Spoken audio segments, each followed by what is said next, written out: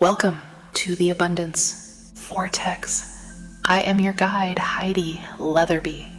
I am so excited. For today, I will read the very first book that sparked my interest in the law of attraction and reality creation.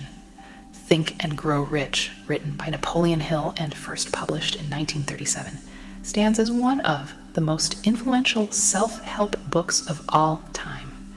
Hill spent over 20 years studying the lives and achievements of some of the most successful individuals of his era, including Andrew Carnegie, Thomas Edison, Henry Ford, and many others.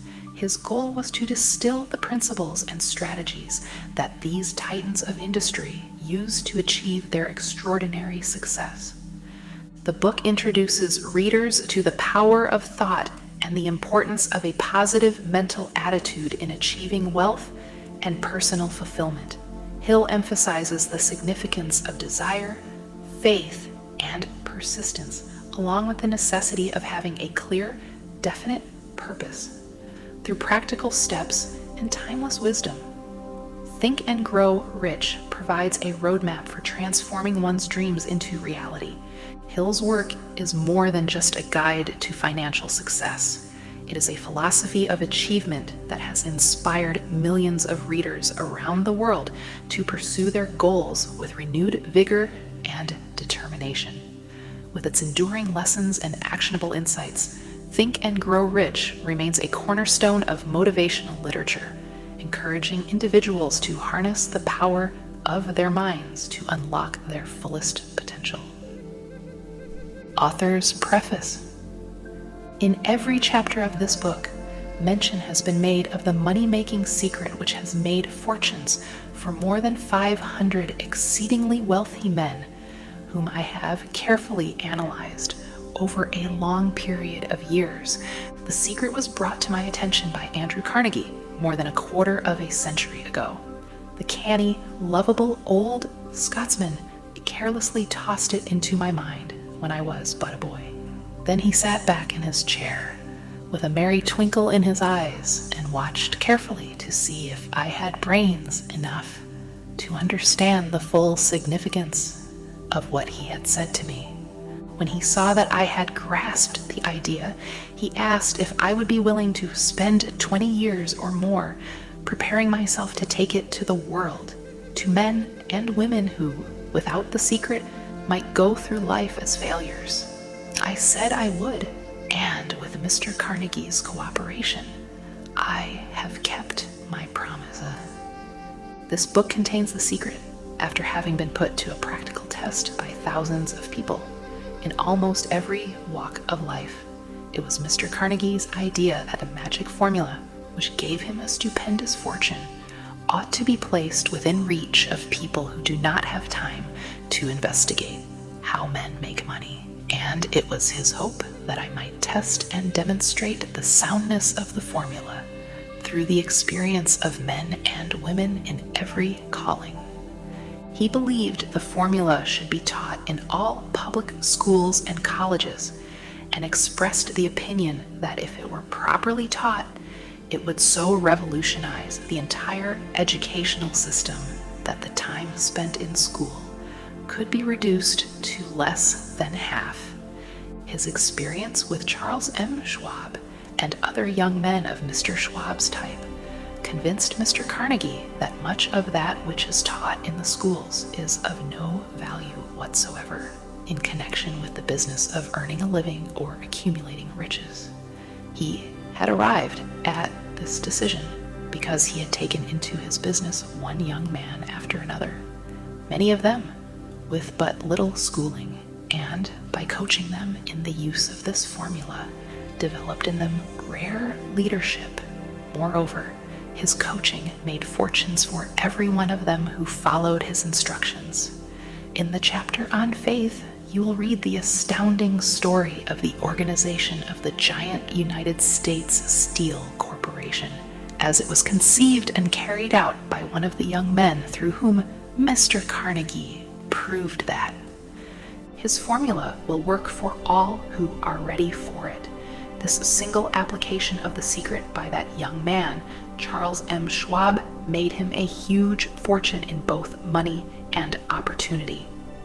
Roughly speaking, this particular application of the formula was worth $600 million.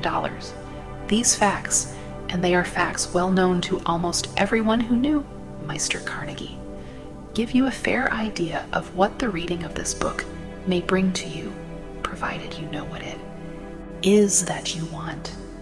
Even before it had undergone 20 years of practical testing, the secret was passed on to more than 100,000 men and women who have used it for their personal benefit, as Mr. Carnegie planned that they should.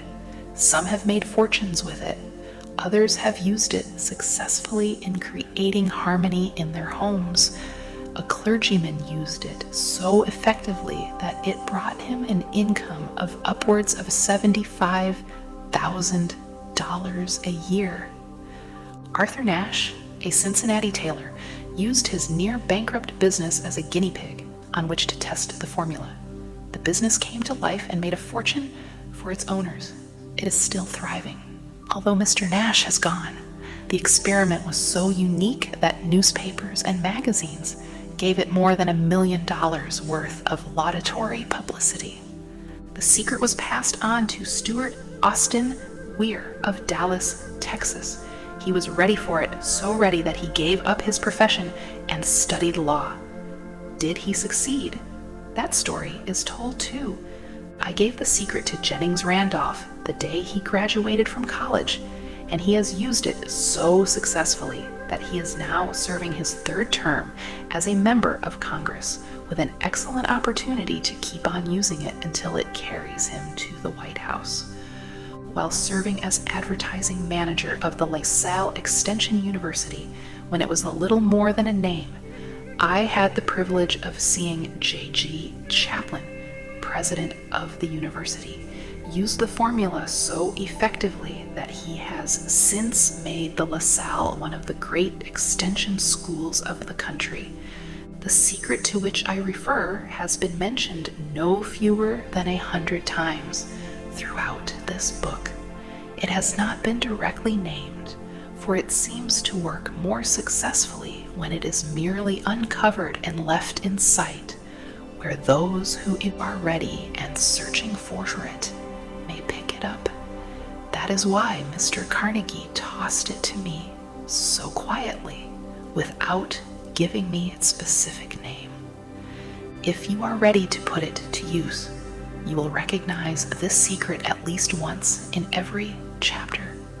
I wish I might feel privileged to tell you how you will know if you are ready, but that would deprive you of much of the benefit you will receive when you make the discovery in your own way.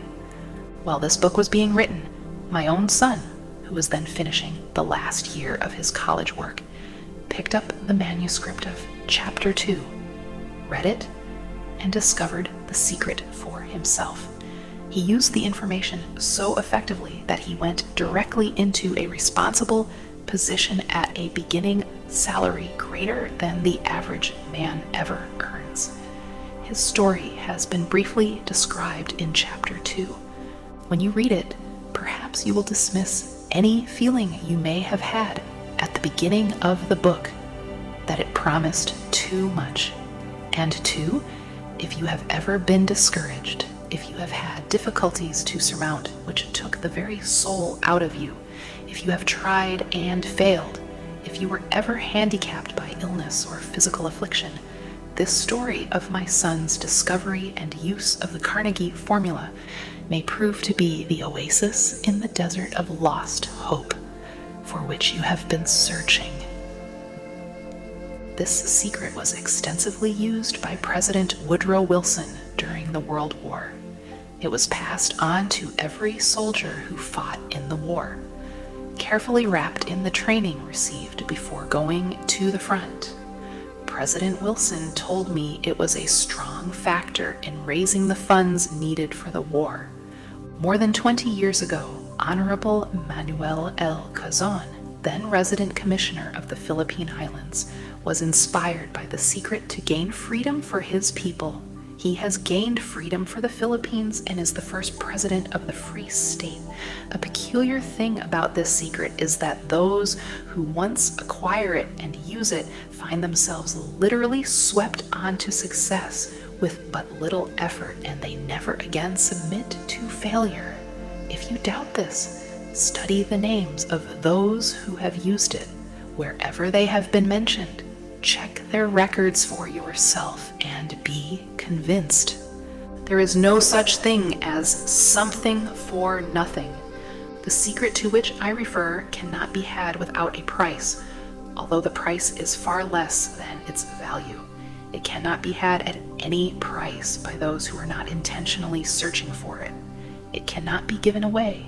It cannot be purchased for money, for the reason that it comes in two parts.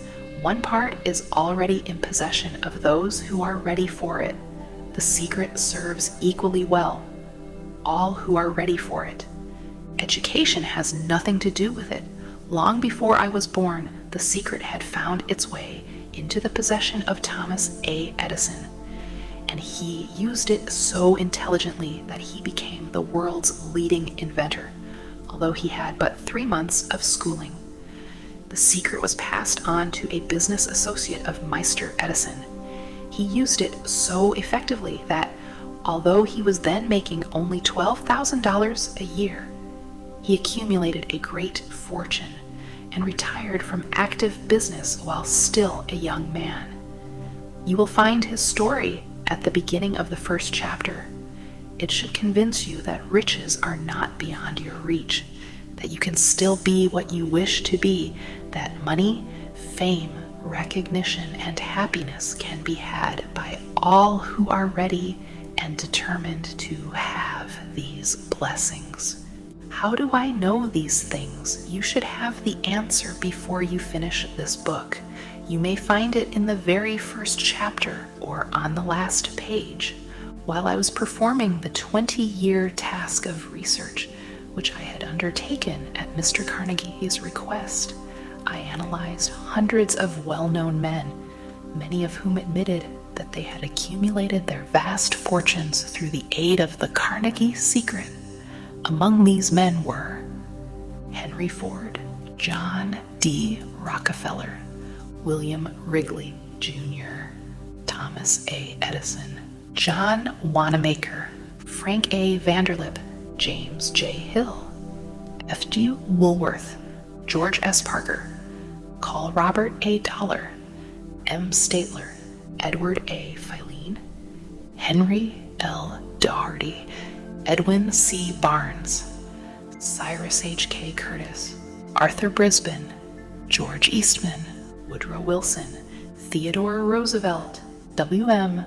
Howard Taft, John W. Davis, Luther Burbank, Elbert Hubbard, Edward W. Bach, Wilbur Wright, Frank A. Munsey, William Jennings Bryan, Albert H. Gary, Dr. DMTID Starr Jordan, Dr. Alexander Graham Bell, J. Odgen Armour, John H. Patterson, Charles M. Schwab, Julius Rosenwald, Harris F. Williams, Stuart Austin Weir, Dr. Frank Gonzalez, Dr. Frank Crane, Daniel Willard, George M. Alexander, King Gillette, J.G. Chaplin, Ralph A. Weeks, Honor Jennings Randolph, Judge Daniel T. Wright, Arthur Nash, Clarence Darrow. These names represent but a small fraction of the hundreds of well-known Americans whose achievements, financially and otherwise, prove that those who understand and apply the Carnegie secret reach high stations in life.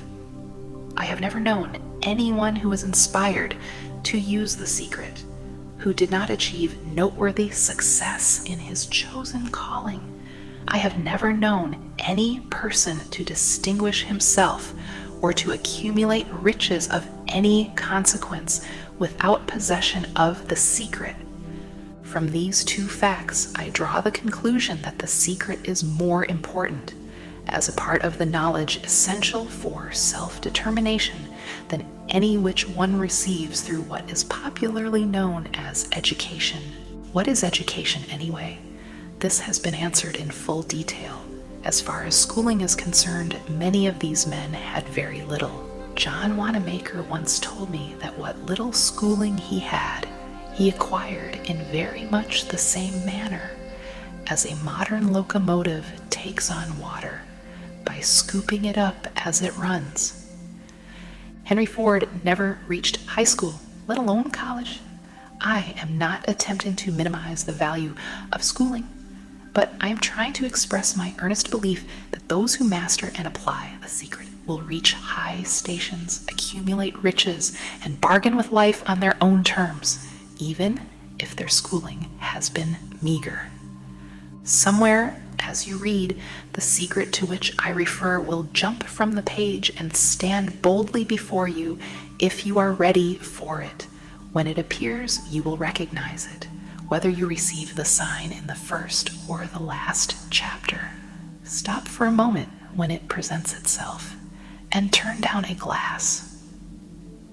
For that occasion will mark the most important turning point of your life.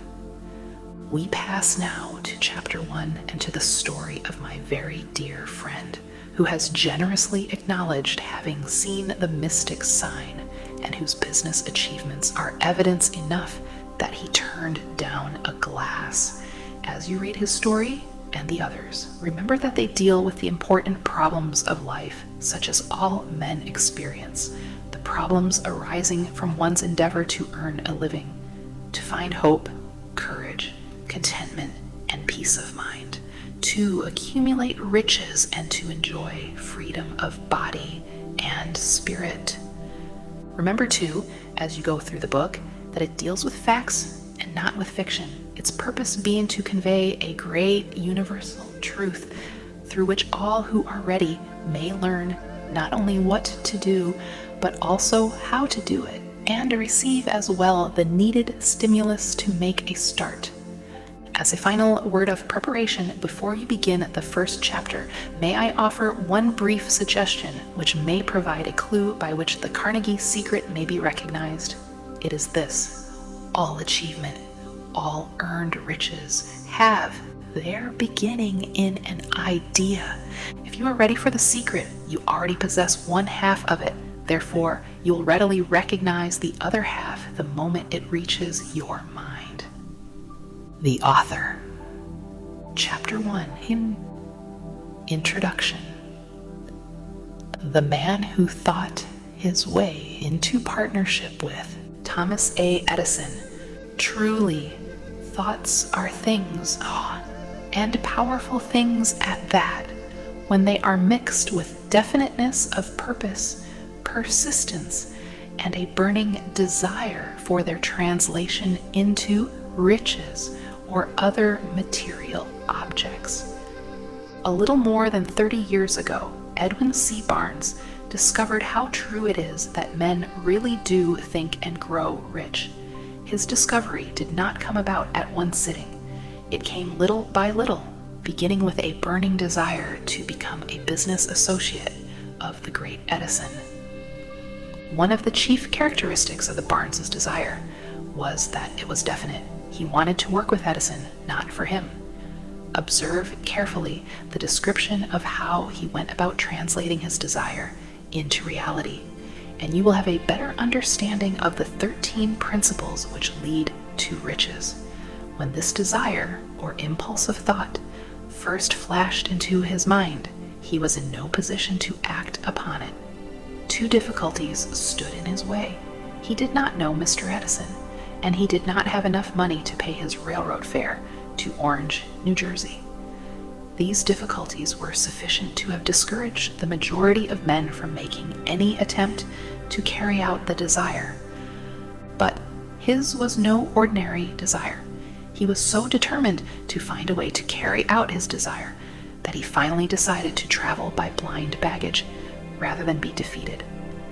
To the uninitiated, this means that he went to East Orange on a freight train. He presented himself at Mr. Edison's laboratory and announced he had come to go into business with the inventor. In speaking of the first meeting between Barnes and Edison, years later, Mr. Edison said, "He stood there before me, looking like an ordinary tramp, but there was something in the expression of his face which conveyed the impression that he was determined to get what he had come after." I had learned from years of experience with men that when a man really desires a thing so deeply that he is willing to stake his entire future on a single turn of the wheel in order to get it, he is sure to win. I gave him the opportunity he asked for because I saw he had made up his mind to stand by until he succeeded. Subsequent events proved that no mistake was made. Just what young Barnes said to Mr. Edison on that occasion was far less important than that which he thought. Edison himself said so. It could not have been the young man's appearance which got him his start in the Edison office, for that was definitely against him. It was what he thought that counted. If the significance of this statement could be conveyed to every person who reads it, there would be no need for the remainder of this book. Barnes did not get his partnership with Edison on his first interview. He did get a chance to work in the Edison offices at a very nominal wage, doing work that was unimportant to Edison, but most important to Barnes, because it gave him an opportunity to display his merchandise where his intended partner could see it. Months went by. Apparently, nothing happened to bring the coveted goal which Barnes had set up in his mind as his definite major purpose. But something important was happening in Barnes's mind. He was constantly intensifying his desire to become the business associate of Edison. Psychologists have correctly said that when one is truly ready for a thing, it puts in its appearance. Barnes was ready for a business association with Edison. Moreover, he was determined to remain ready until he got that which he was seeking. He did not say to himself, "Ah, well, what's the use? I guess I'll change my mind and try for a salesman's job." But he did say, "I came here to go into business with Edison, and I'll accomplish this end if it takes the remainder of my life." He meant it. What a different story men would have to tell if only they would adopt a definite purpose and stand by that purpose until it had time to become an all-consuming obsession. Maybe young Barnes did not know it at the time, but his bulldog determination, his persistence in standing back of a single desire, was destined to mow down all opposition and bring him the opportunity he was seeking. When the opportunity came, it appeared in a different form and from a different direction than Barnes had expected. That is one of the tricks of opportunity. It has a sly habit of slipping in by the back door, and often it comes disguised in the form of misfortune or temporary defeat. Perhaps this is why so many fail to recognize opportunity. Mr. Edison had just perfected a new office device known at that time as the Edison dictating machine, now the Ediphone. His salesmen were not enthusiastic over the machine. They did not believe it could be sold without great effort. Barnes saw his opportunity. It had crawled in quietly, hidden in a queer-looking machine which interested no one but Barnes and the inventor. Barnes knew he could sell the Edison dictating machine.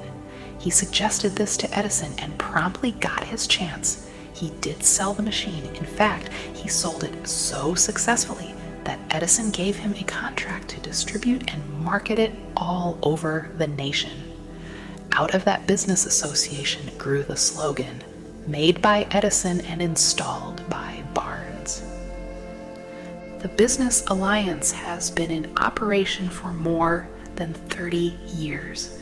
Out of it, Barnes has made himself rich in money, but he has done something infinitely greater. He has proved that one really may think and grow rich.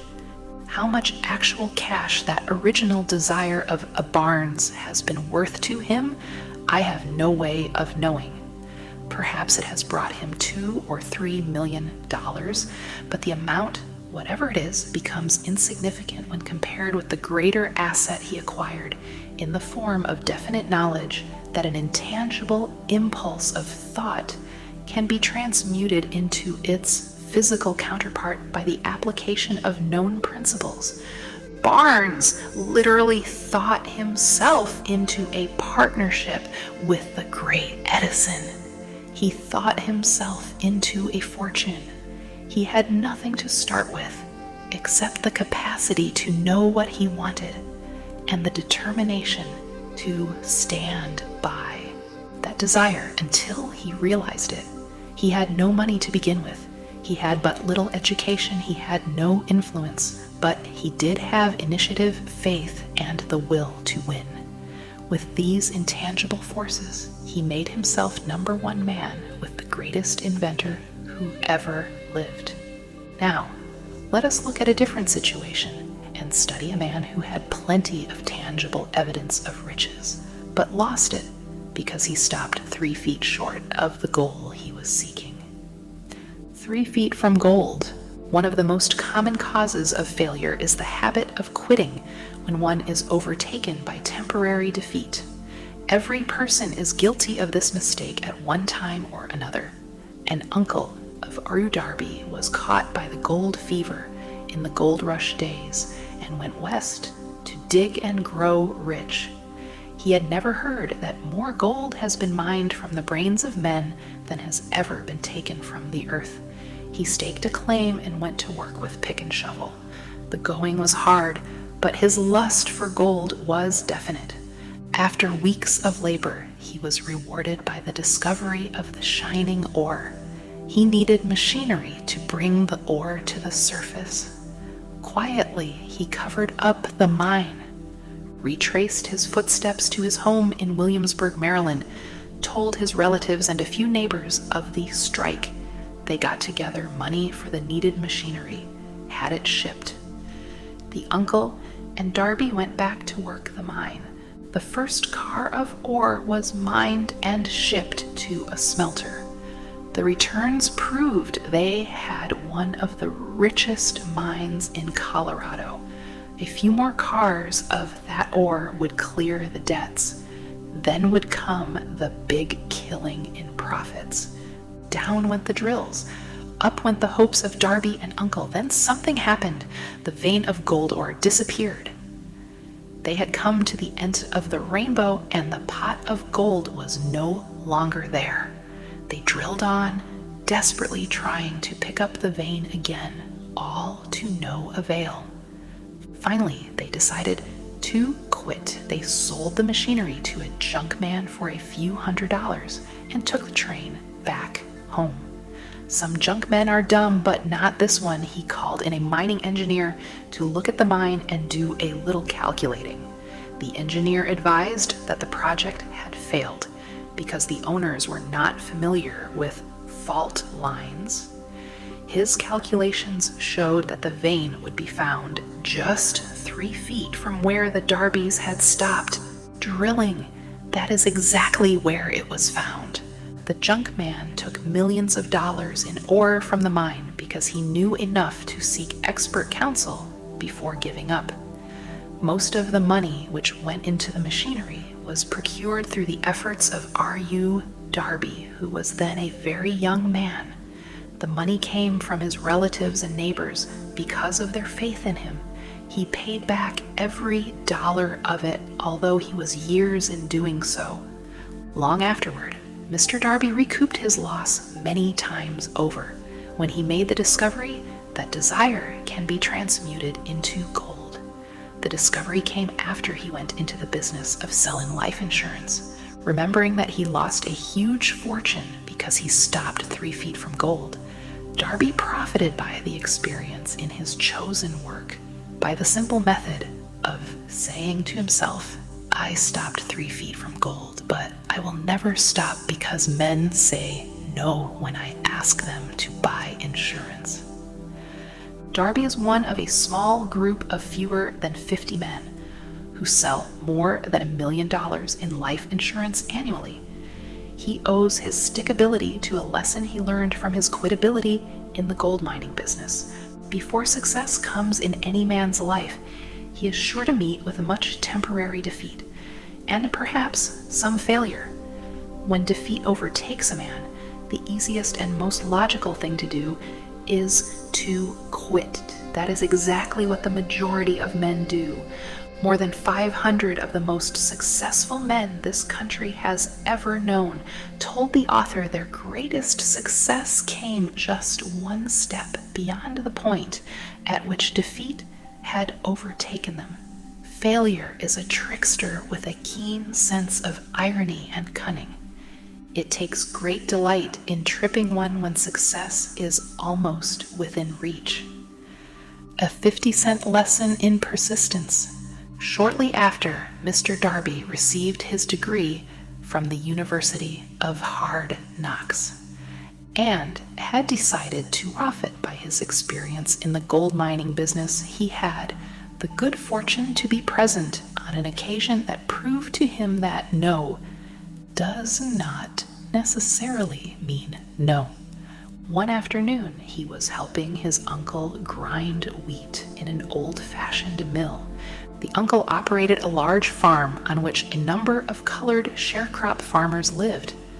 Quietly, the door was opened and a small colored child, the daughter of a tenant, walked in and took her place near the door.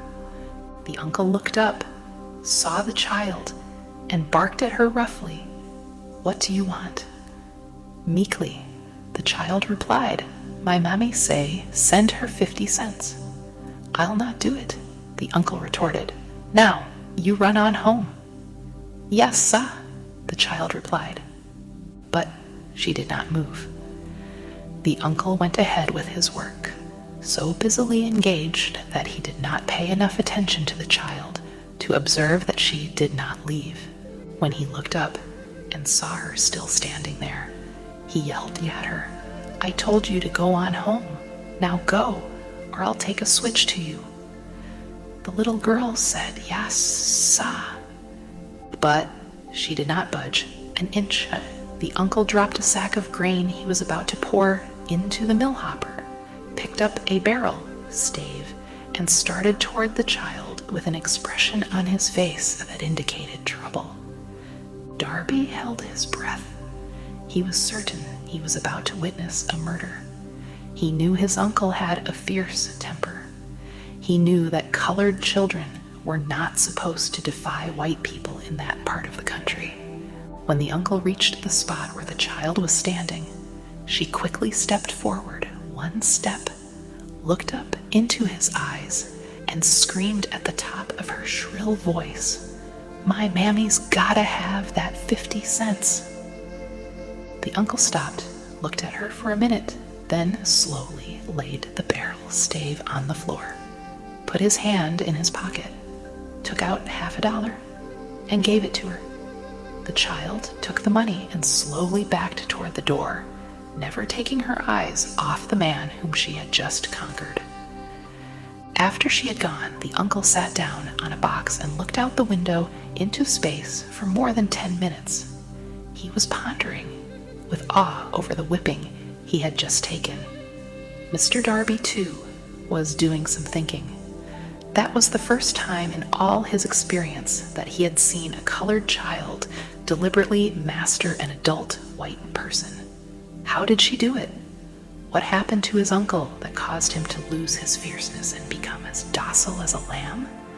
What strange power did this child use that made her master over her superior? These and other similar questions flashed into Darby's mind, but he did not find the answer until years later when he told me the story. Strangely, the story of this unusual experience was told to the author in the old mill, on the very spot where the uncle took his whipping. Strangely, too, I had devoted nearly a quarter of a century to the study of the power which enabled an ignorant, illiterate colored child to conquer an intelligent man.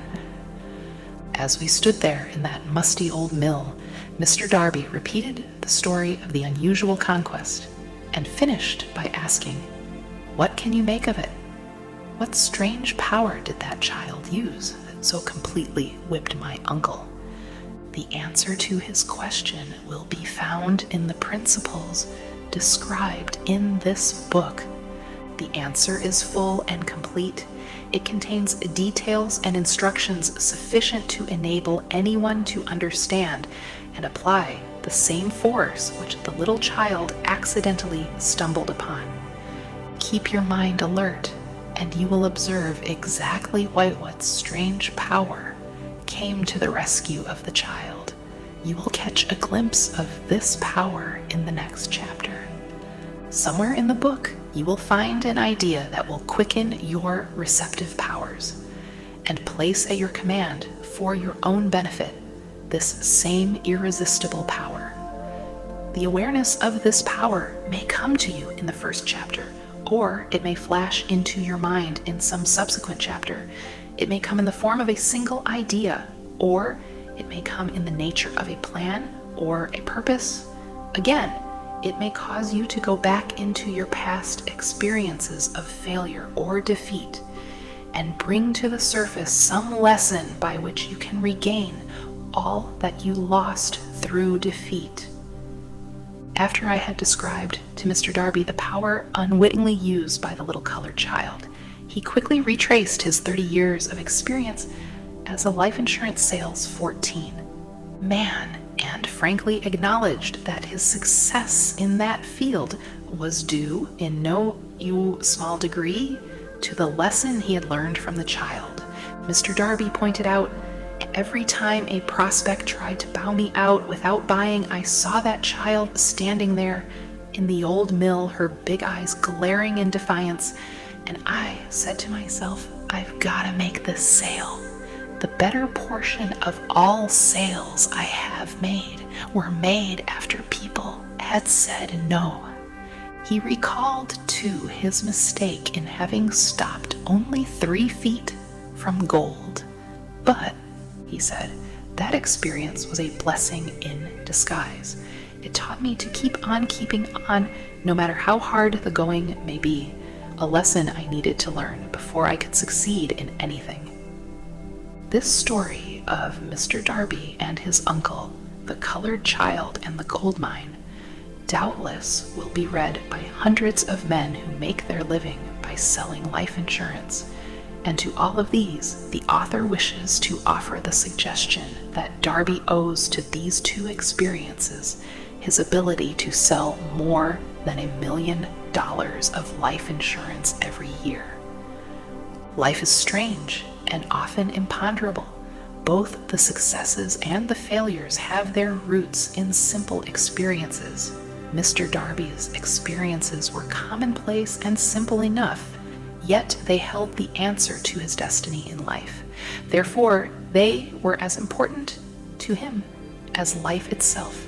He profited by these 2 dramatic experiences because he analyzed them and found the lesson they taught. But what of the man who has neither the time nor the inclination to study failure in search of knowledge that may lead to success? Where and how is he to learn the art of converting defeat into stepping stones to opportunity? In answer to these questions, this book was written. The answer called for a description of 13 principles, but remember, as you read, the answer you may be seeking to the questions which have caused you to ponder over the strangeness of life may be found in your own mind through some idea, plan, or purpose which may spring into your mind as you read. One sound idea is all that one needs to achieve success. The principles described in this book contain the best and the most practical of all that is known concerning ways and means of creating useful ideas. Before we go any further in our approach to the description of these principles, we believe you are entitled to receive this important suggestion. When riches begin to come, they come so quickly, in such great abundance, that one wonders where they have been hiding during all those lean years. This is an astounding statement, and all the more so when we take into consideration the popular belief that riches come only to those who work hard and long. When you begin to think and grow rich, you will observe that riches begin with a state of mind, with definiteness of purpose, with little or no hard work. You and every other person ought to be interested in knowing how to acquire that state of mind which will attract riches. I spent 25 years in research, analyzing more than 25,000 people because I too wanted to know how wealthy men become that way. Without that research, this book could not have been written. Here take notice of a very significant truth, viz. The business depression started in 1929 and continued on to an all-time record of destruction until sometime after President Roosevelt entered office. Then the depression began to fade into nothingness. Just as an electrician in a theater raises the lights so gradually that darkness is transmuted into light before you realize it, so did the spell of fear in the minds of the people gradually fade away and become faith. Observe very closely as soon as you master the principles of this philosophy and begin to follow the instructions for applying those principles, your financial status will begin to improve, and everything you touch will begin to transmute itself into an asset for your benefit. Impossible, not at all. One of the main weaknesses of mankind is the average man's familiarity with the word impossible. He knows all the rules which will not work. He knows all the things which cannot be done. This book was written for those who seek the rules which have made others successful and are willing to stake everything on those rules. A great many years ago, I purchased a fine dictionary. The first thing I did with it was to turn to the word impossible and neatly clip it out of the book. That would not be an unwise thing for you to do. Success comes to those who become success conscious. Failure comes to those who indifferently allow themselves to become failure conscious. The object of this book is to help all who seek it to learn the art of changing their minds from failure consciousness to success consciousness. Another weakness found in altogether too many people is the habit of measuring everything and everyone by their own impressions and beliefs. Some who will read this will believe that no one can think and grow rich. They cannot think in terms of riches because their thought habits have been steeped in poverty, want, misery, failure, and defeat. These unfortunate people remind me of a prominent Chinese who came to America to be educated in American ways. He attended the University of Chicago. One day, President Harper met this young Oriental on the campus, stopped to chat with him for a few minutes, and asked what had impressed him as being the most noticeable characteristic of the American people. "Why," the Chinaman exclaimed, "the queer slant of your eyes. Your eyes are off slant." What do we say about the Chinese? We refuse to believe that which we do not understand. We foolishly believe that our own limitations are the proper measure of limitations. Sure, the other fellow's eyes are off slant because they are not the same as our own. Millions of people look at the achievements of Henry Ford after he has arrived and envy him because of his good fortune or luck or genius or whatever it is that they credit for Ford's fortune. Perhaps one person in every 100,000 knows the secret of Ford's success, and those who do know are too modest or too reluctant to speak of it because of its simplicity. A single transaction will illustrate the secret perfectly.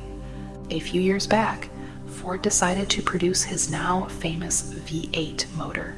He chose to build an engine with the entire 8 cylinders cast in one block, and instructed his engineers to produce a design for the engine. The design was placed on paper, but the engineers agreed to a man that it was simply impossible to cast an 8-cylinder gas engine block in one piece. Ford said, "Produce it anyway." "But," they replied, "it's impossible." "Go ahead," Ford commanded, "and stay on the job until you succeed, no matter how much time is required." The engineers went ahead. There was nothing else for them to do if they were to remain on the Ford staff. 6 months went by. Nothing happened. Another 6 months passed, and still nothing happened. The engineers tried every conceivable plan to carry out the orders, but the thing seemed out of the question. Impossible. At the end of the year, Ford checked with his engineers, and again they informed him they had found no way to carry out his orders. "Go right ahead," said Ford. "I want it, and I'll have it." They went ahead, and then, as if by a stroke of magic, the secret was discovered. The Ford determination had won once more. This story may not be described with minute accuracy, but the sum and substance of it is correct. Deduce from it, you who wish to think and grow rich, the secret of the Ford millions if you can. You'll not have to look very far. Henry Ford is a success because he understands and applies the principles of success. One of these is desire, knowing what one wants. Remember this Ford story as you read, and pick out the lines in which the secret of his stupendous achievement have been described. If you can do this, if you can lay your finger on the particular group of principles which made Henry Ford rich, you can equal his achievements in almost any calling for which you are suited. You are the master of your fate, the captain of your soul. Because when Henley wrote the prophetic lines, "I am the master of my fate, I am the captain of my soul," he should have informed us that we are the masters of our fate, the captains of our souls, because we have the power to control our thoughts. He should have told us that the ether in which this little earth floats, in which we move and have our being, is a form of energy moving at an inconceivably high rate of vibration, and that the ether is filled with a form of universal power which adapts itself to the nature of the thoughts we hold in our minds, and influences us in natural ways to transmute our thoughts into their physical equivalent. If the poet had told us of this great truth, we would know why it is that we are the masters of our fate, the captains of our souls. He should have told us with great emphasis that this power makes no attempt to discriminate between destructive thoughts and constructive thoughts, that it will urge us to translate into physical reality thoughts of poverty, just as quickly as it will influence us to act upon thoughts of riches. He should have told us, too, that our brains become magnetized with the dominating thoughts which we hold in our minds, and by means with which no man is familiar. These magnets attract to us the forces, the people, the circumstances of life which harmonize with the nature of our dominating thoughts. He should have told us that before we can accumulate riches in great abundance, we must magnetize our minds with intense desire for riches, that we must become money conscious until the desire for money drives us to create definite plans for acquiring it. But being a poet and not a philosopher, Henley contented himself by stating a great truth in poetic form, leaving those who followed him to interpret the philosophical meaning of his lines. Little by little, the truth has unfolded itself until it now appears certain that the principles described in this book hold the secret of mastery over our economic fate. We are now ready to examine the first of these principles. Maintain a spirit of open-mindedness. And remember, as you read, they are the invention of no one man. The principles were gathered from the life experiences of more than 500 men who actually accumulated riches in huge amounts, men who began in poverty with but little education, without influence. The principles worked for these men. You can put them to work for your own enduring benefit. You will find it easy, not hard to do. Before you read the next chapter, I want you to know that it conveys factual information which might easily change your entire financial destiny, as it has so definitely brought changes of stupendous proportions to two people described.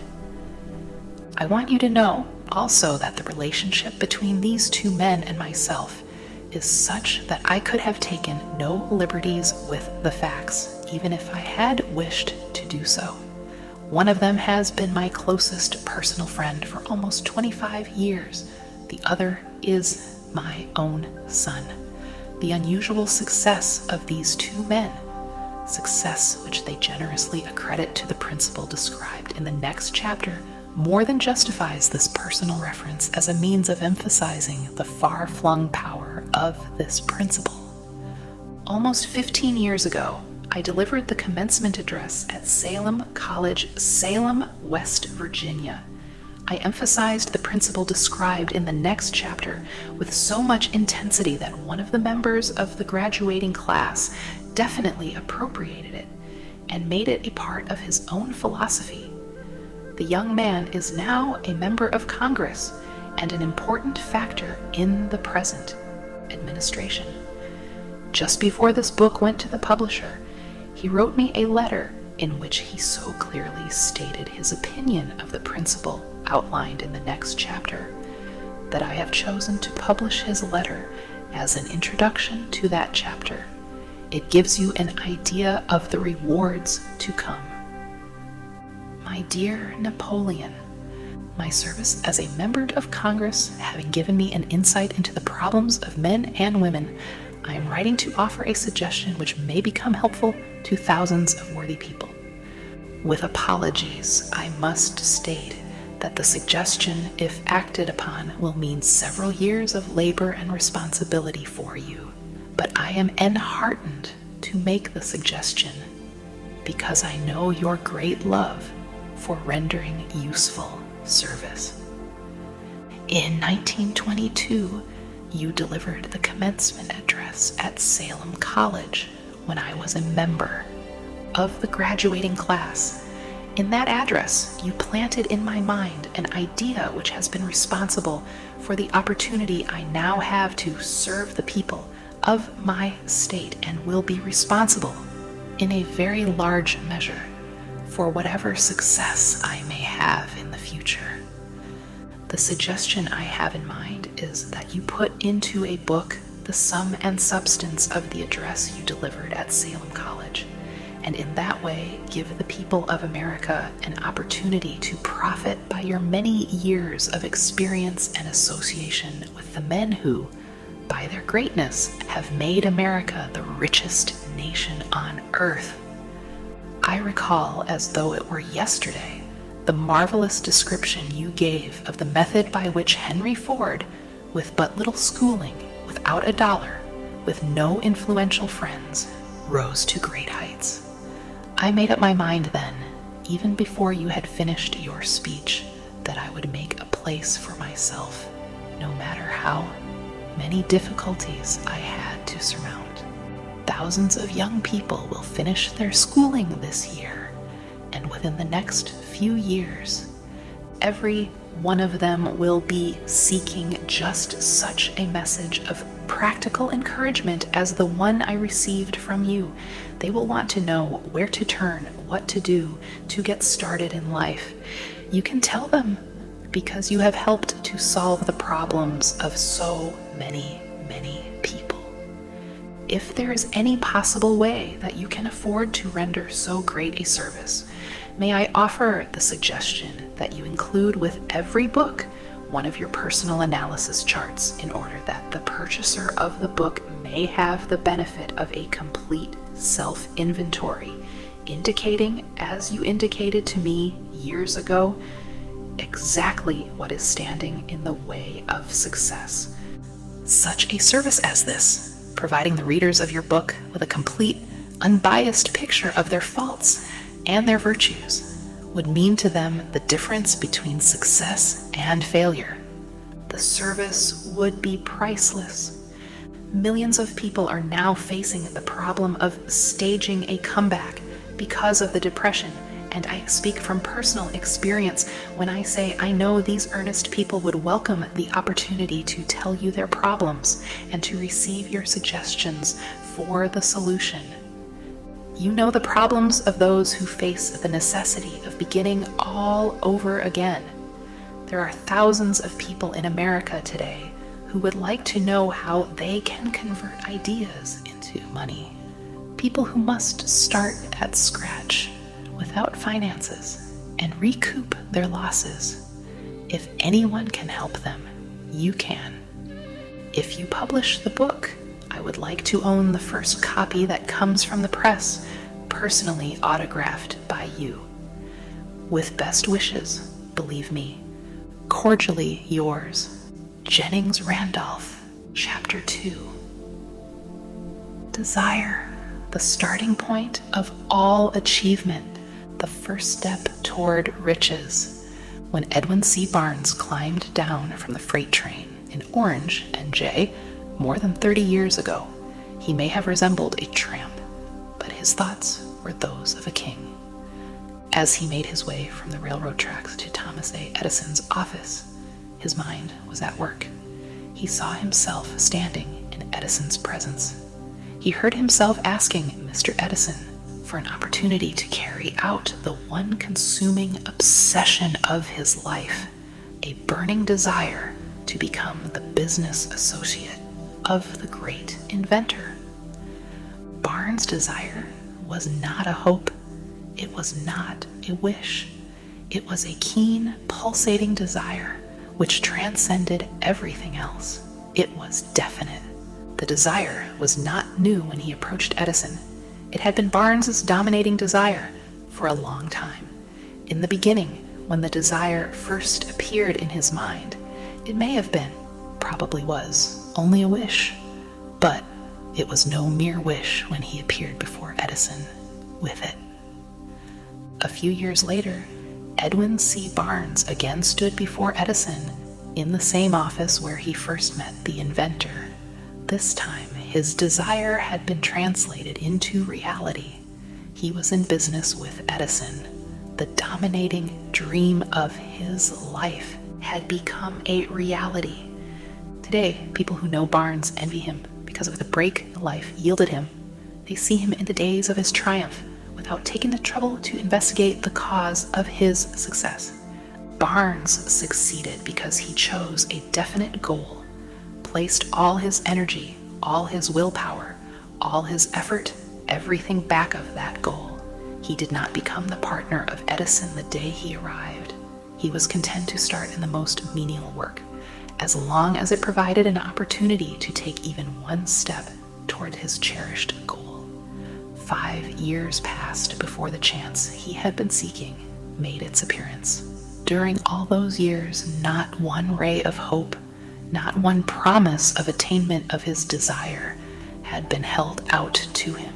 To everyone except himself, he appeared, only another cog in the Edison business wheel, but in his own mind, he was the partner of Edison every minute of the time, from the very day that he first went to work there. It is a remarkable illustration of the power of a definite desire. Barnes won his goal because he wanted to be a business associate of Mr. Edison more than he wanted anything else. He created a plan by which to attain that purpose, but he burned all bridges behind him. He He stood by his desire until it became the dominating obsession of his life and finally a fact. When he went to Orange, he did not say to himself, "I will try to induce Edison to give me a job of some sort." He said, "I will see Edison and put him on notice that I have come to go into business with him." He did not say, "I will work there for a few months, and if I get no encouragement, I will quit and get a job somewhere else." He did say, "I will start anywhere, I will do anything Edison tells me to do, but before I am through, I will be his associate." He did not say, "I will keep my eyes open for another opportunity in case I fail to get what I want in the Edison organization." He said, "There is but one thing in this world that I am determined to have, and that is a business association with Thomas A. Edison. I will burn all bridges behind me and stake my entire future on my ability to get what I want." He left himself no possible way of retreat. He had to win or perish. That is all there is to the Barnes story of success. A long while ago, a great warrior faced a situation which made it necessary for him to make a decision which ensured his success on the battlefield. He was about to send his armies against a powerful foe whose men outnumbered his own. He loaded his soldiers into boats, sailed to the enemy's country, unloaded soldiers and equipment, then gave the order to burn the ships that had carried them. Addressing his men before the first battle, he said, "You see the boats going up in smoke. That means that we cannot leave these shores alive unless we win. We now have no choice. We win or we perish." They won. Every person who wins in any undertaking must be willing to burn his ships and cut all sources of retreat. Only by so doing can one be sure of maintaining that state of mind known as a burning desire to win, essential to success. The morning after the Great Chicago Fire, a group of merchants stood on State Street, looking at the smoking remains of what had been their stores. They went into a conference to decide if they would try to rebuild or leave Chicago and start over in a more promising section of the country. They reached a decision all except one to leave Chicago. The merchant who decided to stay and rebuild pointed a finger at the remains of his store and said, "Gentlemen, on that very spot I will build the world's greatest store, no matter how many times it may burn down." That was more than 50 years ago. The store was built. It stands there today, a towering monument to the power of that state of mind known as a burning desire. The easy thing for Marshall Field to have done would have been exactly what his fellow merchants did.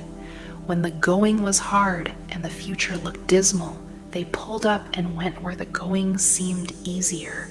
Mark well this difference between Marshall Field and the other merchants, because it is the same difference which distinguishes Edwin C. Barnes from thousands of other young men who have worked in the Edison organization. It is the same difference which distinguishes practically all who succeed from those who fail. Every human being who reaches the age of understanding of the purpose of money wishes for it. Wishing will not bring riches, but desiring riches with a state of mind that becomes an obsession, then planning definite ways and means to acquire riches and backing those plans with persistence which does not recognize failure will bring riches. The method by which desire for riches can be transmuted into its financial equivalent consists of 6 definite, practical steps, viz. First, fix in your mind the exact amount of money you desire. It is not sufficient merely to say, "I want plenty of money." I.e., first, be definite as to the amount. There is a psychological reason for definiteness which will be described in a subsequent chapter. Second, determine exactly what you intend to give in return for the money you desire. There is no such reality as something for nothing. Third, establish a definite date when you intend to possess the money you desire. Fourth, create a definite plan for carrying out your desire and begin at once, whether you are ready or not, to put this plan into action. Fifth, write out a clear, concise statement of the amount of money you intend to acquire. Name the time limit for its acquisition, state what you intend to give in return for the money, and describe clearly the plan through which you intend to accumulate it. 6. Read your written statement aloud, twice daily, once just before retiring at night, and once after arising in the morning. As you read, see, and feel, and believe yourself already in possession of the money. It is important that you follow the instructions described in these 6 steps. It is especially important that you observe and follow the instructions in the 6th paragraph. You may complain that it is impossible for you to see yourself in possession of money before you actually have it. Here is where a burning desire will come to your aid. If you truly desire money so keenly that your desire is an obsession, you will have no difficulty in convincing yourself that you will acquire it. The object is to want money and to become so determined to have it that you convince yourself you will have it. Only those who become money conscious ever accumulate great riches.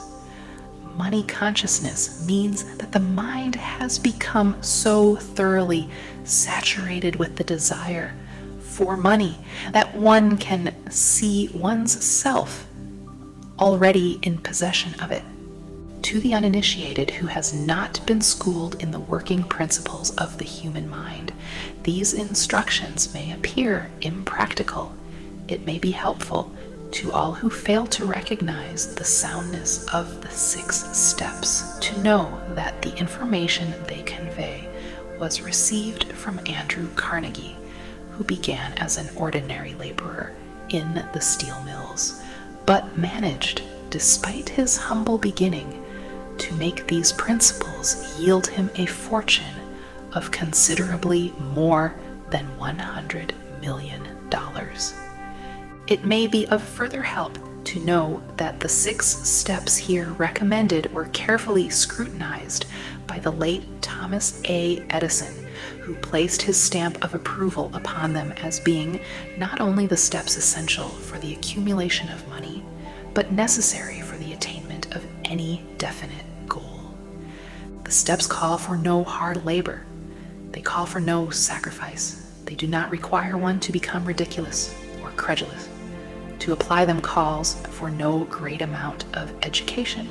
But a successful application of these 6 steps does call for sufficient imagination to enable one to see and to understand that accumulation of money cannot be left to chance, good fortune, and luck. One must realize that all who have accumulated great fortunes first did a certain amount of dreaming, hoping, wishing, desiring, and planning before they acquired money. You may as well know, right here, that you can never have riches in great quantities unless you can work yourself into a white heat of desire for money and actually believe you will possess it.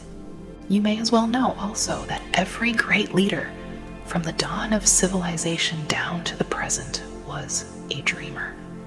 Christianity is the greatest potential power in the world today because its founder was an intense dreamer who had the vision and the imagination to see realities in their mental and spiritual form before they had been transmuted into physical form.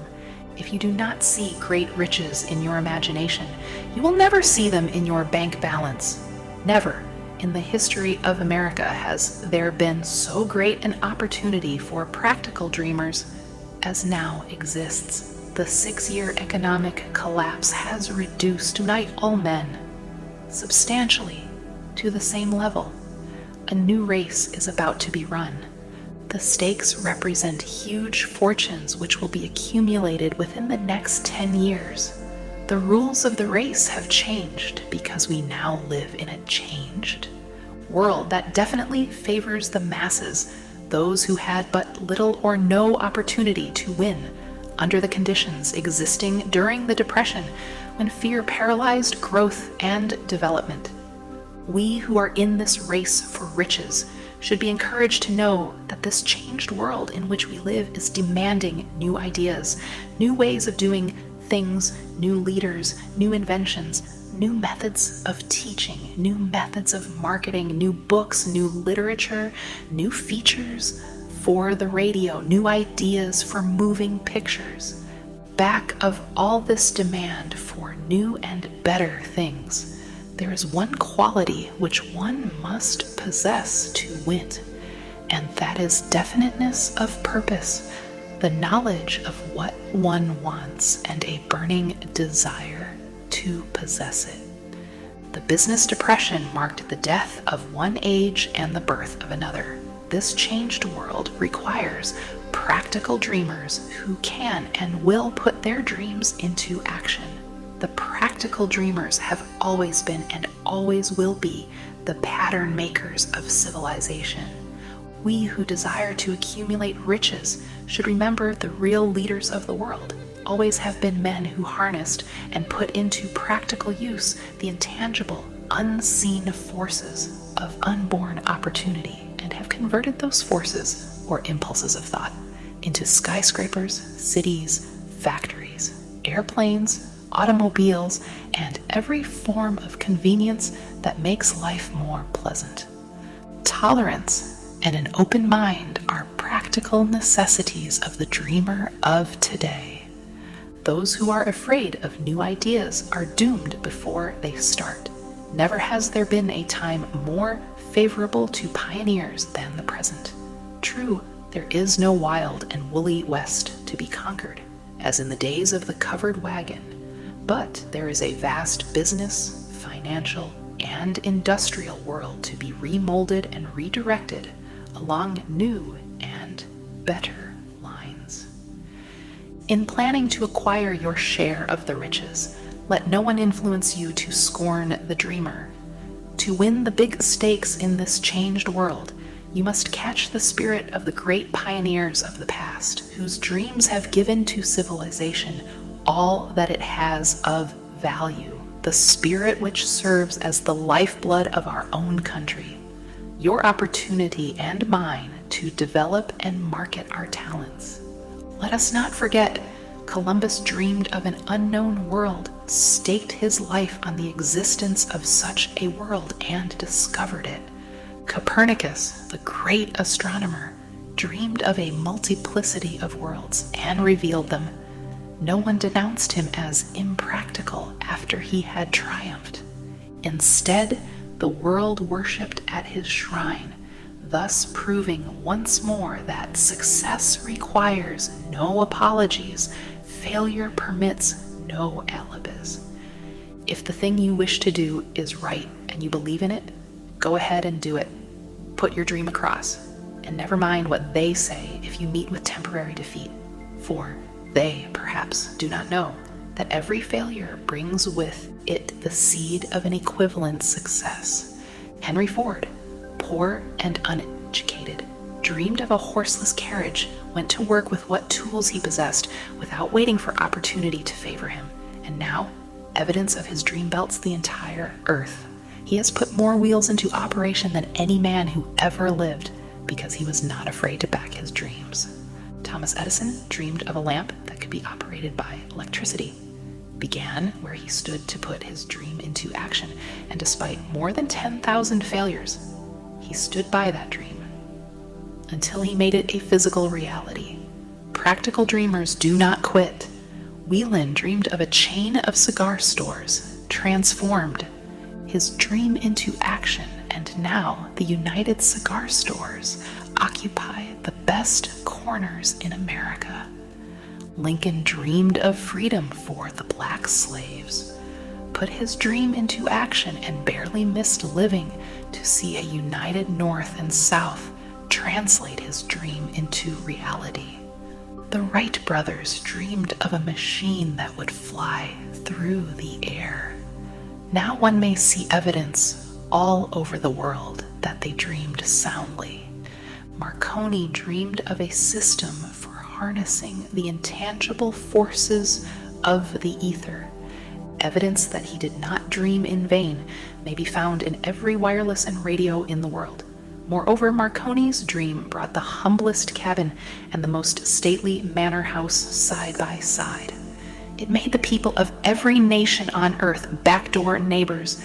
It gave the President of the United States a medium by which he may talk to all the people of America at one time and on short notice.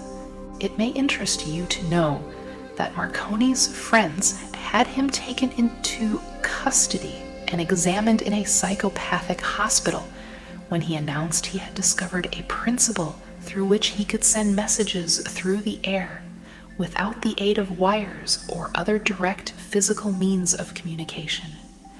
The dreamers of today fare better. The world has become accustomed to new discoveries. Nay, it has shown a willingness to reward the dreamer who gives the world a new idea. The greatest achievement was, at first, and for a time, but a dream. The oak sleeps in the acorn. The bird waits in the egg, and in the highest vision of the soul, a waking angel stirs. Dreams are the seedlings of reality. Awake, arise, and assert yourself. You dreamers of the world, your star is now in the ascendancy. The world depression brought the opportunity you have been waiting for. It taught people humility, tolerance, and open-mindedness. The world is filled with an abundance of opportunity which the dreamers of the past never knew.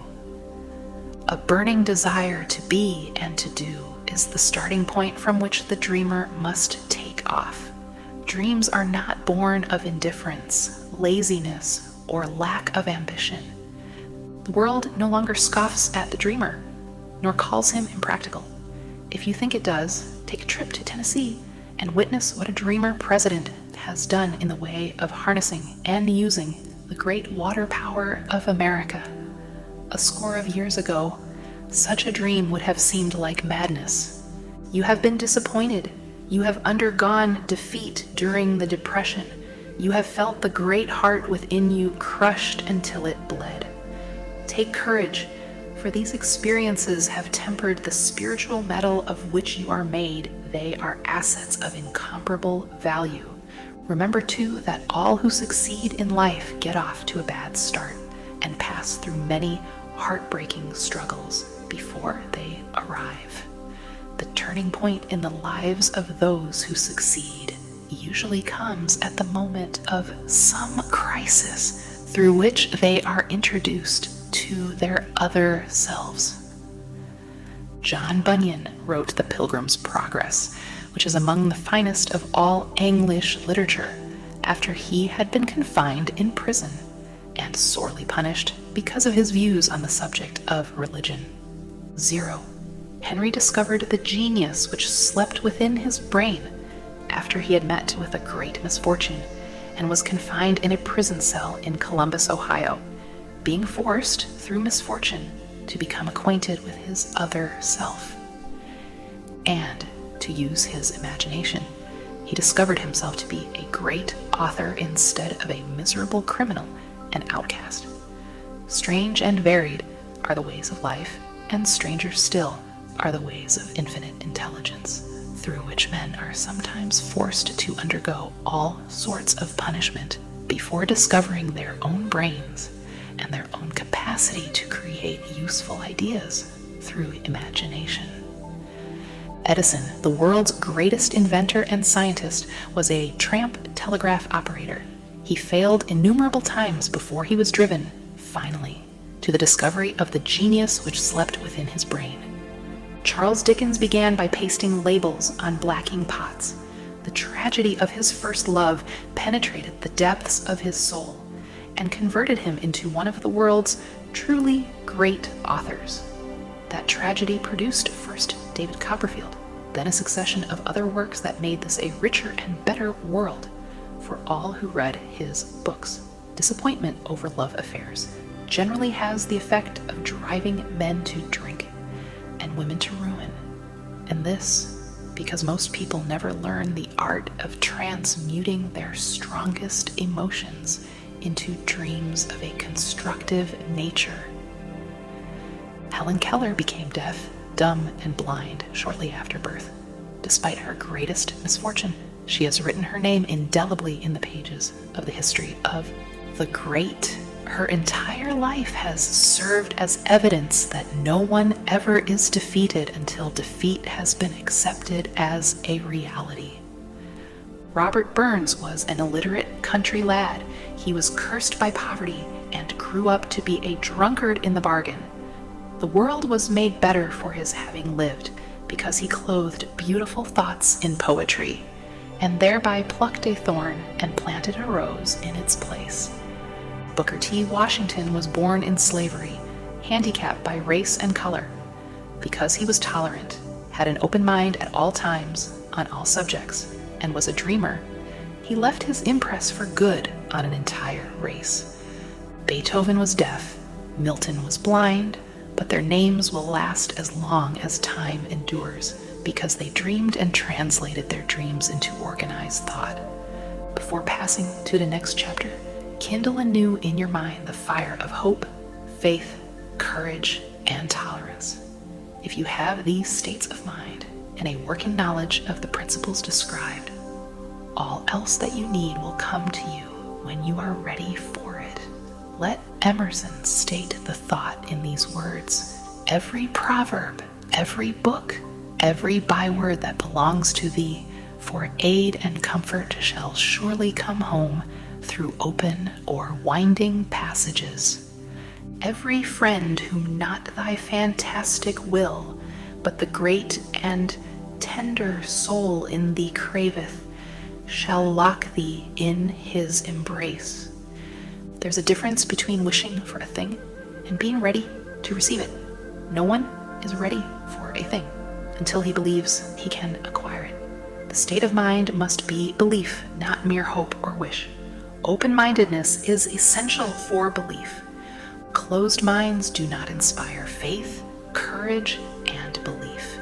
Remember, no more effort is required to aim high in life, to demand abundance and prosperity than is required to accept misery and poverty.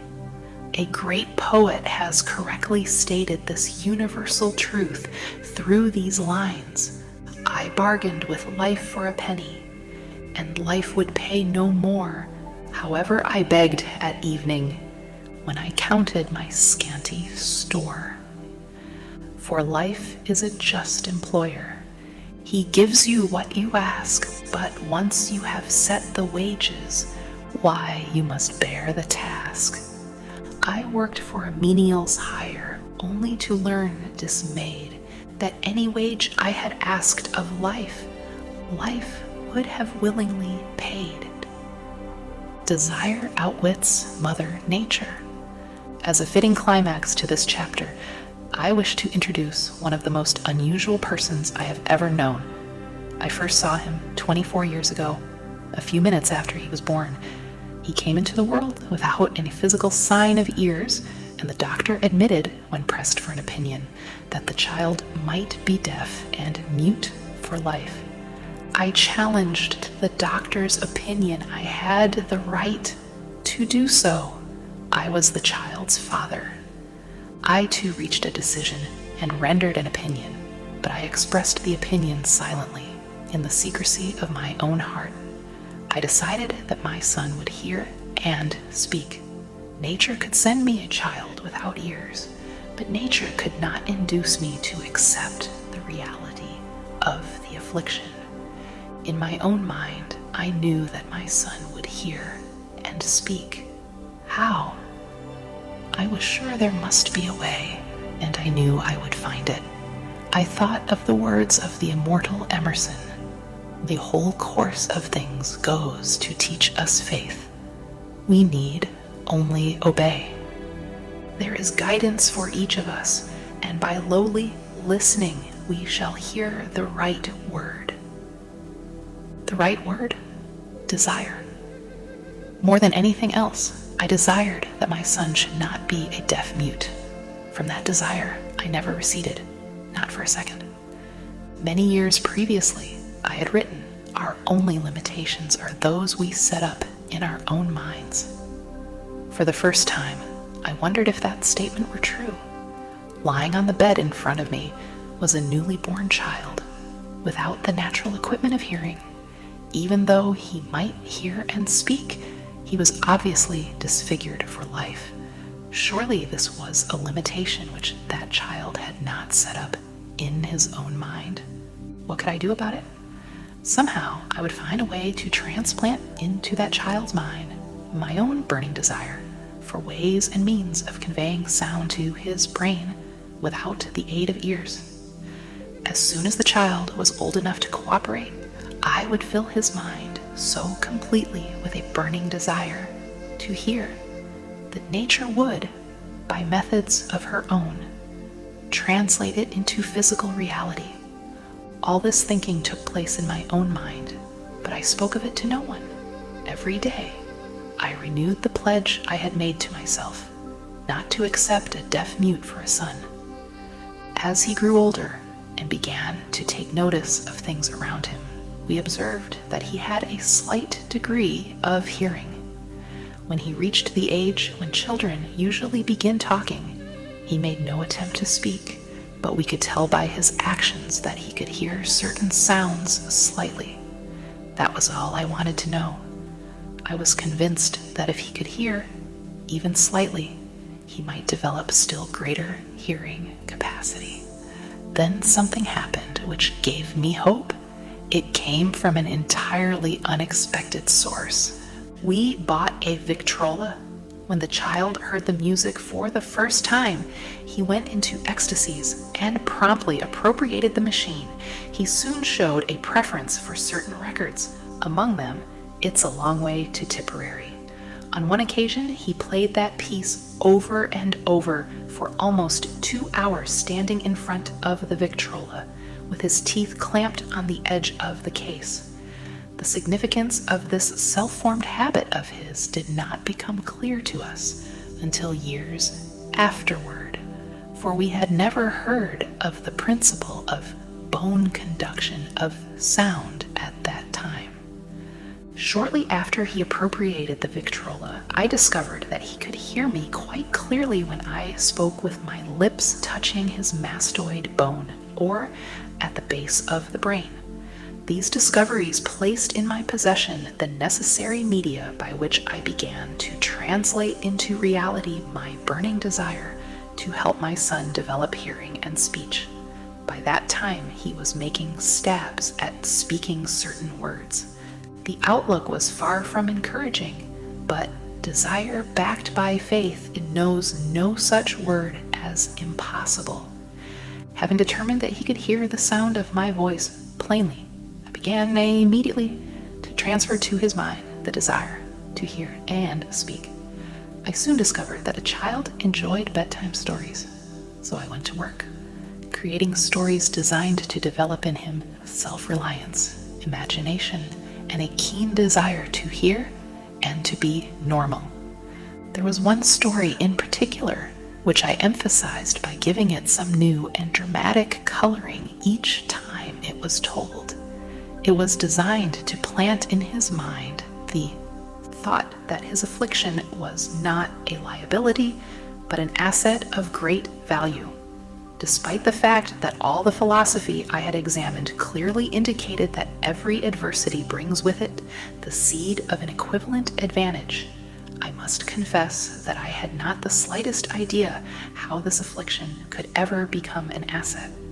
However, I continued my practice of wrapping that philosophy in bedtime stories, hoping the time would come when he would find some plan by which his handicap could be made to serve some useful purpose.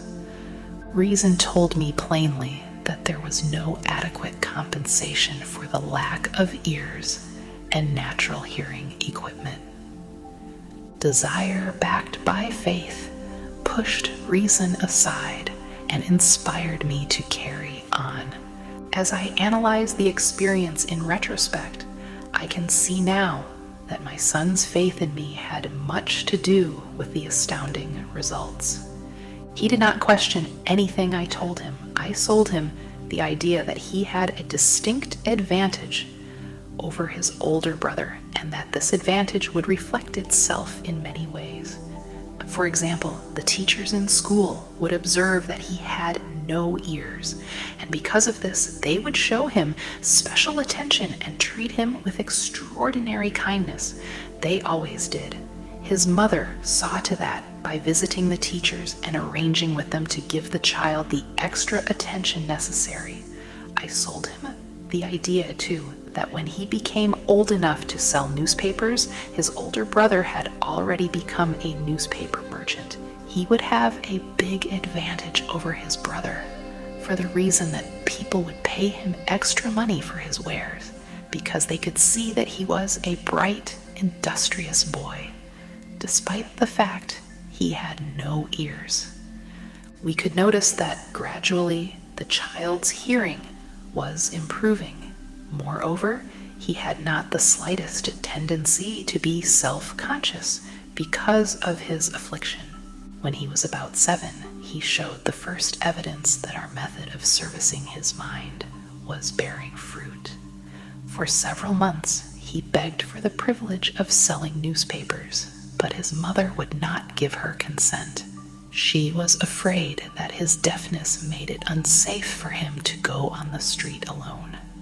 Finally, he took matters in his own hands. One afternoon, when he was left at home with the servants, he climbed through the kitchen window, shinnied to the ground, and set out on his own.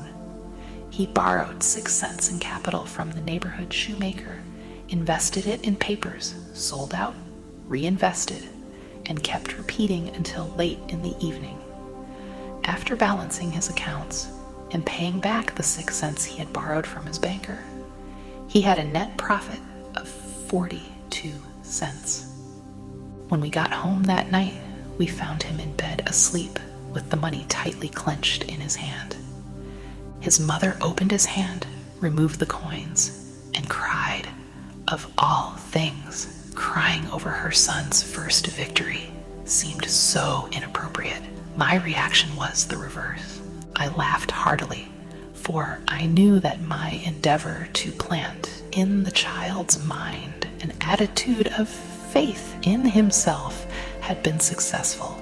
His mother saw in his first business venture a little deaf boy who had gone out in the streets and risked his life to earn money.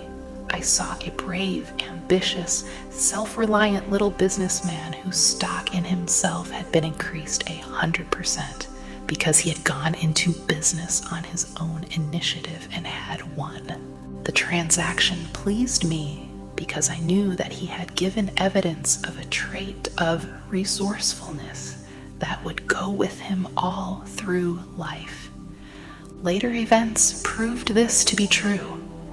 When his older brother wanted something, he would lie down on the floor, kick his feet in the air, cry for it, and get it.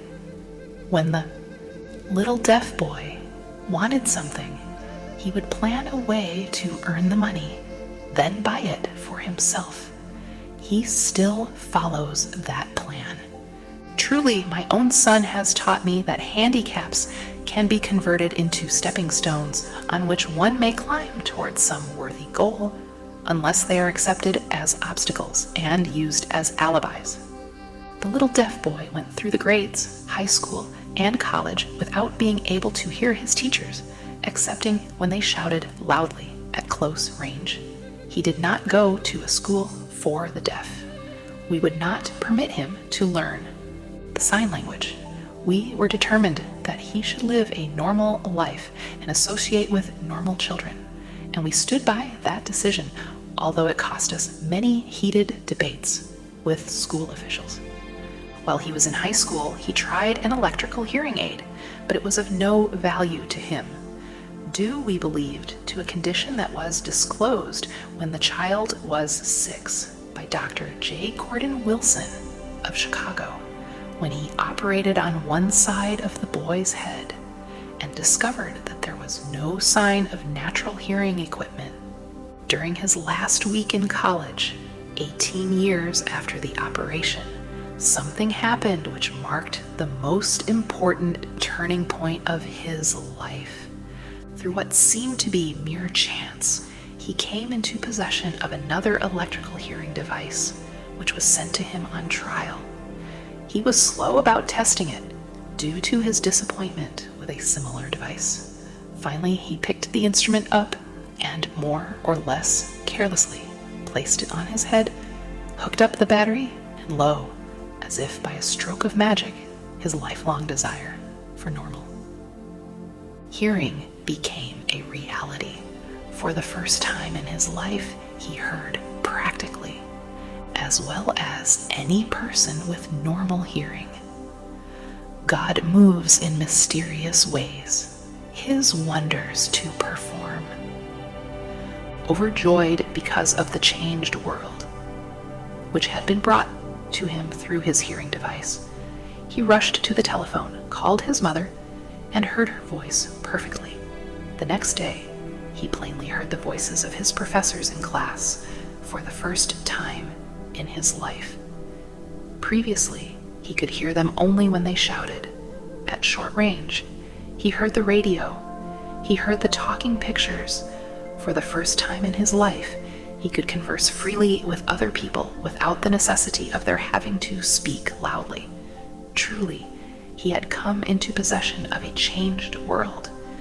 We had refused to accept nature's error, and, by persistent desire, we had induced nature to correct that error through the only practical means available.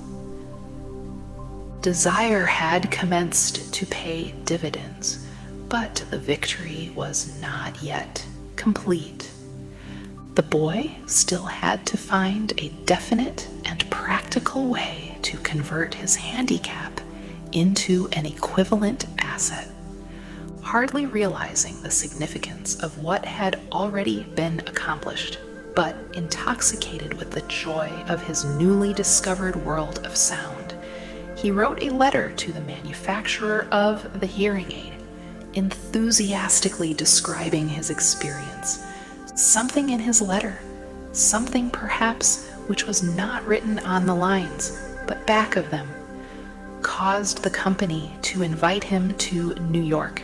When B arrived, he was escorted through the factory, and while talking with the chief engineer, telling him about his changed world, a hunch, an idea, or an inspiration, call it what you wish, flashed into his mind.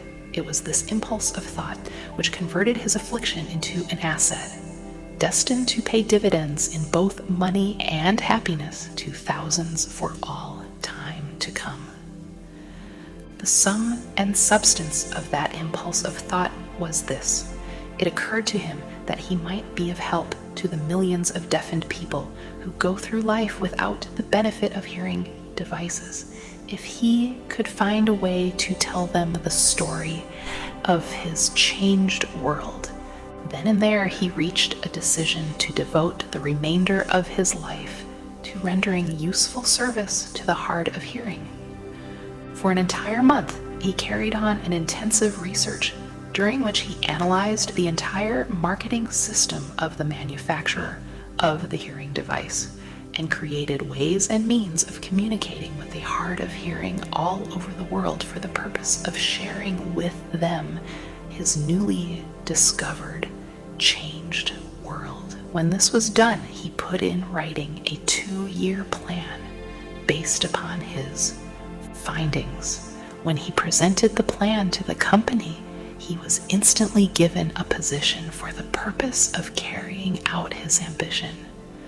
Little did he dream, when he went to work, that he was destined to bring hope and practical relief to thousands of deafened people who, without his help, would have been doomed forever to deaf mutism.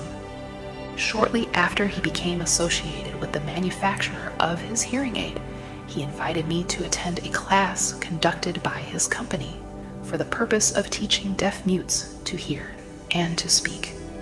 I had never heard of such a form of education. Therefore, I visited the class, skeptical but hopeful that my time would not be entirely wasted. Here I saw a demonstration which gave me a greatly enlarged vision of what I had done to arouse and keep alive in my son's mind the desire for normal hearing. I saw deaf mutes actually being taught to hear and to speak through application of the selfsame principle I had used more than 20 years previously in saving my son from deaf mutism. Thus, through some strange turn of the wheel of fate, my son Blair and I have been destined to aid in correcting deaf mutism for those as yet unborn, because we are the only living human beings, as far as I know, who have established definitely the fact that deaf mutism can be corrected to the extent of restoring to normal life those who suffer with this affliction. It has been done for one. It will be done for others. There is no doubt in my mind that Blair would have been a deaf mute all his life if his mother and I had not managed to shape his mind as we did. The doctor who attended at his birth told us, confidentially, the child might never hear or speak. A few weeks ago, Dr. Irving Voorhees, a noted specialist on such cases, examined Blair very thoroughly. He was astounded when he learned how well my son now hears and speaks, and said his examination indicated that theoretically the boy should not be able to hear at all. But the lad does hear, despite the fact that X-ray pictures show there is no opening in the skull whatsoever from where his ears should be to the brain. When I planted in his mind the desire to hear and talk and live as a normal person, there went with that impulse some strange influence which caused nature to become bridge builder and span the gulf of silence between his brain and the outer world by some means which the keenest medical specialists have not been able to interpret. It would be sacrilege for me to even conjecture as to how nature performed this miracle. It would be unforgivable if I neglected to tell the world as much as I know of the humble part I assumed in the strange experience. It is my duty and a privilege to say I believe, and not without reason, that nothing is impossible to the person who backs desire with enduring faith. Verily, a burning desire has devious ways of transmuting itself into its physical equivalent. Blair desired normal hearing. Now he has it. He was born with a handicap which might easily have sent one with a less defined desire to the street with a bundle of pencils and a tin cup. That handicap now promises to serve as the medium by which he will render useful service to many millions of hard of hearing, also to give him useful employment at adequate financial compensation the remainder of his life. The little white lies I planted in his mind when he was a child, by leading him to believe his affliction would become a great asset, which he could capitalize, has justified itself. Verily, there is nothing, right or wrong, which belief plus burning desire cannot make real. These qualities are free to everyone. In all my experience in dealing with men and women who had personal problems, I never handled a single case which more definitely demonstrates the power of desire. Authors sometimes make the mistake of writing of subjects of which they have but superficial or very elementary knowledge. It has been my good fortune to have had the privilege of testing the soundness of the power of desire through the affliction of my own son. Perhaps it was providential that the experience came as it did, for surely no one is better prepared than he to serve as an example of what happens when desire is put to the test. If Mother Nature bends to the will of desire, is it logical that mere men can defeat a burning desire? Strange and imponderable is the power of the human mind. We do not understand the method by which it uses every circumstance, every individual, every physical thing within its reach as a means of transmuting desire into its physical counterpart. Perhaps science will uncover this secret. I planted in my son's mind the desire to hear and to speak as any normal person hears and speaks. That desire has now become a reality. I planted in his mind the desire to convert his greatest handicap into his greatest asset. That desire has been realized. The modus operandi by which this astounding result was achieved is not hard to describe. It consisted of 3 very definite facts. First, I mixed faith with the desire for normal hearing, which I passed on to my son. Second, I communicated my desire to him in every conceivable way available through persistent, continuous effort over a period of years. Third, he believed me. As this chapter was being completed, news came of the death of Madame Schumann-Heink. One short paragraph in the news dispatch gives the clue to this unusual woman's stupendous success as a singer. I quote the paragraph because the clue it contains is none other than desire. Early in her career, Madame Schumann-Heink visited the director of the Vienna Court Opera to have him test her voice, but he did not test it. After taking one look at the awkward and poorly dressed girl, he exclaimed, none too gently, "With such a face, and with no personality at all, how can you ever expect to succeed in opera? My good child, give up the idea, buy a sewing machine, and go to work. You can never be a singer." Never is a long time. The director of the Vienna Court Opera knew much about the technique of singing. He knew little about the power of desire when it assumes the proportion of an obsession. If he had known more of that power, he would not have made the mistake of condemning genius without giving it an opportunity. Several years ago, one of my business associates became ill.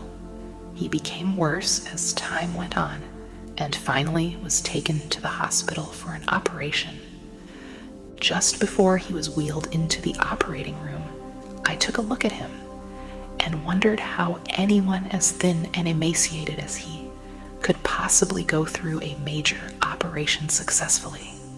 The doctor warned me that there was little, if any, chance of my ever seeing him alive again. But that was the doctor's opinion. It was not the opinion of the patient. Just before he was wheeled away, he whispered feebly, "Do not be disturbed, Chief. I will be out of here in a few days." The attending nurse looked at me with pity, but the patient did come through safely. After it was all over, his physician said nothing but his own desire to live saved him. He never would have pulled through if he had not refused to accept the possibility of death. I believe in the power of desire, backed by faith, because I have seen this power lift men from lowly beginnings to places of power and wealth.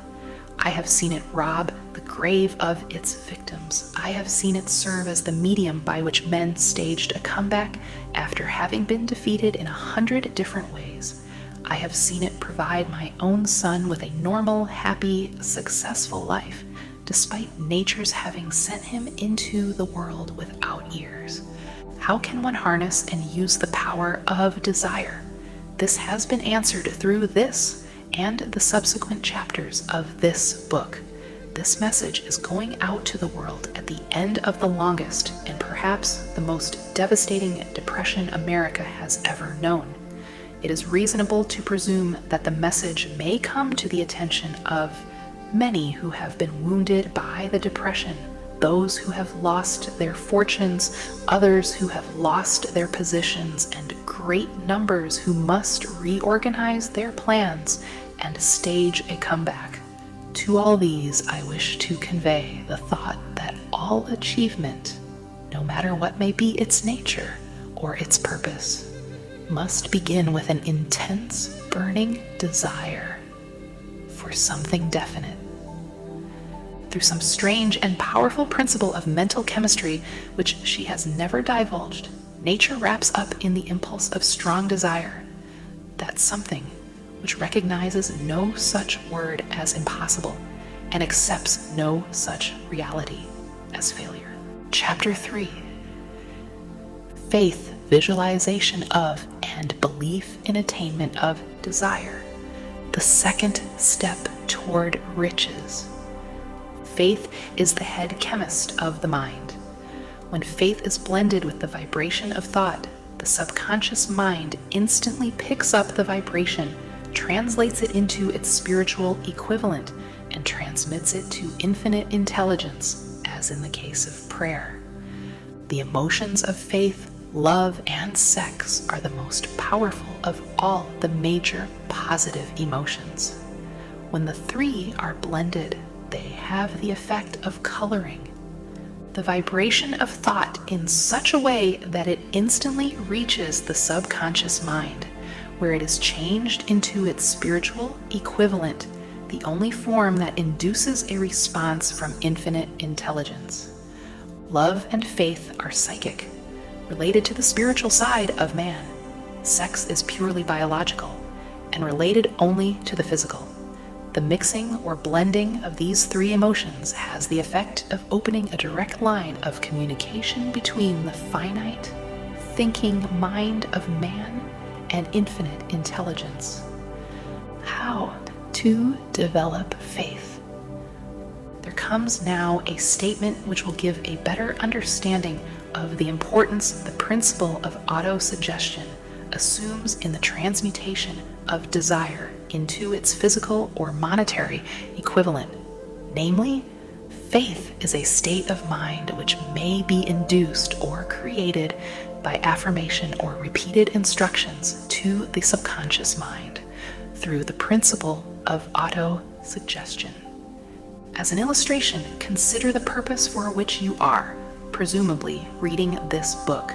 The object is, naturally, to acquire the ability to transmute the intangible thought impulse of desire into its physical counterpart, money, by following the instructions laid down in the chapters on autosuggestion and the subconscious mind as summarized in the chapter on autosuggestion.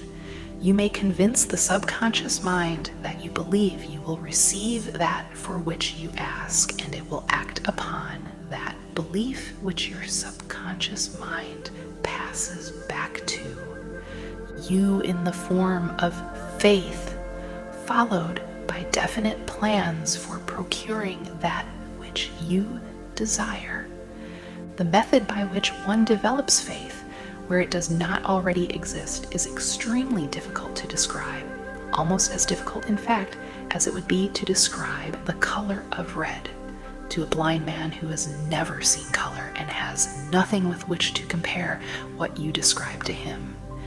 Faith is a state of mind which you may develop at will after you have mastered the 13 principles, because it is a state of mind which develops voluntarily through application and use of these principles. Repetition of affirmation of orders to your subconscious mind is the only known method of voluntary development of the emotion of faith. Perhaps the meaning may be made clearer through the following explanation as to the way men sometimes become criminals, stated in the words of a famous criminologist: when men first come into contact with crime, they abhor it. If they remain in contact with crime for a time, they become accustomed to it and endure it.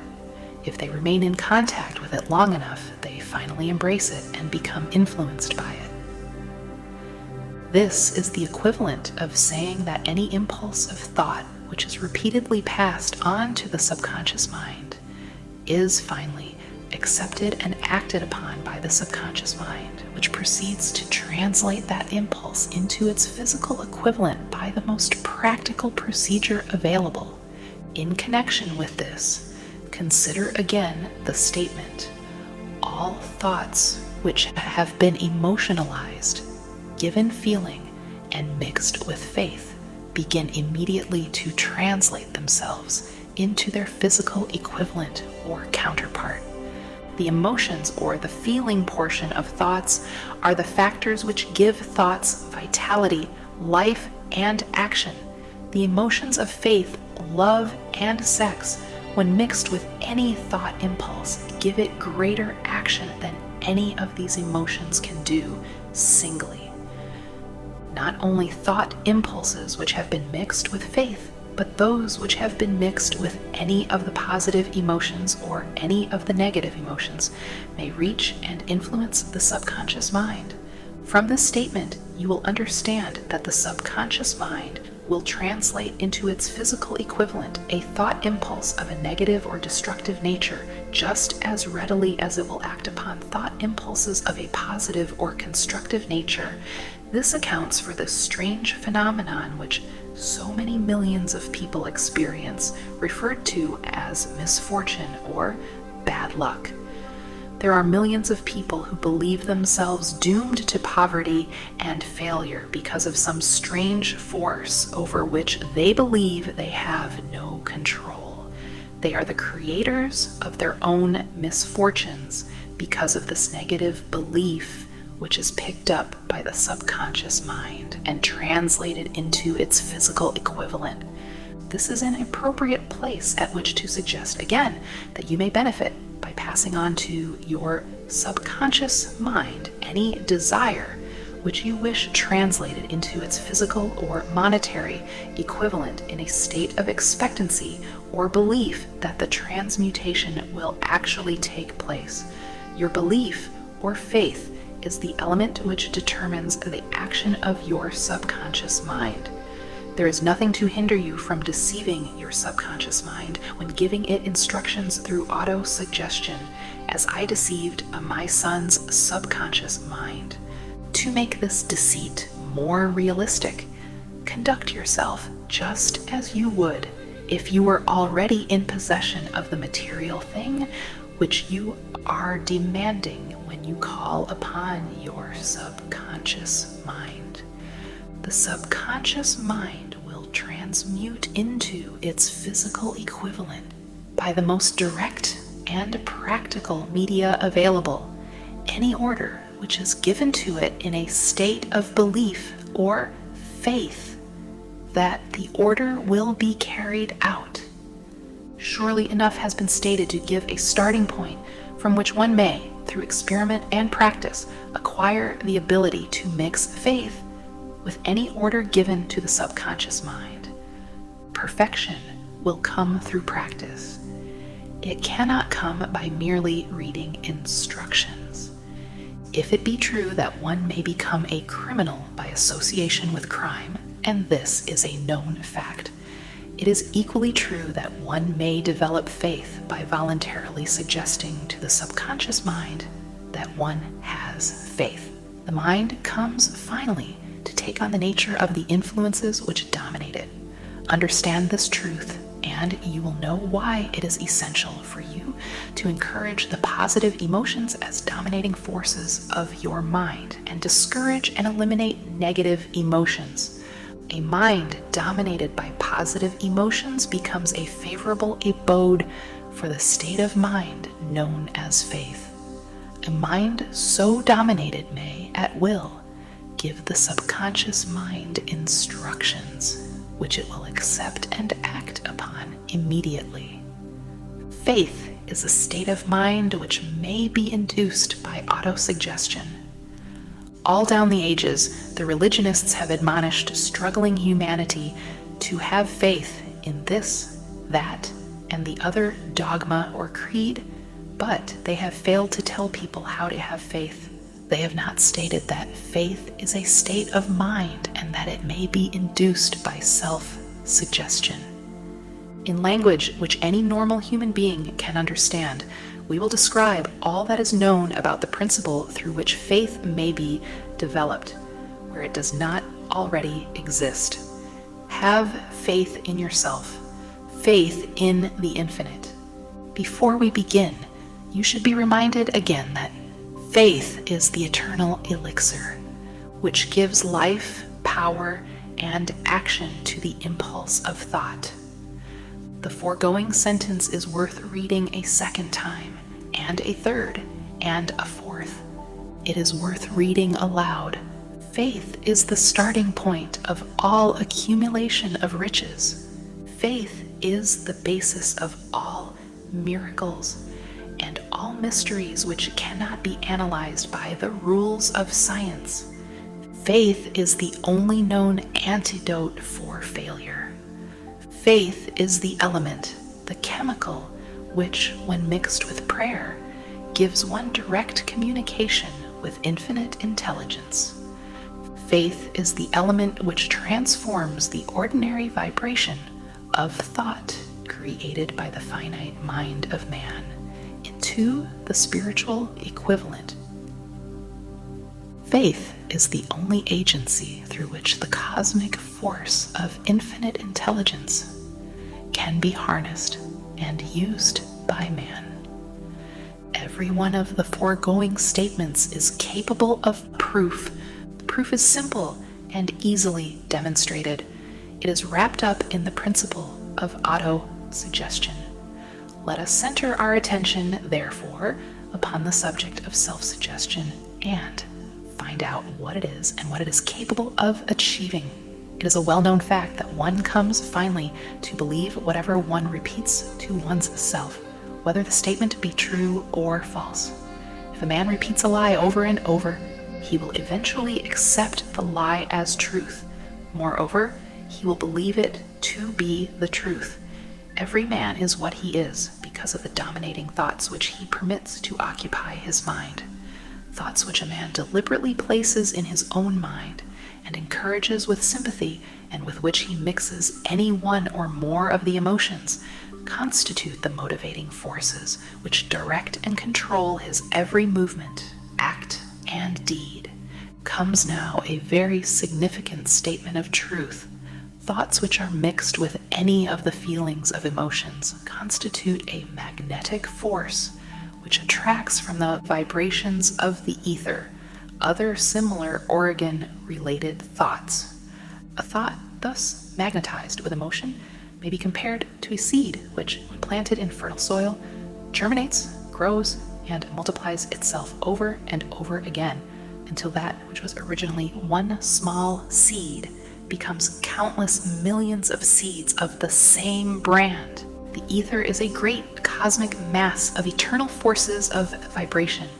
It is made up of both destructive vibrations and constructive vibrations.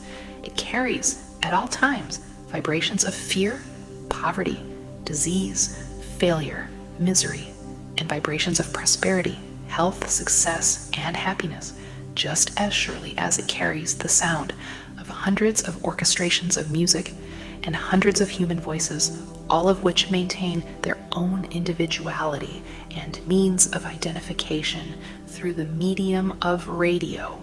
From the great storehouse of the ether, the human mind is constantly attracting vibrations which harmonize with that which dominates the human mind.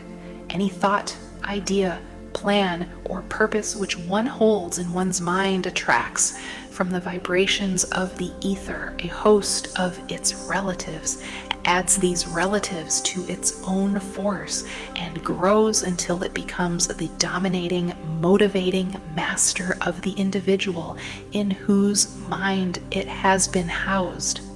Now, let us go back to the starting point and become informed as to how the original seed of an idea, plan, or purpose may be planted in the mind.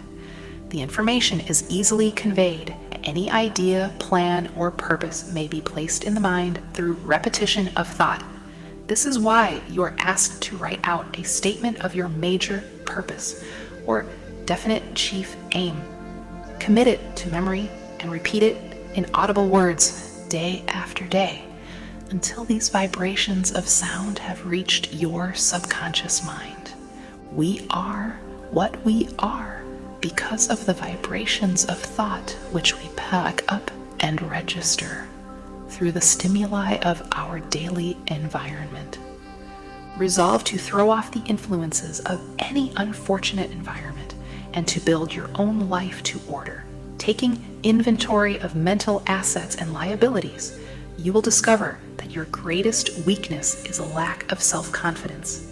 This handicap can be surmounted and timidity translated into courage through the aid of the principle of autosuggestion. The application of this principle may be made through a simple arrangement of positive thought impulses stated in writing, memorized, and repeated until they become a part of the working equipment of the subconscious faculty of your mind. Self-confidence formula. First, I know that I have the ability to achieve the object of my definite purpose in life. Therefore, I demand of myself persistent, continuous action toward its attainment. And I here and now promise to render such action.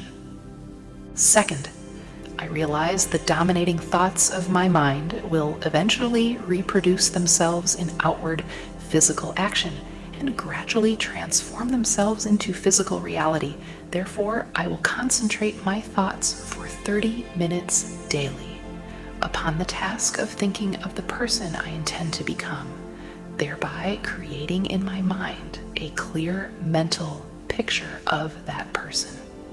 Third, I know through the principle of autosuggestion, any desire that I persistently hold in my mind will eventually seek expression through some practical means of attaining the object back of it. Therefore, I will devote 10 minutes daily to demanding of myself the development of self-confidence. Fourth, I have clearly written down a description of my definite chief aim in life, and I will never stop trying until I shall have developed sufficient self-confidence for its attainment.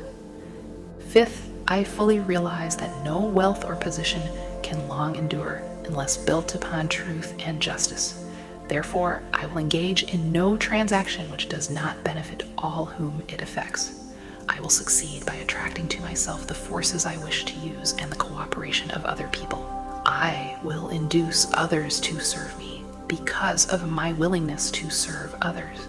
I will eliminate hatred, envy, jealousy, selfishness, and cynicism by developing love for all humanity, because I know that a negative attitude toward others can never bring me success. I will cause others to believe in me because I will believe in them and in myself. I will sign my name to this formula, commit it to memory, and repeat it aloud once a day, with full faith that it will gradually influence my thoughts and actions so that I will become a self-reliant and successful person. Back of this formula is a law of nature which no man has yet been able to explain. It has baffled the scientists of all ages. The psychologists have named this law autosuggestion, and let it go at that. The name by which one calls this law is of little importance. The important fact about it is it works for the glory and success of mankind, if it is used constructively. On the other hand, if used destructively, it will destroy just as readily.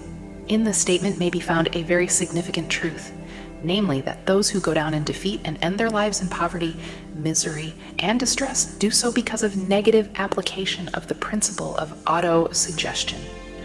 The cause may be found in the fact that all impulses of thought have a tendency to clothe themselves in their physical equivalent. The subconscious mind, the chemical laboratory in which all thought impulses are combined and made ready for translation into physical reality, makes no distinction between constructive and destructive thought impulses. It works with the material we feed it through our thought impulses. The subconscious mind will translate into reality a thought driven by fear just as readily as it will translate into reality a thought driven by courage or faith. The pages of medical history are rich with illustrations of cases of suggestive suicide. A man may commit suicide through negative suggestion, just as effectively as by any other means. In a Midwestern city, a man by the name of Joseph Grant, a bank official, borrowed a large sum of the bank's money without the consent of the directors. He lost the money through gambling. One afternoon, the bank examiner came and began to check the accounts. Grant left the bank, took a room in a local hotel, and when they found him, 3 days later, he was lying in bed, wailing and moaning, repeating over and over these words, "My God, this will kill me. I cannot stand the disgrace." In a short time, he was dead. The doctors pronounced the case one of mental suicide. Just as electricity will turn the wheels of industry and render useful service if used constructively, or snuff out life if wrongly used, so will the law of autosuggestion lead you to peace and prosperity, or down into the valley of misery, failure, and death, according to your degree of understanding and application of it. If you fill your mind with fear, doubt, and unbelief in your ability to connect with and use the forces of infinite intelligence, the law of autosuggestion will take this spirit of unbelief and use it as a pattern by which your subconscious mind will translate it into its physical equivalent. This statement is as true as the statement that 2 and 2 are 4. Like the wind which carries one ship east and another west, the law of autosuggestion will lift you up or pull you down according to the way you set your sails of thought. The law of autosuggestion, through which in it any person may rise to altitudes of achievement which stagger the imagination, is well described in the following verse. If you think you are beaten, you are. If you think you dare not, you don't. If you like to win, but you think you can't, it is almost certain you won't. If you think you'll lose, you're lost. For out of the world we find, success begins with a fellow's will.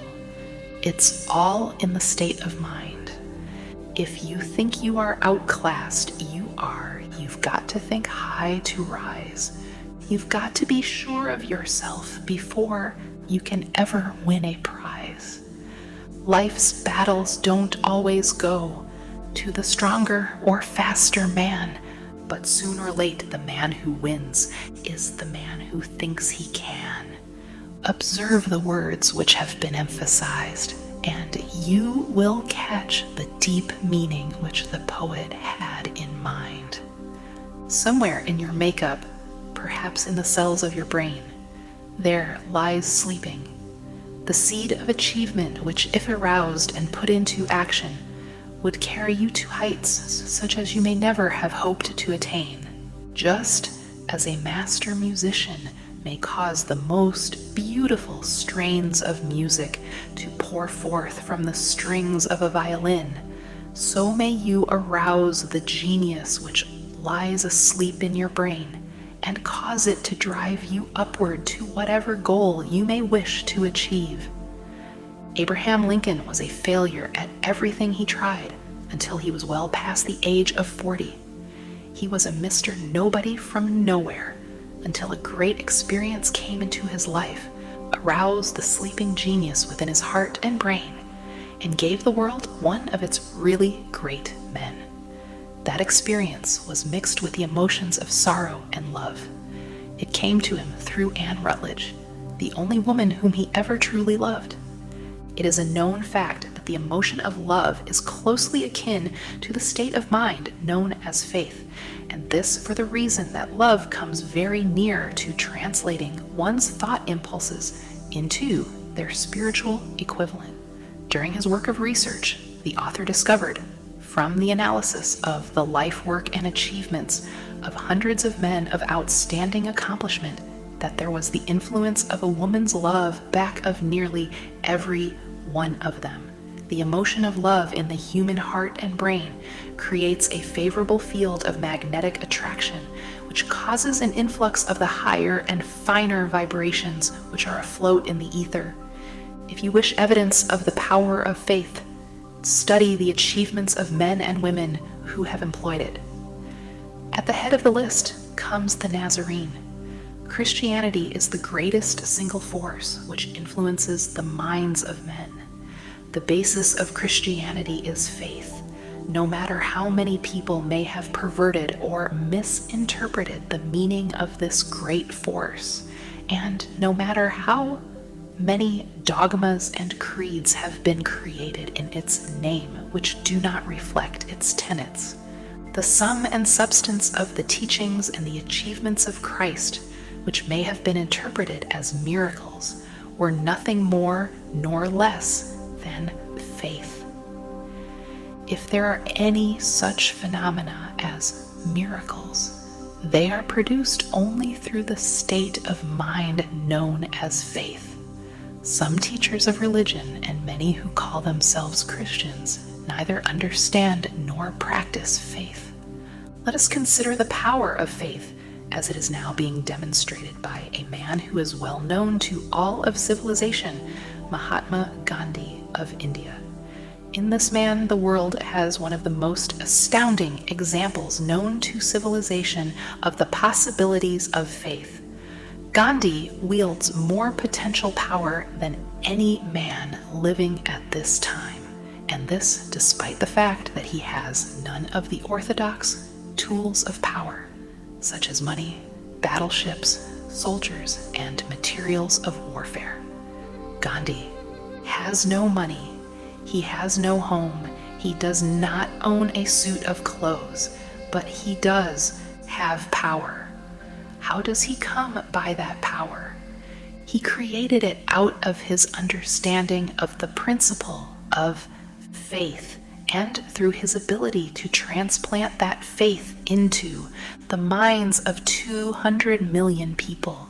Gandhi has accomplished through the influence of faith that which the strongest military power on earth could not and never will accomplish through soldiers and military equipment. He has accomplished the astounding feat of influencing 200 million minds to coalesce and move in unison as a single mind. What other force on earth except faith could do as much? There will come a day when employees as well as employers will discover the possibilities of faith. That day is dawning. The whole world has had ample opportunity during the recent business depression to witness what the lack of faith will do to business. Surely civilization has produced a sufficient number of intelligent human beings to make use of this great lesson which the depression has taught the world. During this depression, the world had evidence in abundance that widespread fear will paralyze the wheels of industry and business. Out of this experience will arise leaders in business and industry who will profit by the example which Gandhi has set for the world, and they will apply to business the same tactics which he has used in building the greatest following known in the history of the world. These leaders will come from the rank and file of the unknown men who now labor in the steel plants, the coal mines, the automobile factories, and in the small towns and cities of America. Business is due for a reform, make no mistake about this. The methods of the past, based upon economic combinations of force and fear, will be supplanted by the better principles of faith and cooperation. Men who labor will receive more than daily wages. They will receive dividends from the business, the same as those who supply the capital for business. But first, they must give more to their employers and stop this bickering and bargaining by force at the expense of the public. They must earn the right to dividends. Moreover, and this is the most important thing of all, they will be led by leaders who will understand and apply the principles employed by Mahatma Gandhi. Only in this way may leaders get from their followers the spirit of full cooperation, which constitutes power in its highest and most enduring form. This stupendous machine age in which we live and from which we are just emerging has taken the soul out of men. Its leaders have driven men as though they were pieces of cold machinery. They were forced to do so by the employees who have bargained at the expense of all concerned to get and not to give.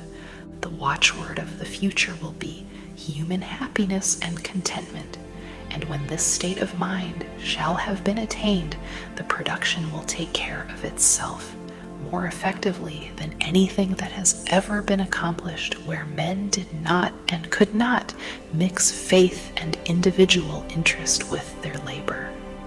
Because of the need for faith and cooperation in operating business and industry, it will be both interesting and profitable to analyze an event which provides an excellent understanding of the method by which industrialists and businessmen accumulate great fortunes by giving before they try to get. The event chosen for this illustration dates back to 1900, when the United States Steel Corporation was being formed. As you read the story, keep in mind these fundamental facts and you will understand how ideas have been converted into huge fortunes. First, the huge United States Steel Corporation was born in the mind of Charles M. Schwab in the form of an idea he created through his imagination. Second, he mixed faith with his idea. Third, he formulated a plan for the transformation of his idea into physical and financial reality.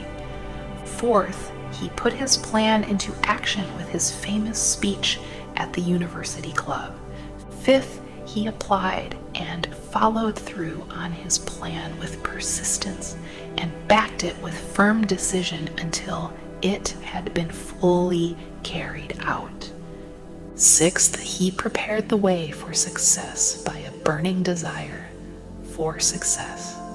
If you are one of those who have often wondered how great fortunes are accumulated, this story of the creation of the United States Steel Corporation will be enlightening. If you have any doubt that men can think and grow rich, this story should dispel that doubt, because you can plainly see in the story of the United States Steel the application of a major portion of the 13 principles described in this book. This astounding description of the power of an idea was dramatically told by John Lowell in the New York World Telegram, with whose courtesy it is here reprinted. A pretty after-dinner speech for $1 billion.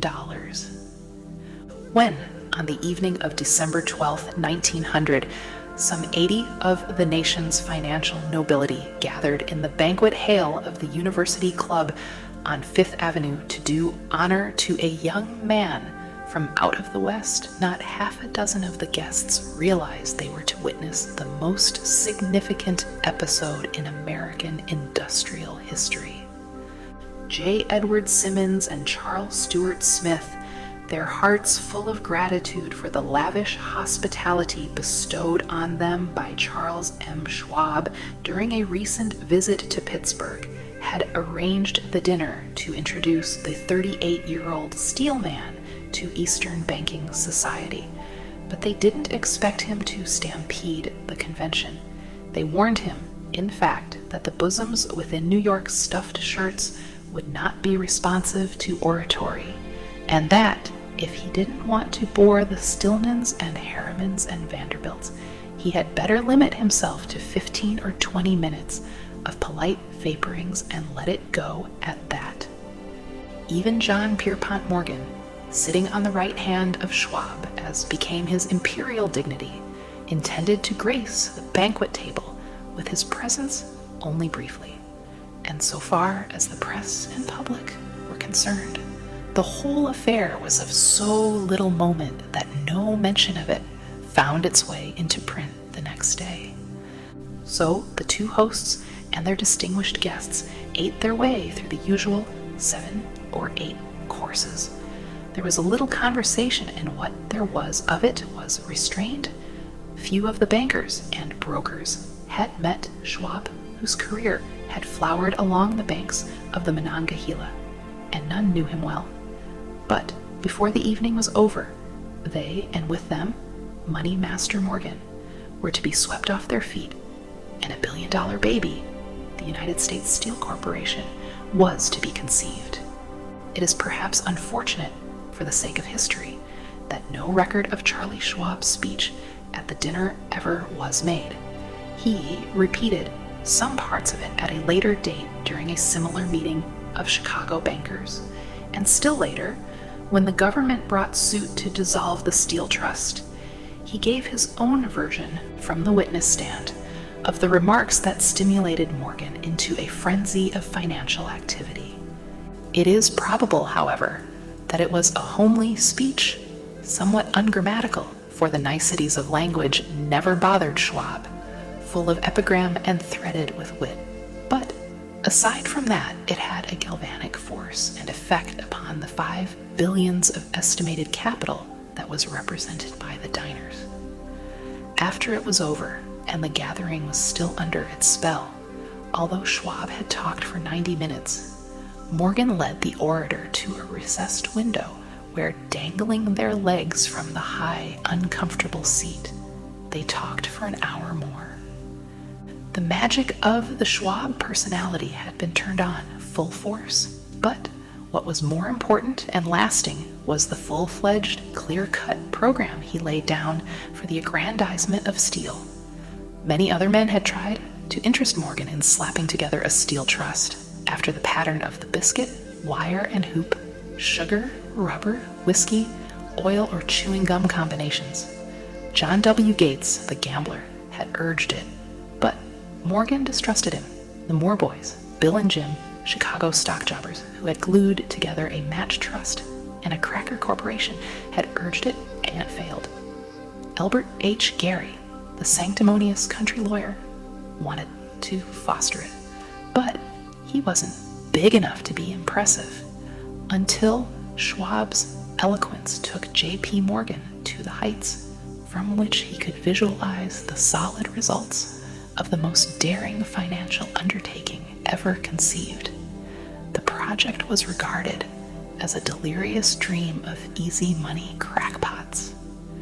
The financial magnetism that began a generation ago to attract thousands of small and sometimes inefficiently managed companies into large and competition-crushing combinations had become operative in the steel world through the devices of that jovial business pirate, John W. Gates.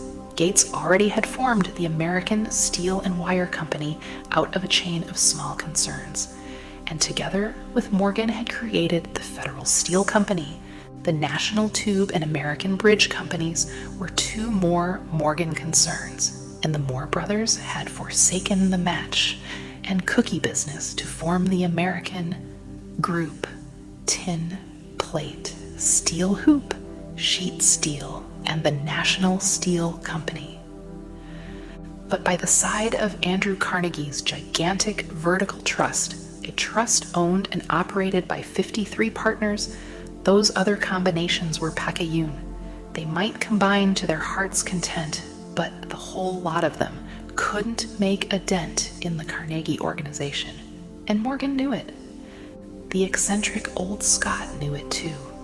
From the magnificent heights of Skibo Castle he had viewed, first with amusement and then with resentment, the attempts of Morgan's smaller companies to cut into his business.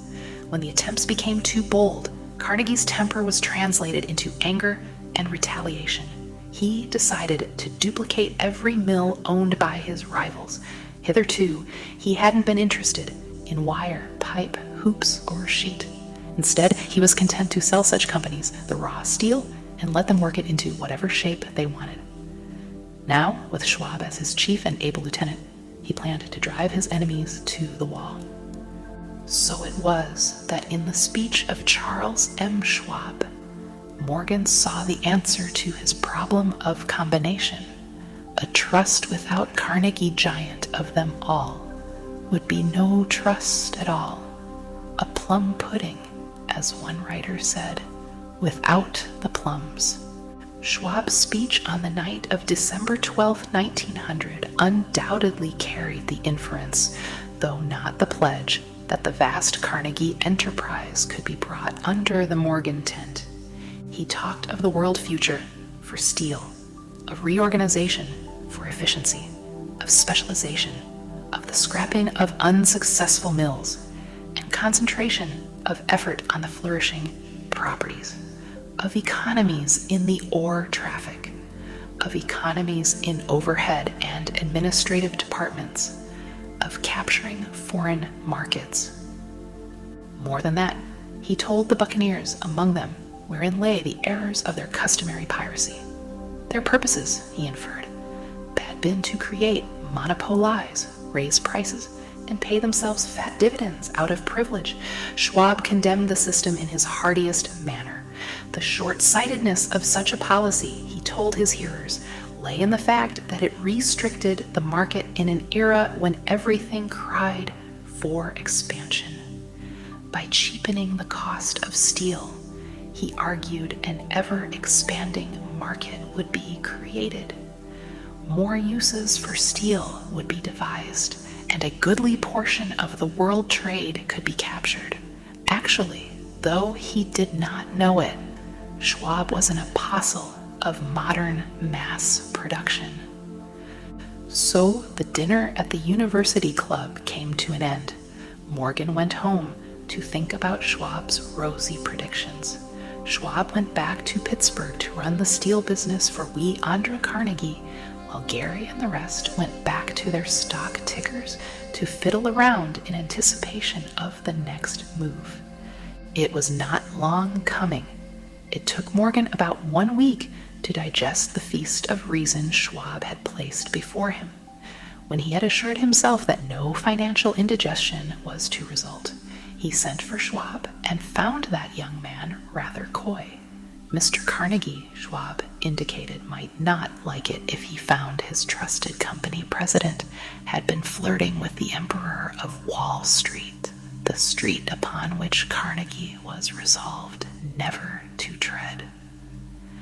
Then it was suggested by John W. Gates, the go-between, that if Schwab happened to be in the Bellevue Hotel in Philadelphia, J.P. Morgan might also happen to be there. When Schwab arrived, however, Morgan was inconveniently ill at his New York home, and so, on the elder man's pressing invitation, Schwab went to New York and presented himself at the door of the financier's library. Now, certain economic historians have professed the belief that from the beginning to the end of the drama, the stage was set by Andrew Carnegie, that the dinner to Schwab, the famous speech, the Sunday night conference between Schwab and the Money King were events arranged by the canny Scott. The truth is exactly the opposite. When Schwab was called in to consummate the deal, he didn't even know whether the little boss, as Andrew was called, would so much as listen to an offer to sell, particularly to a group of men whom Andrew regarded as being endowed with something less than holiness. But Schwab did take into the conference with him, in his own handwriting, 6 sheets of copperplate figures, representing to his mind the physical worth and the potential earning capacity of every steel company he regarded as an essential star in the new metal firmament. 4 men pondered over these figures all night. The chief, of course, was Morgan, steadfast in his belief in the divine right of money. With him was his aristocratic partner, Robert Bacon, a scholar and a gentleman. The third was John W. Gates, whom Morgan scorned as a gambler and used as a tool. The fourth was Schwab, who knew more about the processes of making and selling steel than any whole group of men then living. Throughout that conference, the Pittsburghers' figures were never questioned. If he said a company was worth so much, then it was worth that much and no more. He was insistent, too, upon including in the combination only those concerns he nominated. He had conceived a corporation in which there would be no duplication, not even to satisfy the greed of friends who wanted to unload their companies upon the broad Morgan shoulders. Thus, he left out, by design, a number of the larger concerns upon which the walruses and carpenters of Wall Street had cast hungry eyes. When dawn came, Morgan rose and straightened his back. Only one question remained. "Do you think you can persuade Andrew Carnegie to sell?" he asked. "I can try," said Schwab. "If you can get him to sell, I will undertake the matter," said Morgan. So far, so good. But would Carnegie sell? How much would he demand? Schwab thought about $320 million. What would he take payment in? Common or preferred stocks, bonds, cash? Nobody could raise $1/3 billion in cash. There was a golf game in January on the frost-cracking heath of the St. Andrew's Links in Westchester, with Andrew bundled up in sweaters against the cold and Charlie talking volubly, as usual, to keep his spirits up. But no word of business was mentioned until the pair sat down in the cozy warmth of the Carnegie cottage hard by. Then, with the same persuasiveness that had hypnotized 80 millionaires at the University Club, Schwab poured out the glittering promises of retirement in comfort, of untold millions to satisfy the old man's social caprices. Carnegie capitulated, wrote a figure on a slip of paper, handed it to Schwab, and said, "All right, that's what we'll sell for." The figure was approximately $400 million and was reached by taking the $320 million mentioned by Schwab as a basic figure and adding to it $80 million to represent the increased capital value over the previous 2 years. Later, on the deck of a transatlantic liner, the Scotsman said ruefully to Morgan, "I wish I had asked you for $100 million more." "If you had asked for it, you'd have gotten it," Morgan told him cheerfully. The dramatic story of big business, which you have just finished, was included in this book because it is a perfect illustration of the method by which desire can be transmuted into its physical equivalent. I imagine some readers will question the statement that a mere intangible desire can be converted into its physical equivalent. Doubtless some will say, you cannot convert nothing into something. The answer is in the story of United States. Steel, that giant organization, was created in the mind of one man.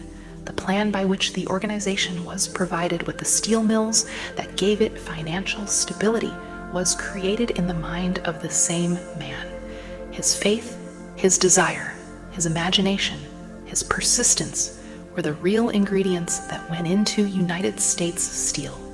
The steel mills and mechanical equipment acquired by the corporation after it had been brought into legal existence were incidental, but careful analysis will disclose the fact that the appraised value of the properties acquired by the corporation increased in value by an estimated $600 million by the mere transaction which consolidated them under one management. In other words, Charles M. Schwab's idea, plus the faith with which he conveyed it to the minds of J.P. Morgan and the others, was marketed for a profit of approximately $600 million. Not an insignificant sum for a single idea. What happened to some of the men who took their share of the millions of dollars of profit made by this transaction is a matter with which we are not now concerned. The important feature of the astounding achievement is that it serves as unquestionable evidence of the soundness of the philosophy described in this book, because this philosophy was the warp and the woof of the entire transaction. Moreover, the practicability of the philosophy has been established by the fact that the United States Steel Corporation prospered and became one of the richest and most powerful corporations in America, employing thousands of people, developing new uses for steel, and opening new markets, thus proving that the 6 $100 million in profit which the Schwab idea produced was earned. Reaches begin in the form of thought. The amount is limited only by the person in whose mind the thought is put into motion. Faith removes limitations. Remember this when you are ready to bargain with life for whatever it is that you ask as your price for having passed this way. Remember also that the man who created the United States Steel Corporation was practically unknown at the time. He was merely Andrew Carnegie's Man Friday until he gave birth to his famous idea. After that, he quickly rose to a position of power, fame, and riches. There are no limitations to the mind except those we acknowledge. Both poverty and riches are the offspring of thought. Chapter 4. Autosuggestion, the medium for influencing the subconscious mind. The third step toward riches. Autosuggestion is a term which applies to all suggestions and all self-administered stimuli which reach one's mind through the five senses. Stated in another way, autosuggestion is self-suggestion. It is the agency of communication between that part of the mind where conscious thought takes place and that which serves as the seat of action for the subconscious mind. Through the dominating thoughts which one permits to remain in the conscious mind, whether these thoughts be negative or positive is immaterial, the principle of autosuggestion voluntarily reaches the subconscious mind and influences it with these thoughts.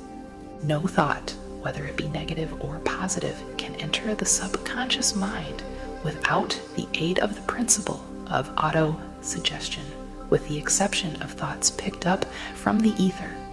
Stated differently, all sense impressions which are perceived through the five senses are stopped by the conscious thinking mind and may be either passed on to the subconscious mind or rejected at will. The conscious faculty serves, therefore, as an outer guard to the approach of the subconscious.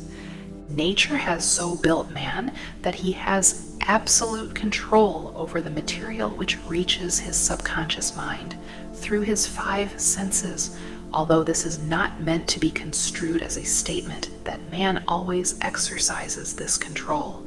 In the great majority of instances, he does not exercise it, which explains why so many people go through life in poverty.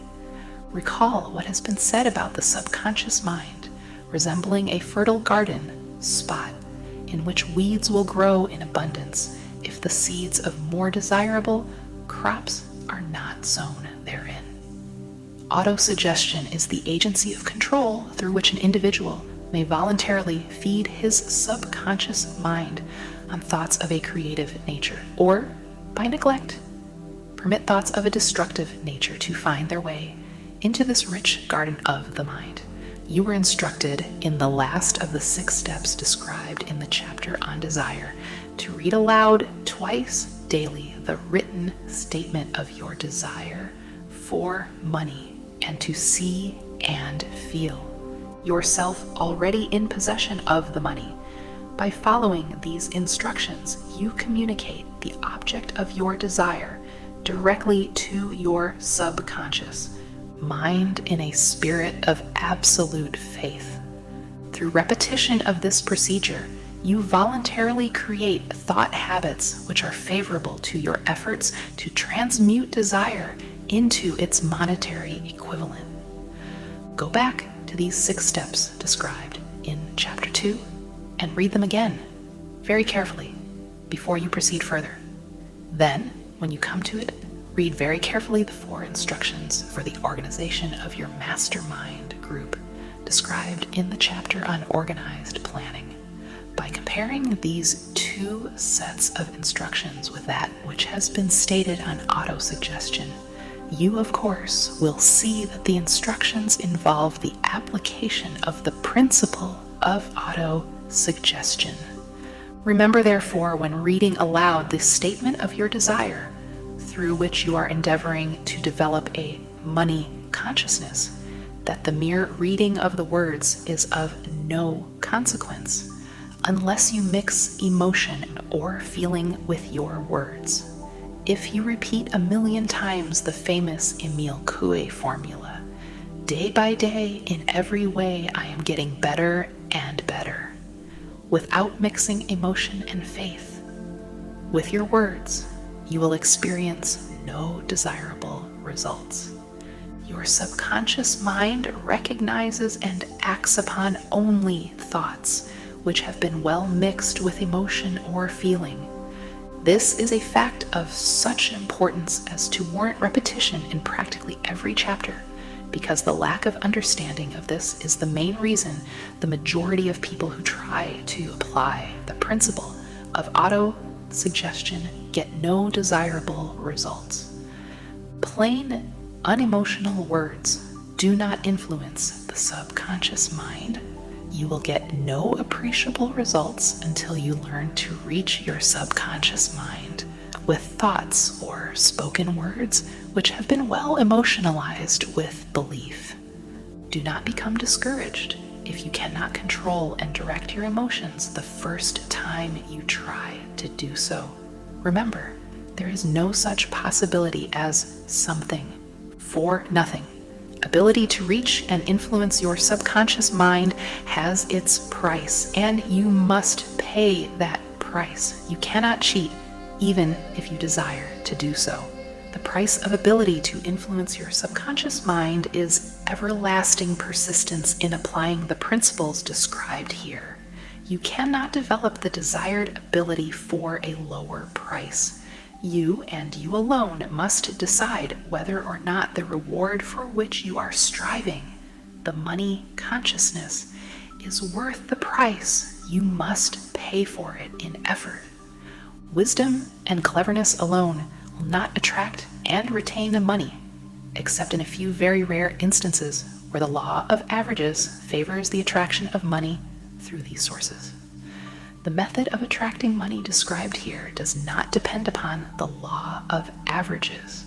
Moreover, the method plays no favorites. It will work for one person as effectively as it will for another. Where failure is experienced, it is the individual, not the method, which has failed. If you try and fail, make another effort and still another until you succeed. Your ability to use the principle of autosuggestion will depend very largely upon your capacity to concentrate upon a given desire until that desire becomes a burning obsession. When you begin to carry out the instructions in connection with the 6 steps described in the 2nd chapter, it will be necessary for you to make use of the principle of concentration. Let us here offer suggestions for the effective use of concentration. When you begin to carry out the first of the 6 steps, which instructs you to fix in your own mind the exact amount of money you desire. Hold your thoughts on that amount of money by concentration or fixation of attention with your eyes closed until you can actually see the physical appearance of the money. Do this at least once each day. As you go through these exercises, follow the instructions given in the chapter on faith and see yourself actually in possession of the money. Here is a most significant fact. The subconscious mind takes any orders given it in a spirit of absolute faith and acts upon those orders, although the orders often have to be presented over and over again through repetition before they are interpreted by the subconscious mind. Following the preceding statement, consider the possibility of playing a perfectly legitimate trick on your subconscious mind by making it believe, because you believe it, that you must have the amount of money you are visualizing, that this money is already awaiting your claim, that the subconscious mind must hand over to you practical plans for acquiring the money which is yours. Hand over the thought suggested in the preceding paragraph to your imagination and see what your imagination can or will do to create practical plans for the accumulation of money through transmutation of your desire. Do not wait for a definite plan through which you intend to exchange services or merchandise in return for the money you are visualizing, but begin at once to see yourself in possession of the money, demanding and expecting. Meanwhile, that your subconscious mind will hand over the plan or plans you need. Be on the alert for these plans, and when they appear, put them into action immediately. When the plans appear, they will probably flash into your mind through the sixth sense in the form of an inspiration. This inspiration may be considered a direct telegram or message from infinite intelligence. Treat it with respect and act upon it as soon as you receive it. Failure to do this will be fatal to your success. In the fourth of the 6 steps, you were instructed to create a definite plan for carrying out your desire and begin at once to put this plan into action. You should follow this instruction in the manner described in the preceding paragraph. Do not trust to your reason when creating your plan for accumulating money through the transmutation of desire. Your reason is faulty. Moreover, your reasoning faculty may be lazy, and if you depend entirely upon it to serve you, it may disappoint you. When visualizing the money you intend to accumulate with closed eyes, see yourself rendering the service or delivering the merchandise you intend to give in return for this money. This is important. Summary of instructions. The fact that you are reading this book is an indication that you earnestly seek knowledge. It is also an indication that you are a student of this subject. If you are only a student, there is a chance that you may learn much that you did not know, but you will learn only by assuming an attitude of humility. If you choose to follow some of the instructions but neglect or refuse to follow others, you will fail. To get satisfactory results, you must follow all instructions in a spirit of faith. The instructions given in connection with the 6 steps in the 2nd chapter will now be summarized and blended with the principles covered by this chapter as follows. First, go into some quiet spot, preferably in bed at night, where you will not be disturbed or interrupted.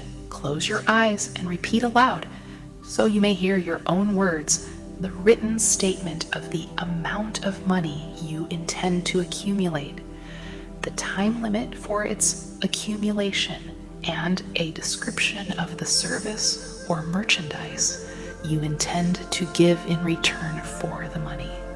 As you carry out these instructions, see yourself already in possession of the money. For example, suppose that you intend to accumulate $50,000 by the 1st of January, 5 years hence, that you intend to give personal services in return for the money. In the capacity of a salesman, your written statement of your purpose should be similar to the following. By the first day of January 19, I will have in my possession $50,000, which will come to me in various amounts from time to time during the interim. In return for this money, I will give the most efficient service of which I am capable, rendering the fullest possible quantity and the best possible quality of service in the capacity of salesman of. Describe the service or merchandise you intend to sell. I believe that I will have this money in my possession. My faith is so strong that I can now see this money before my eyes. I can touch it with my hands. It is now awaiting transfer to me at the time and in the proportion that I deliver the service I intend to render in return for it. I am awaiting a plan by which to accumulate this money, and I will follow that plan when it is received. Second, repeat this program night and morning until you can see, in your imagination, the money you intend to accumulate. Third, place a written copy of your statement where you can see it night and morning, and read it just before retiring and upon arising until it has been memorized. Remember, as you carry out these instructions, that you are applying the principle of autosuggestion for the purpose of giving orders to your subconscious mind. Remember also that your subconscious mind will act only upon instructions which are emotionalized and handed over to it with feeling. Faith is the strongest and most productive of the emotions. Follow the instructions given in the chapter on faith. These instructions may at first seem abstract. Do not let this disturb you. Follow the instructions, no matter how abstract or impractical they may at first appear to be. The time will soon come, if you do as you have been instructed, in spirit as well as in act, when a whole new universe of power will unfold to you. Skepticism in connection with all new ideas is characteristic of all human beings, but if you follow the instructions outlined, your skepticism will soon be replaced by belief, and this, in turn, will soon become crystallized into absolute faith. Then you will have arrived at the point where you may truly say, I am the master of my fate, I am the captain of my soul. Many philosophers have made the statement that man is the master of his own earthly destiny, but most of them have failed to say why he is the master. The reason that man may be the master of his own earthly status, and especially his financial status, is thoroughly explained in this chapter. Man may become the master of himself and of his environment because he has the power to influence his own subconscious mind, and through it, gain the cooperation of infinite intelligence.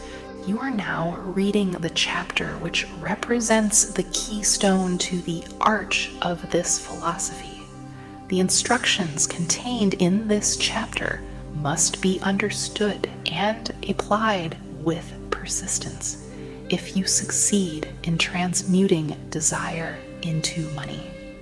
The actual performance of transmuting desire into money involves the use of autosuggestion as an agency by which one may reach and influence the subconscious mind.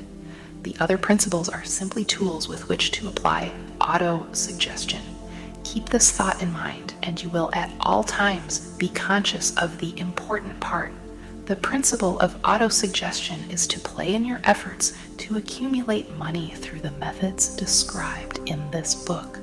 Carry out these instructions as though you were a small child. Inject into your efforts something of the faith of a child. The author has been most careful to see that no impractical instructions were included because of his sincere desire to be helpful. After you have read the entire book, come back to this chapter and follow in spirit and in action this instruction. Read the entire chapter aloud once every night until you become thoroughly convinced that the principle of autosuggestion is sound, that it will accomplish for you all that has been claimed for it. As you read, underscore with a pencil every sentence which impresses you favorably. Follow the foregoing instruction to the letter, and it will open the way for a complete understanding and mastery of the principles of success. Chapter 5. Specialized knowledge, personal experience, or observations. The fourth step toward riches. There are two kinds of knowledge. One is general, the other is specialized. General knowledge, no matter how great in quantity or variety it may be, is of but little use in the accumulation of money. The faculties of the great universities possess, in the aggregate, practically every form of general knowledge known to civilization. Most of the professors have but little or no money. They specialize on teaching knowledge, but they do not specialize on the organization or the use of knowledge. Knowledge will not attract money unless it is organized and intelligently directed through practical plans of action to the definite end of accumulation of money. Lack of understanding of this fact has been the source of confusion to millions of people who falsely believe that knowledge is power. It is nothing of the sort. Knowledge is only potential power. It becomes power only when and if it is organized into definite plans of action and directed to a definite end. This missing link in all systems of education known to civilization today may be found in the failure of educational institutions to teach their students how to organize and use knowledge after they acquire it. Many people make the mistake of assuming that because Henry Ford had but little schooling, he is not a man of education. Those who make this mistake do not know Henry Ford, nor do they understand the real meaning of the word educate. That word is derived from the Latin word educo, meaning to educe, to draw out, to develop from within. An educated man is not necessarily one who has an abundance of general or specialized knowledge.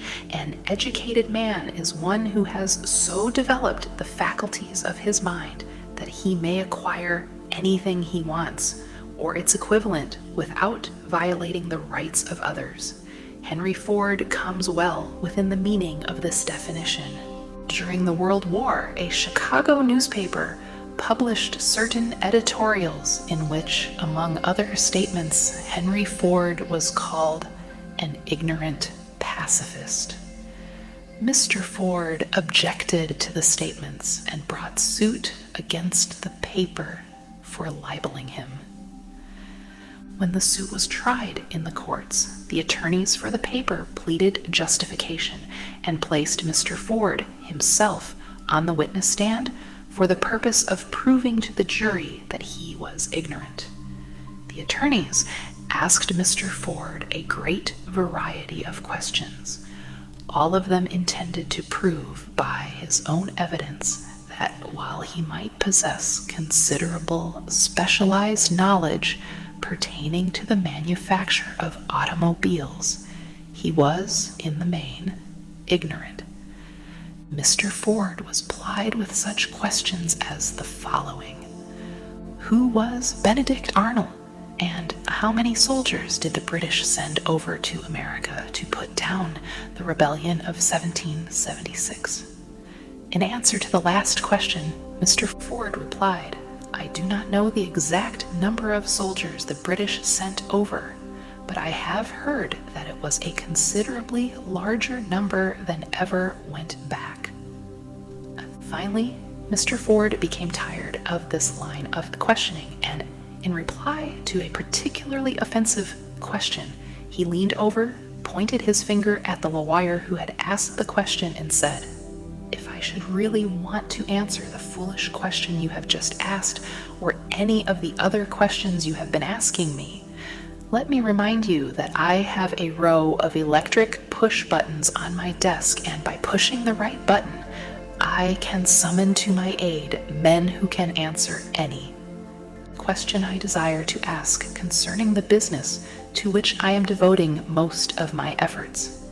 Now, will you kindly tell me why I should clutter up my mind with general knowledge for the purpose of being able to answer questions when I have men around me who can supply any knowledge I require?"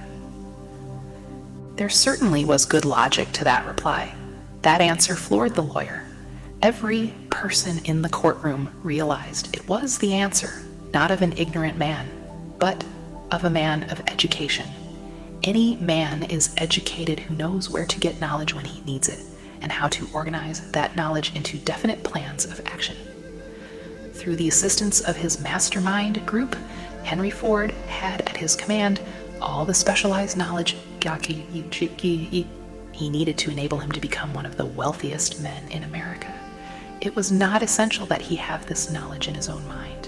Surely no person who has sufficient inclination and intelligence to read a book of this nature can possibly miss the the significance of this illustration. Before you can be sure of your ability to transmute desire into its monetary equivalent, you will require specialized knowledge of the service, merchandise, or profession which you intend to offer in return for fortune. Perhaps you may need much more specialized knowledge than you have the ability or the inclination to acquire. And if this should be true, you may bridge your weakness through the aid of your mastermind group. Andrew Carnegie stated that he personally knew nothing about the technical end of the steel business. Moreover, he did not particularly care to know anything about it. The specialized knowledge which he required for the manufacture and marketing of steel, he found available through the individual units of his mastermind group. The accumulation of great fortunes calls for power, and power is acquired through highly organized and intelligently directed specialized knowledge, but that knowledge does not necessarily have to be in the possession of the man who accumulates the fortune. The preceding paragraph should give hope and encouragement to the man with ambition to accumulate a fortune who has not possessed himself of the necessary education to supply such specialized knowledge as he may require. Men sometimes go through life suffering from inferiority complexes because they are not men of education. The man who can organize and direct a mastermind group of men who possess knowledge useful in the accumulation of money is just as much a man of education as any man in the group. Remember this: if you suffer from a feeling of inferiority because your schooling has been limited, Thomas A. Edison had only 3 months of schooling during his entire life. He did not lack education, neither did he die poor. Henry Ford had less than a 6th grade schooling, but he has managed to do pretty well by himself financially. Specialized knowledge is among the most plentiful and the cheapest forms of service which may be had. If you doubt this, consult the payroll of any university. It pays to know how to purchase knowledge. First of all, decide the sort of specialized knowledge you require and the purpose for which it is needed. To a large extent, your major purpose in life, the goal toward which you are working, will help determine what knowledge you need. With this question settled, your next move requires that you have accurate information concerning dependable sources of knowledge. The more important of these are: A, one's own experience and education; B, experience and education available through cooperation of others, mastermind alliance; C, colleges and universities; D, public libraries, through books and periodicals in which may be found all the knowledge organized by civilization; E, special training courses through night schools and home study schools in particular. As knowledge is acquired, it must be organized and put into use for a definite purpose through practical plans. Knowledge has no value except that which can be gained from its application toward some worthy end. This is one reason why college degrees are not valued more highly. They represent nothing but miscellaneous knowledge. If you contemplate taking additional schooling, first determine the purpose for which you want the knowledge you are seeking. Then learn where this particular sort of knowledge can be obtained from reliable sources. Successful men in all callings never stop acquiring specialized knowledge related to their major purpose, business, or profession. Those who are not successful usually make the mistake of believing that the knowledge acquiring period ends when one finishes school. The truth is that schooling does but little more than to put one in the way of learning how to acquire practical knowledge. With this changed world, which began at the end of the economic collapse, came also astounding changes in educational requirements. The order of the day is specialization. This truth was emphasized by Robert P. Moore, Secretary of Appointments of Columbia University. Specialists most sought after. Particularly sought after by employing companies are candidates who have specialized in some field business school graduates with training in accounting and statistics, engineers of all varieties, journalists, architects, chemists, and also outstanding leaders and activity men of the senior class. The man who has been active on the campus, whose personality is such that he gets along with all kinds of people, and who has done an adequate job with his studies, has a most decided edge over the strictly academic student. Some of these, because of their all-around qualifications, have received several offers of positions, a few of them as many as 6. In departing from the conception that the straight A student was invariably the one to get the choice of the better jobs, Mr. Moore said that most companies look not only to academic records, but to activity records and personalities of the students. One of the largest industrial companies, the leader in its field, in writing to Mr. Moore concerning prospective seniors at the college, said, "We are interested primarily in finding men who can make exceptional progress in management work.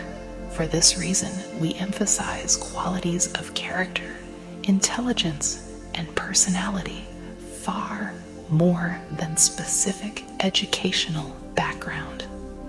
Apprenticeship proposed, proposing a system of apprenticing students in offices, stores, and industrial occupations during the summer vacation. Mr. Moore asserts that after the first 2 or 3 years of college, every student should be asked to choose a definite future course and to call a halt if he has been merely pleasantly drifting without purpose through an unspecialized academic curriculum.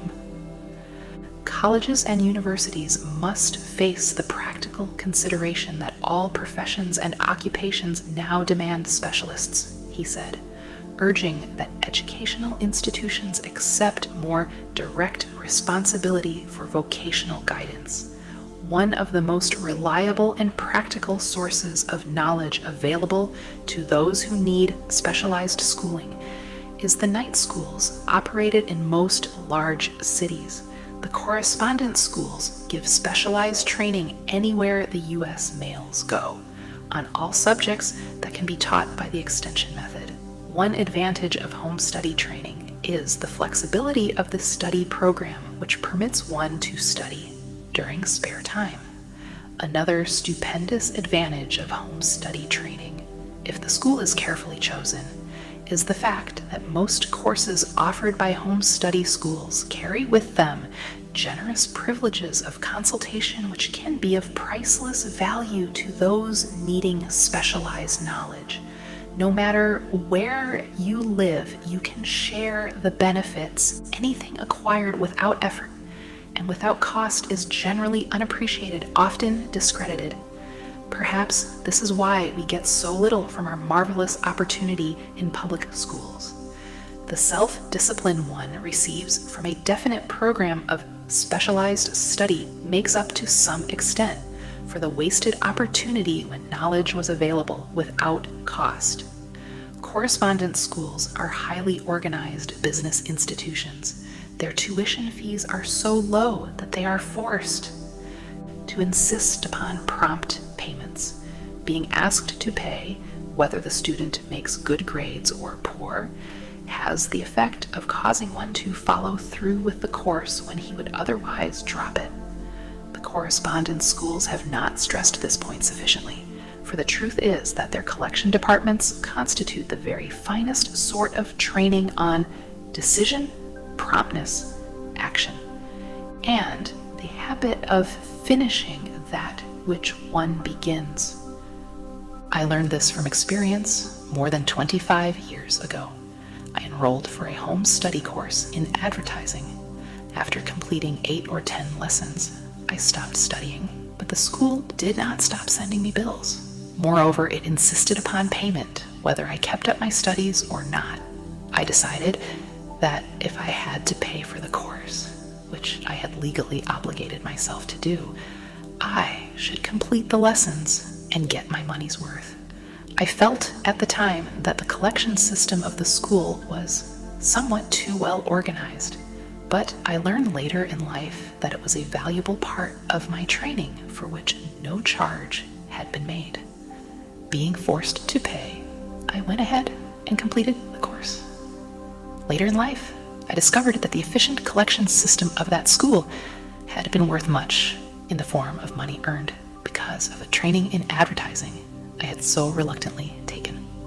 We have in this country what is said to be the greatest public school system in the world. We have invested fabulous sums for fine buildings. We have provided convenient transportation for children living in the rural districts, so they may attend the best schools.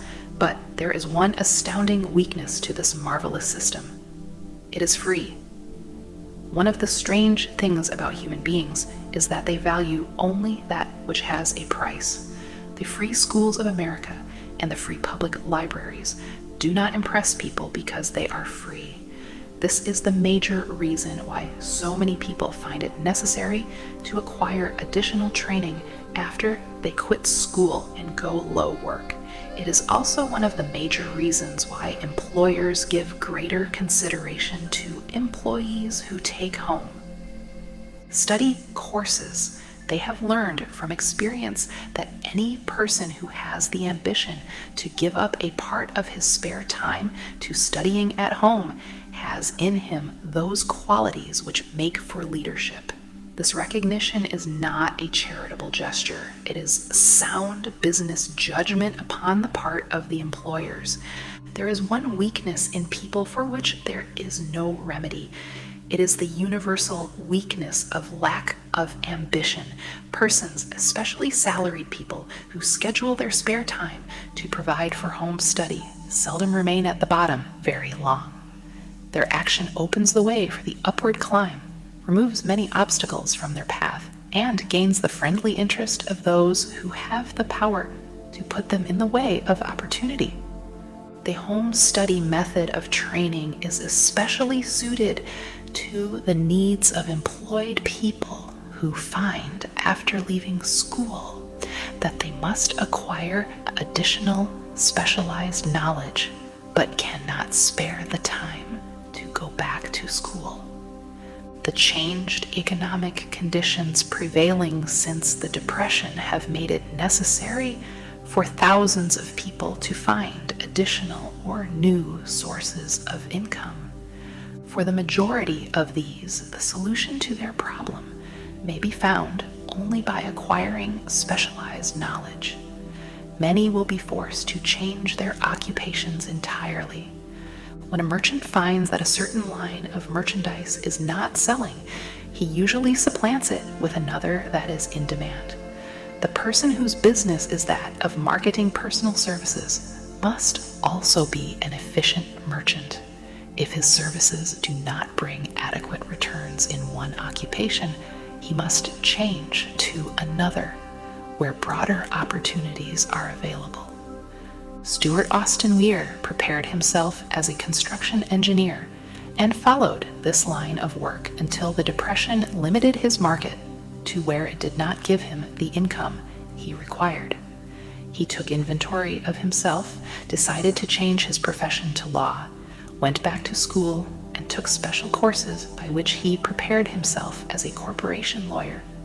Despite the fact the Depression had not ended, he completed his training, passed the bar examination, and quickly built a lucrative law practice in Dallas, Texas. In fact, he is turning away clients just to keep the record straight and to anticipate the alibis of those who will say, "I couldn't go to school because I have a family to support," or "I'm too old. I will add the information that Meisterweer was past 40 and married when he went back to school." Moreover, by carefully selecting highly specialized courses in colleges best prepared to teach the subjects chosen, Meisterweer completed in 2 years the work for which the majority of law students require 4 years. It pays to know how to purchase knowledge. The person who stops studying merely because he has finished school is forever hopelessly doomed to mediocrity, no matter what may be his calling. The way of success is the way of continuous pursuit of knowledge. Let us consider a specific instance. During the Depression, a salesman in a grocery store found himself without a position. Having had some bookkeeping experience, he took a special course in accounting, familiarized himself with all the latest bookkeeping and office equipment, and went into business for himself. Starting with the grocer for whom he had formerly worked, he made contracts with more than 100 small merchants to keep their books at a very nominal monthly fee. His idea was so practical that he soon found it necessary to set up a portable office in a light delivery truck, which he equipped with modern bookkeeping machinery. He now has a fleet of these bookkeeping offices on wheels and employs a large staff of assistants, thus providing small merchants with accounting service equal to the best that money can buy at very nominal cost. Specialized knowledge plus imagination were the ingredients that went into this unique and successful business. Last year, the owner of that business paid an income tax of almost 10 times as much as was paid by the merchant for whom he worked when the Depression forced upon him a temporary adversity which proved to be a blessing in disguise. The beginning of this successful business was an idea, inasmuch as I had the privilege of supplying the unemployed salesman with that idea. I now assume the further privilege of suggesting another idea which has within it the possibility of even greater income, also the possibility of rendering useful service to thousands of people who badly need that service. The idea was suggested by the salesman who gave up selling and went into the business of keeping books on a wholesale basis. When the plan was suggested as a solution of his unemployment problem, he quickly exclaimed, "I like the idea, but I would not know how to turn it into cash." In other words, he complained he would not know how to market his bookkeeping knowledge after he acquired it. So that brought up another problem which had to be solved. With the aid of a young woman typist, clever at hand lettering, and who could put the story together, a very attractive book was prepared describing the advantages of the new system of bookkeeping.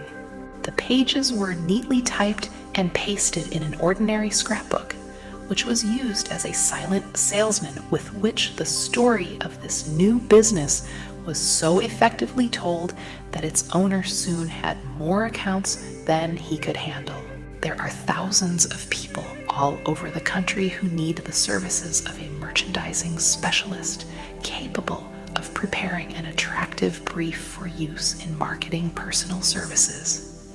The aggregate annual income from such a service might easily exceed that received by the largest employment agency, and the benefits of the service might be made far greater to the purchaser than any to be obtained from an employment agency.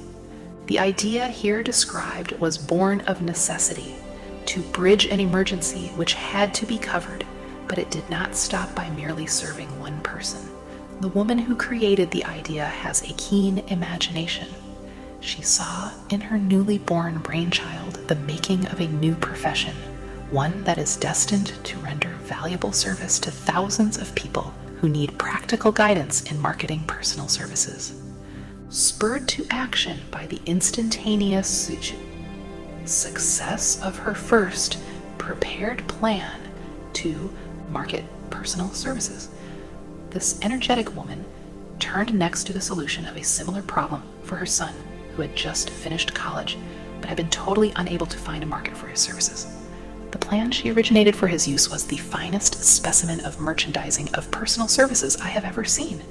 When the plan book had been completed, it contained nearly 50 pages of beautifully typed, properly organized information, telling the story of her son's native ability, schooling, personal experiences, and a great variety of other information too extensive for description. The plan book also contained a complete description of the position her son desired, together with a marvelous word picture of the exact plan he would use in filling the position.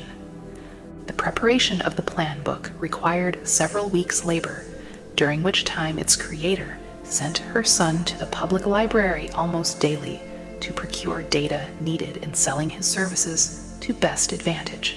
She sent him also to all the competitors of his prospective employer and gathered from them vital information concerning their business methods, which was of great value in the formation of the plan he intended to use in filling the position he sought. When the plan had been finished, it contained more than half a dozen very fine suggestions for the use and benefit of the prospective employer. The suggestions were put into use by the company. One may be inclined to ask, why go to all this trouble to secure a job? The answer is straight to the point. Also, it is dramatic because it deals with a subject which assumes the proportion of a tragedy with millions of men and women whose sole source of income is personal services. The answer is, doing a thing well never is trouble. The plan, prepared by this woman for the benefit of her son, helped him get the job for which he applied at the first interview at a salary fixed by himself.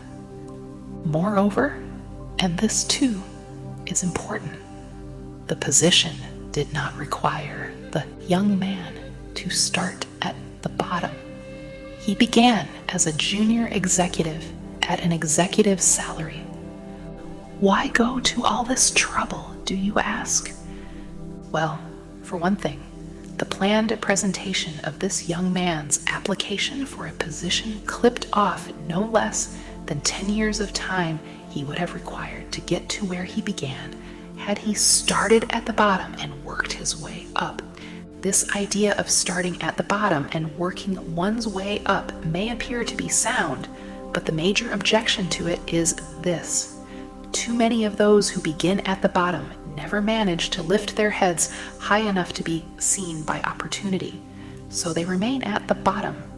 It should be remembered also that the outlook from the bottom is not so very bright or encouraging. It has a tendency to kill off ambition. We call it getting into a rut, which means that we accept our fate because we form the habit of daily routine, a habit that finally becomes so strong we cease to try to throw it off. And that is another reason why it pays to start 1 or 2 steps above the bottom. By so doing, one forms the habit of looking around, of observing how others get ahead, of seeing opportunity, and of embracing it without hesitation. Dan Halpin is a splendid example of what I mean. During his college days, he was manager of the famous 1930 National Championship Notre Dame football team when it was under the direction of the late Knut Rockne. Perhaps he was inspired by the great football coach to aim high and not mistake temporary defeat for failure, just as Andrew Carnegie, the great industrial leader, inspired his young business lieutenants to set high goals for themselves. At any rate, young Halpin finished college at a mighty unfavorable time when the Depression had made jobs scarce. So, after a fling at investment banking and motion pictures, He took the first opening with a potential future he could find, selling electrical hearing aids on a commission basis. Anyone could start in that sort of job, and Halpin knew it, but it was enough to open the door of opportunity to him. For almost 2 years, he continued in a job not to his liking, and he would never have risen above that job if he had not done something about his dissatisfaction.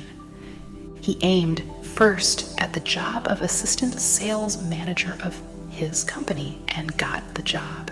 That one step upward placed him high enough above the crowd to enable him to see still greater opportunity also.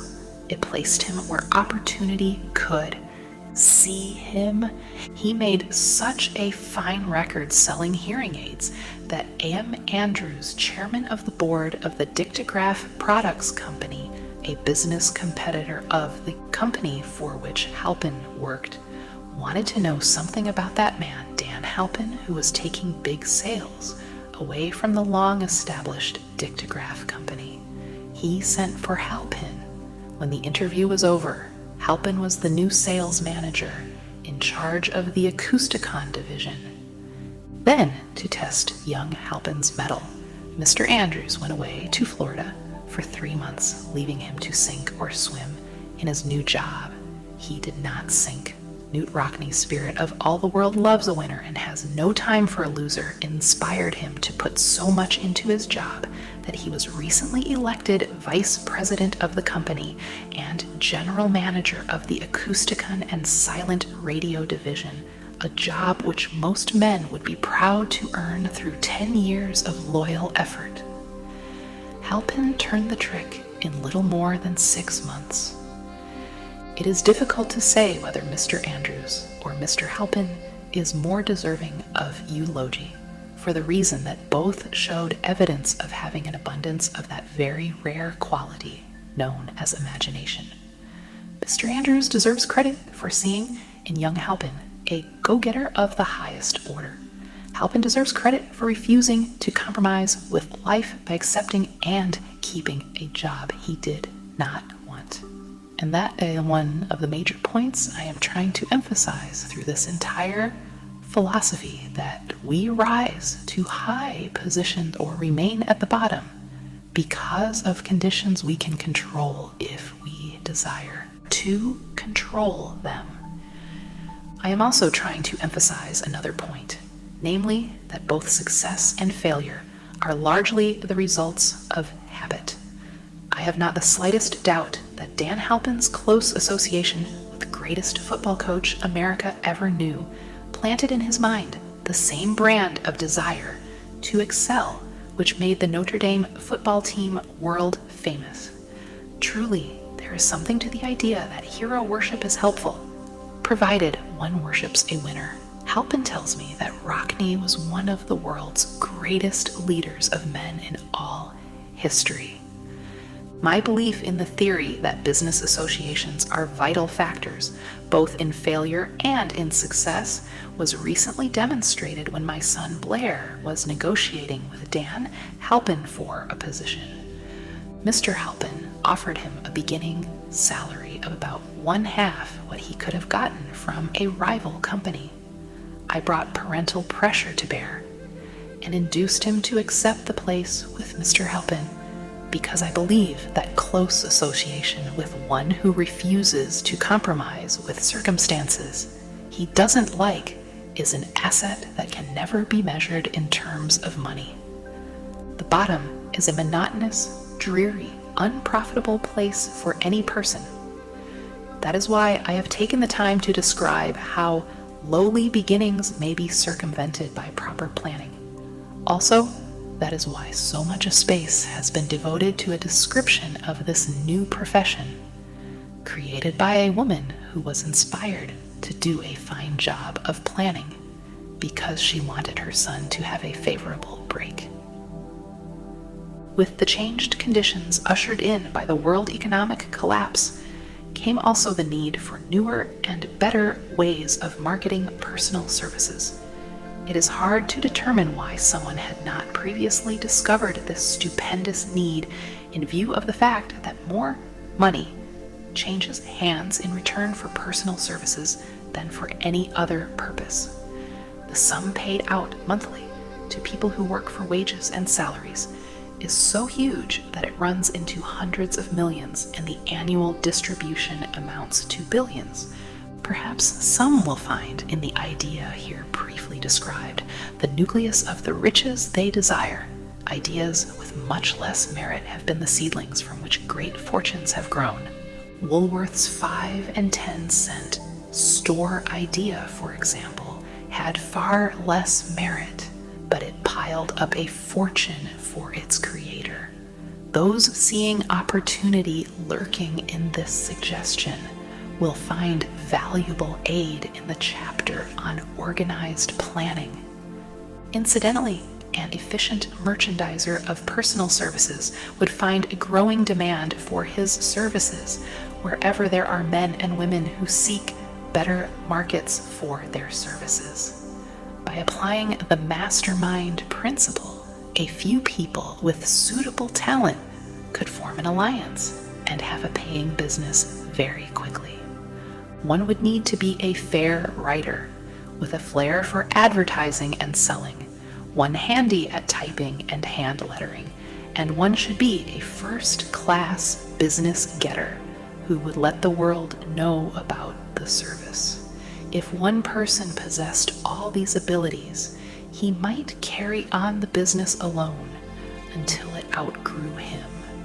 The woman who prepared the personal service sales plan for her son now receives requests from all parts of the country for her cooperation in preparing similar plans for others who desire to market their personal services for more money. She has a staff of expert typists, artists, and writers who have the ability to dramatize the case history so effectively that one's personal services can be marketed for much more money than the prevailing wages for similar services. She is so confident of her ability that she accepts as the major portion of her fee a percentage of the increased pay she helps her clients to earn. It must not be supposed that her plan merely consists of clever salesmanship by which she helps men and women to demand and receive more money for the same services they formerly sold for less pay. She looks after the interests of the purchaser as well as the seller of personal services, and so prepares her plans that the employer receives full value for the additional money he pays. The method by which she accomplishes this astonishing result is a professional secret which she discloses to no one excepting her own clients. If you have the imagination and seek a more profitable outlet for your personal services, this suggestion may be the stimulus for which you have been searching. The idea is capable of yielding an income far greater than that of the average doctor, lawyer, or engineer whose education required several years in college.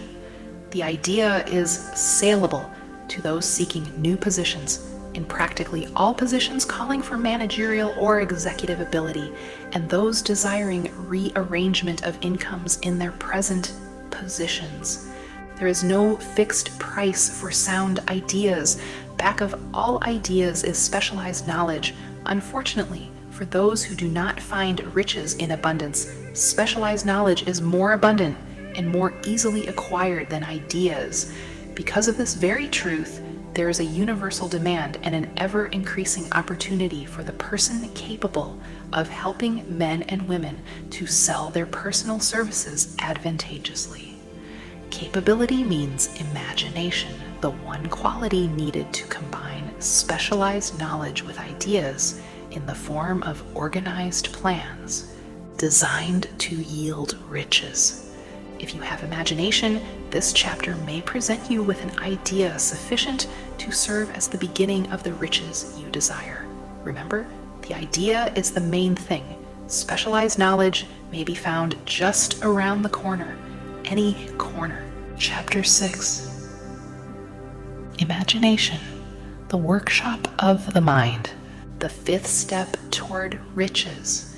The imagination is literally the workshop wherein are fashioned all plans created by man. The impulse, the desire, is given shape, form, and action through the aid of the imaginative faculty of the mind.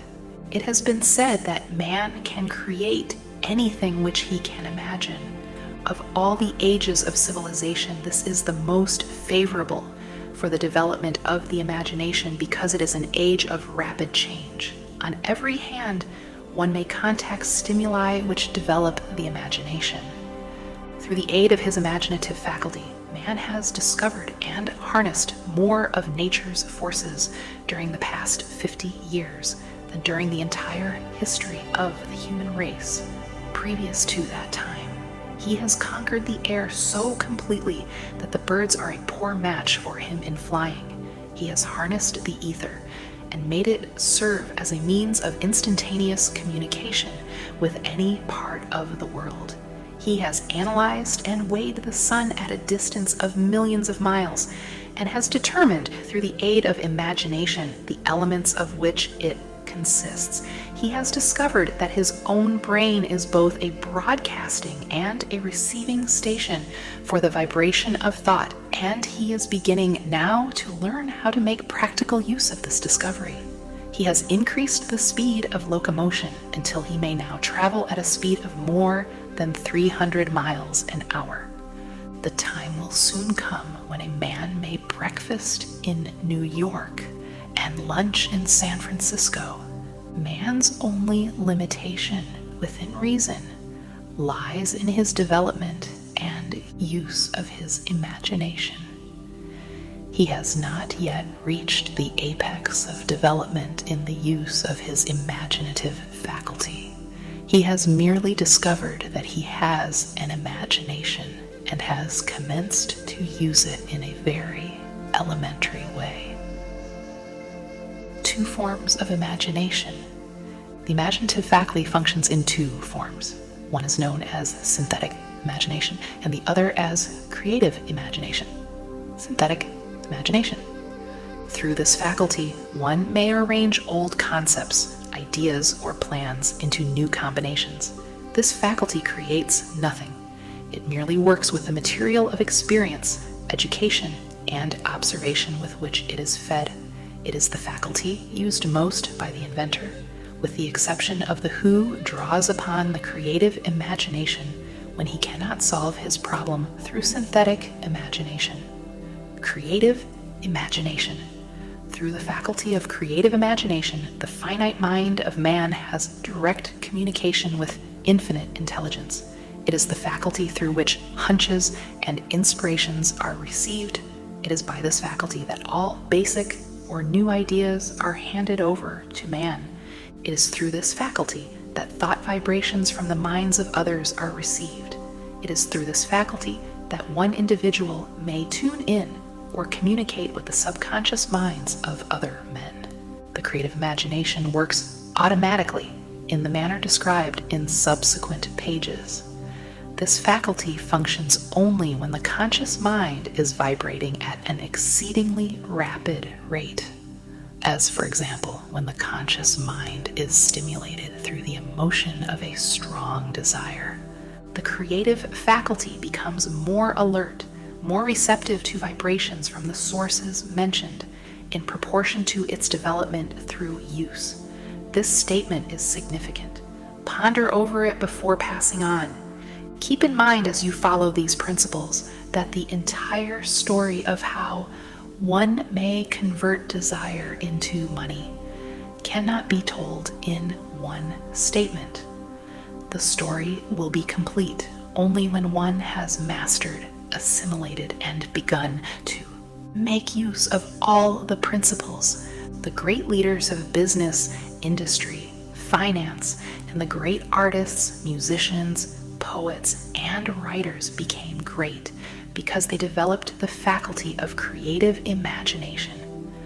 Both the synthetic and creative faculties of imagination become more alert with use, just as any muscle or organ of the body develops through use.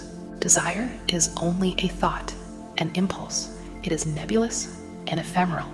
It is abstract and of no value until it has been transformed into its physical counterpart, while the synthetic imagination is the one which will be used most frequently in the process of transforming the impulse of desire into money. You must keep in mind the fact that you may face circumstances and situations which demand use of the creative imagination as well. Your imaginative faculty may have become weak through inaction. It can be revived and made alert through use. This faculty does not die, though it may become quiescent through lack of use. Center your attention, for the time being, on the development of the synthetic imagination, because this is the faculty which you will use more often in the process of converting desire into money. Transformation of the intangible impulse of desire into the tangible reality of money calls for the use of a plan or plans. These plans must be formed with the aid of the imagination and mainly with the synthetic faculty. Read the entire book through, then come back to this chapter and begin at once to put your imagination to work on the building of a plan or plans for the transformation of your desire into money. Detailed instructions for the building of plans have been given in almost every chapter. Carry out the instructions best suited to your needs. Reduce your plan to writing if you have not already done so. The moment you complete this, you will have definitely given concrete form to the intangible desire. Read the preceding sentence once more. Read it aloud, very slowly, and as you do so, remember that the moment you reduce the statement of your desire and a plan for its realization to writing, you have actually taken the first of a series of steps which will enable you to convert the thought into its physical counterpart. The earth on which you live, you yourself, and every other material thing are the result of evolutionary change, through which microscopic bits of matter have been organized and arranged in an orderly fashion.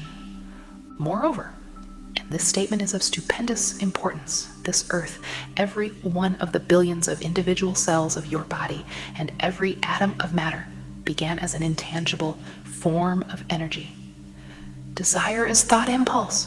Thought impulses are forms of energy.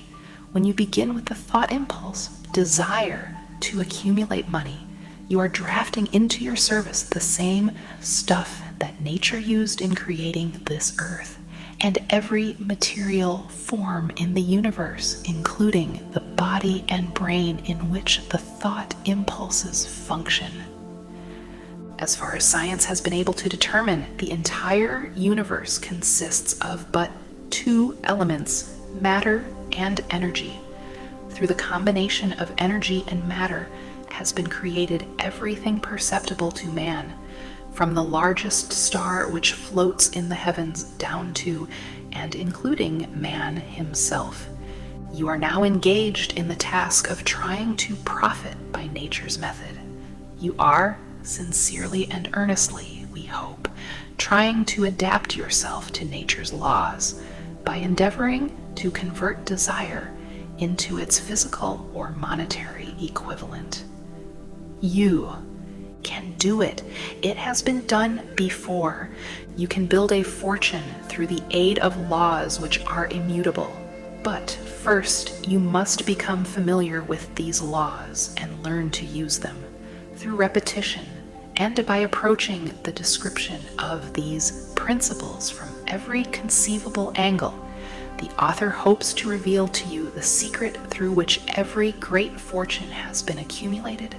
Strange and paradoxical as it may seem, the secret is not a secret. Nature herself advertises it in the earth on which we live, the stars, the planets suspended within our view, in the elements above and around us, in every blade of grass and every form of life within our vision. Nature advertises this secret in the terms of biology, in the conversion of a tiny cell, so small that it may be lost on the point of a pin into the human being. Now, reading this line, the conversion of desire into its physical equivalent is certainly no more miraculous. Do not become discouraged if you do not fully comprehend all that has been stated.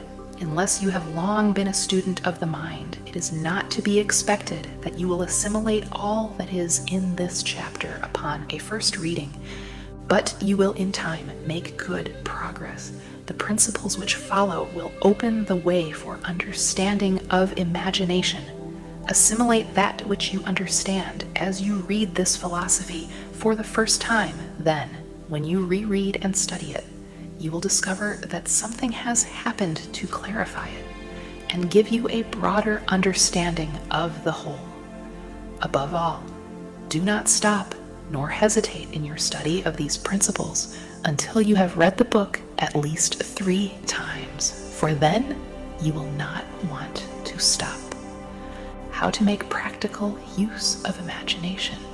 Ideas are the beginning points of all fortunes. Ideas are products of the imagination. Let us examine a few well-known ideas which have yielded huge fortunes, with the hope that these illustrations will convey definite information concerning the method by which imagination may be used in accumulating riches. The enchanted kettle.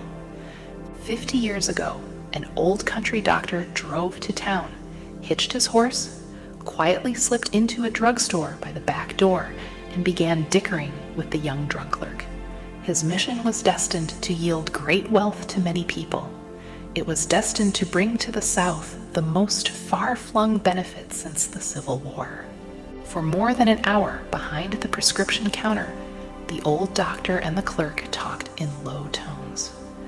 Then the doctor left. He went out to the buggy and brought back a large, old-fashioned kettle, a big wooden paddle used for stirring the contents of the kettle, and deposited them in the back of the store.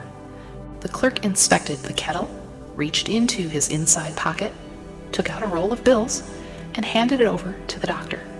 The roll contained exactly $500.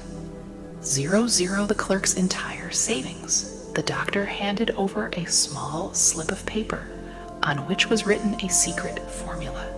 The words on that small slip of paper were worth a king's ransom, but not to the doctor. Those magic words were needed to start the kettle to boiling. But neither the doctor nor the young clerk knew what fabulous fortunes were destined to flow from that kettle. The old doctor was glad to sell the outfit for $500. The money would pay off his debts and give him freedom of mind. The clerk was taking a big chance by staking his entire life's savings on a mere scrap of paper and an old kettle. He never dreamed his investment would start a kettle to overflowing with gold that would surpass the miraculous performance of Aladdin's lamp. What the clerk really purchased was an idea. The old kettle and the wooden paddle and the secret message on a slip of paper were incidental. The strange performance of that kettle began to take place after the new owner mixed with the secret instructions an ingredient of which the doctor knew nothing. Read this story carefully. Give your imagination a test. See if you can discover what it was that the young man added to the secret message, which caused the kettle to overflow with gold. Remember, as you read, that this is not a story from Arabian Nights. Here you have a story of facts, stranger than fiction, facts which began in the form of an idea. Let us take a look at the vast fortunes of gold this idea has produced. It has paid, and still pays, huge fortunes to men and women all over the world who distribute the contents of the kettle to millions of people. The old kettle is now one of the world's largest consumers of sugar, thus providing jobs of a permanent nature to thousands of men and women engaged in growing sugarcane and in refining and marketing sugar. The old kettle consumes annually millions of glass bottles, providing jobs to huge numbers of glass workers. The old kettle gives employment to an army of clerks, stenographers, copywriters, and advertising experts throughout the nation. It has brought fame and fortune to scores of artists who have created magnificent pictures describing the product. The old kettle has converted a small southern city into the business capital of the South, where it now benefits, directly or indirectly, every business and practically every resident of the city.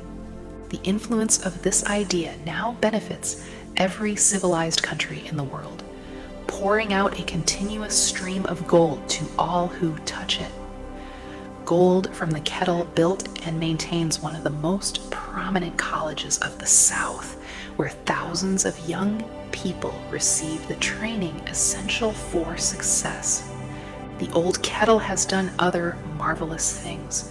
All through the world, depression, when factories, banks, and business houses were folding up and quitting by the thousands, the owner of this enchanted kettle went marching on, giving continuous employment to an army of men and women all over the world, and paying out extra portions of gold to those who long ago had faith in the idea.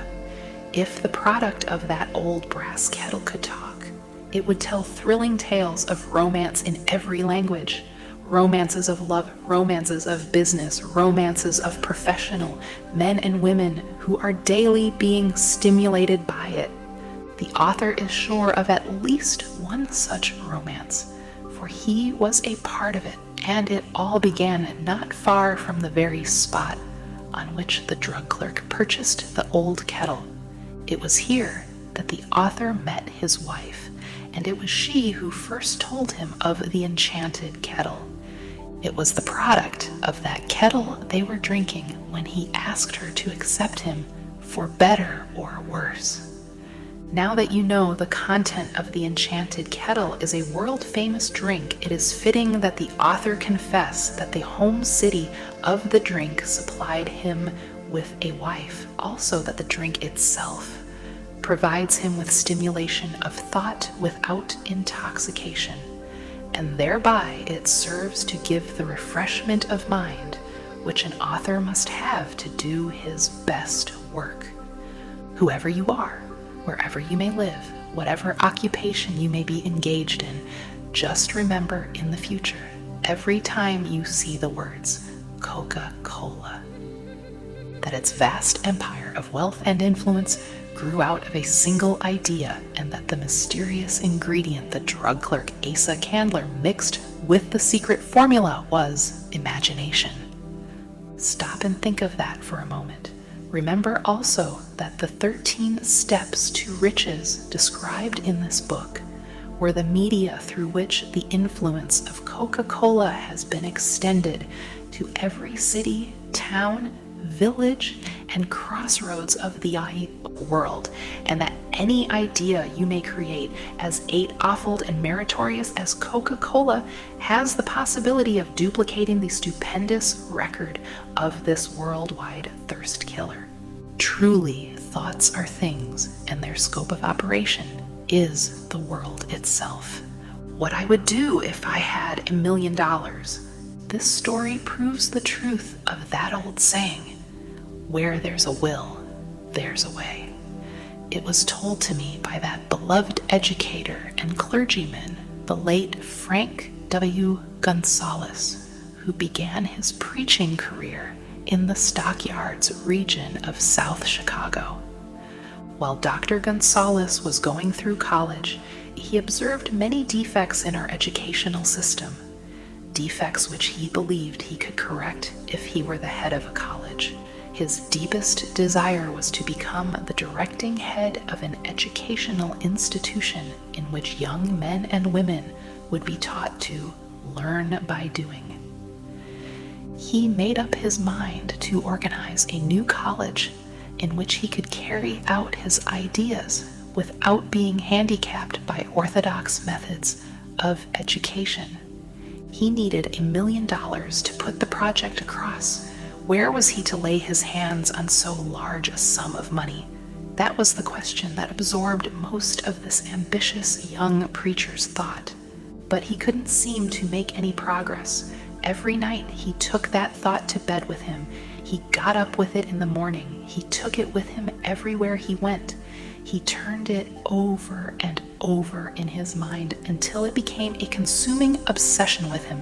$1 million is a lot of money. He recognized that fact, but he also recognized the truth that the only limitation is that which one sets up in one's own mind. Being a philosopher as well as a preacher, Dr. Gonzalez recognized, as do all who succeed in life, that definiteness of purpose is the starting point from which one must begin.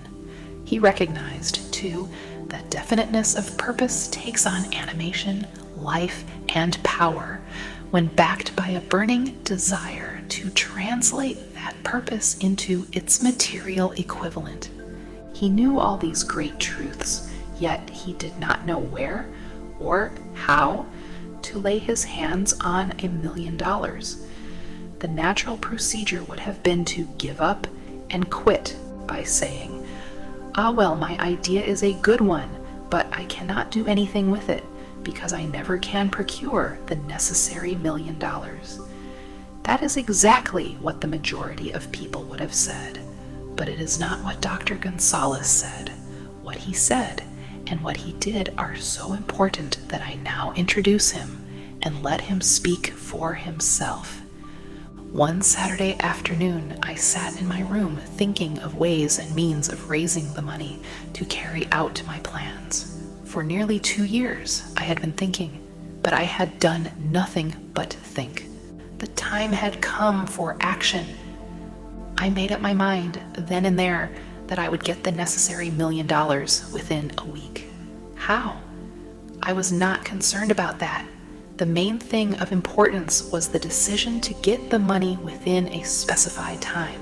And I want to tell you that the moment I reached a definite decision to get the money within a specified time, a strange feeling of assurance came over me, such as I had never before experienced. Something inside me seemed to say, why didn't you reach that decision a long time ago? The money was waiting for you all the time. Things began to happen in a hurry. I called the newspapers and announced I would preach a sermon the following morning entitled, What I Would Do If I Had $1 Million. I went to work on the sermon immediately, but I must tell you, frankly, the task was not difficult because I had been preparing that sermon for almost 2 years. The spirit back of it was a part of me. Long before midnight, I had finished writing the sermon. I went to bed and slept with a feeling of confidence, for I could see myself already in possession of the $1 million. Next morning, I arose early, went into the bathroom, read the sermon, then knelt on my knees and asked that my sermon might come to the attention of someone who would supply the needed money. While I was praying, I again had that feeling of assurance that the money would be forthcoming. In my excitement, I walked out without my sermon and did not discover the oversight until I was in my pulpit and about ready to begin delivering it. It was too late to go back for my notes, and what a blessing that I couldn't go back. Instead, my own subconscious mind yielded the material I needed. When I arose to begin my sermon, I closed my eyes and spoke with all my heart and soul of my dreams. I not only talked to my audience, but I fancy I talked also to God. I told what I would do with $1 million if that amount were placed in my hands. I described the plan I had in mind for organizing a great educational institution where young people would learn to do practical things and at the same time develop their minds. When I had finished and sat down, a man slowly arose from his seat, about 3 rows from the rear, and made his way toward the pulpit. I wondered what he was going to do. He came into the pulpit, extended his hand, and said, "Reverend, I liked your sermon. I believe you can do everything you said you would if you had $1 million. To prove that I believe in you and your sermon, if you will come to my office tomorrow morning, I will give you the $1 million. My name is Philip D. Armour." Young Gonzalez went to Mr. Armour's office, and the $1 million was presented to him. With the money, he founded the Armour Institute of Technology. That is more money than the majority of preachers ever see in an entire lifetime. Yet the thought impulse back of the money was created in the young preacher's mind in a fraction of a minute. The necessary $1 million came as a result of an idea. Back of the idea was a desire which young Gonzalez had been nursing in his mind for almost 2 years. Observe this important fact. He got the money within 36 hours after he reached a definite decision in his own mind to get it and decided upon a definite plan for getting it. There was nothing new or unique about young Gonzalez's vague thinking about $1 million and weakly hoping for it. Others before him, and many since his time, have had similar thoughts, but there was something very unique and different about the decision he reached on that memorable Saturday when he put vagueness into the background and definitely said, "I will get that money within a week." God seems to throw himself on the side of the man who knows exactly what he wants, if he is determined to get just that. Moreover, the principle through which Dr. Gonzalez got his $1 million is still alive. It is available to you. This universal law is as workable today as it was when the young preacher made use of it so successfully. This book describes, step by step, the 13 elements of this great law and suggests how they may be put to use. Observe that Asa Candler and Dr. Frank Gonzalez had one characteristic in common. Both knew the astounding truth that ideas can be transmuted into cash through the power of definite purpose plus definite plans. If you are one of those who believe that hard work and honesty alone will bring riches, perish the thought. It is not true. Riches, when they come in huge quantities, are never the result of hard work. Riches come, if they come at all, in response to definite demands based upon the application of definite principles and not by chance or luck. Generally speaking, an idea is an impulse of thought that impels action by an appeal to the imagination. All master salesmen know that ideas can be sold where merchandise cannot. Ordinary salesmen do not know this. That is why they are ordinary. A publisher of books which sell for a nickel made a discovery that should be worth much to publishers generally. He learned that many people buy titles and not contents of books. By merely changing the name of one book that was not moving, his sales on that book jumped upward more than 1 million copies. The inside of the book was not changed in any way. He merely ripped off the cover bearing the title that did not sell and put on a new cover with a title that had box office value. That, as simple as it may seem, was an idea. It was imagination. There is no standard price on ideas. The creator of ideas makes his own price, and if he is smart, gets it. The moving picture industry created a whole flock of millionaires. Most of them were men who couldn't create ideas, but they had the imagination to recognize ideas when they saw them. The next flock of millionaires will grow out of the radio business, which is new and not overburdened with men of keen imagination. The money will be made by those who discover or create new and more meritorious radio programs and have the imagination to recognize merit and to give the radio listeners a chance to profit by it. The sponsor, that unfortunate victim who now pays the cost of all radio entertainment, soon will become idea conscious and demand something for his money. The man who beats the sponsor to the draw and supplies programs that render useful service is the man who will become rich in this new industry.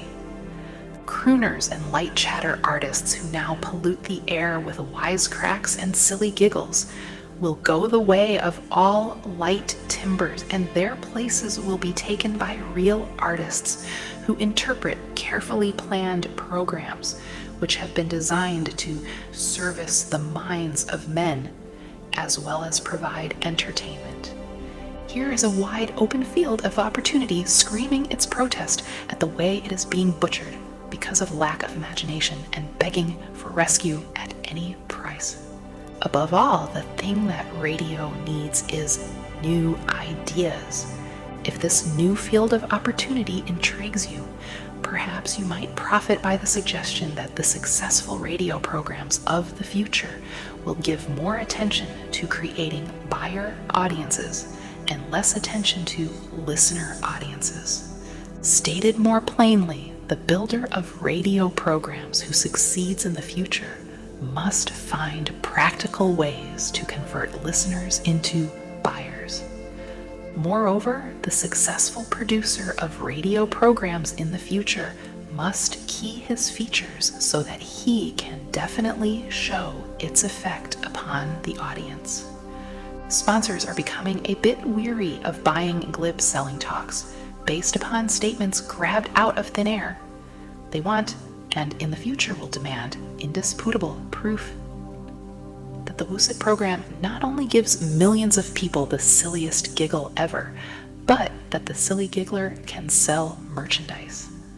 Another thing that might as well be understood by those who contemplate entering this new field of opportunity: radio advertising is going to be handled by an entirely new group of advertising experts, separate and distinct from the old-time newspaper and magazine advertising agency men. The old-timers in the advertising game cannot read the modern radio scripts because they have been schooled to see ideas. The new radio technique demands men who can interpret ideas from a written manuscript in terms of sound. It costs the author a year of hard labor and many thousands of dollars to learn this. Radio right now is about where the moving pictures were when Mary Pickford and her curls first appeared on the screen. There is plenty of room in radio for those who can produce or recognize ideas. If the foregoing comment on the opportunities of radio has not started your idea factory to work, you had better forget it. Your opportunity is in some other field. If the comment intrigued you in the slightest degree, then go further into it and you may find the one idea you need to round out your career. Never let it discourage you if you have no experience in radio. Andrew Carnegie knew very little about making steel. I have Carnegie's own word for this, but he made practical use of two of the principles described in this book and made the steel business yield him a fortune. The story of practically every great fortune starts with the day when a creator of ideas and a seller of ideas got together and worked in harmony. Carnegie surrounded himself with men who could do all that he could not do, men who created ideas and men who put ideas into operation, and made himself and the others fabulously rich. Millions of people go through life hoping for favorable breaks. Perhaps a favorable break can get one an opportunity, but the safest plan is not to depend upon luck. It was a favorable break that gave me the biggest opportunity of my life, but 25 years of determined effort had to be devoted to that opportunity before it became an asset. The break consisted of my good fortune in meeting and gaining the cooperation of Andrew Carnegie. On that occasion, Carnegie planted in my mind the idea of organizing the principles of achievement into a philosophy of success. Thousands of people have profited by the discoveries made in the 25 years of research, and several fortunes have been accumulated through the application of the philosophy. The beginning was simple. It was an idea which anyone might have developed. The favorable break came through Carnegie, but what about the determination, definiteness of purpose, and the desire to attain the goal, and the persistent effort of 25 years? It was no ordinary desire that survived disappointment, discouragement, temporary defeat, criticism, and the constant reminding of waste of time. It was a burning desire, an obsession. When the idea was first planted in my mind by Mr. Carnegie, it was coaxed, nursed, and enticed to remain alive. Gradually, the idea became a giant under its own power, and it coaxed, nursed, and drove me. Ideas are like that. First, you give life and action and guidance to ideas. Then they take on power of their own and sweep aside all opposition. Ideas are intangible forces, but they have more power than the physical brains that give birth to them. They have the power to live on after the brain that creates them has returned to dust. For example, take the power of Christianity that began with a simple idea born in the brain of Christ. Its chief tenet was, "Do unto others as you would have others do unto you." Christ has gone back to the source from whence he came, but his idea goes marching on. Someday, it may grow up and come into its own. Then it will have fulfilled Christ's deepest desire. The idea has been developing only 2,000 years. Give it time. Success requires no explanations. Failure permits no alibis. Chapter 7. Organized planning. Crystallization of desire into action. The sixth step toward riches. You have learned that everything man creates or acquires begins in the form of desire. That desire is taken on the first lap of its journey, from the abstract to the concrete, into the workshop of the imagination, where plans for its transition are created and organized. In Chapter 2, you were instructed to take 6 definite practical steps as your first move in translating the desire for money into its monetary equivalent. One of these steps is the formation of a definite, practical plan or plans through which this transformation may be made. You will now be instructed how to build plans which will be practical, viz. A. Ally yourself with a group of as many people as you may need for the creation and carrying out of your plan, or plans for the accumulation of money, making use of the mastermind principle described in a later chapter. Compliance with this instruction is absolutely essential. Do not neglect it. Before forming your mastermind alliance, decide what advantages and benefits you may offer the individual members of your group in return for their cooperation. No one will work indefinitely without some form of compensation. No intelligent person will either request or expect another to work without adequate compensation, although this may not always be in the form of money. C. Arrange to meet with the members of your mastermind group at least twice a week, and more often if possible, until you have jointly perfected the necessary plan or plans for the accumulation of money. D. Maintain perfect harmony between yourself and every member of your mastermind group.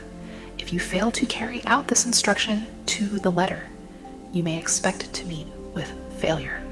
The mastermind principle cannot obtain where perfect harmony does not prevail. Keep in mind these facts. First, you are engaged in an undertaking of major importance to you. To be sure of success, you must have plans which are faultless. Second, You must have the advantage of the experience, education, native ability, and imagination of other minds. This is in harmony with the methods followed by every person who has accumulated a great fortune.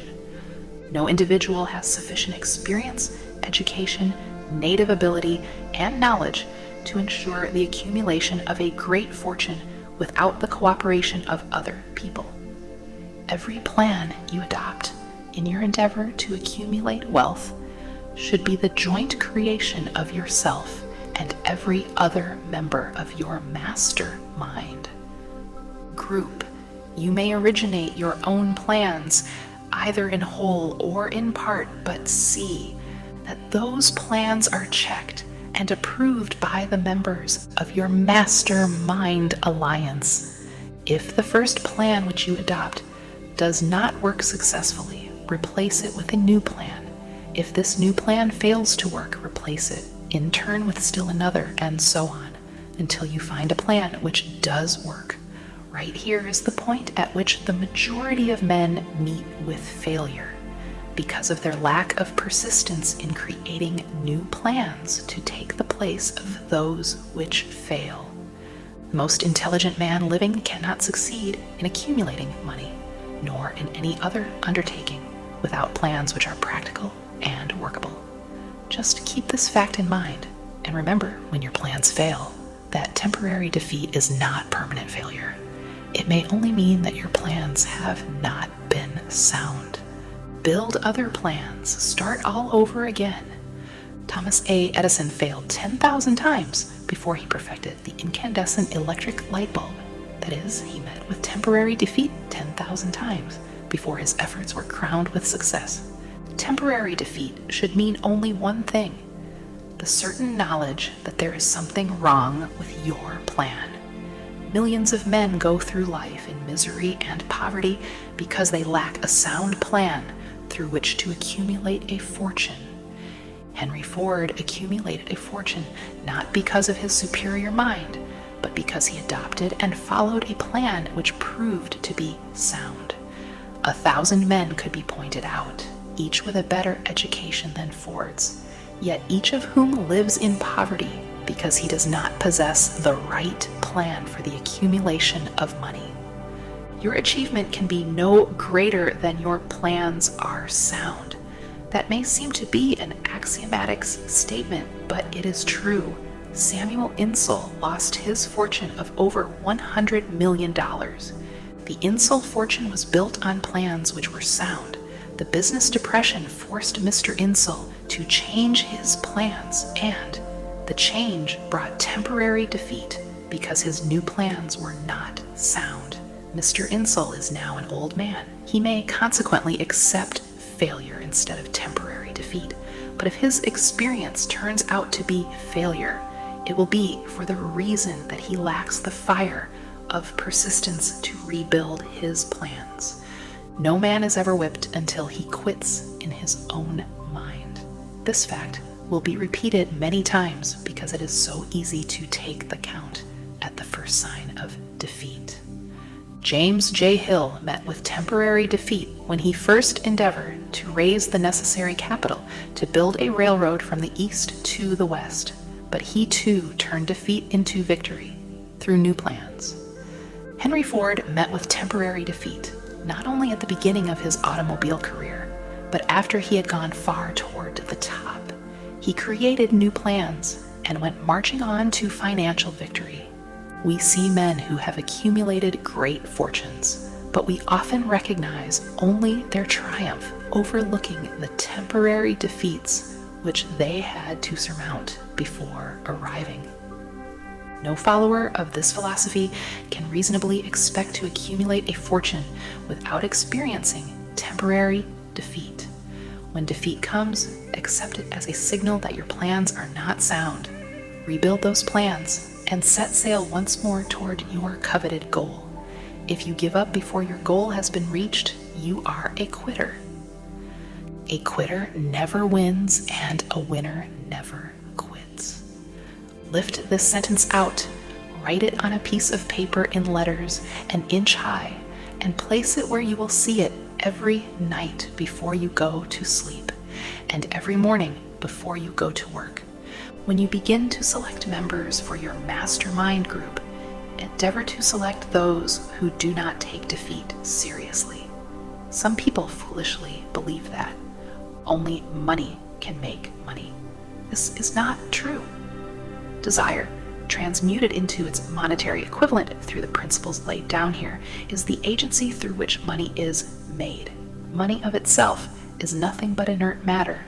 It cannot move, think, or talk, but it can hear when a man who desires it calls it to come. Planning the sale of services. The remainder of this chapter has been given over to a description of ways and means of marketing personal services. The information here conveyed will be of practical help to any person having any form of personal services to market, but it will be of priceless benefit to those who aspire to leadership in their chosen occupations. Intelligent planning is essential for success in any undertaking designed to accumulate riches. Here will be found detailed instructions to those who must begin the accumulation of riches by selling personal services. It should be encouraging to know that practically all the great fortunes began in the form of compensation for personal services or from the sale of ideas. What else, except ideas and personal services, would one not possessed of property have to give in return for riches?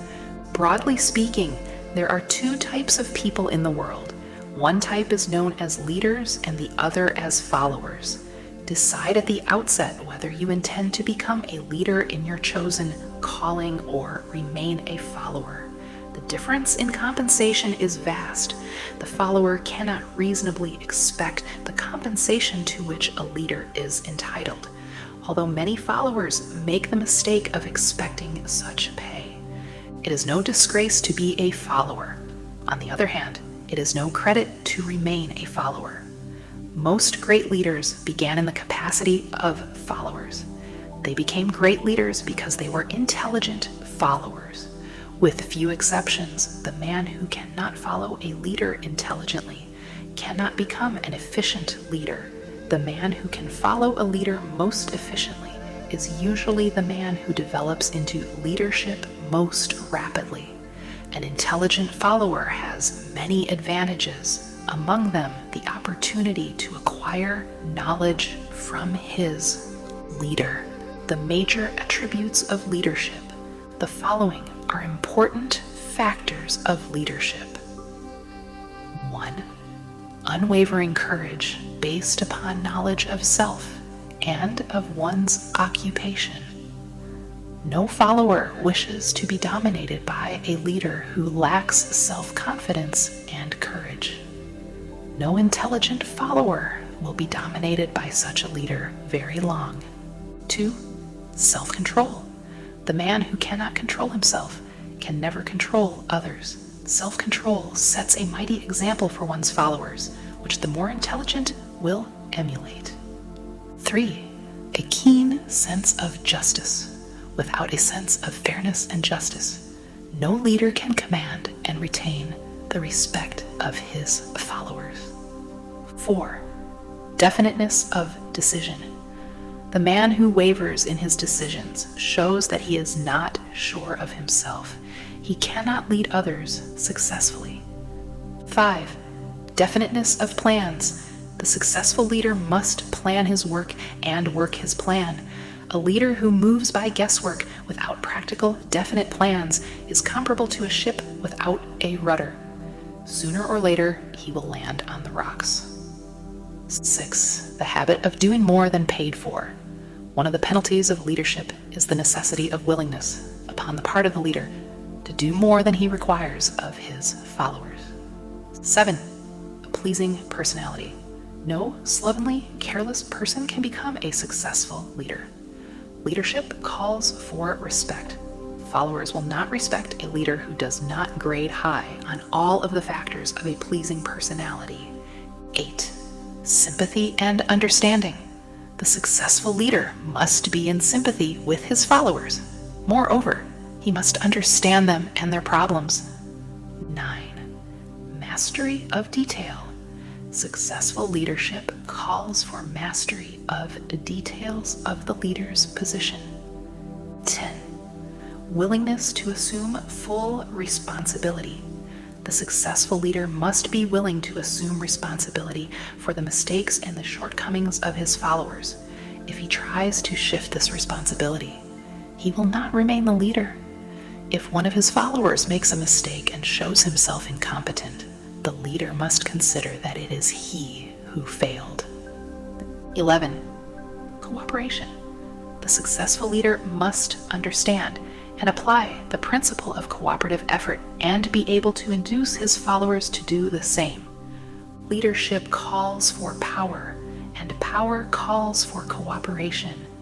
There are 2 forms of leadership.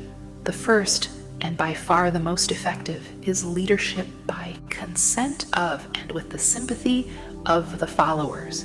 The second is leadership by force, without the consent and sympathy of the followers. History is filled with evidences that leadership by force cannot endure. The downfall and disappearance of dictators and kings is significant. It means that people will not follow forced leadership indefinitely. The world has just entered a new era of relationship between leaders and followers, which very clearly calls for new leaders and a new brand of leadership in business and industry. Those who belong to the old school of leadership by force must acquire an understanding of the new brand of leadership, cooperation, or be relegated to the rank and file of the followers. There is no other way out for them. The relationship of employer and employee, or of leader and follower in the future, will be one of mutual cooperation based upon an equitable division of the profits of business. In the future, the relationship of employer and employee will be more like a partnership than it has been in the past. Napoleon, Kaiser Wilhelm of Germany, the Tsar of Russia, and the King of Spain were examples of leadership by force. Their leadership passed. Without much difficulty, one might point to the prototypes of these ex-leaders among the business, financial, and labor leaders of America who have been dethroned or slated to go. Leadership by consent of the followers is the only brand which can endure. Men may follow the forced leadership temporarily, but they will not do so willingly. The new brand of leadership will embrace the 11 factors of leadership described in this chapter, as well as some other factors. The man who makes these the basis of his leadership will find abundant opportunity to lead in any walk of life. The Depression was prolonged, largely because the world lacked leadership of the new brand. At the end of the Depression, the demand for leaders who are competent to apply the new methods of leadership has greatly exceeded the supply. Some of the old type of leaders will reform and adapt themselves to the new brand of leadership, but generally speaking, the world will have to look for new timber for its leadership. This necessity may be your opportunity. The 10 major causes of failure in leadership. We come now to the major faults of leaders who fail, because it is just as essential to know what not to do as it is to know what to do. 1. Inability to organize details. Efficient leadership calls for ability to organize and to master details.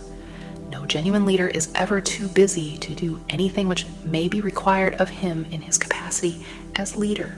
When a man, whether he is a leader or follower, admits that he is too busy to change his plans or to give attention to any emergency, he admits his inefficiency.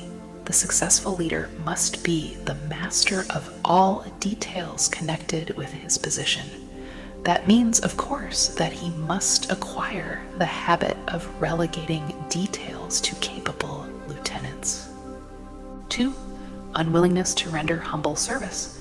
Truly great leaders are willing, when occasion demands, to perform any sort of labor which they would ask another to perform. The greatest among ye shall be the servant of all, is a truth which all able leaders observe and respect. 3.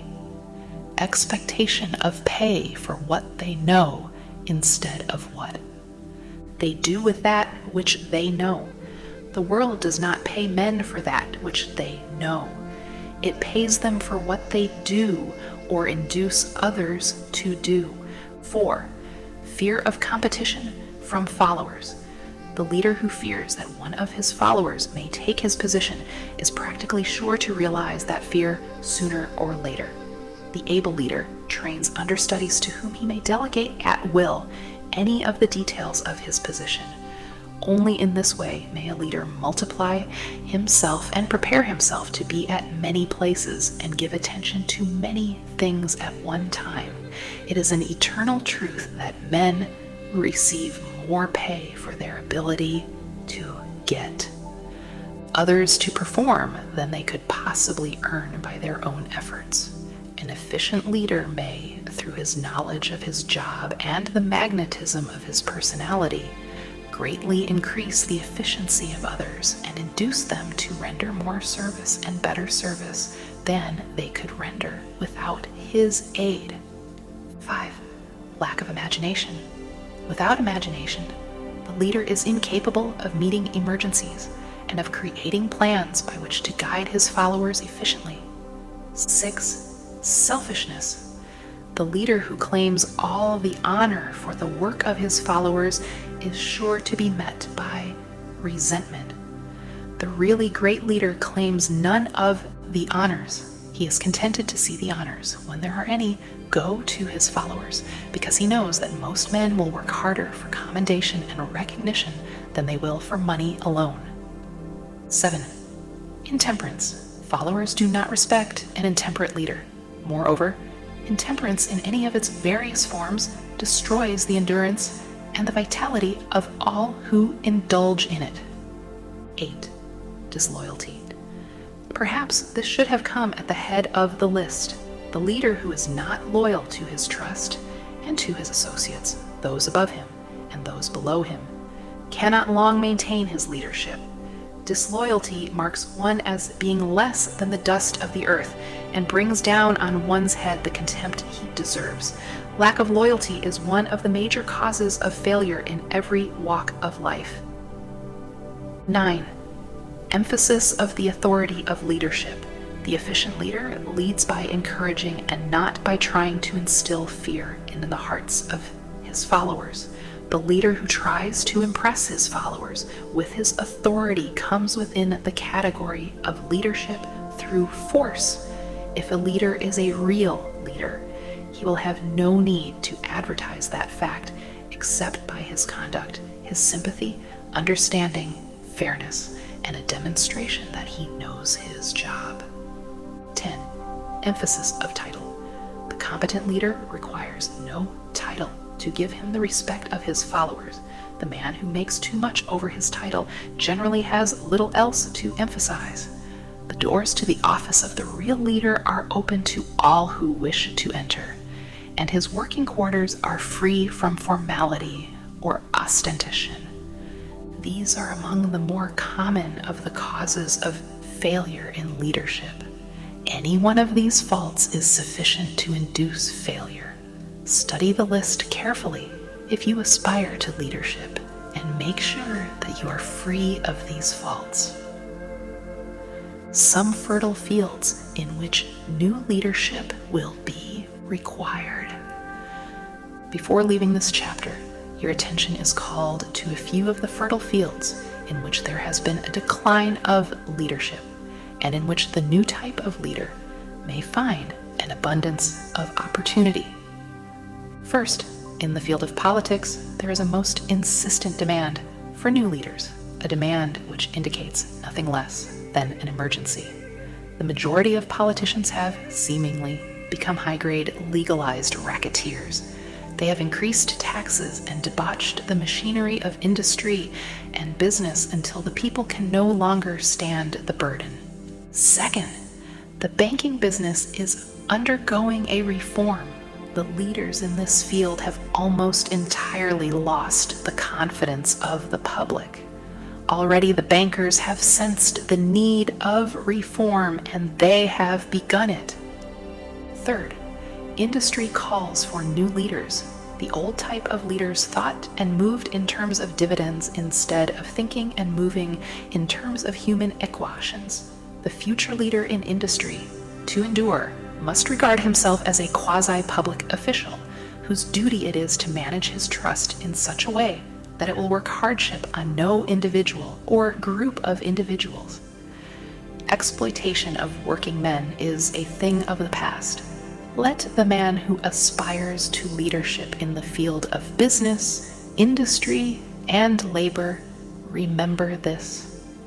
Fourth, the religious leader of the future will be forced to give more attention to the temporal needs of his followers in the solution of their economic and personal problems of the present, and less attention to the dead past and the yet unborn future. Fifth, in the professions of law, medicine, and education, a new brand of leadership, and to some extent, new leaders will become a necessity. This is especially true in the field of education. The leader in that field must, in the future, find ways and means of teaching people how to apply the knowledge they receive in school. He must deal more with practice and less with theory.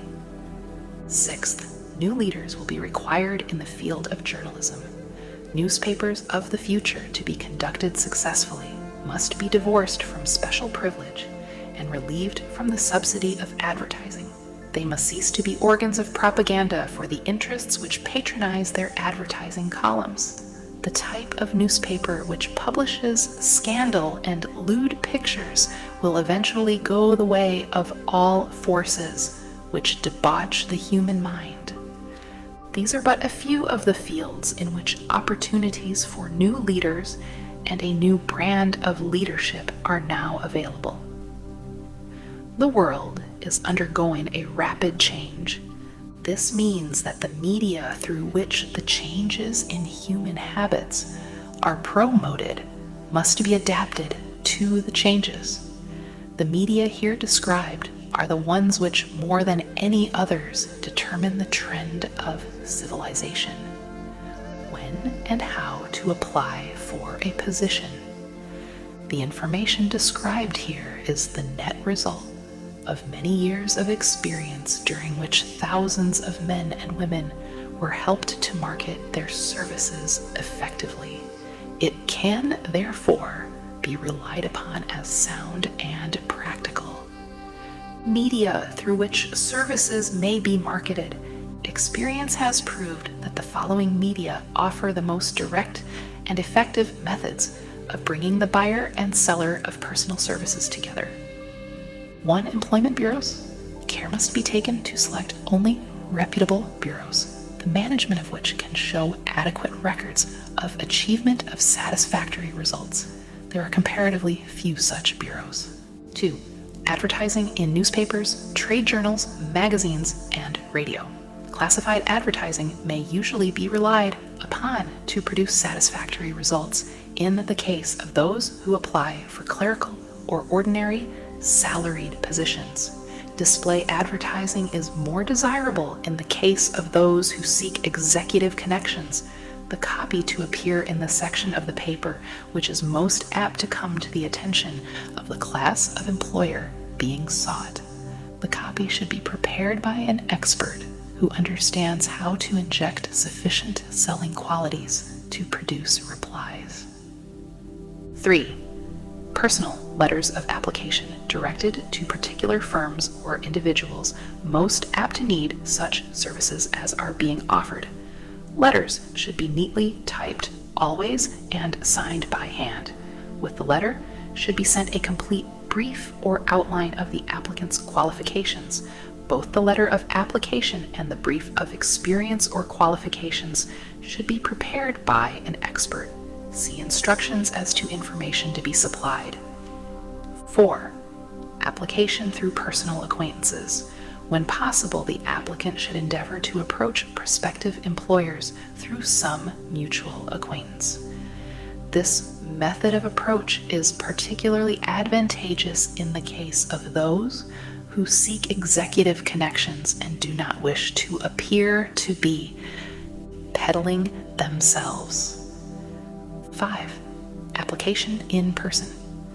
In some instances, it may be more effective if the applicant offers personally his services to prospective employers, in which event a complete written statement of qualifications for the position should be presented, for the reason that prospective employers often wish to discuss with associates one's record. Information to be supplied in a written brief. This brief should be prepared as carefully as a lawyer would prepare the brief of a case to be tried in court, unless the applicant is experienced in the preparation of such briefs. An expert should be consulted and his services enlisted for this purpose. Successful merchants employ men and women who understand the art and the psychology of advertising to present the merits of their merchandise. One who has personal services for sale should do the same. The following information should appear in the brief. 1. Education. State briefly, but definitely, what schooling you have had and in what subjects you specialized in school, giving the reasons for that specialization. 2. Experience. If you have had experience in connection with positions similar to the one you seek, describe it fully. State names and addresses of former employers. Be sure to bring out clearly any special experience you may have had, which would equip you to fill the position you seek. 3. References. Practically every business firm desires to know all about the previous records, antecedents, etc. of prospective employees who seek positions of responsibility. Attach to your brief photostatic copies of letters from A.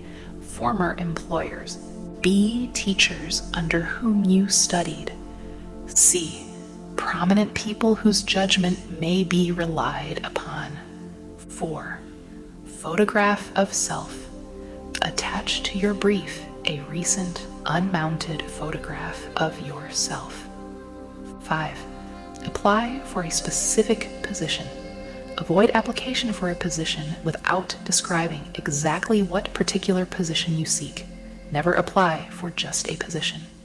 That indicates you lack specialized qualifications. 6. State your qualifications for the particular position for which you apply. Give full details as to the reason you believe you are qualified for the particular position you seek. This is the application. It will determine more than anything else what consideration you receive. 7. Offer to go to work on probation.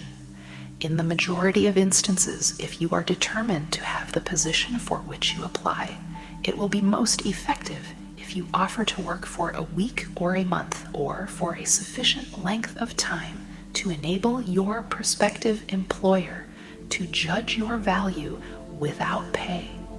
This may appear to be a radical suggestion, but experience has proved that it seldom fails to win at least a trial. If you are sure of your qualifications, a trial is all you need. Incidentally, such an offer indicates that you have confidence in your ability to fill the position you seek. It is most convincing if your offer is accepted and you make good. More than likely, you will be paid for your probation period. Make clear the fact that your offer is based upon A. Your confidence in your ability to fill the position. B. Your confidence in your prospective employer's decision to employ you after trial. C. Your determination to have the position you seek. 8. Knowledge of your prospective employer's business. Before applying for a position, do sufficient research in connection with the business to familiarize yourself thoroughly with that business and indicate in your brief the knowledge you have acquired in this field. This will be impressive, as it will indicate that you have imagination and a real interest in the position you seek. Remember that it is not the lawyer who knows the most law, but the one who best prepares his case who wins. If your case is properly prepared and presented, your victory will have been more than half won at the outset. Do not be afraid of making your brief too long. Employers are just as much interested in purchasing the services of well-qualified applicants as you are in securing employment. In fact, the success of most successful employers is due in the main to their ability to select well-qualified lieutenants. They want all the information available. Remember another thing. Neatness in the preparation of your brief will indicate that you are a painstaking person. I have helped to prepare briefs for clients which were so striking and out of the ordinary that they resulted in the employment of the applicant without a personal interview. When your brief has been completed, have it neatly bound by an experienced binder and lettered by an artist or printer similar to the following. Brief of the qualifications of Robert K. Smith, applying for the position of private secretary to the president of the blank company, Inc. Change names each time brief is shown. This personal touch is sure to command attention. Have your brief neatly typed or mimeographed on the finest paper you can obtain and bound with a heavy paper of the book cover variety. The binder to be changed and the proper firm name to be inserted if it is to be shown to more than one company. Your photograph should be pasted on one of the pages of your brief. Follow these instructions to the letter, improving upon them wherever your imagination suggests. Successful salesmen groom themselves with care. They understand that first impressions are lasting. Your brief is your salesman. Give it a good suit of clothes so it will stand out in bold contrast to anything your prospective employer ever saw in the way of an application for a position. If the position you seek is worth having, it is worth going after with care.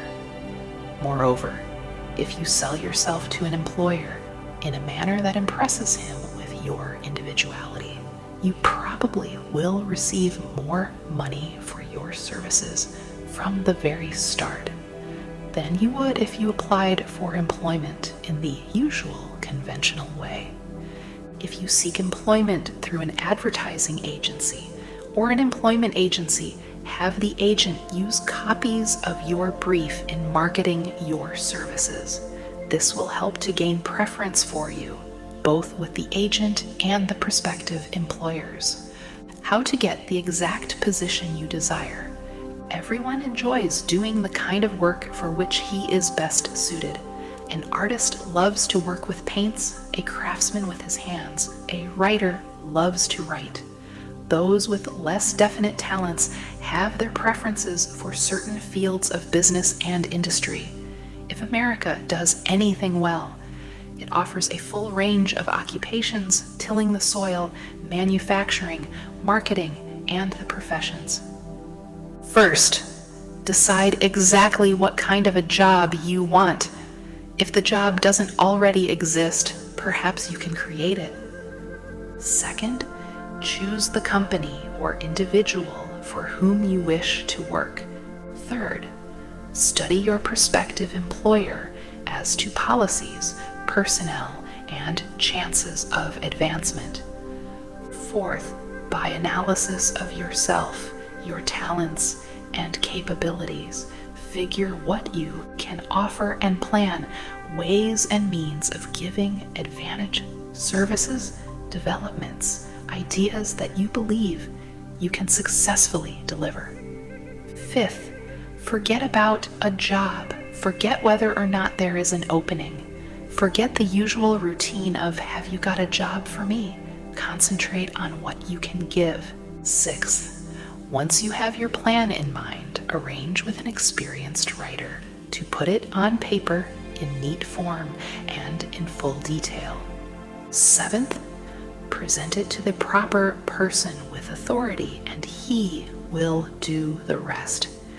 Every company is looking for men who can give something of value, whether it be ideas, services, or connections.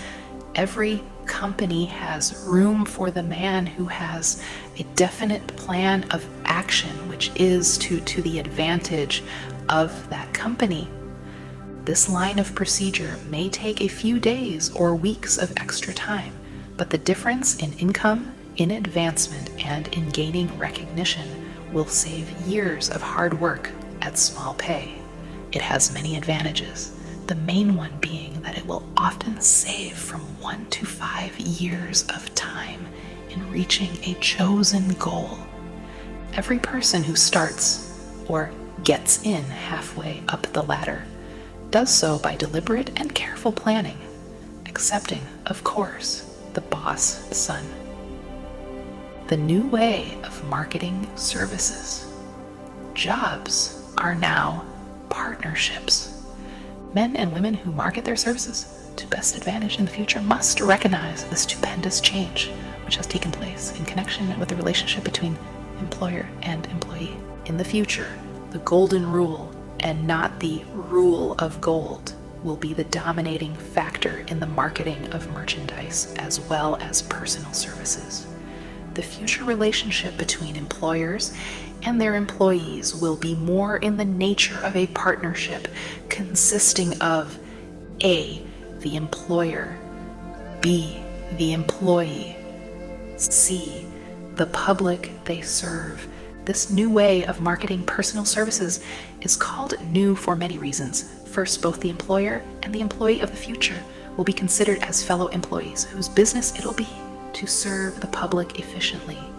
In times past, employers and employees have bartered among themselves, driving the best bargains they could with one another, not considering that in the final analysis they were, in reality, bargaining at the expense of the third party, the public they served. The Depression served as a mighty protest from an injured public whose rights had been trampled upon in every direction by those who were clamoring for individual advantages and profits.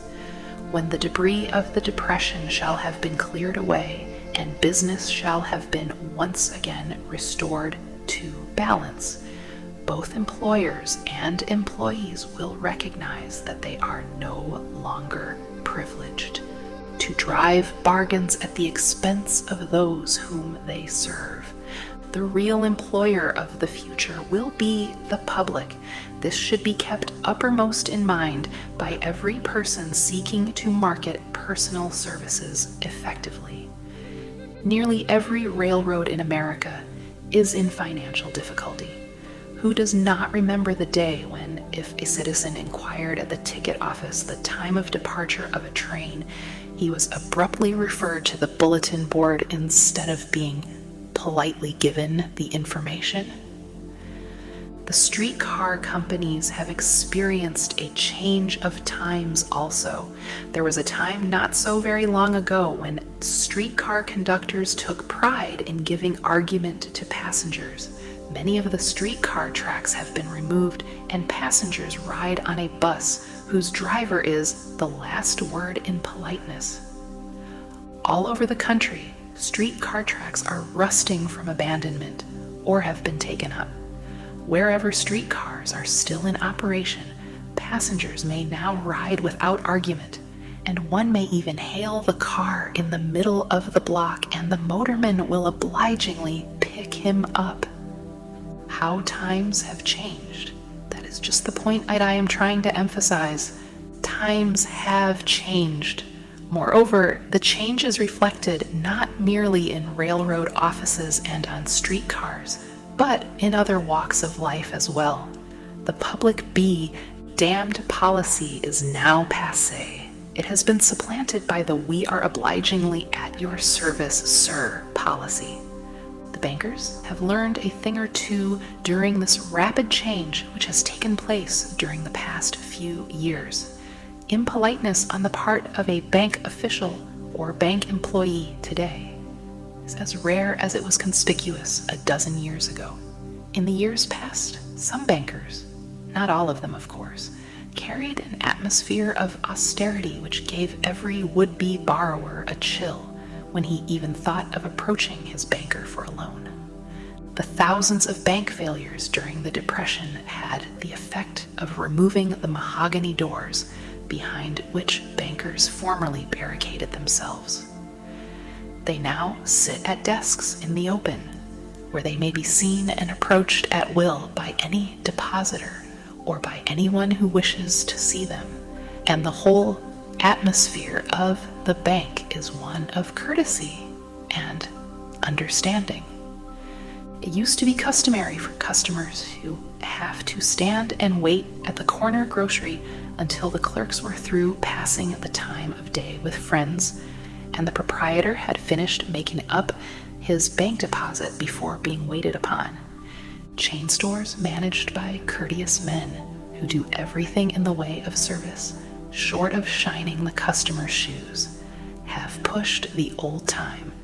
Merchants into the background. Time marches on.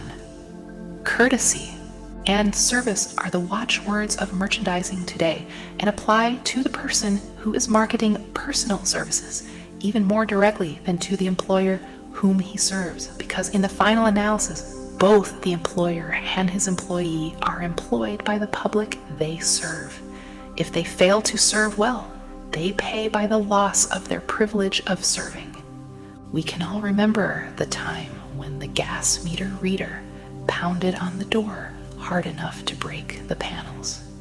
When the door was opened, he pushed his way in, uninvited, with a scowl on his face which plainly said, "What the hell did you keep me waiting for?" All that has undergone a change. The meter man now conducts himself as a gentleman who is delighted to be at your service, sir.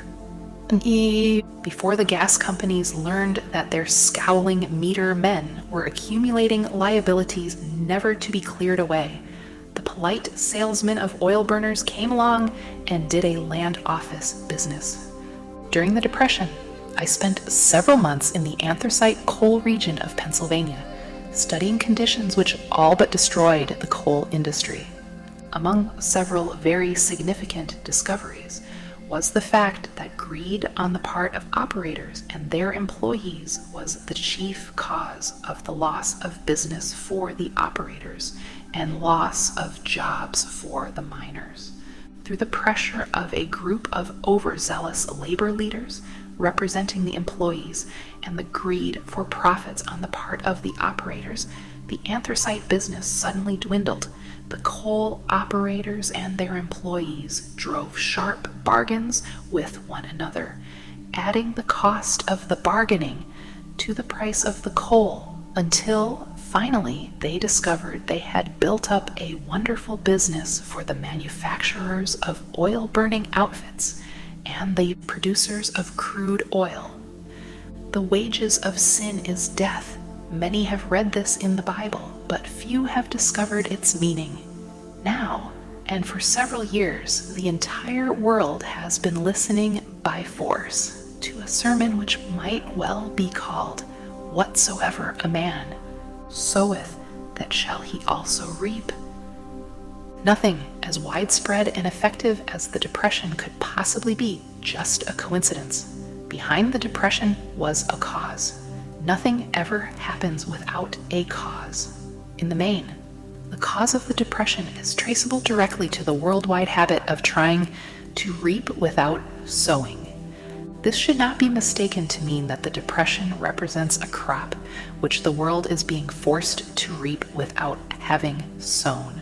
The trouble is that the world sowed the wrong sort of seed. Any farmer knows he cannot sow the seed of thistles and reap a harvest of grain, Beginning at the outbreak of the World War, the people of the world began to sow the seed of service inadequate in both quality and quantity. Nearly everyone was engaged in the pastime of trying to get without giving. These illustrations are brought to the attention of those who have personal services to market, to show that we are where we are and what we are because of our own conduct. If there is a principle of cause and effect which controls business, finance, and transportation, this same principle controls individuals and determines their economic status. What is your QQS rating? The causes of success in marketing services effectively and permanently have been clearly described. Unless those causes are studied, analyzed, understood, and applied, no man can market his services effectively and permanently. Every person must be his own salesman of personal services. The quality and the quantity of service rendered and the spirit in which it is rendered determine to a large extent the price and the duration of employment.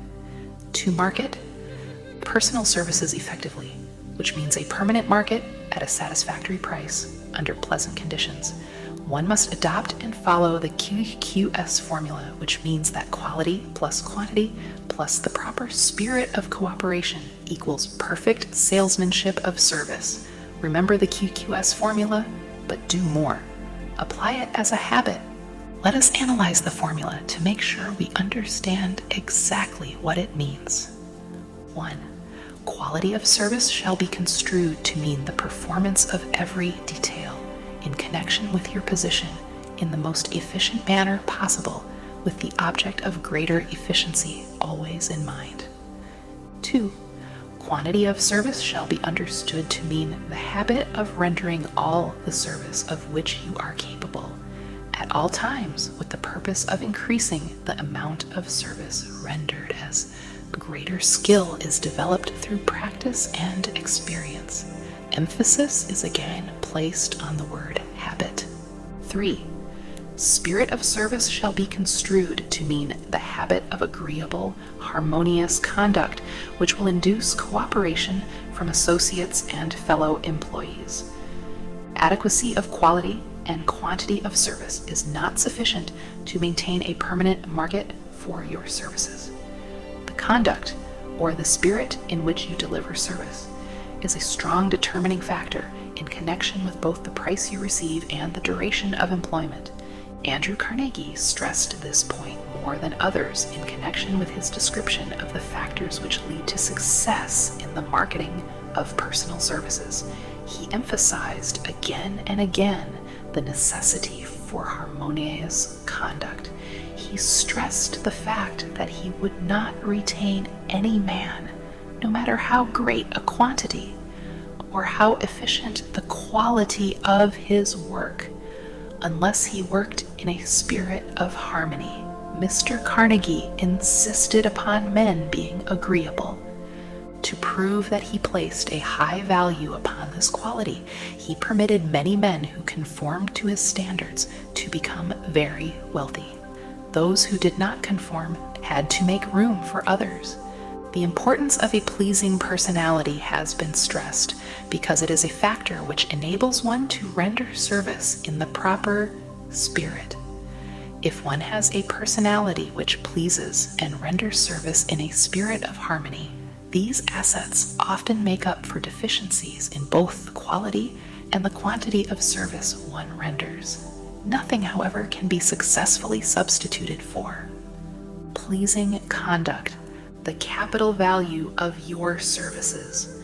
The person whose income is derived entirely from the sale of personal services is no less a merchant than the man who sells commodities.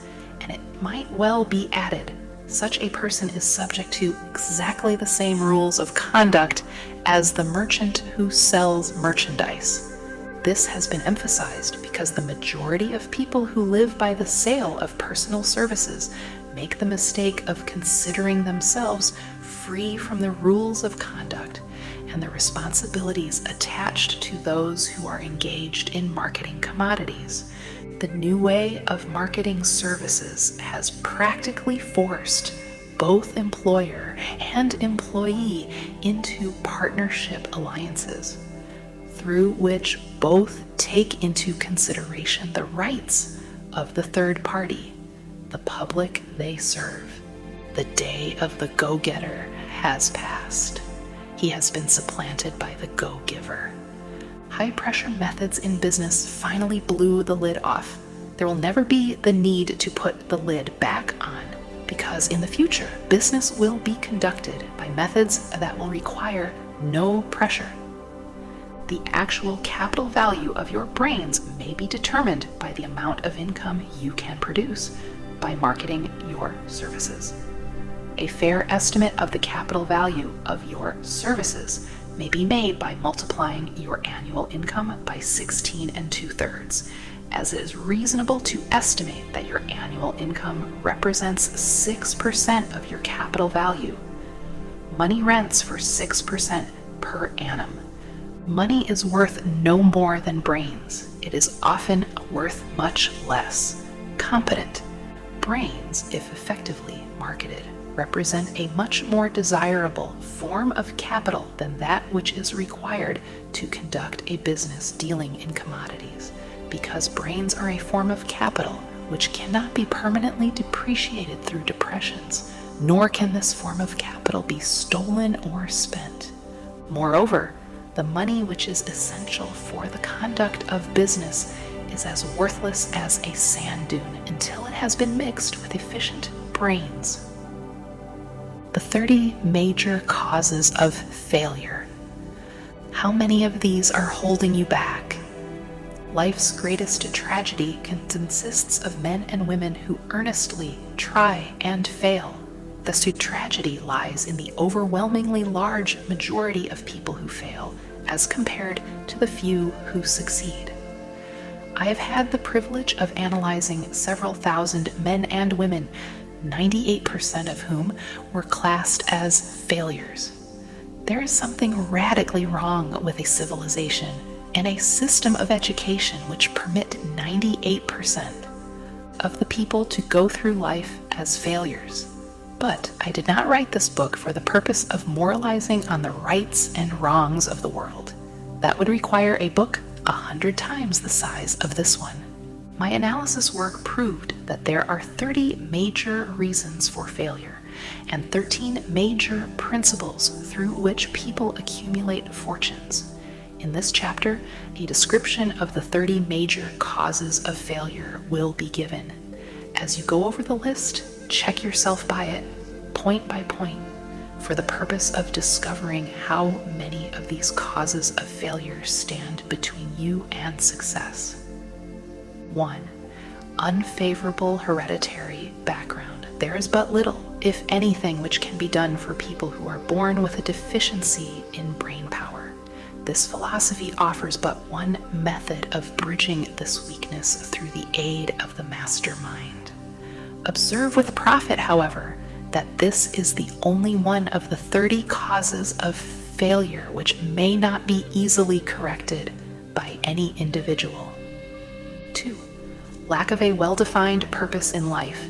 There is no hope of success for the person who does not have a central purpose or definite goal at which to aim.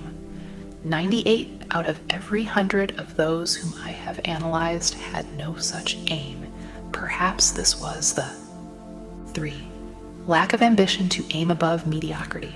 We offer no hope for the person who is so indifferent as not to want to get ahead in life and who is not willing to pay the price. 4. Insufficient education. This is a handicap which may be overcome with comparative ease.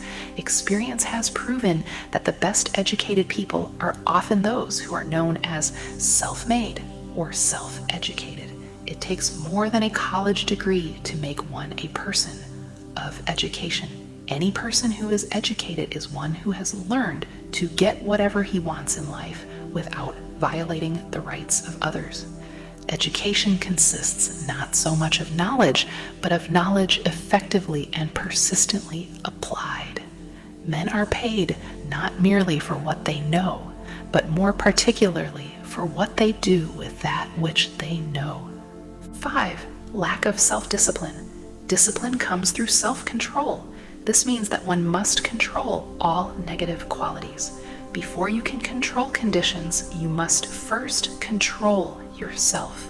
Self-mastery is the hardest job you will ever tackle. If you do not conquer self, you will be conquered by self. You may see at one and the same time both your best friend and your greatest enemy by stepping in front of a mirror. 6. Ill health. No person may enjoy outstanding success without good health. Many of the causes of ill health are subject to mastery and control. These in the main are A. Overeating of foods not conducive to health. B. Wrong habits of thought, giving expression to negatives. C. Wrong use of and overindulgence in sex. D. Lack of proper physical exercise. E. An inadequate supply of fresh air due to improper breathing. 7. Unfavorable environmental influences during childhood. As a twig is bent, so shall a tree grow. Most people who have criminal tendencies acquire them as the result of bad environment and improper associates during childhood. 8. Procrastination. This is one of the most common causes of failure. Old man procrastination stands within the shadow of every human being, waiting his opportunity to spoil one's chances of success. Most of us go through life as failures because we are waiting for the time to be right to start doing something worthwhile. Do not wait. The time will never be just right.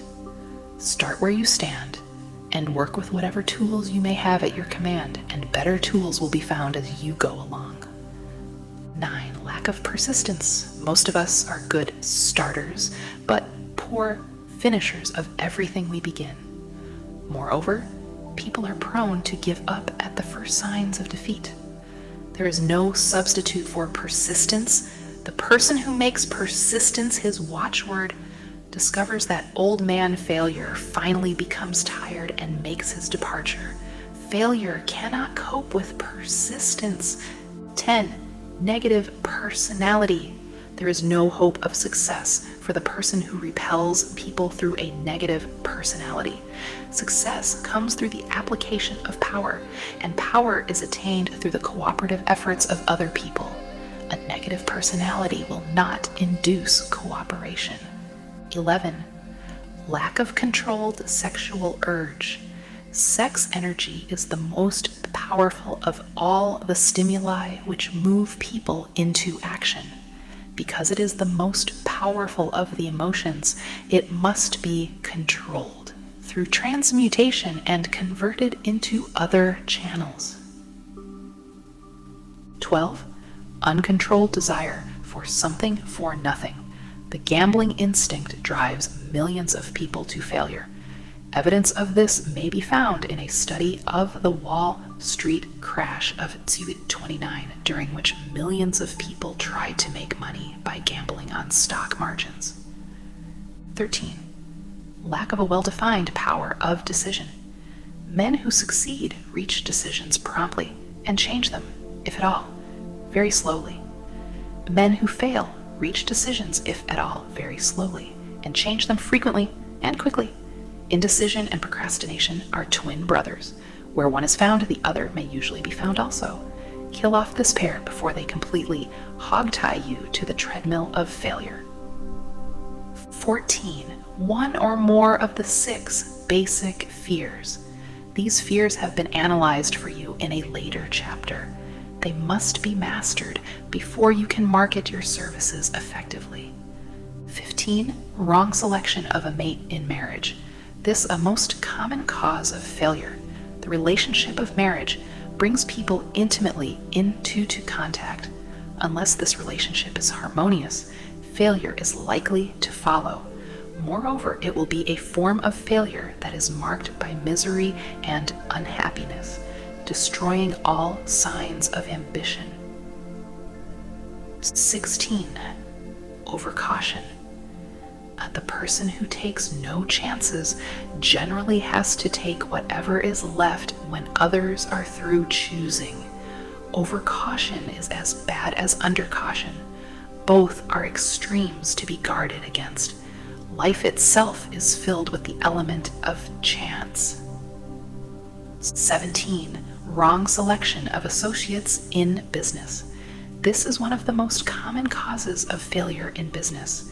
In marketing personal services, one should use great care to select an employer who will be an inspiration and who is himself intelligent and successful. We emulate those with whom we associate most closely. Pick an employer who is worth emulating. 18. Superstition and prejudice. Superstition is a form of fear. It is also a sign of ignorance. Men who succeed keep open minds and are afraid of nothing. 19.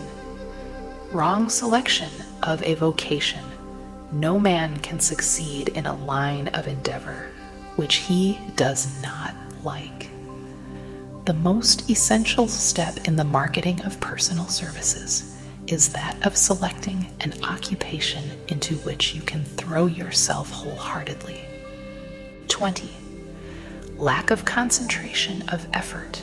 The jack of all trades seldom is good at any. Concentrate all of your efforts on one definite chief aim. 21. The habit of indiscriminate spending.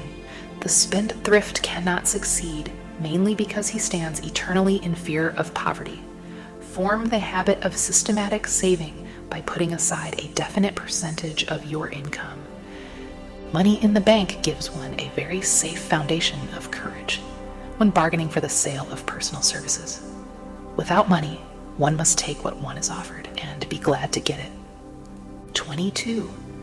Lack of enthusiasm. Without enthusiasm, one cannot be convincing. Moreover, enthusiasm is contagious, and the person who has it under control is generally welcome in any group of people.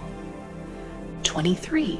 Intolerance. The person with a closed mind on any subject seldom gets ahead.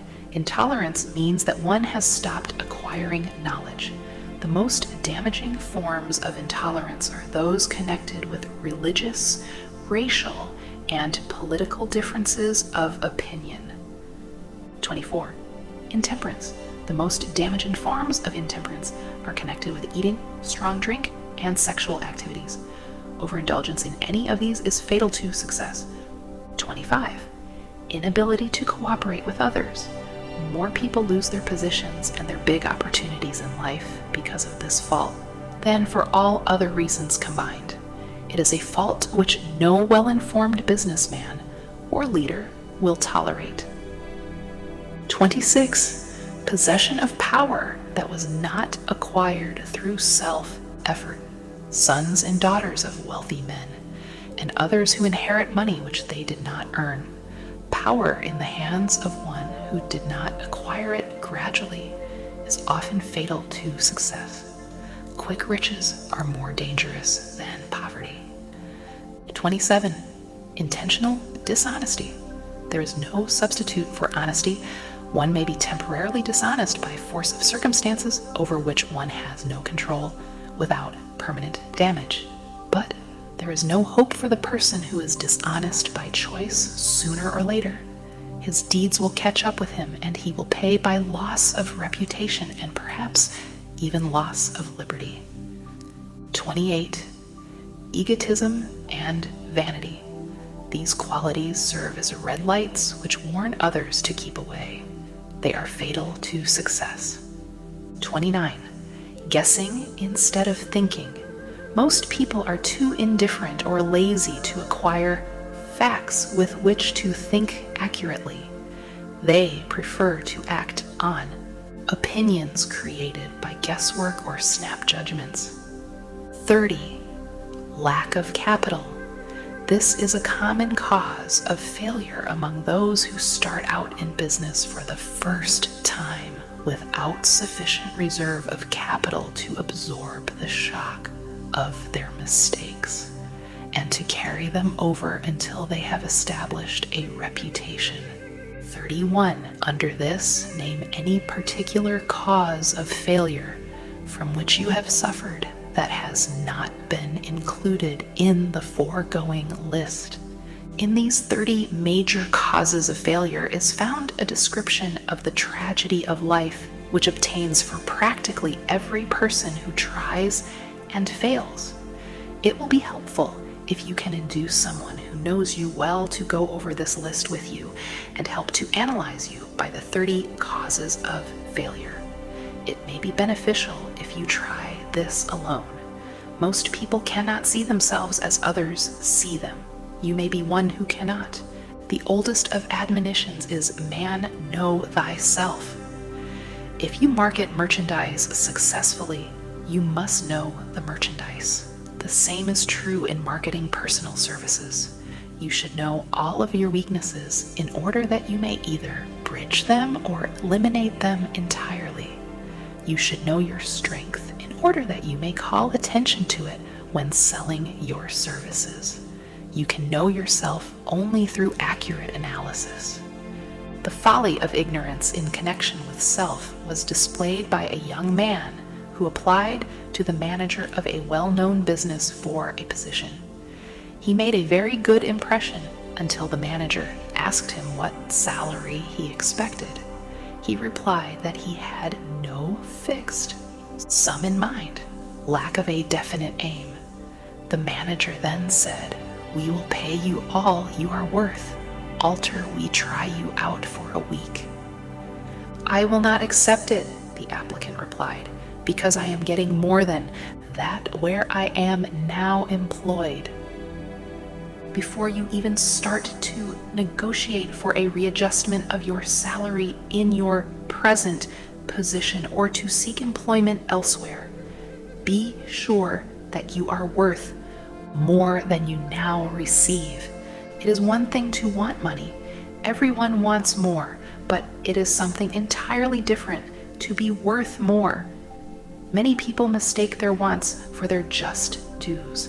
Your financial requirements or wants have nothing whatever to do with your worth. Your value is established entirely by your ability to render useful service or your capacity to induce others to render such service. Take inventory of yourself. 28 questions you should answer. Annual self-analysis is an essential in the effective marketing of personal services, as is annual inventory in merchandising. Moreover, the yearly analysis should disclose a decrease in faults and an increase in virtues. One goes ahead, stands still, or goes backward in life.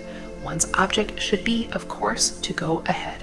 Annual self-analysis will disclose whether advancement has been made, and if so, how much. It will also disclose any backward steps one may have made. The effective marketing of personal services requires one to move forward even if the progress is slow. Your annual self-analysis should be made at the end of each year so you can include in your New Year's resolutions any improvements which the analysis indicates should be made. Take this inventory by asking yourself the following questions, and by checking your answers with the aid of someone who will not permit you to deceive yourself as to their accuracy. Self-analysis questionnaire for personal inventory. 1. Have I attained the goal which I established as my objective for this year? You should work with a definite yearly objective to be attained as a part of your major life objective. 2. Have I delivered service of the best possible quality of which I was capable, or could I have improved any part of this service? 3. Have I delivered service in the greatest possible quantity of which I was capable? 4. Has the spirit of my conduct been harmonious and cooperative at all times? 5. Have I permitted the habit of procrastination to decrease my efficiency, and if so, to what extent? 6. Have I improved my personality, and if so, in what ways? 7. Have I been persistent in following my plans through to completion? 8. Have I reached decisions promptly and definitely on all occasions? 9. Have I permitted any one or more of the 6 basic fears to decrease my efficiency? 10. Have I been either overcautious or undercautious? 11. Has my relationship with my associates in work been pleasant or unpleasant? If it has been unpleasant, has the fault been partly or wholly mine? 12. Have I dissipated any of my energy through lack of concentration of effort? 13. Have I been open-minded and tolerant in connection with all subjects? 14. In what way have I improved my ability to render service? 15. Have I been intemperate in any of my habits? 16. Have I expressed, either openly or secretly, any form of egotism? 17. Has my conduct toward my associates been such that it has induced them to respect me? 18. Have my opinions and decisions been based upon guesswork or accuracy of analysis and thought? 19. Have I followed the habit of budgeting my time, my expenses, and my income? And have I been conservative in these budgets? 20. How much time have I devoted to unprofitable effort which I might have used to better advantage? 21. How may I re-budget my time and change my habits so I will be more efficient during the coming year? 22. Have I been guilty of any conduct which was not approved by my conscience? 23. In what ways have I rendered more service and better service than I was paid to render? 24. Have I been unfair to anyone, and if so, in what way? 25. If I had been the purchaser of my own services for the year, would I be satisfied with my purchase? 26. Am I in the right vocation? And if not, why not? 27. Has the purchaser of my services been satisfied with the service I have rendered? And if not, why not? 28. What is my present rating on the fundamental principles of success? Make this rating fairly and frankly, and have it checked by someone who is courageous enough to do it accurately. Having read and assimilated the information conveyed through this chapter, you are now ready to create a practical plan for marketing your personal services. In this chapter will be found an adequate description of every principle essential in planning the sale of personal services, including the major attributes of leadership, the most common causes of failure in leadership, a description of the fields of opportunity for leadership, the main causes of failure in all walks of life, and the important questions which should be used in self-analysis. This extensive and detailed presentation of accurate information has been included because it will be needed by all who must begin the accumulation of riches by marketing personal services. Those who have lost their fortunes and those who are just beginning to earn money have nothing but personal services to offer in return for riches. Therefore, it is essential that they have available the practical information needed to market services to best advantage. The The information contained in this chapter will be of great value to all who aspire to attain leadership in any calling. It will be particularly helpful to those aiming to market their services as business or industrial executives. Complete assimilation and understanding of the information here conveyed will be helpful in marketing one's own services, and it will also help one to become more analytical and capable of judging people. The information will be priceless to personnel directors, employment managers, and other executives charged with the selection of employees and the maintenance of efficient organizations. If you doubt this statement, test its soundness by answering in writing the 28 self-analysis questions that might be both interesting and profitable, even though you do not doubt the soundness of the statement. Where and how one may find opportunities to accumulate riches. Now that we have analyzed the principles by which riches may be accumulated, we naturally ask, where may one find favorable opportunities to apply these principles? Very well, let us take inventory and see what the United States of America offer the person seeking riches, great or small. To begin with, let us remember, all of us, that we live in a country where every law-abiding citizen enjoys freedom of thought and freedom of deed unequaled anywhere in the world. Most of us have never taken inventory of the advantages of this freedom. We have never compared our unlimited freedom with the curtailed freedom in other countries. Here we have freedom of thought, freedom in the choice and enjoyment of education, freedom in religion, freedom in politics, freedom in the choice of a business, profession, or occupation, freedom to accumulate and own without molestation, all the property we can accumulate, freedom to choose our place of residence, freedom in marriage, freedom through equal opportunity to all races, freedom of travel from one state to another, freedom in our choice of foods, and freedom to aim for any station in life for which we have prepared ourselves, even for the presidency of the United States. We have other forms of freedom, but this list will give a bird's eye view of the most important, which constitute opportunity of the highest order. This advantage of freedom is all the more conspicuous because the United States is the only country guaranteeing to every citizen, whether native born or naturalized, so broad and varied a list of freedom. Next, let us recount some of the blessings which our widespread freedom has placed within our hands. Take the average American family, for example, meaning the family of average income, and sum up the benefits available to every member of the family in this land of opportunity and plenty. A. Food. Next to freedom of thought and deed comes food, clothing, and shelter, the three basic necessities of life because of our universal freedom.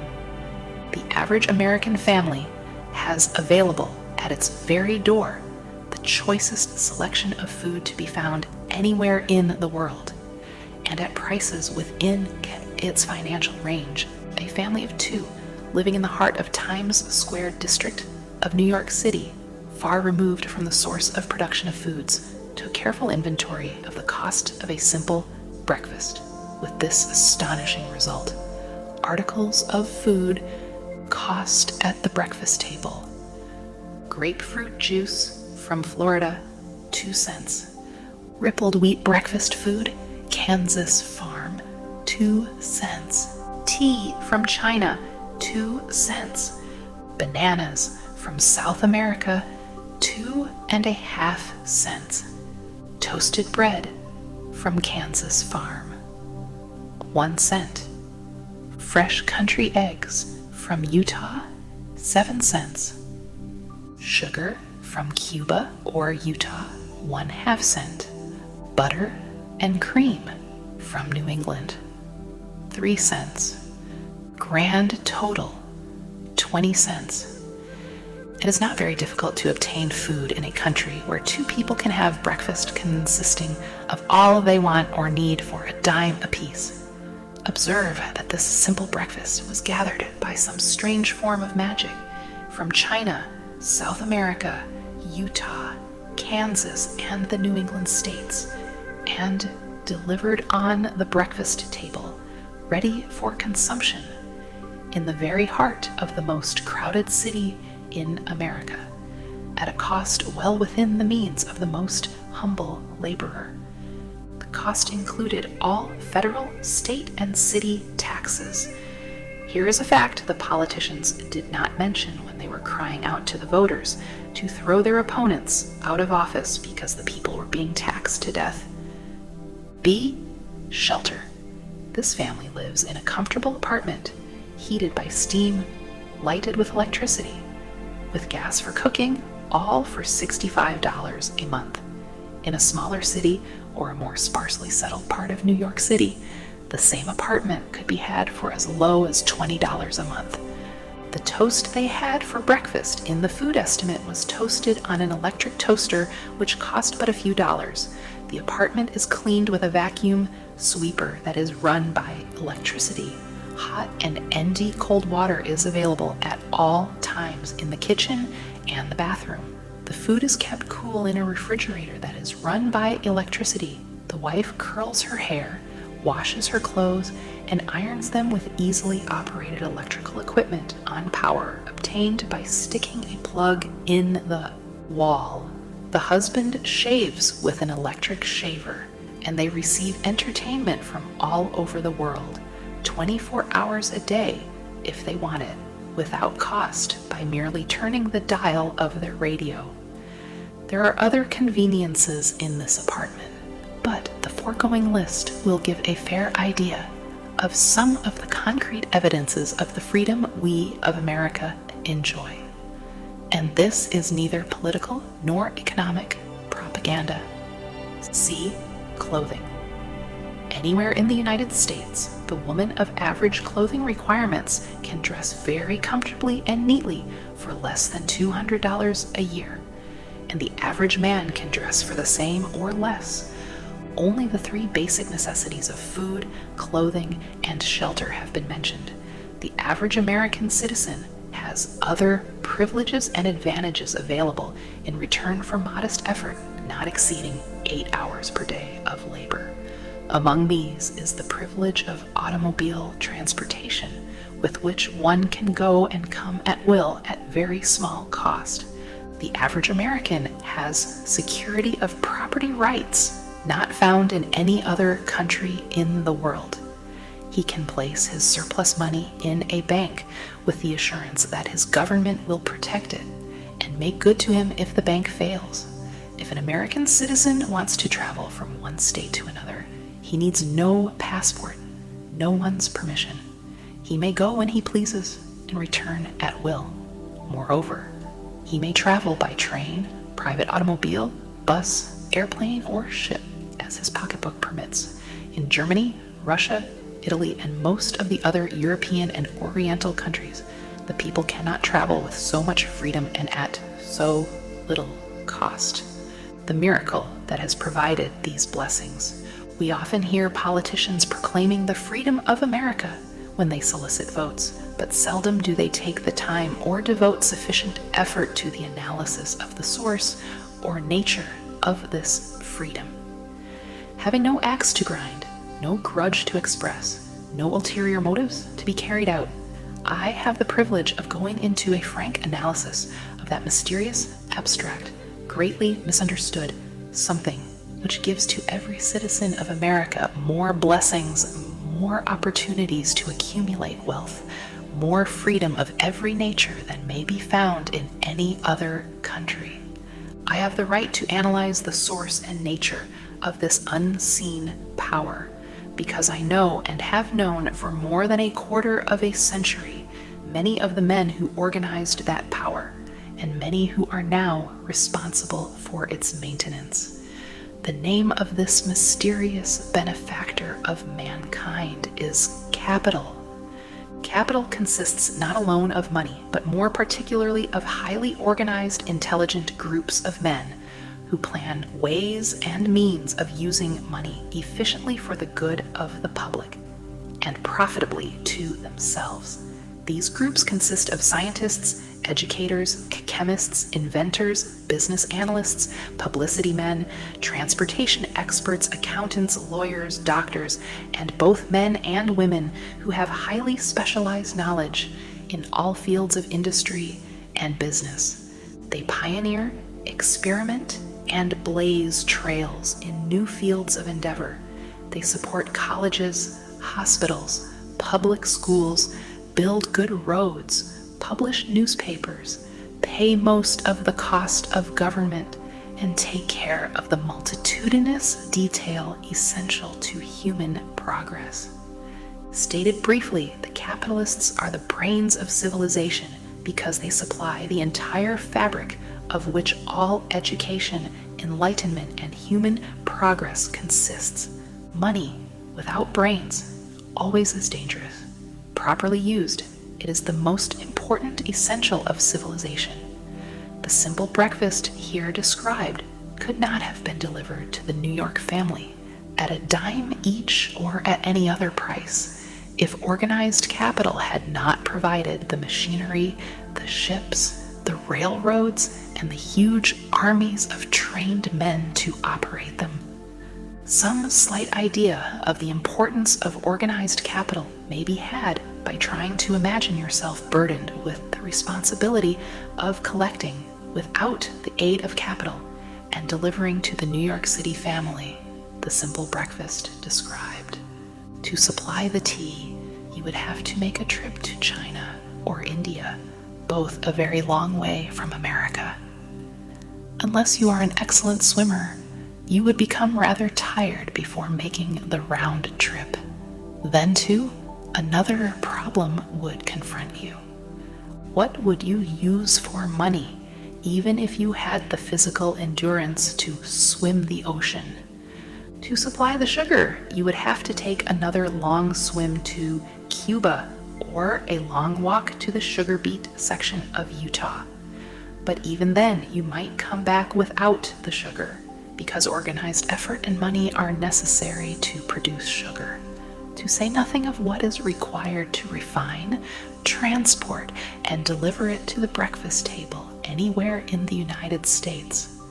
The eggs you could deliver easily enough from the barnyards near New York City, but you would have a very long walk to Florida and return before you could serve the 2 glasses of grapefruit juice. You would have another long walk to Kansas or one of the other wheat-growing states when you went after the 4 slices of wheat bread. The rippled wheat biscuits would have to be omitted from the menu because they would not be available except through the labor of a trained organization of men and suitable machinery, all of which call for capital.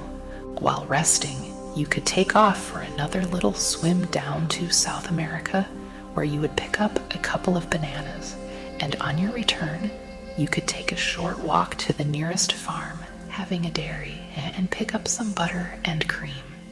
Then your New York City family would be ready to sit down and enjoy breakfast, and you could collect your 2 dimes for your labor. Seems absurd, doesn't it? Well, the procedure described would be the only possible way these simple items of food could be delivered to the heart of New York City if we had no capitalistic system. The sum of money required for the building and maintenance of the railroads and steamships used in the delivery of that simple breakfast is so huge that it staggers one's imagination. It runs into hundreds of millions of dollars, not to mention the armies of trained employees required to man the ships and trains. But transportation is only a part of the requirements of modern civilization in capitalistic America. Before there can be anything to haul, something must be grown from the ground or manufactured and prepared for market. This calls for more millions of dollars for equipment, machinery, boxing, marketing, and for the wages of millions of men and women. Steamships and railroads do not spring up from the earth and function automatically. They come in response to the call of civilization through the labor and ingenuity and organizing ability of men who have imagination, faith, enthusiasm, decision, persistence.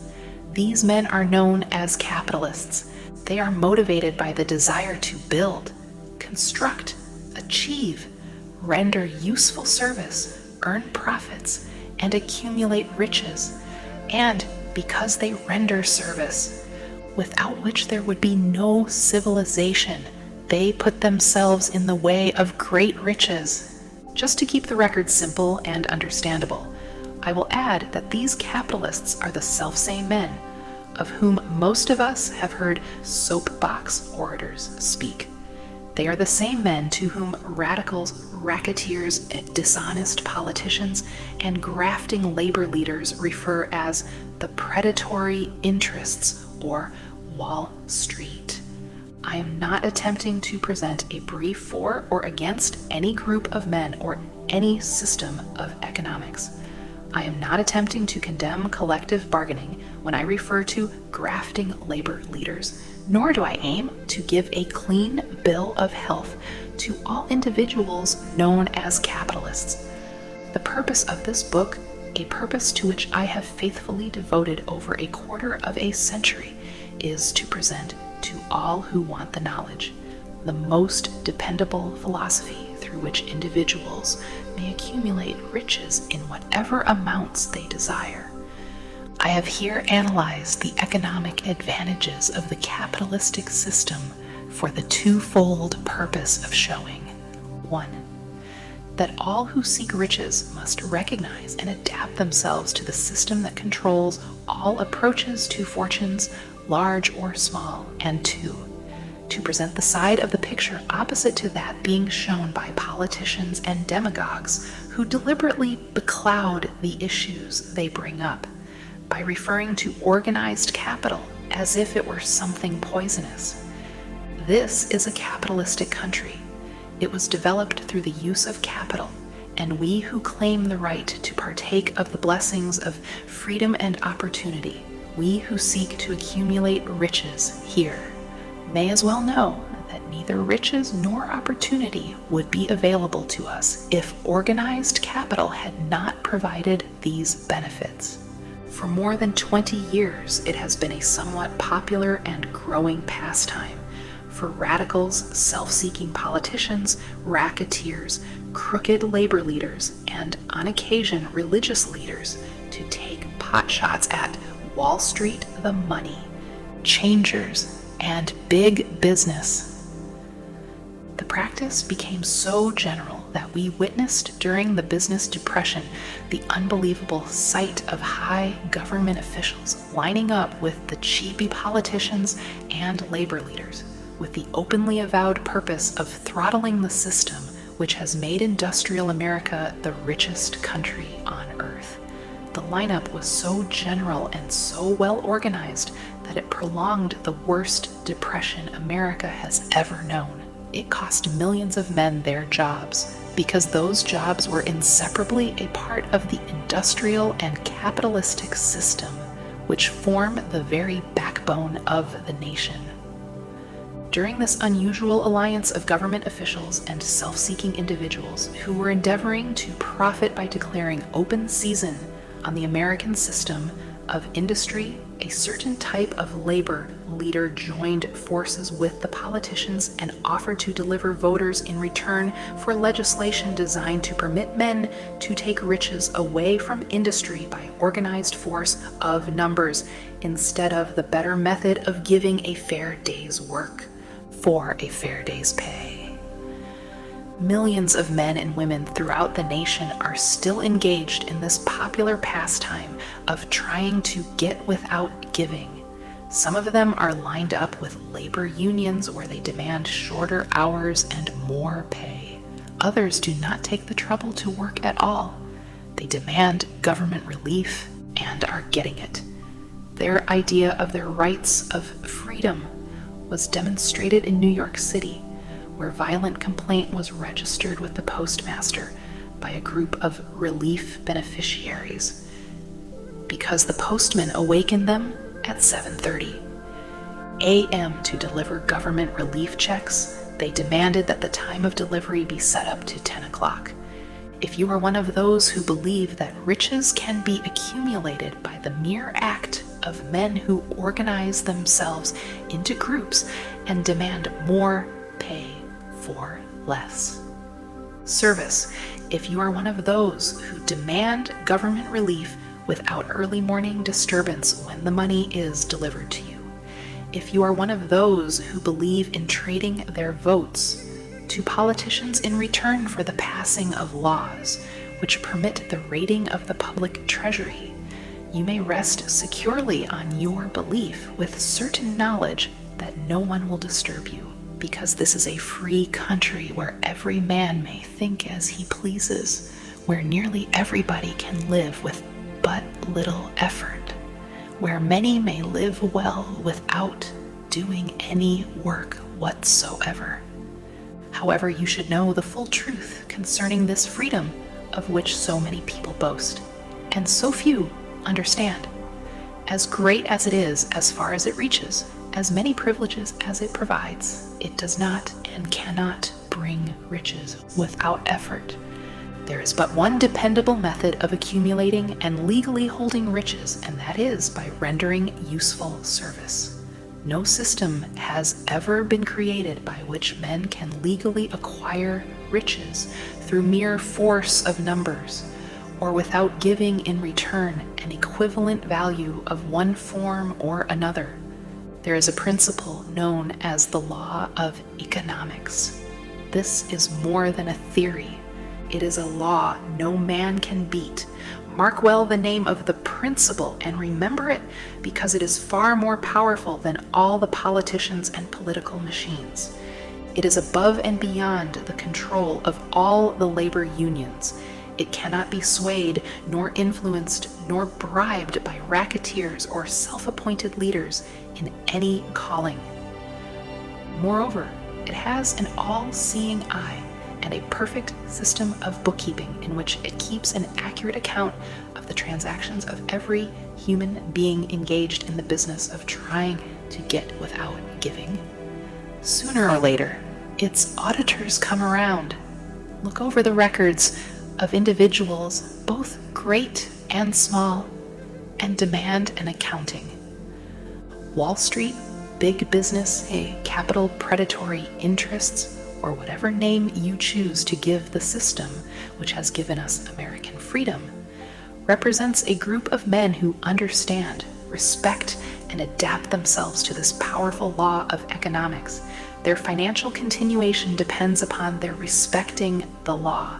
Most people living in America like this country, its capitalistic system, and all, I must confess, I know of no better country where one may find greater opportunities to accumulate riches. Judging by their acts and deeds, there are some in this country who do not like it. That, of course, is their privilege. If they do not like this country, its capitalistic system, its boundless opportunities, they have the privilege of clearing out. Always, there are other countries, such as Germany, Russia, and Italy, where one may try one's hand at enjoying freedom and accumulating riches, providing one is not too particular. America provides all the freedom and all the opportunity to accumulate riches that any honest person may require. When one goes hunting for game, one selects hunting grounds where game is plentiful. When seeking riches, the same rule would naturally obtain. If it is riches you are seeking, do not overlook the possibilities of a country whose citizens are so rich that women alone spend over $200 million annually for lipsticks, rouge, and cosmetics.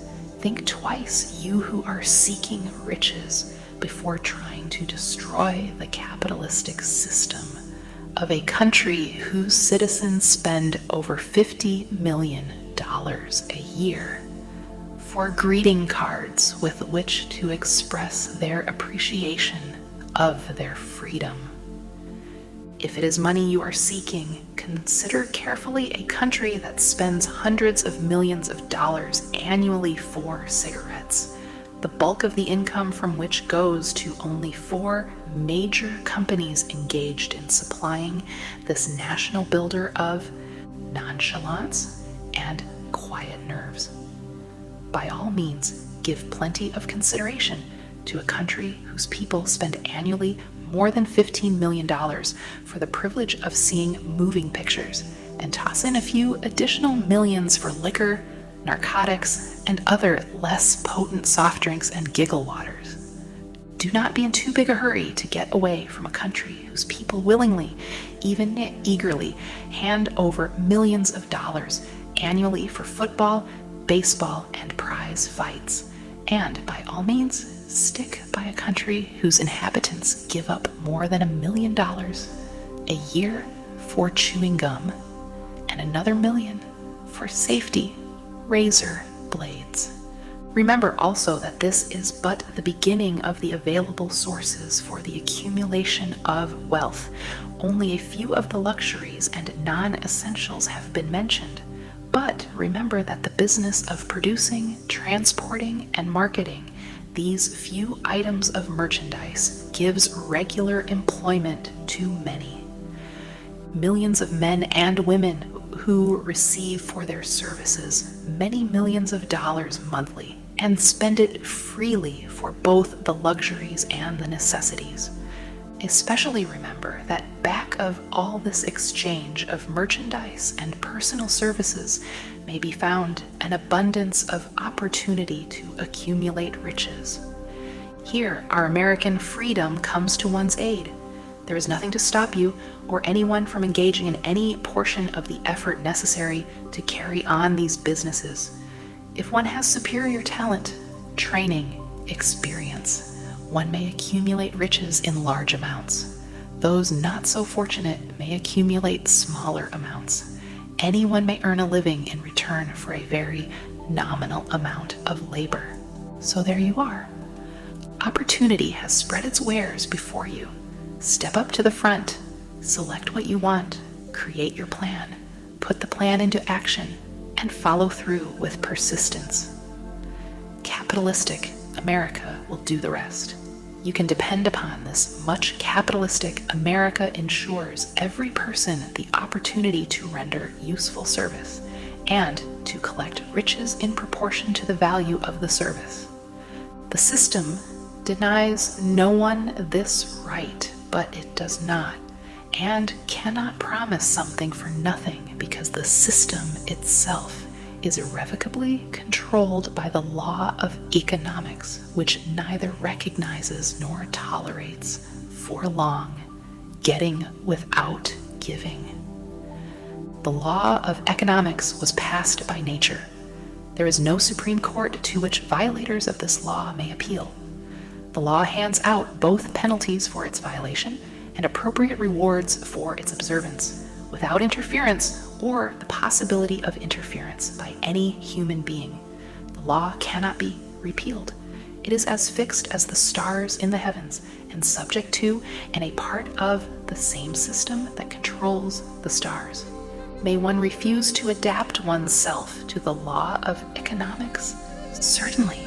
This is a free country where all men are born with equal rights, including the privilege of ignoring the law of economics. What happens then?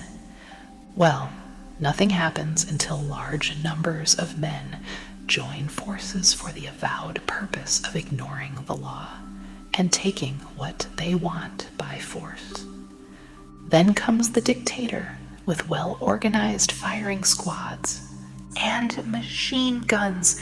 We have not yet reached that stage in America, but we have heard all we want to know about how the system works. Perhaps we shall one be fortunate enough not to demand personal knowledge of so gruesome a reality. Doubtless we shall prefer to continue with our freedom of speech, freedom of deed, and freedom to render useful service in return for riches, the practice by by government officials of extending to men and women the privilege of raiding the public treasury in return for votes sometimes results in election. But as night follows day, the final payoff comes when every penny wrongfully used must be repaid with compound interest on compound interest. If those who make the grab are not forced to repay, the burden falls on their children and their children's children, even unto the third and fourth generations. There is no way to avoid the debt. Men can, and sometimes do, form themselves into groups for the purpose of crowding wages up and working hours down. There is a point beyond which they cannot go. It is the point at which the law of economics steps in and the sheriff gets both the employer and the employees. For 6 years, from 1929 to 1935, the people of America, both rich and poor, barely missed seeing the old man economics hand over to the sheriff all the businesses and industries and banks. It was not a pretty sight. It did not increase our respect for mob psychology, through which men cast reason to the winds and start trying to get without giving. We who went through those 6 discouraging years when fear was in the saddle and faith was on the ground cannot forget how ruthlessly the law of economics exacted its toll from both rich and poor, weak and strong, old and young. We shall not wish to go through another such experience. These observations are not founded upon short-time experience. They are the result of 25 years of careful analysis of the methods of both the most successful and the most unsuccessful men America has known. Chapter 8. Decision, the Mastery of Procrastination. The 7th step toward riches. Accurate analysis of over 25,000 men and women who had experienced failure disclosed the fact that lack of decision was near the head of the list of the 30 major causes of failure. This is no mere statement of a theory. It is a fact. Procrastination, the opposite of decision, is a common enemy which practically every man must conquer. You will have an opportunity to test your capacity to reach quick and definite decisions when you finish reading this book and are ready to begin putting into action the principles which it describes. Analysis of several hundred people who had accumulated fortunes well beyond the $1 million mark disclosed the fact that every one of them had the habit of reaching decisions promptly and of changing these decisions slowly, if and when they were changed. People who fail to accumulate money, without exception, have the habit of reaching decisions, if at all, very slowly, and of changing these decisions quickly and often. One of Henry Ford's most outstanding qualities is his habit of reaching decisions quickly and definitely and changing them slowly. This quality is so pronounced in Mr. Ford that it has given him the reputation of being obstinate. It was this quality which prompted Mr. Ford to continue to manufacture his famous model T, the world's ugliest car, when all of his advisors and many of the purchasers of the car were urging him to change it.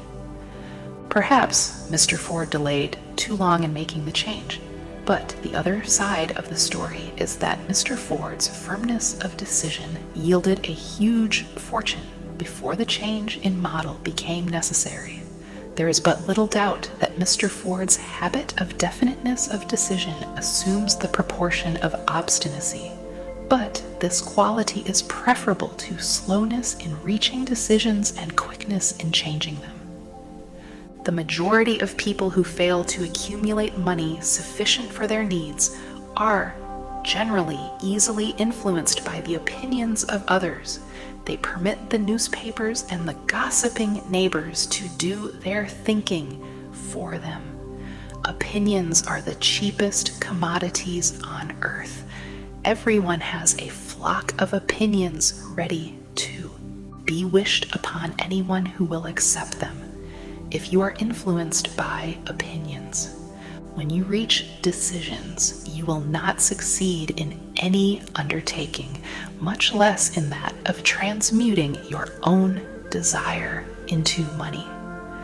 If you are influenced by the opinions of others, you will have no desire of your own.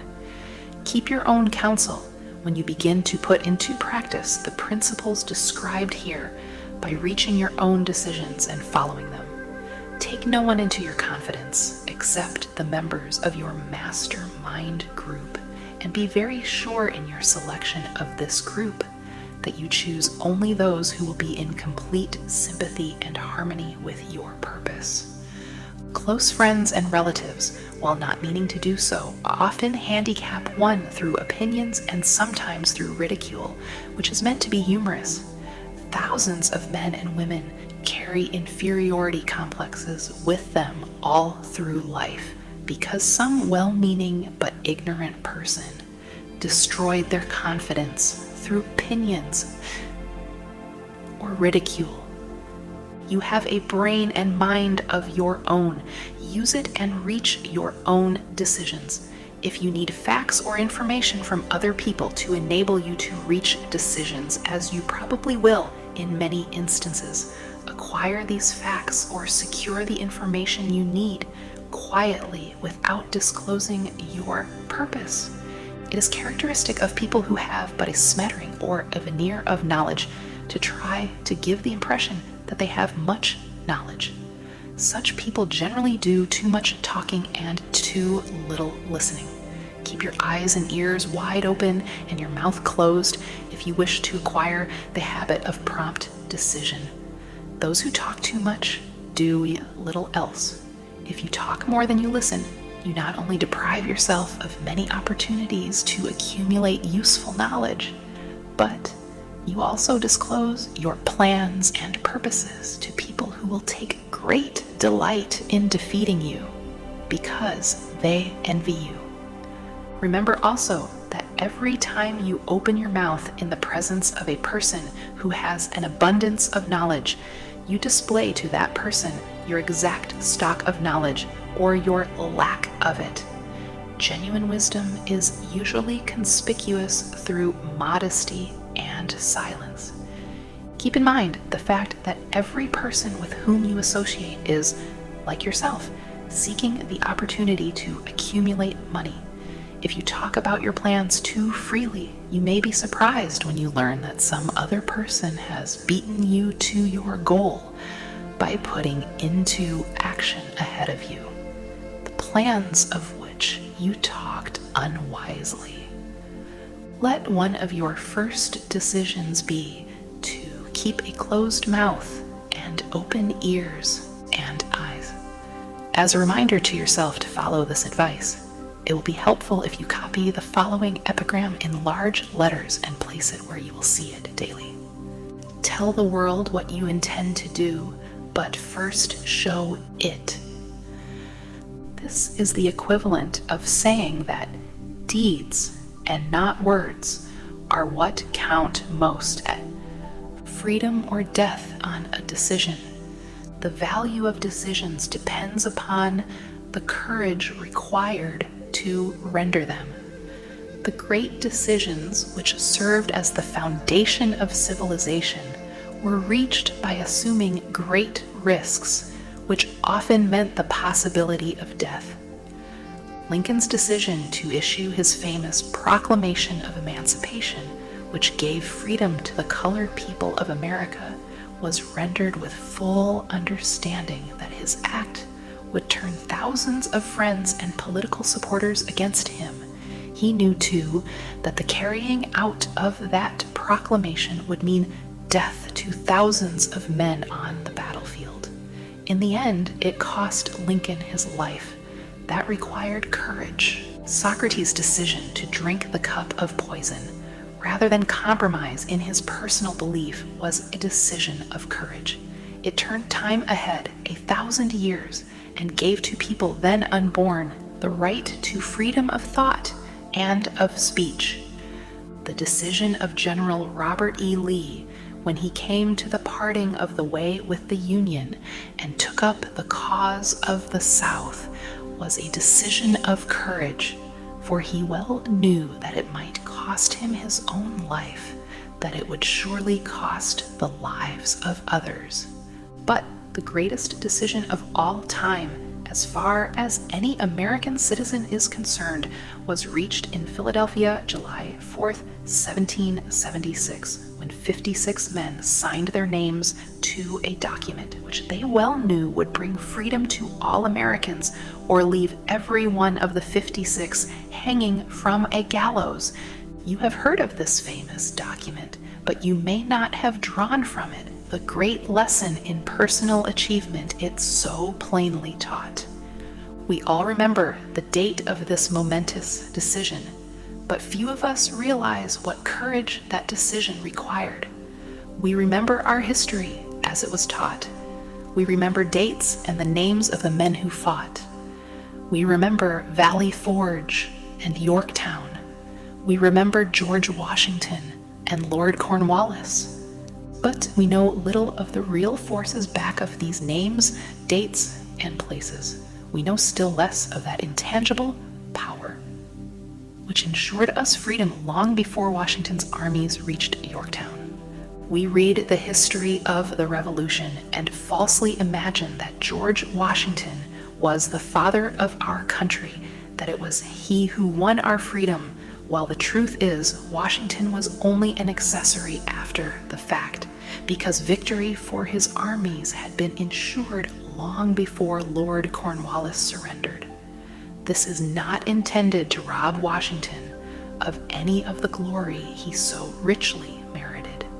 Its purpose, rather, is to give greater attention to the astounding power that was the real cause of his victory.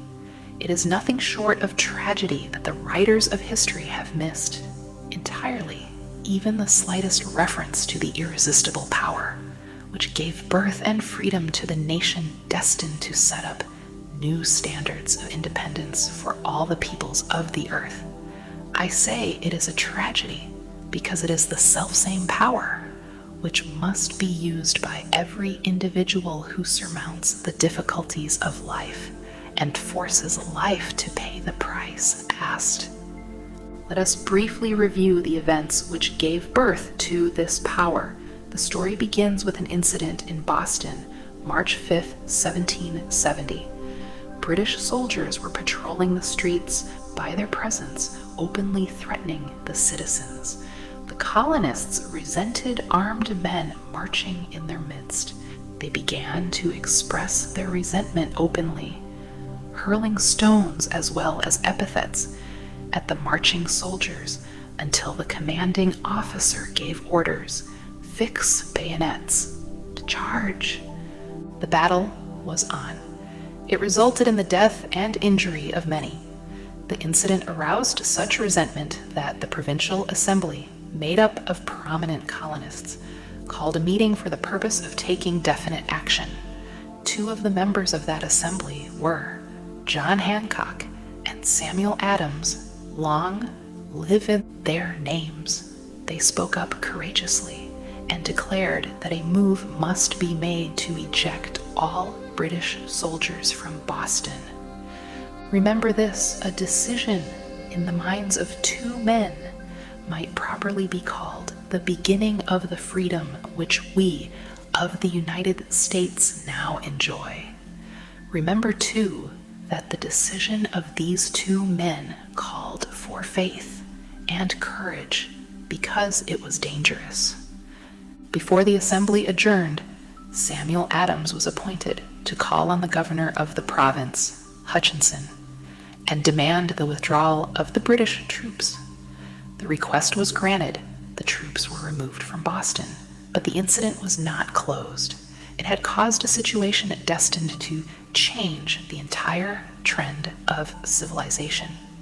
Strange, is it not, how the great changes, such as the American Revolution and the World War, often have their beginnings in circumstances which seem unimportant? It is interesting also to observe that these important changes usually begin in the form of a definite decision in the minds of a relatively small number of people.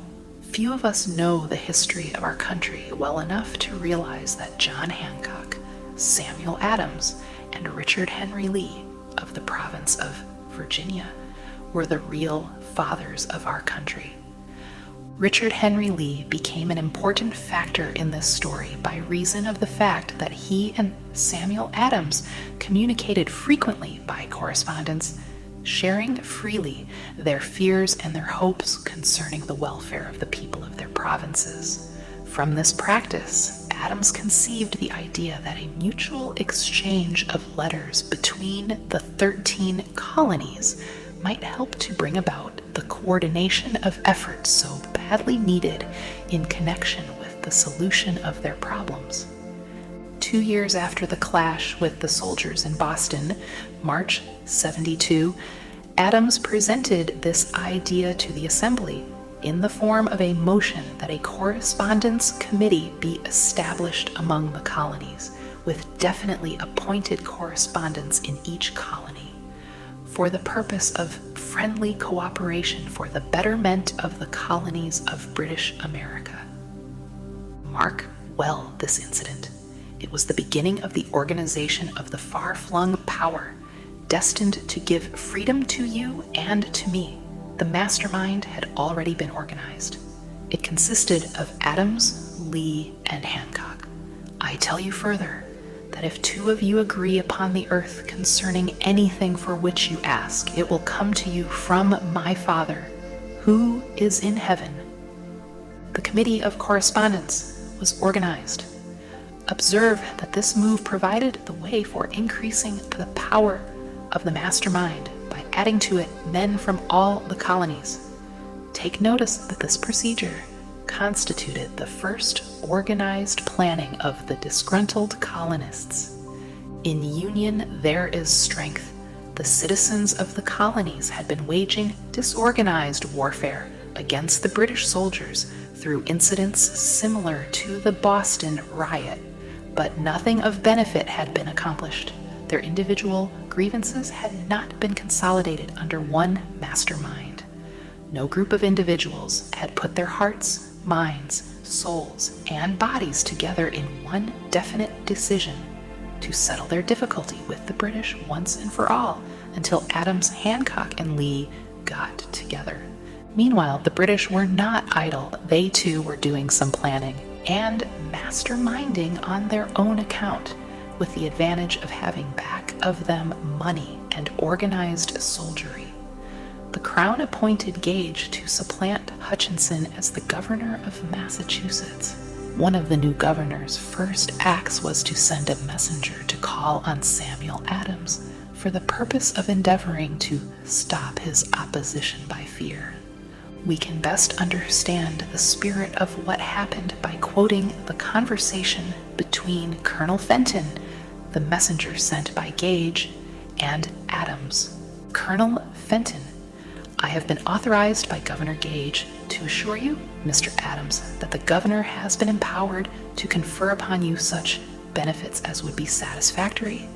Endeavor to win Adams by promise of bribes, upon the condition that you engage to cease in your opposition to the measures of the government.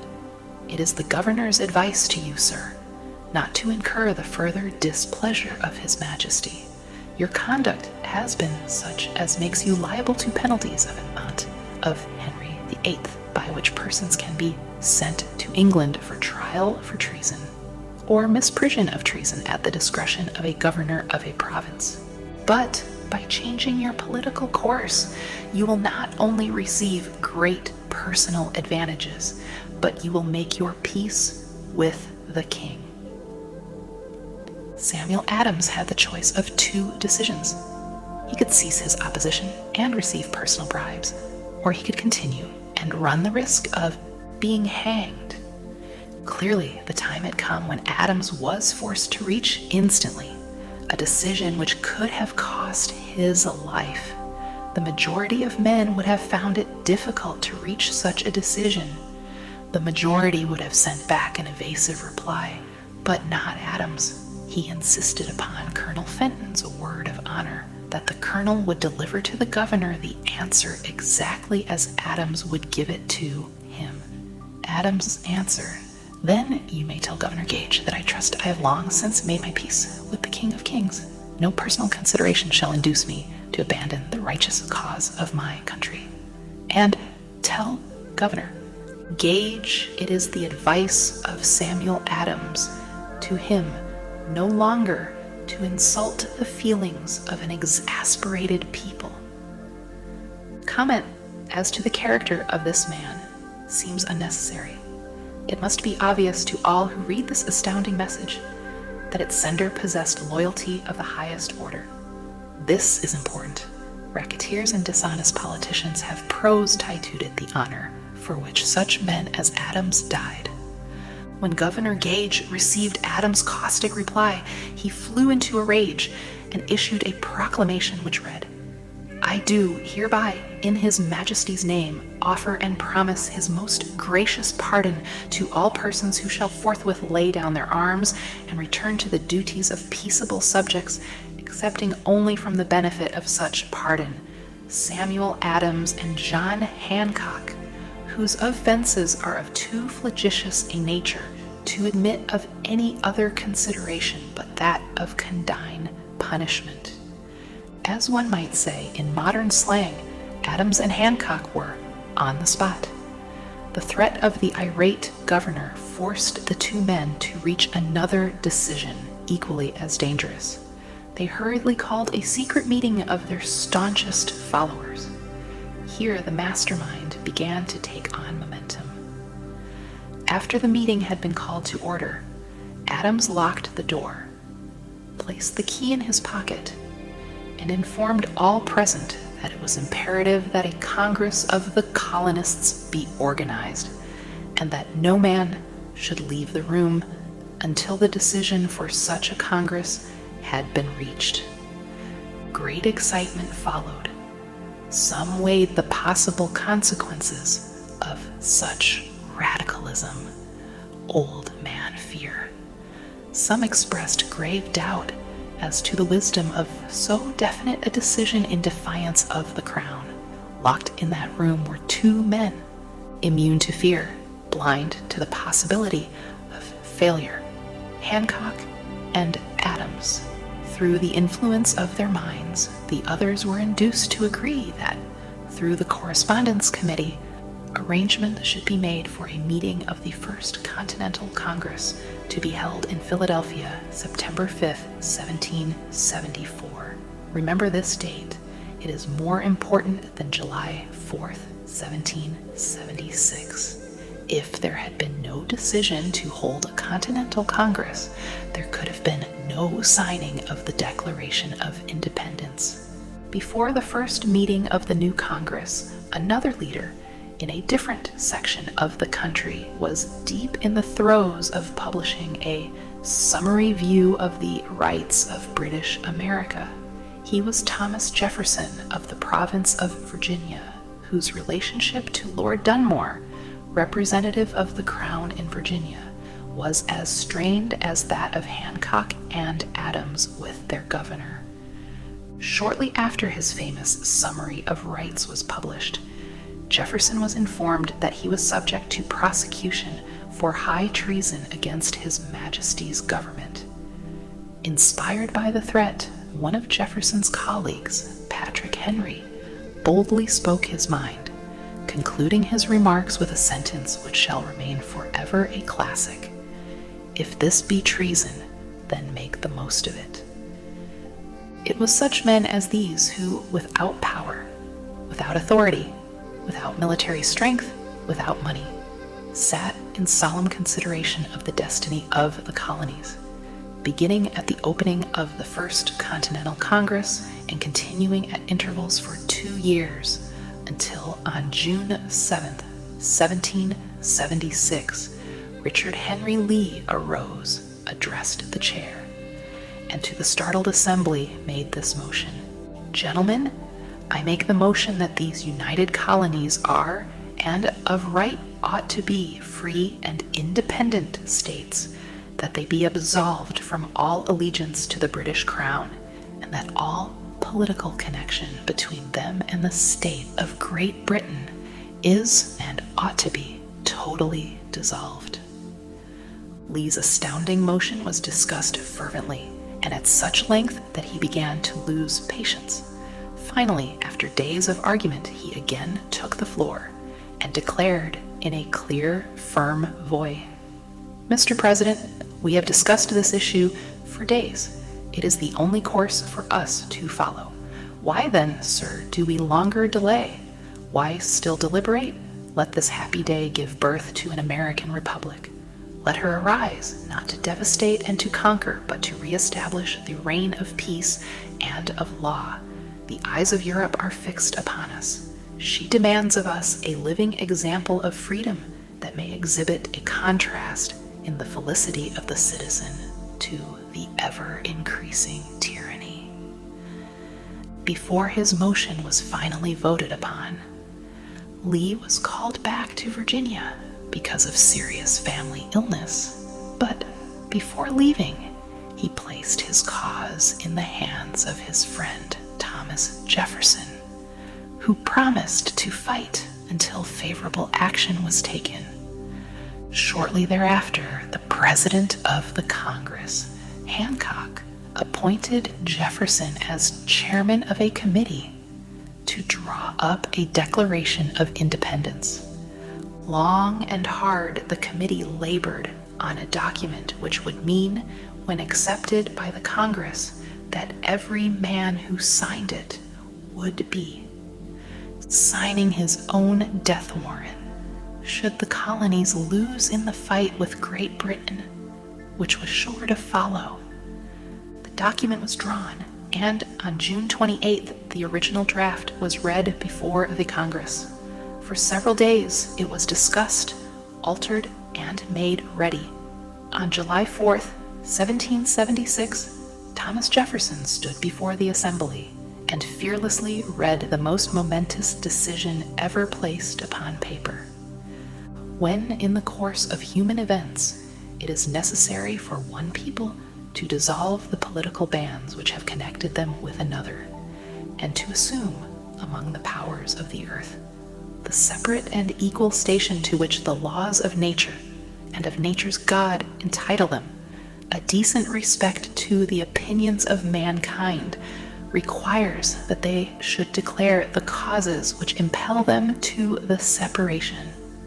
When Jefferson finished, the document was voted upon, accepted, and signed by the 56 men, every one staking his own life upon his decision to write his name. By that decision came into existence the nation destined to bring to mankind forever the privilege of making decisions. By decisions made in a similar spirit of faith, and only by such decisions, can men solve their personal problems and win for themselves high estates of material and spiritual wealth. Let us not forget this.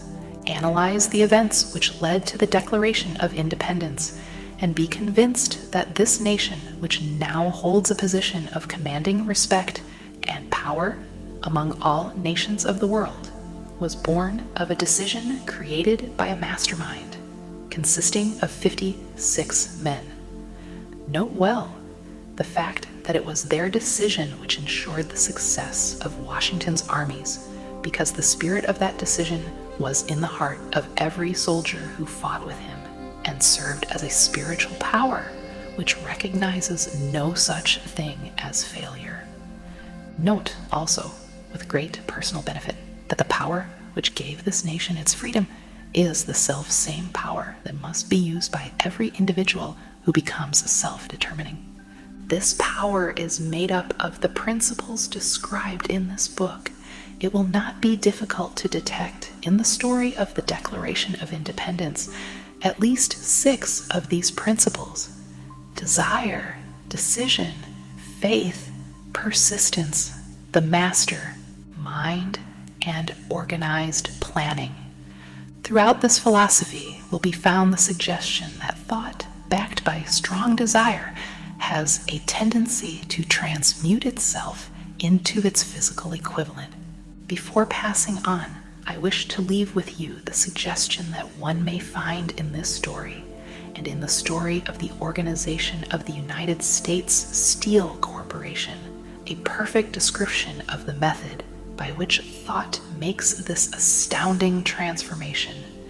In your search for the secret of the method, do not look for a miracle, because you will not find it. You will find only the eternal laws of nature. These laws are available to every person who has the faith and the courage to use them. They may be used to bring freedom to a nation or to accumulate riches. There is no charge save the time necessary to understand and appropriate them. Those who reach decisions promptly and definitely know what they want and generally get it. The leaders in every walk of life decide quickly and firmly. That is the major reason why they are leaders. The world has the habit of making room for the man whose words and action show that he knows where he is going. Indecision is a habit which usually begins in youth. The habit takes on permanency as the youth goes through graded school, high school, and even through college without definiteness of purpose. The major weakness of all educational systems is that they neither teach nor encourage the habit of definite decision. It would be beneficial if no college would permit the enrollment of any student unless and until the student declared his major purpose in matriculating. It would be of still greater benefit if every student who enters the graded schools were compelled to accept training in the habit of decision and forced to pass a satisfactory examination on this subject before being permitted to advance in the grades. The habit of indecision acquired because of the deficiencies of our school systems goes with the student into the occupation he chooses, if, in fact, he chooses his occupation. Generally, the youth just out of school seeks any job that can be found. He takes the first place he finds because he has fallen into the habit of indecision. 98 out of every 100 people working for wages today are in the positions they hold because they lacked the definiteness of decision to plan a definite position and the knowledge of how to choose an employer. Definiteness of decision always requires courage, sometimes very great courage. The 56 men who signed the Declaration of Independence staked their lives on the decision to affix their signatures to that document. The person who reaches a definite decision to procure the particular job and make life pay the price he asks does not stake his life on that decision. He stakes his economic freedom. Financial independence, riches, desirable business, and professional positions are not within reach of the person who neglects or refuses to expect, plan, and demand these things. The person who desires riches in the same spirit that Samuel Adams desired freedom for the colonies is sure to accumulate wealth. In the chapter on organized planning, you will find complete instructions for marketing every type of personal services. You will find also detailed information on how to choose the employer you prefer and the particular job you desire. These instructions will be of no value to you unless you definitely decide to organize them into a plan of action. Chapter 9. Persistence, the sustained effort necessary to induce faith, the 8th step toward riches. Persistence is an essential factor in the procedure of transmuting desire into its monetary equivalent. The basis of persistence is the power of will. Willpower and desire, when properly combined, make an irresistible pair.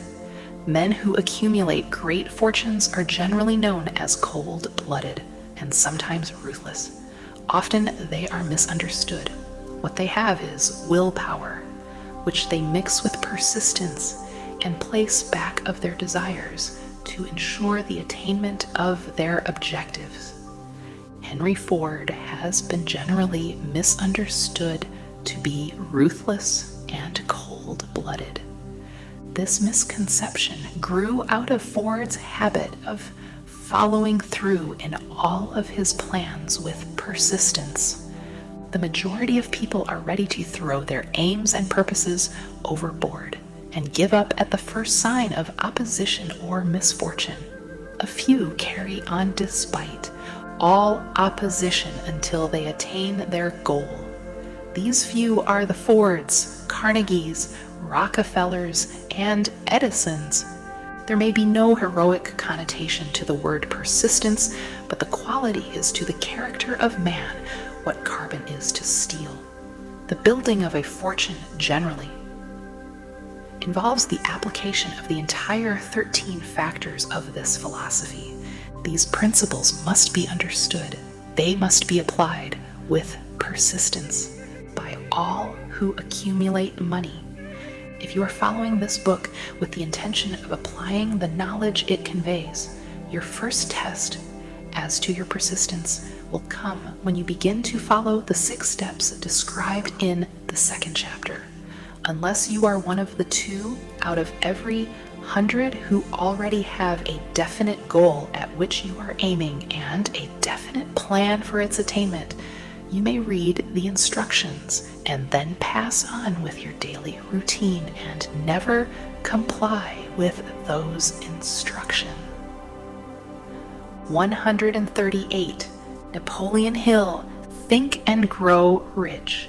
The author is checking you up at this point because lack of persistence is one of the major causes of failure. Moreover, experience with thousands of people has proved that lack of persistence is a weakness common to the majority of men. It is a weakness which may be overcome by effort. The ease with which lack of persistence may be conquered will depend entirely upon the intensity of one's desire. The starting point of all achievement is desire. Keep this constantly in mind. Weak desires bring weak results, just as a small amount of fire makes a small amount of heat. If you find yourself lacking in persistence, this weakness may be remedied by building a stronger fire under your desires. Continue to read through to the end, then go back to chapter 2 and start immediately to carry out the instructions given in connection with the 6 steps. The eagerness with which you follow these instructions will indicate clearly how much or how little you really desire to accumulate money. If you find that you are indifferent, you may be sure that you have not yet acquired the money consciousness which you must possess before you can be sure of accumulating a fortune. Fortunes gravitate to men whose minds have been prepared to attract them, just as surely as water gravitates to the ocean. In this book may be found all the stimuli necessary to attune any normal mind to vibrations which will attract the object of one's desires. If you find you are weak in persistence, center your attention upon the instructions contained in the chapter on power. Surround yourself with a mastermind group, and through the cooperative efforts of the members of this group, you can develop persistence. You will find additional instructions for the development of persistence in the chapters on autosuggestion and the subconscious mind. Follow the instructions outlined in these chapters until your habit nature hands over to your subconscious mind a clear picture of the object of your desire. From that point on, you will not be handicapped by lack of persistence. Your subconscious mind works continuously while you are awake and while you are asleep. Spasmodic or occasional effort to apply the rules will be of no value to you. To get results, you must apply all of the rules until their application becomes a fixed habit with you. In no other way can you develop the necessary. Money Consciousness 139. Napoleon Hill, Think and Grow Rich. Poverty is attracted to the one whose mind is favorable to it, as money is attracted to him whose mind has been deliberately prepared to attract it. And through the same laws, poverty consciousness will voluntarily seize this mind which is not occupied with the money consciousness. A poverty consciousness develops without conscious application of habits favorable to it. The money consciousness must be created to order, unless one is born with such a consciousness. Catch the full significance of the statements in the preceding paragraph, and you will understand the importance of persistence in the accumulation of a fortune. Without persistence, you will be defeated even before you start. With persistence, you will win. If you have ever experienced a nightmare, you will realize the value of persistence. You are lying in bed, half awake, with a feeling that you are about to smother. You are unable to turn over or to move a muscle. You realize that you must begin. To regain control over your muscles through persistent effort of willpower, you finally manage to move the fingers of one hand. By continuing to move your fingers, you extend your control to the muscles of one arm until you can lift it. Then you gain control of the other arm in the same manner. You finally gain control over the muscles of one leg and then extend it to the other leg. Then with one supreme effort of will, you regain complete control over your muscular system and snap out of your nightmare. The trick has been turned step by step. You may find it necessary to snap out of your mental inertia through a similar procedure, moving slowly at first, then increasing your speed until you gain complete control over your will. Be persistent no matter how slowly you may at first have to move. With persistence will come success. If you select your mastermind group with care, you will have in it at least one person who will aid you in the development of persistence. Some men who have accumulated great fortunes did so because of necessity. They developed the habit of persistence because they were so closely driven by circumstances that they had to become persistent. There is no substitute for persistence. It cannot be supplanted by any other quality. Remember this, and it will hearten you in the beginning when the going may seem difficult and slow. Those who have cultivated the habit of persistence seem to enjoy insurance against failure. No matter how many times they are defeated, they finally arrive up toward the top of the ladder. 140. Napoleon Hill, Think and Grow Rich. Sometimes it appears that there is a hidden guide whose duty is to test men through all sorts of discouraging experiences. Those who pick themselves up after defeat and keep on trying arrive, and the world cries, "Bravo, I knew you could do it." The hidden guide lets no one enjoy great achievement without passing the persistence test. Those who can't take it simply do not make the grade. Those who can take it are bountifully rewarded for their persistence. They receive as their compensation whatever goal they are pursuing. That is not all. They receive something infinitely more important than material compensation: the knowledge that every failure brings with it the seed of an equivalent advantage.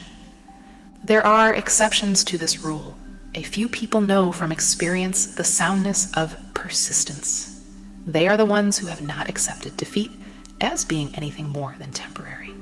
They are the ones whose desires are so persistently applied that defeat is finally changed into victory.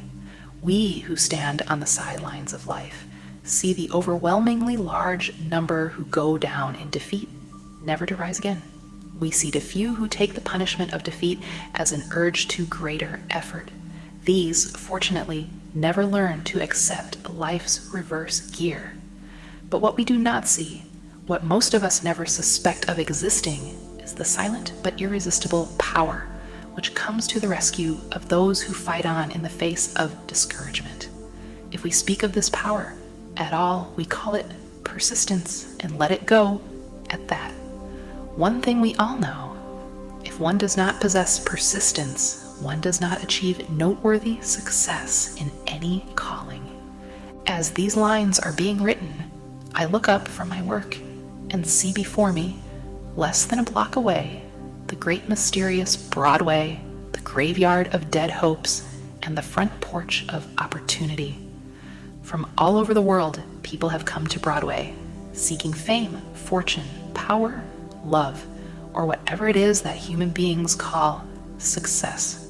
Once in a great while, someone steps out from the long procession of seekers, and the world hears that another person has mastered Broadway.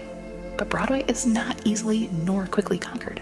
She acknowledges talent, recognizes genius, pays off in money, only after one has refused to quit. Then we know he has discovered the secret of how to conquer Broadway. The secret is always inseparably attached to one word: persistence. 141. Napoleon Hill. Think and grow rich. The secret is told in the struggle of Fanny Hurst, whose persistence conquered the Great White Way. She came to New York in 1915 to convert writing into riches. The conversion did not come quickly, but it came. For 4 years, Miss Hurst learned about the sidewalks of New York from first-hand experience. She spent her days laboring and her nights hoping. When hope grew dim, she did not say, "All right, Broadway, you win." She said, "Very well, Broadway, you may whip some, but not me. I'm going to force you to give up." One publisher, the Saturday Evening Post, sent her 36 rejection slips before she broke the ice and got a story across. The average writer, like the average in other walks of life, would have given up the job when the first rejection slip came. She pounded the pavements for 4 years to the tune of the publishers. No, because she was determined to win. Then came the payoff. The spell had been broken, the unseen guide had tested Fanny Hurst, and she could take it. From that time on, publishers made a beaten path to her door. Money came so fast she hardly had time to count it. Then the moving picture men discovered her, and money came not in small change, but in floods.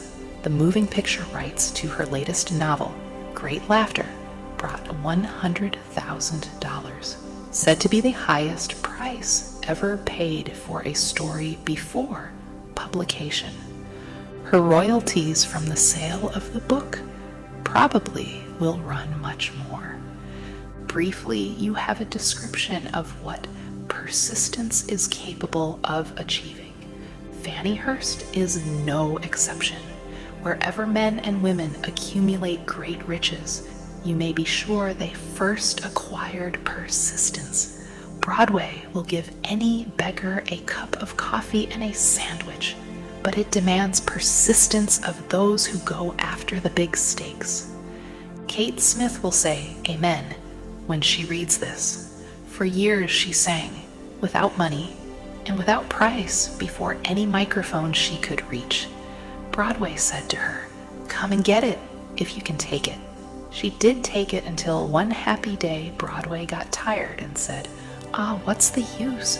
You don't know when you're whipped, so name your price and go to work in earnest." Miss Smith named her price.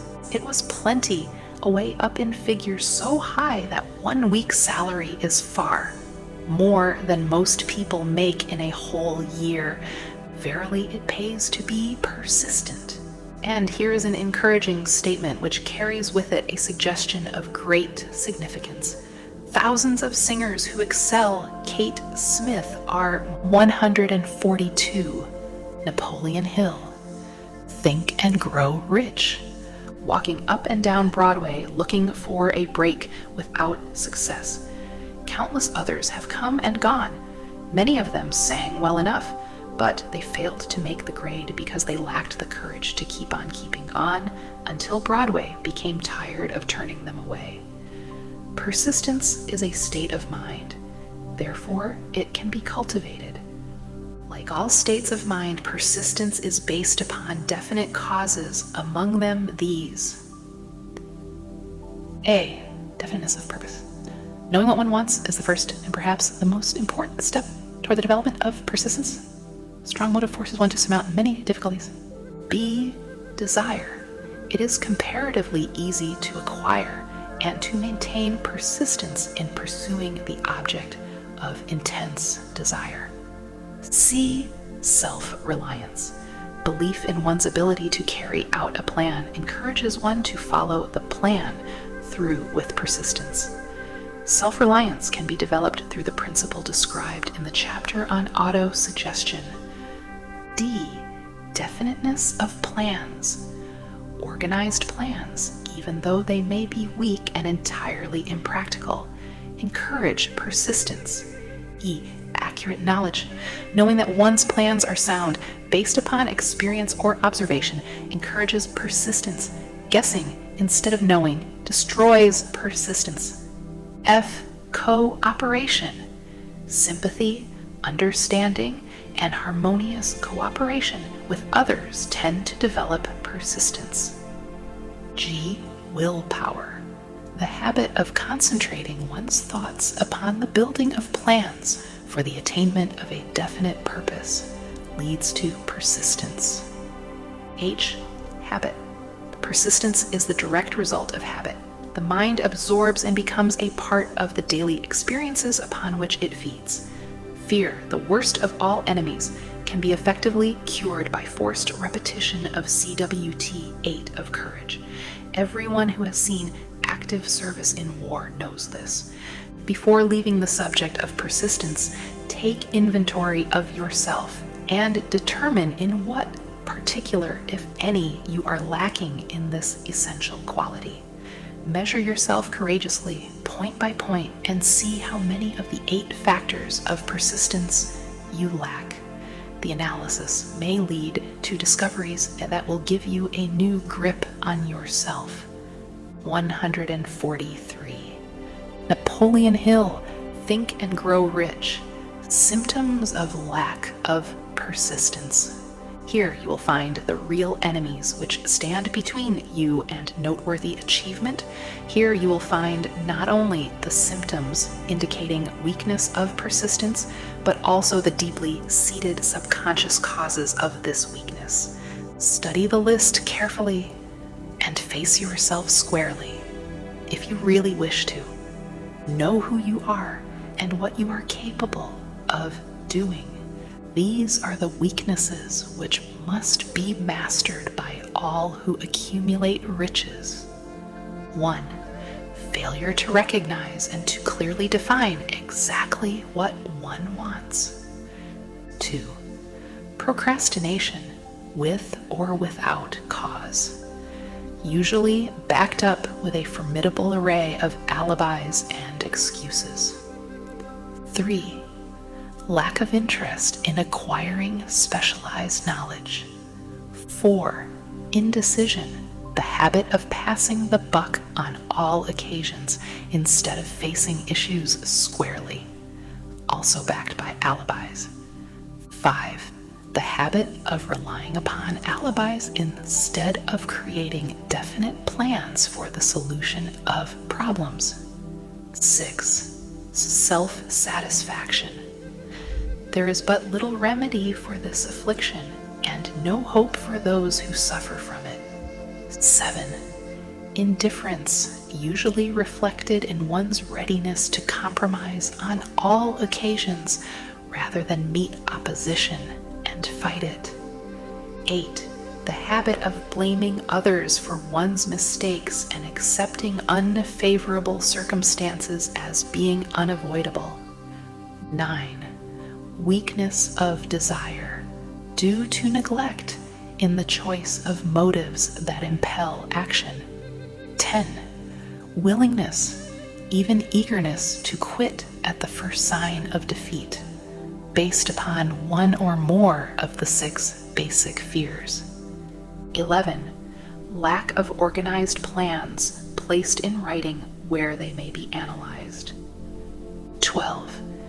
The habit of neglecting to move on ideas or to grasp opportunity when it presents itself. 144. Napoleon Hill. Think and grow rich. 13. Wishing instead of willing. 14. The habit of compromising with poverty instead of aiming at riches. General absence of ambition to be, to do, and to own. 15. Searching for all the shortcuts to riches, trying to get without giving a fair equivalent, usually reflected in the habit of gambling, endeavoring to drive sharp bargains. 16. Fear of criticism, failure to create plans and to put them into action because of what other people will think, do, or say. This enemy belongs at the head of the list because it generally exists in one's subconscious mind, where its presence is not recognized. See the 6 basic fears in a later chapter. Let us examine some of the symptoms of the fear of criticism. The majority of people permit relatives, friends, and the public at large to so influence them that they cannot live their own lives because they fear criticism. Huge numbers of people make mistakes in marriage, stand by the bargain, and go through life miserable and unhappy because they fear criticism which may follow if they correct the mistake. Anyone who has submitted to this form of fear knows the irreparable damage it does by destroying ambition, self-reliance, and the desire to achieve. Millions of people neglect to acquire belated educations after having left school because they fear criticism. Countless numbers of men and women, both young and old, permit relatives to wreck their lives in the name of duty because they fear criticism. Duty does not require any person to submit to the destruction of his personal ambitions and the right to live his own life in his own way. People refuse to take chances in business because they fear the criticism which may follow if they fail. The fear of criticism in such cases is stronger than the desire for success. Too many people refuse to set high goals for themselves or even neglect selecting a career because they fear the criticism of relatives and friends who may say, "Don't aim so high. People will think you are crazy." When Andrew Carnegie suggested that I devote 20 years to the organization of a philosophy of individual achievement, my first impulse of thought was fear of what people might say. The suggestion set up a goal for me, far out of proportion. 145. Napoleon Hill, Think and Grow Rich. To any I had ever conceived, as quick as a flash, my mind began to create alibis and excuses, all of them traceable to the inherent fear of criticism. Something inside of me said, "You can't do it. The job is too big and requires too much time. What will your relatives think of you? How will you earn a living? No one has ever organized a philosophy of success. What right have you to believe you can do it? Who are you anyway to aim so high? Remember your humble birth. What do you know about philosophy? People will think you are crazy." And they did. Why hasn't some other person done this before now? These and many other questions flashed into my mind and demanded attention. It seemed as if the whole world had suddenly turned its attention to me with the purpose of ridiculing me into giving up all desire to carry out Mr. Carnegie's suggestion. I had a fine opportunity, then and there, to kill off ambition before it gained control of me. Later in life, after having analyzed thousands of people, I discovered that most ideas are still born and need the breath of life injected into them through definite plans of immediate action. The time to nurse an idea is at the time of its birth, every minute it lives gives it a better chance of surviving. The fear of criticism is at the bottom of the destruction of most ideas which never reach the planning and action stage. Many people believe that material success is the result of favorable breaks. There is an element of ground for the belief, but those depending entirely upon luck are nearly always disappointed because they overlook another important factor which must be present before one can be sure of success. It is the knowledge with which favorable breaks can be made to order. During the Depression, W.C. Fields, the comedian, lost all his money and found himself without income, without a job, and his means of earning a living, vaudeville, no longer existed. Moreover, he was past 60, when many men consider themselves old. He was so eager to stage a comeback that he offered to work without pay in a new field, movies. In addition to his other troubles, he fell and injured his neck. To many, that would have been the place to give up and quit. But Fields was persistent. He knew that if he carried on, he would get the breaks sooner or later. And he did get them, but not by chance. Marie Dressler found herself down and out with her money gone, with no job, when she was about 60. She too went after the breaks and got them. Her persistence brought an astounding triumph late in life, long beyond the age when most men and women are done with ambition to achieve. Eddie Cantor lost his money in the 1929 stock crash, but he still had his persistence and his courage. With these, plus 2 prominent eyes, he exploited himself back into an income of $10,000 a week. Verily, if one has persistence, one can get along very well without many other qualities. The only break anyone can afford to rely upon is a self-made break. These come through the application of persistence. The starting point is definiteness of purpose. Examine the first 100 people you meet. Ask them what they want most in life, and 98 of them will not be able to tell you. If you press them for an answer, some will say security, many will say money, a few will say happiness, others will say fame and power, and still others will say social. Recognition, ease in living, ability to sing, dance, or write. But none of them will be able to define these terms or give the slightest indication of a plan by which they hope to attain these vaguely expressed wishes. Riches do not respond to wishes. They respond only to definite plans, backed by definite desires through constant persistence. How to develop persistence? There are 4 simple steps which lead to the habit of persistence. They call for no great amount of intelligence, no particular amount of education, and but little time or effort. The necessary steps are 1. A definite purpose backed by burning desire for its fulfillment. 2. A definite plan expressed in continuous action. 3. A mind closed tightly against all negative and discouraging influences, including negative suggestions of relatives, friends, and acquaintances. 4. A friendly alliance with one or more persons who will encourage one to follow through with both plan and purpose. These 4 steps are essential for success in all walks of life. The entire purpose of the 13 principles of this philosophy is to enable one to take these 4 steps as a matter of habit. These are the steps by which one may control one's economic destiny. They are the steps that lead to freedom and independence of thought. They are the steps that lead to riches in small or great quantities. They lead the way to power, fame, and worldly recognition. They are the 4 steps which guarantee favorable breaks.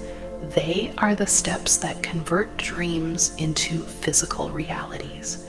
They lead also to the mastery of fear, discouragement, indifference.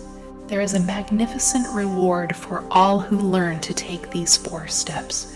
It is the privilege of writing one's own ticket and of making life yield whatever price is asked. I have no way of knowing the facts, but I venture to conjecture that Mrs. Wallace Simpson's great love for a man was not accidental, nor the result of favorable breaks alone. There was a burning desire and careful searching at every step of the way. Her first duty was to love. What is the greatest thing on earth? The master called it, "Love not man made rules, criticism, bitterness, slander, or political marriages, but love." She knew what she wanted, not after she met the Prince of Wales, but long before that. Twice, when she had failed to find it, she had the courage to continue her search. To thine own self be true, and it must follow, as the night the day. Thou canst not then be false to any man. Her rise from obscurity was of the slow, progressive, persistent order, but it was sure. She triumphed over unbelievably long odds, and no matter who you are or what you may think of Wallace Simpson, or the king who gave up his crown for her love, she is an astounding example of applied persistence, an instructor on the rules of self-determination from whom the entire world might profitably take lessons. When you think of Wallace Simpson, think of one who knew what she wanted and shook the greatest empire on earth to get it. Women who complain that this is a man's world, that women do not have an equal chance to win, owe it to themselves to study carefully the life of this unusual woman, who, at an age which most women consider old, captured the affections of the most desirable bachelor in the entire world. And what of King Edward? What lesson may we learn from his part in the world's greatest drama of recent times? Did he pay too high a price for the affections of the woman of his choice? Surely no one but he can give the correct answer. The rest of us can only conjecture. This much we know: the king came into the world without his own consent. He was born to great riches without requesting them. He was persistently sought in marriage. Politicians and statesmen throughout Europe tossed dowagers and princesses at his feet. Because he was the firstborn of his parents, he inherited a crown, which he did not seek, and perhaps did not desire. For more than 40 years, he was not a free agent, could not live his life in his own way, had but little privacy, and finally assumed duties inflicted upon him when he ascended the throne. Some will say, with all these blessings, King Edward should have found peace of mind, contentment, and joy of living. The truth is that back of all the privileges of a crown, all the money, the fame, and the power inherited by King Edward, there was an emptiness which could be filled only by love. His greatest desire was for love. Long before he met Wallace Simpson, he doubtless felt this great universal emotion tugging at the strings of his heart, beating upon the door of his soul, and crying out for expression.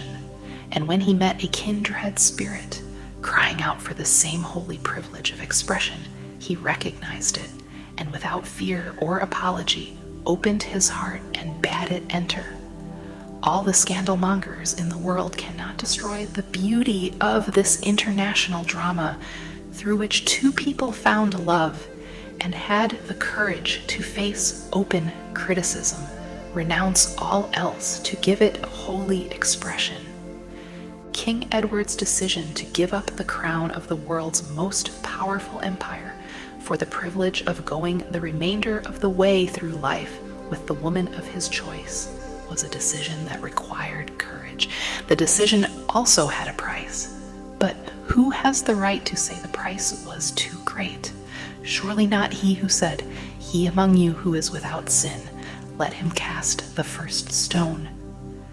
As a suggestion to any evil-minded person who chooses to find fault with the Duke of Windsor, because his desire was for love, and for openly declaring his love for Wallis Simpson and giving up his throne for her, let it be remembered that the open declaration was not essential.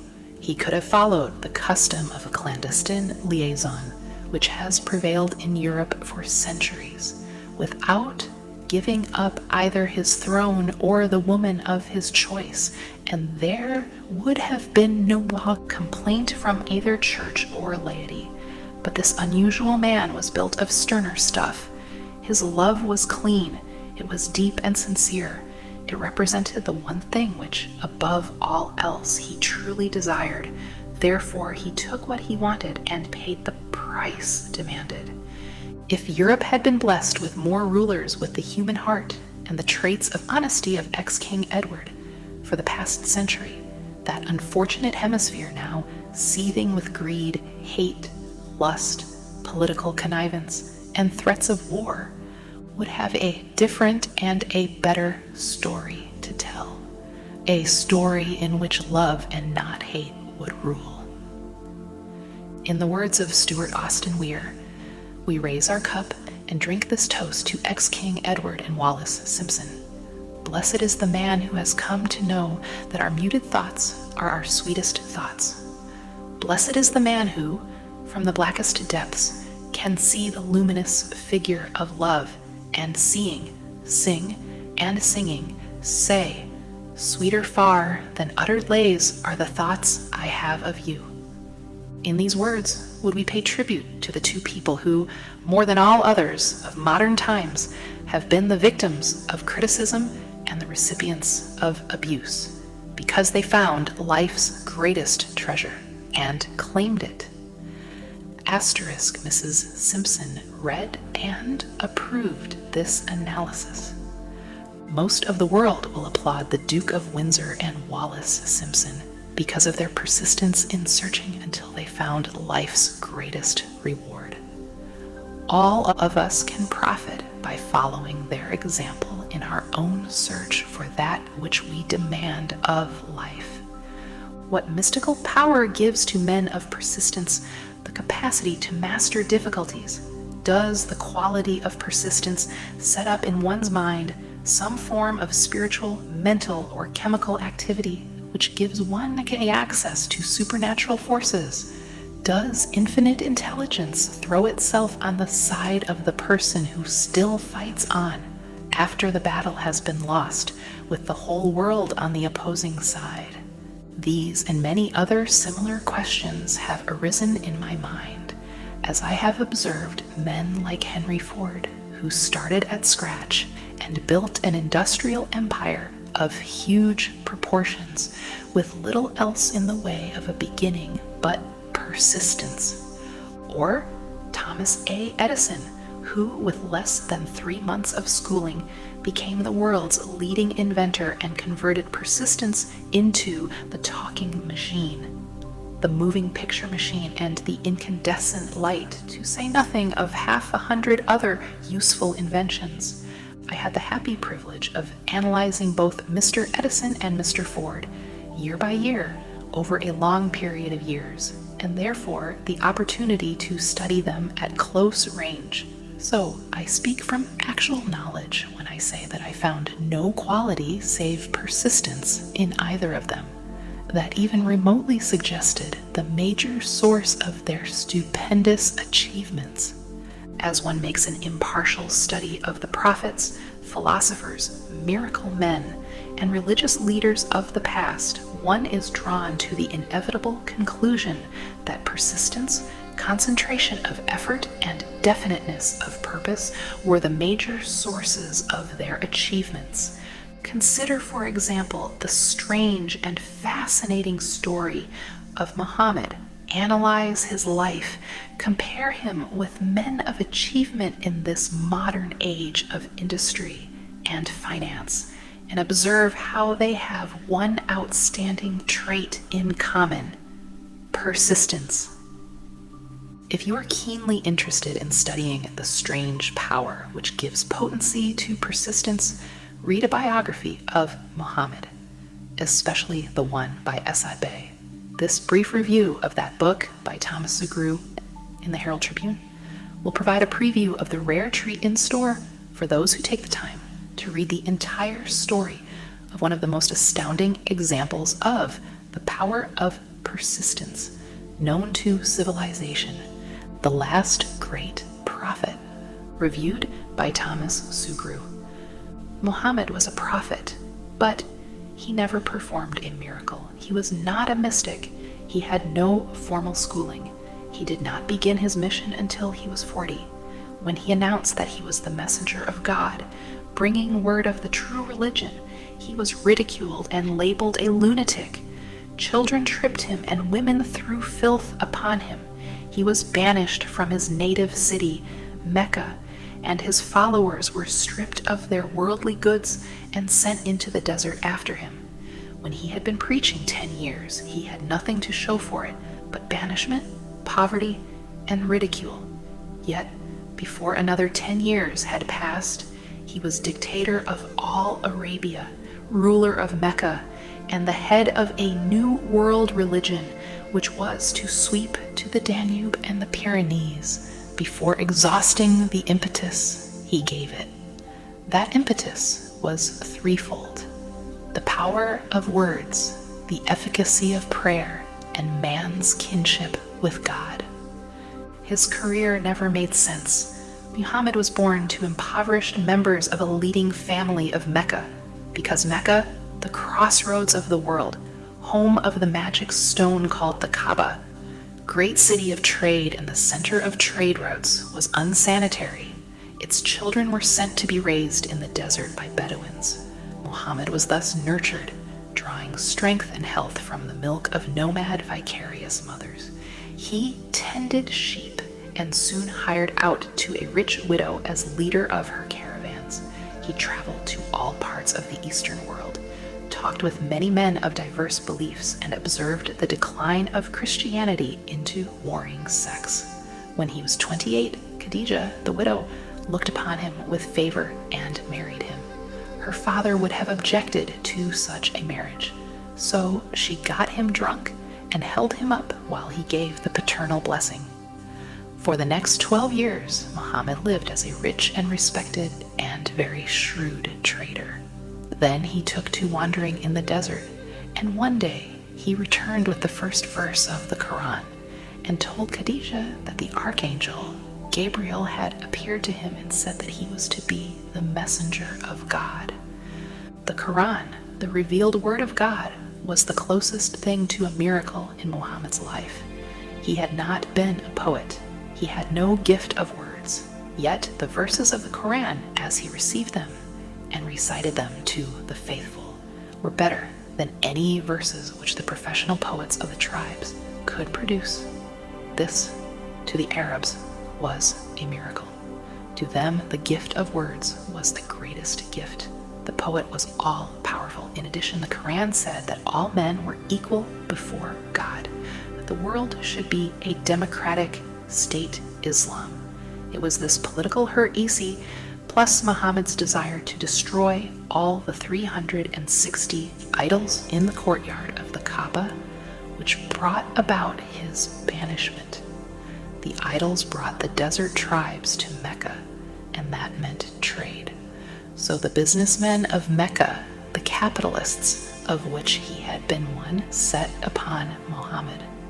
Then he retreated to the desert and demanded sovereignty over the world. The rise of Islam began. Out of the desert came a flame which would not be extinguished, a democratic army fighting as a unit and prepared to die without wincing. Muhammad had invited the Jews and Christians to join him, for he was not building a new religion. He was calling all who believed in one God to join in a single faith. If the Jews and Christians had accepted his invitation, Islam would have conquered the world. They didn't. They would not even accept Muhammad's innovation of humane warfare. When the armies of the Prophet entered Jerusalem, Not a single person was killed because of his faith.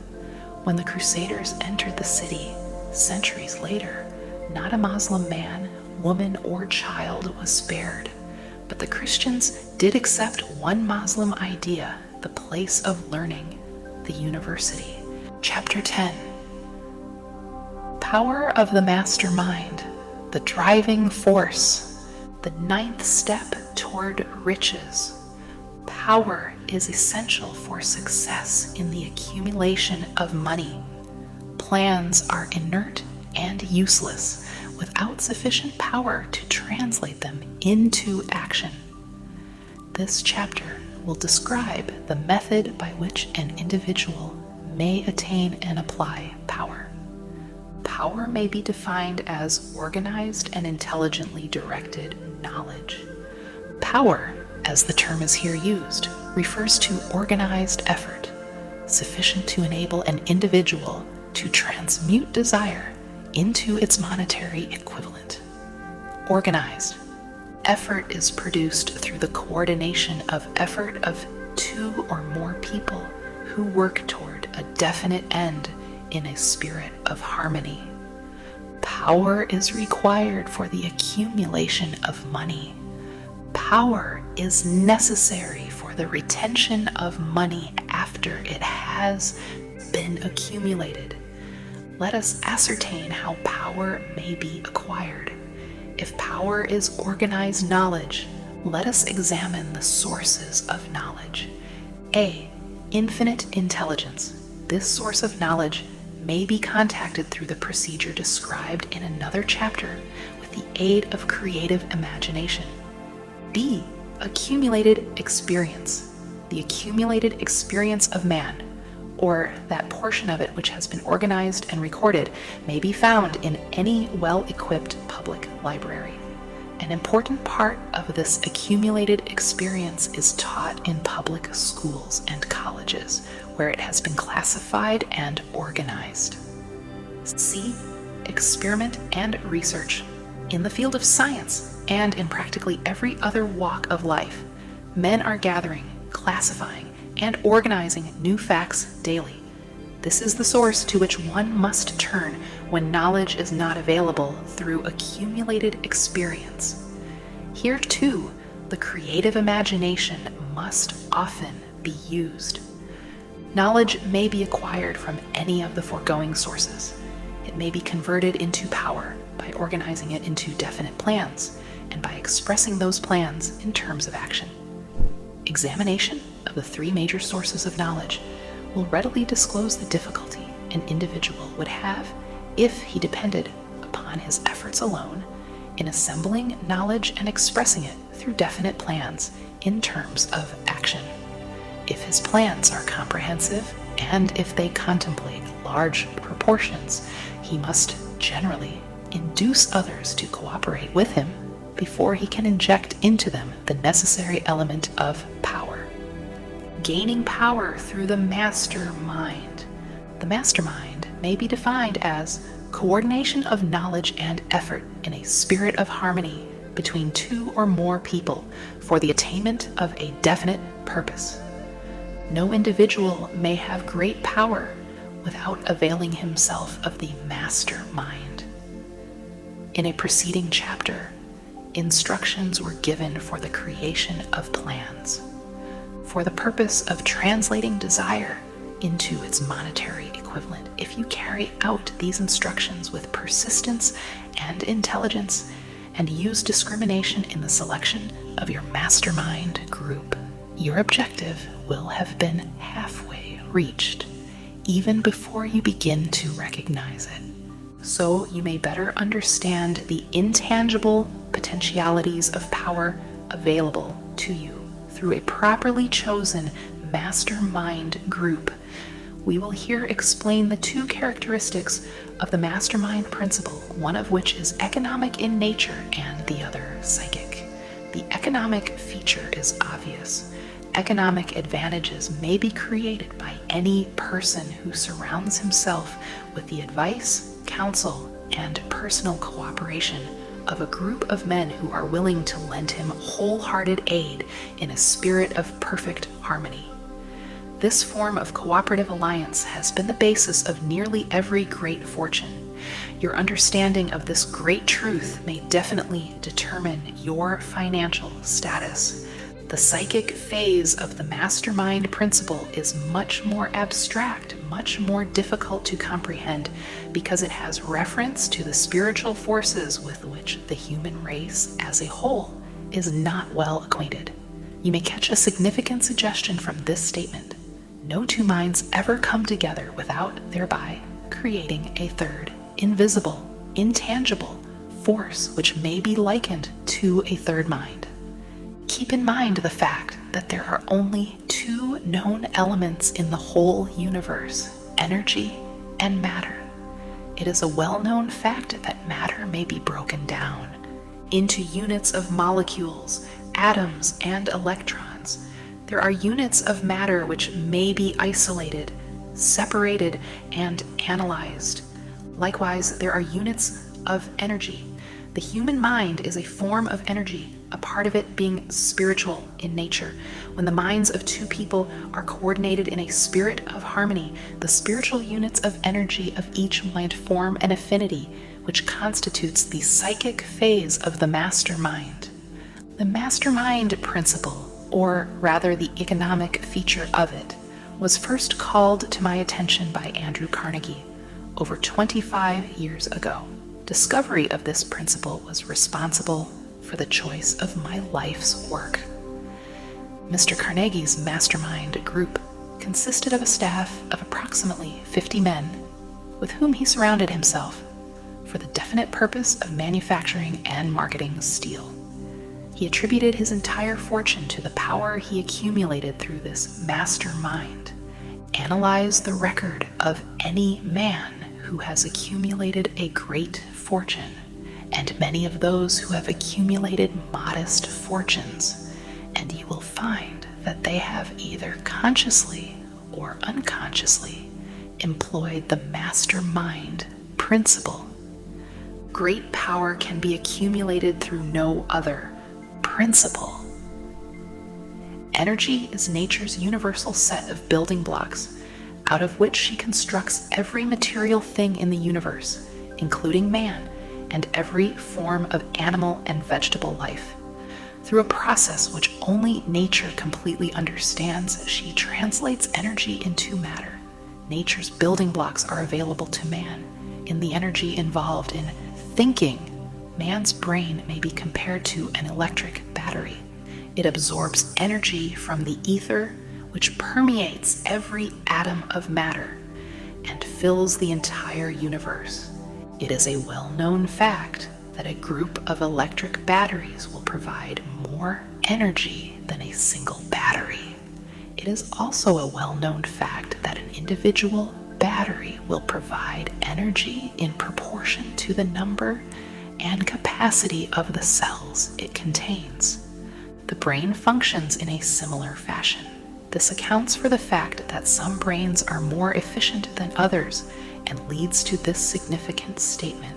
A group of brains coordinated or connected in a spirit of harmony will provide more thought energy than a single brain, just as a group of electric batteries will provide more energy than a single battery.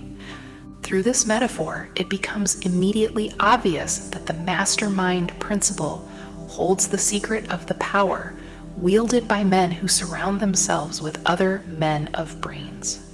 There follows now another statement which will lead still nearer to an understanding of the psychic phase of the mastermind principle. When a group of individual brains are coordinated and function in harmony, the increased energy created through that alliance becomes available to every individual brain in the group. It is a well-known fact that Henry Ford began his business career under the handicap of poverty, illiteracy, and ignorance. It is an equally well-known fact that within the inconceivably short period of 10 years, Mr. Ford mastered these three handicaps and that within 25 years he made himself one of the richest men in America. Connect with this fact the additional knowledge that Mr. Ford's most rapid strides became noticeable from the time he became a personal friend of Thomas A. Edison, and you will begin to understand what the influence of one mind upon another can accomplish. Go a step farther and consider the fact that Mr. Ford's most outstanding achievements began from the time that he formed the acquaintances of Harvey Firestone, John Burroughs, and Luther Burbank, each a man of great brain capacity, and you will have further evidence that power may be produced through friendly alliance of minds. There is little, if any, doubt that Henry Ford is one of the best informed men in the business and industrial world. The question of his wealth needs no discussion. Analyze Mr. Ford's intimate personal friends, some of whom have already been mentioned, and you will be prepared to understand the following statement. Men take on the nature and the habits and the power of thought of those with whom they associate in a spirit of sympathy and harmony. Henry Ford whipped poverty, illiteracy, and ignorance by allying himself with great minds whose vibrations of thought he absorbed into his own mind. Through his association with Edison, Burbank, Burroughs, and Firestone, Mr. Ford added to his own brain power the sum and substance of the intelligence, experience, knowledge, and spiritual forces of these four men. Moreover, he appropriated and made use of the mastermind principle through the methods of procedure described in this book. This principle is available to you. We have already mentioned Mahatma Gandhi. Perhaps the majority of those who have heard of Gandhi look upon him as merely an eccentric little man who goes around without formal wearing apparel and makes trouble for the British government. In reality, Gandhi is not eccentric, but he is the most powerful man now living, estimated by the number of his followers and their faith in their leader. Moreover, he is probably the most powerful man who has ever lived. His power is passive, but it is real. Let us study the method by which he attained his stupendous power. It may be explained in a few words.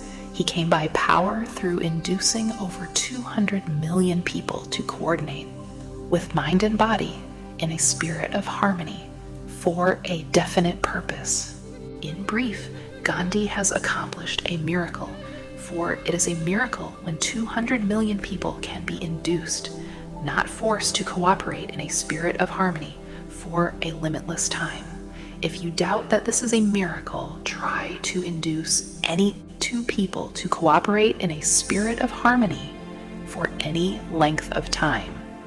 Every man who manages a business knows what a difficult matter it is to get employees to work together in a spirit even remotely resembling harmony.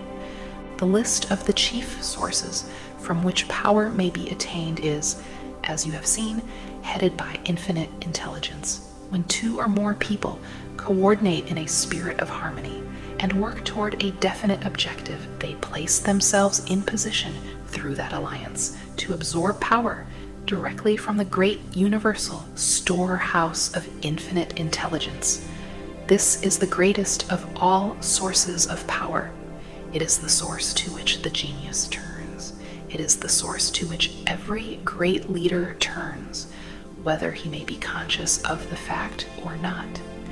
The other two major sources from which the knowledge necessary for the accumulation of power may be obtained are no more reliable than the five senses of man. The senses are not always reliable. Infinite intelligence does not err. In subsequent chapters, the methods by which infinite intelligence may be most readily contacted will be adequately described. This is not a course on religion. No fundamental principle described in this book should be interpreted as being intended to interfere either directly or indirectly with any man's religious habits.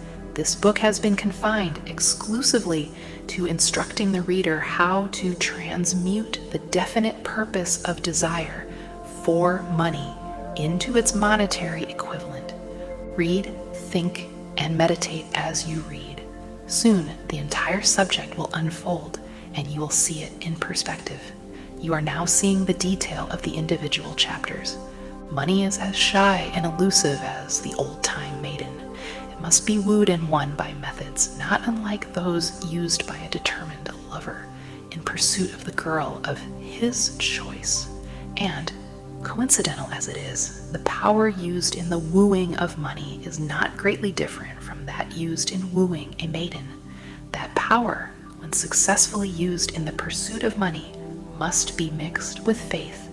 It must be mixed with desire. It must be mixed with persistence. It must be applied through a plan, and that plan must be set into action.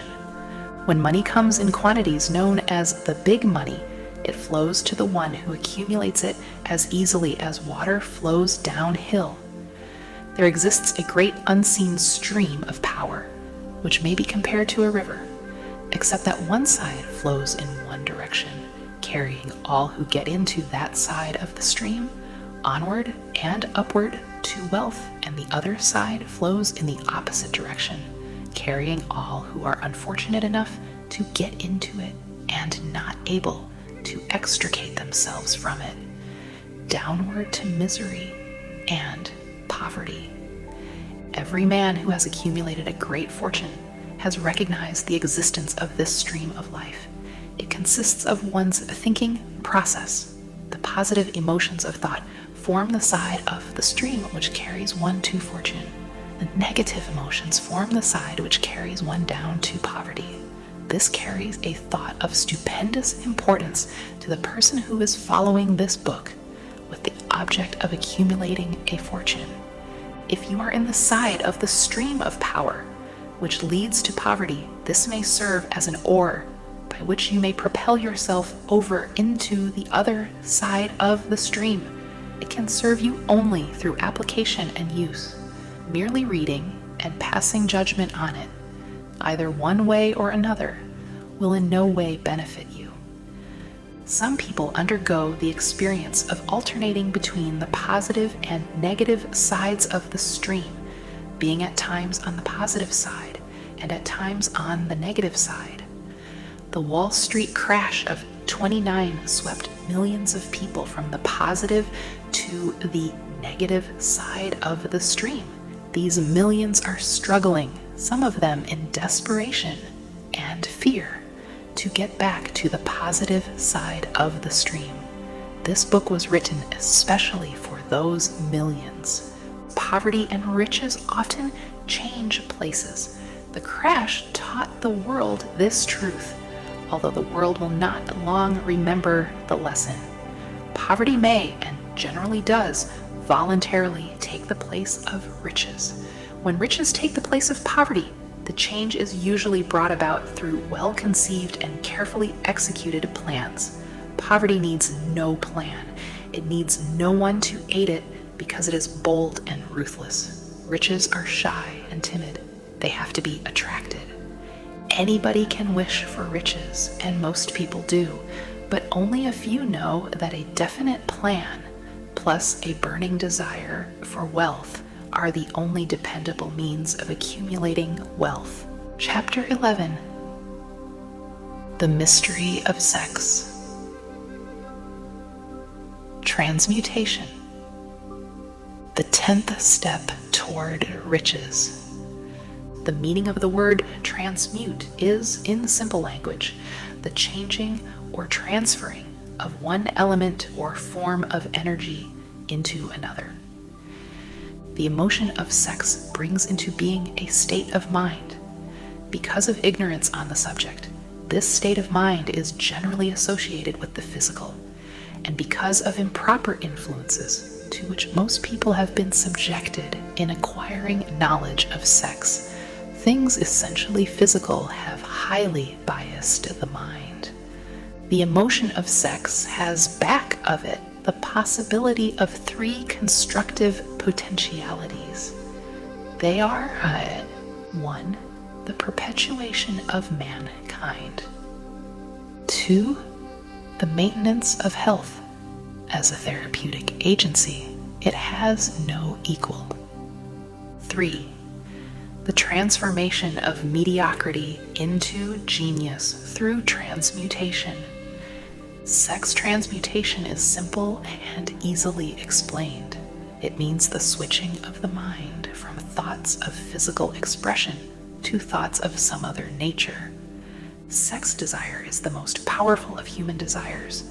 When driven by this desire, men develop keenness of imagination, courage, willpower, persistence, and creative ability unknown to them at other times. So strong and impelling is the desire for sexual contact that men freely run the risk of life and reputation to indulge it. When harnessed and redirected along other lines, this motivating force maintains all of its attributes of keenness of imagination, courage, etc., which may be used as powerful creative forces in literature, art, or in any other profession or calling, including, of course, the accumulation of riches. The transmutation of sex energy calls for the exercise of willpower, to be sure, but the reward is worth the effort. The desire for sexual expression is inborn and natural. The desire cannot and should not be submerged or eliminated, but it should be given an outlet through forms of expression which enrich the body, mind, and spirit of man. If not given this form of outlet through transmutation, it will seek outlets through purely physical channels. A river may be dammed and its water controlled for a time, but eventually it will force an outlet. The same is true of the emotion of sex. It may be submerged and controlled for a time, but its very nature causes it to be ever seeking means of expression.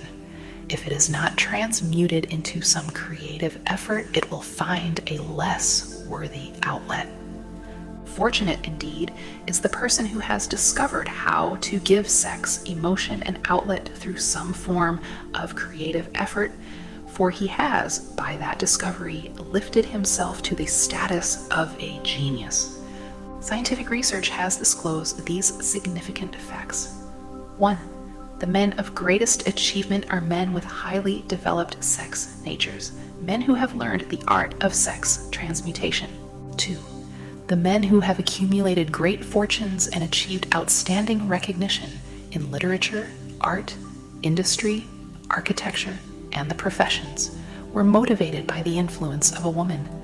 The research from which these astounding discoveries were made went back through the pages of biography and history for more than 2,000 years. Wherever there was evidence available in connection with the lives of men and women of great achievement, it indicated most convincingly that they possessed highly developed sex natures.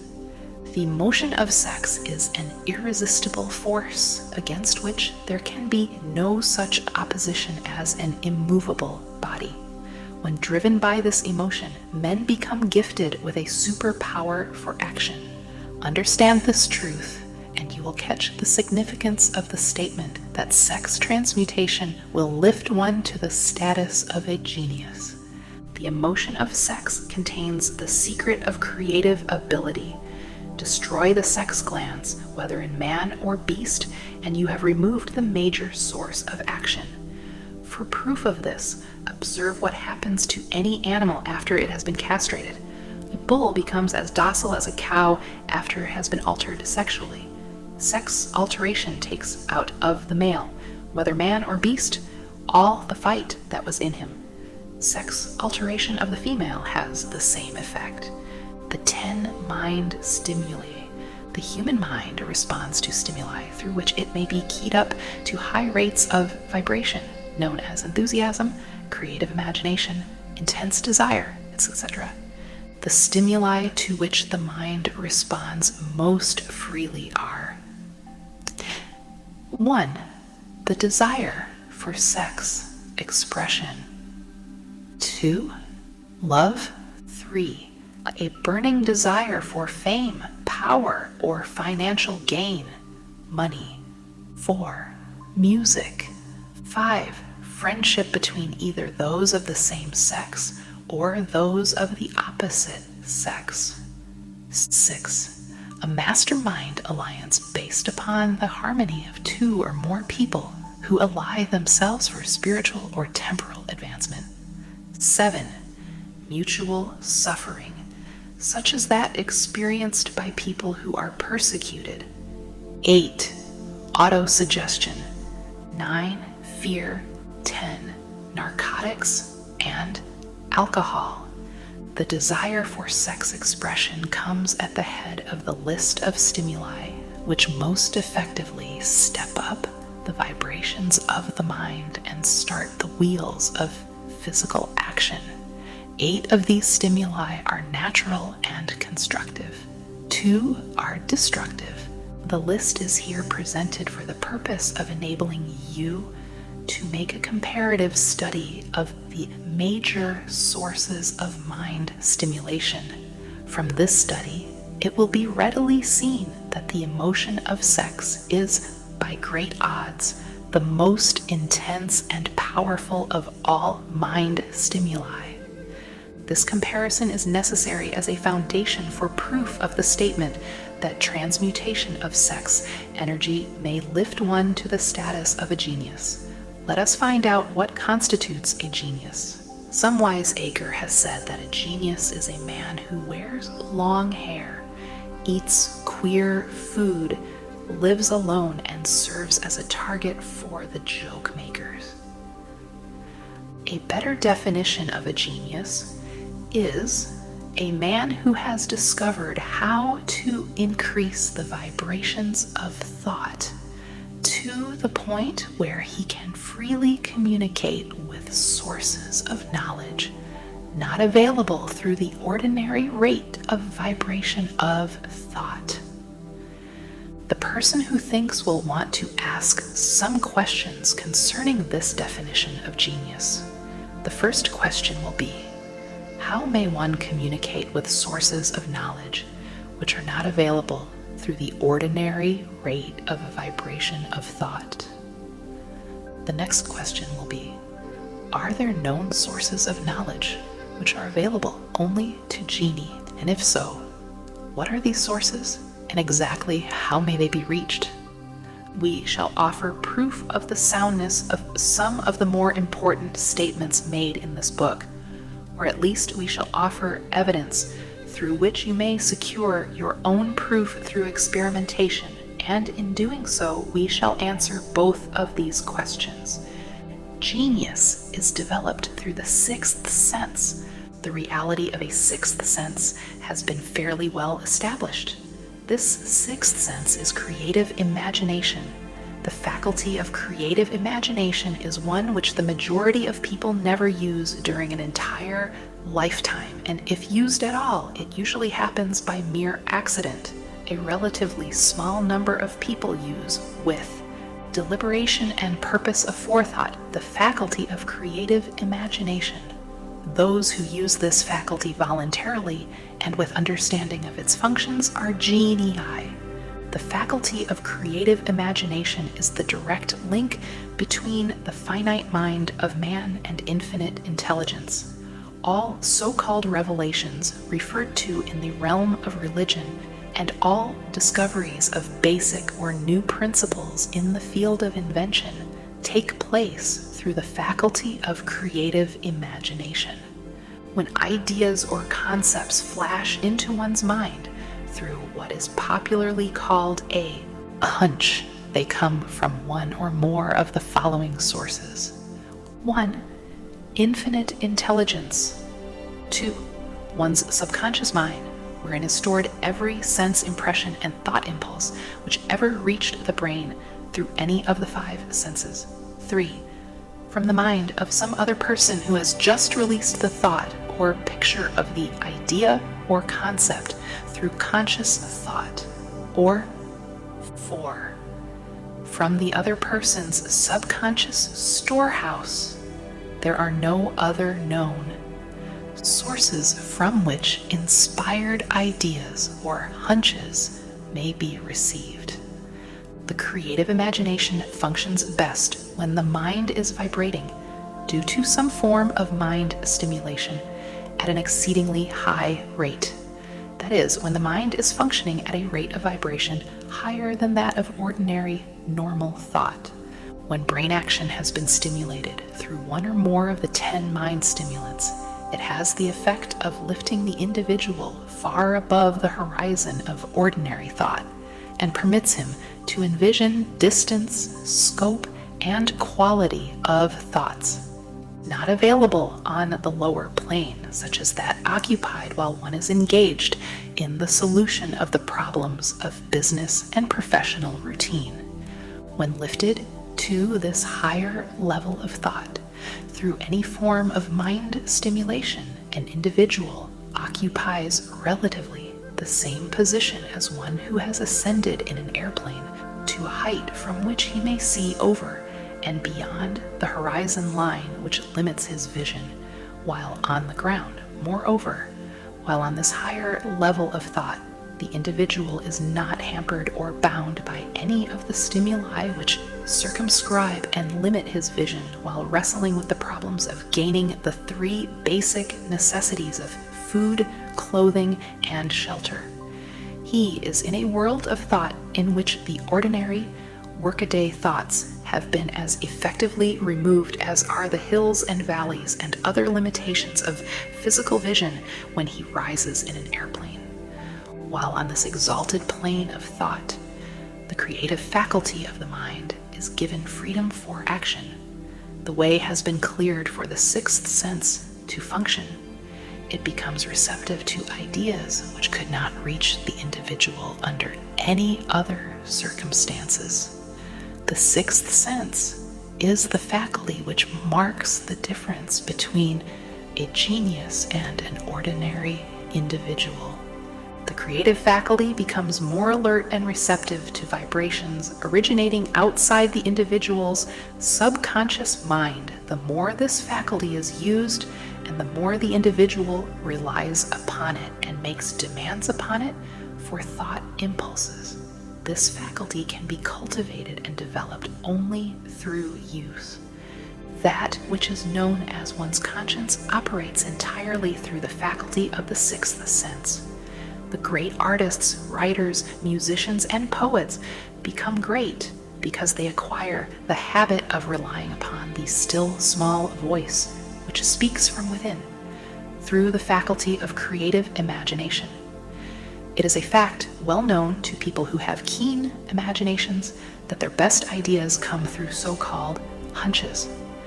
There is a great orator who does not attain to greatness until he closes his eyes and begins to rely entirely upon the faculty of creative imagination.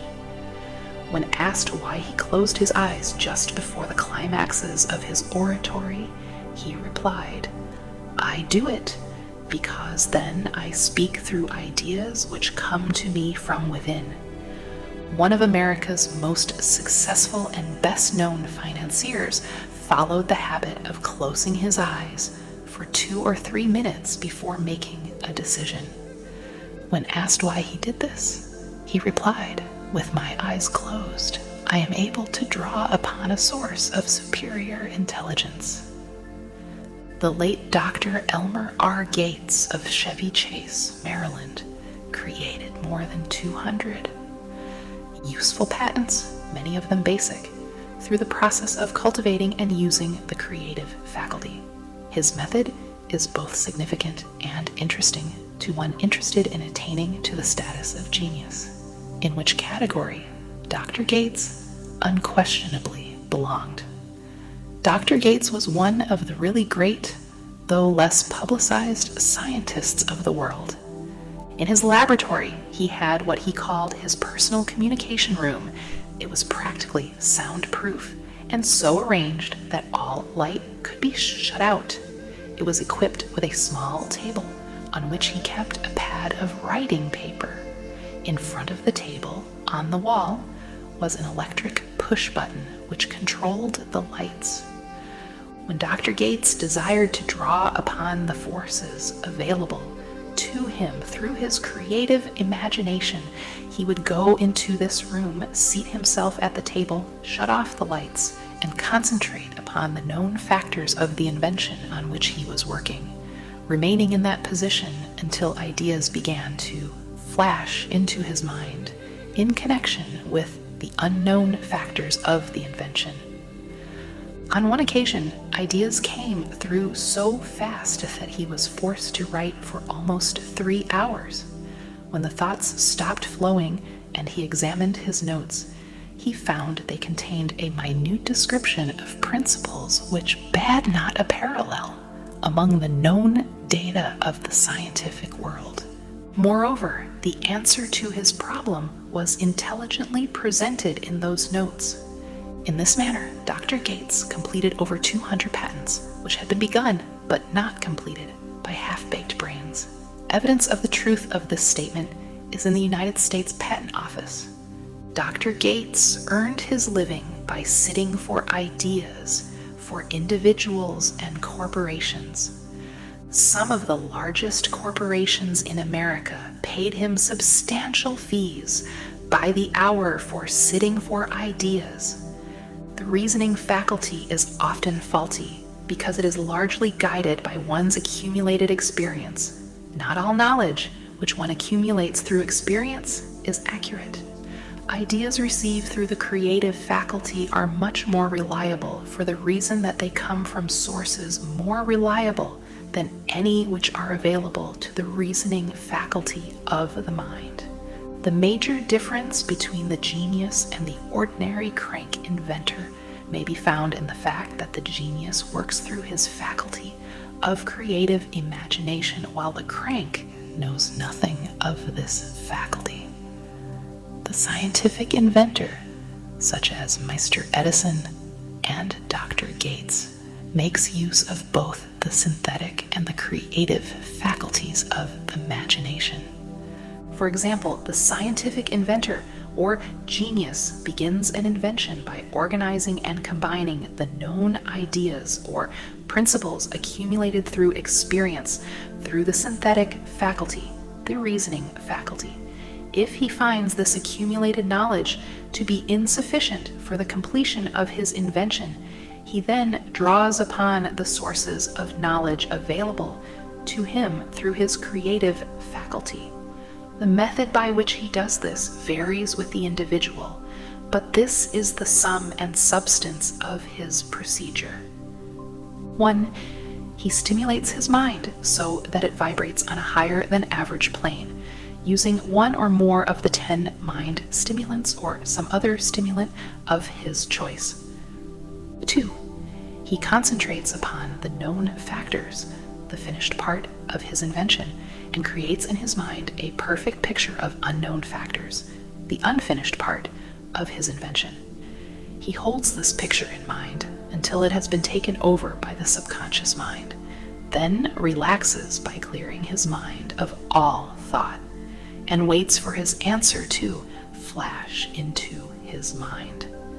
Sometimes the results are both definite and immediate. At other times, the results are negative, depending upon the state of development of the sixth sense, or creative faculty. Mr. Edison tried out more than 10,000 different combinations of ideas through the synthetic faculty of his imagination before he tuned in through the creative faculty and got the answer which perfected the incandescent light. His experience was similar when he produced the talking machine. There is plenty of reliable evidence that the faculty of creative imagination exists. This evidence is available through accurate analysis of men who have become leaders in their respective callings without having had extensive educations.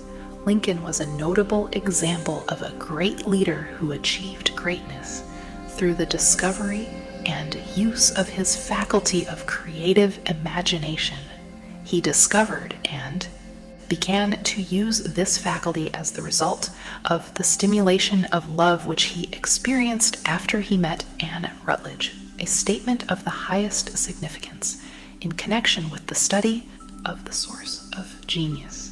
The pages of history are filled with the records of great leaders whose achievements may be traced directly to the influence of women who aroused the creative faculties of their minds through the stimulation of sex desire. Napoleon Bonaparte was one of these. When inspired by his first wife, Josephine, he was irresistible and invincible. When his better judgment or reasoning faculty prompted him to put Josephine aside, he began to decline. His defeat and St. Helena were not far distant. If good taste would permit, we might easily mention scores of men, well known to the American people, who climbed to great heights of achievement under the stimulating influence of their wives, only to drop back to destruction after. Money and power went to their heads, and they put aside the old wife for a new one. Napoleon was not the only man to discover that sex influence from the right source is more powerful than any substitute of expediency which may be created by mere reason. The human mind responds to stimulation. Among the greatest and most powerful of these stimuli is the urge of sex.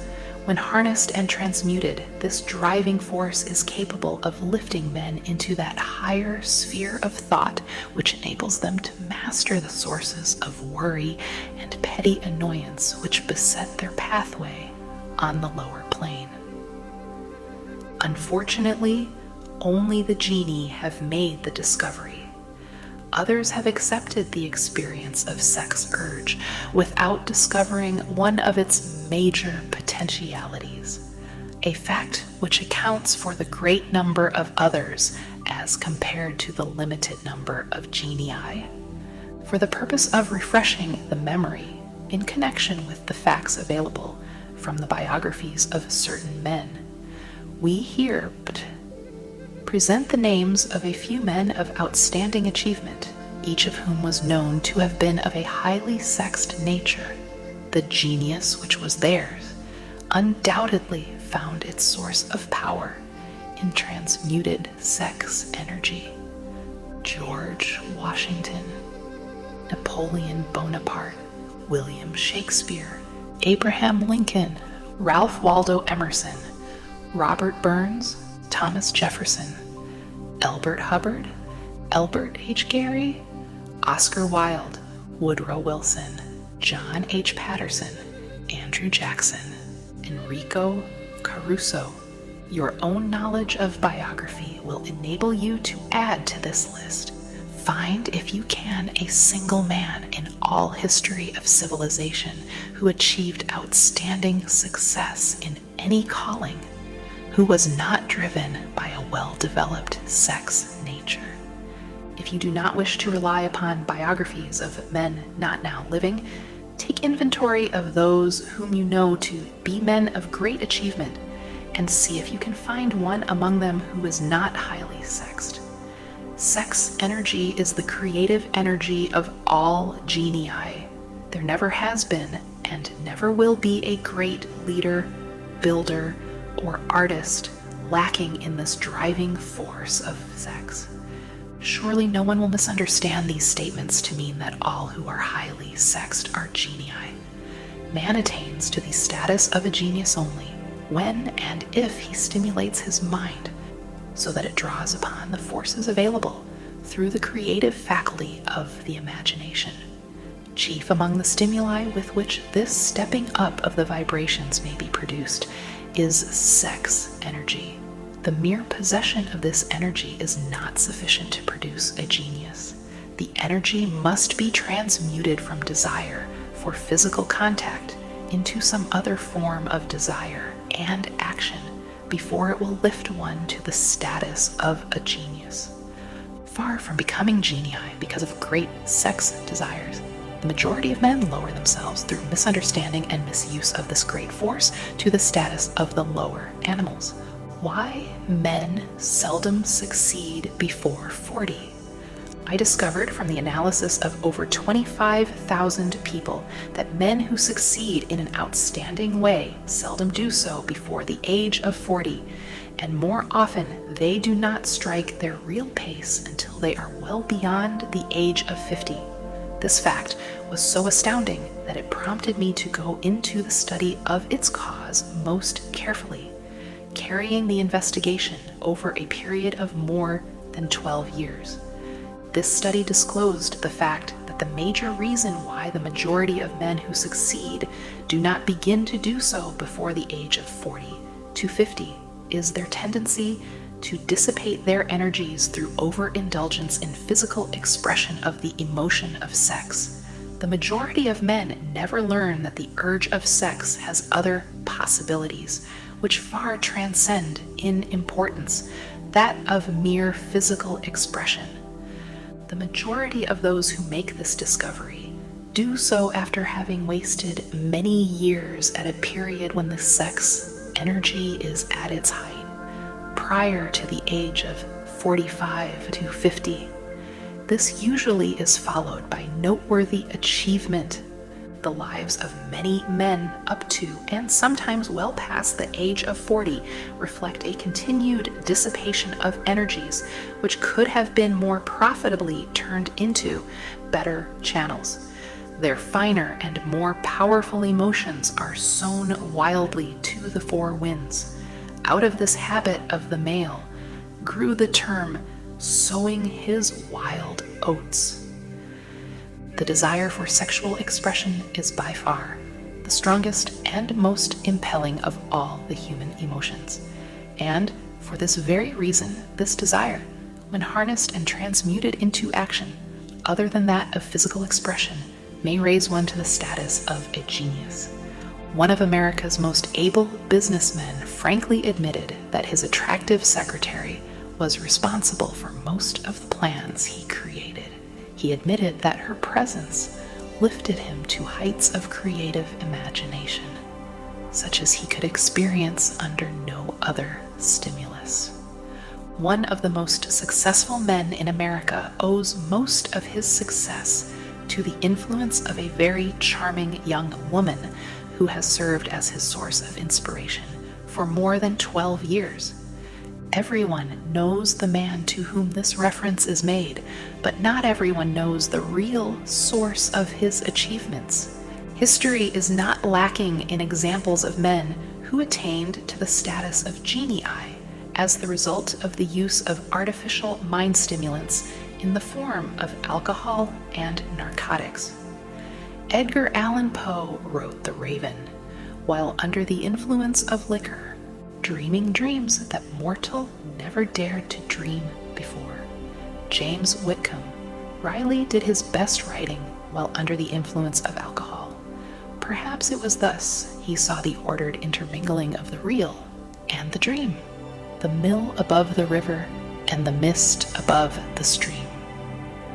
Robert Burns wrote best when intoxicated. For Auld Lang Syne, my dear, we'll take a cup of kindness yet, for Auld Lang Syne. But let it be remembered that many such men have destroyed themselves in the end. Nature has prepared her own potions with which men may safely stimulate their mind so they vibrate on a plane that enables them to tune in to fine and rare thoughts which come from no man knows where. No satisfactory substitute for nature's stimulants has ever been found. It is a fact well known to psychologists that there is a very close relationship between sex desires and spiritual urges, a fact which accounts for the peculiar behavior of people who participate in the orgies known as religious revivals, common among the primitive types. The world is ruled and the destiny of civilization is established by the human emotions. People are influenced in their actions, not by reason so much as by feelings. The creative faculty of the mind is set into action entirely by emotions and not by cold reason. The most powerful of all human emotions is that of sex. There are other mind stimulants, some of which have been listed, but no one of them, nor all of them combined, can equal the driving power of sex. A mind stimulant is any influence which will either temporarily or permanently increase the vibrations of thought. The 10 major stimulants described are those most commonly resorted to. Through these sources, one may commune with infinite intelligence or enter at will the storehouse of the subconscious mind, either one's own or that of another person, a procedure which is all there is of genius. A teacher who has trained and directed the efforts of more than 30,000 sales people made the astounding discovery that highly sexed men are the most efficient salesmen. The explanation is that the factor of personality known as personal magnetism is nothing more nor less than sex energy.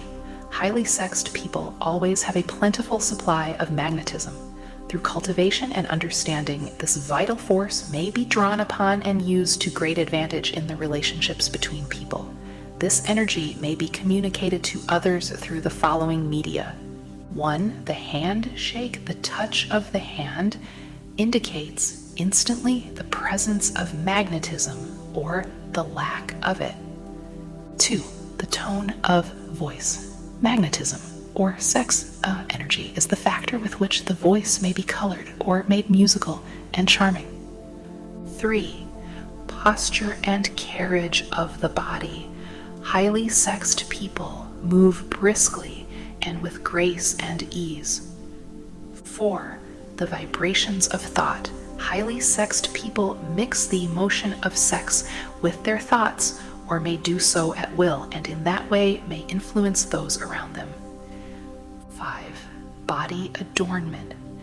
People who are highly sexed are usually very careful about their personal appearance. They usually select clothing of a style becoming to their personality, physique, complexion, etc. When employing salesmen, the more capable sales manager looks for the quality of personal magnetism as the first requirement of a salesman.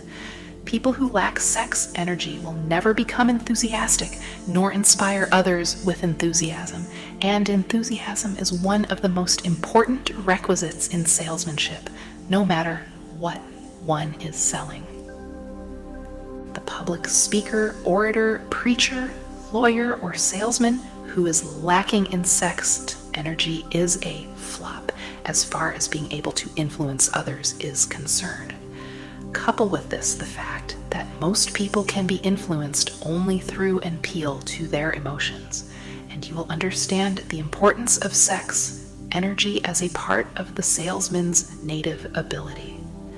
Master salesmen attain the status of mastery in selling because they either consciously or unconsciously transmute the energy of sex into sales enthusiasm. In this statement may be found a very practical suggestion as to the actual meaning of sex transmutation. The salesman who knows how to take his mind off the subject of sex and direct it in sales effort with as much enthusiasm and determination as he would apply to its original purpose has acquired the art of sex transmutation, whether he knows it or not. The majority of salesmen who transmute their sex energy do so without being in the least aware of what they are doing or how they are doing it. Transmutation of sex energy calls for more willpower than the average person cares to use for this purpose. Those who find it difficult to summon willpower sufficient for transmutation may gradually acquire this ability. Though this requires willpower, the reward for the practice is more than worth the effort. The entire subject of sex is one with which the majority of people appear to be unpardonably ignorant.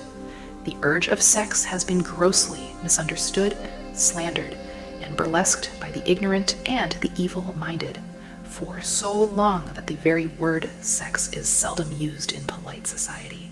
Men and women who are known to be blessed, yes, blessed with highly sexed natures, are usually looked upon as being people who will bear watching. Instead of being called blessed, they are usually called cursed. Millions of people, even in this age of enlightenment, have inferiority complexes which they developed because of this false belief that a highly sexed nature is a curse. These statements of the virtue of sex energy should not be construed as justification for the libertine. The emotion of sex is a virtue only when used intelligently and with discrimination. It may be misused, and often is to such an extent that it debases instead of enriches both body and mind. The better use of this power is the burden of this chapter.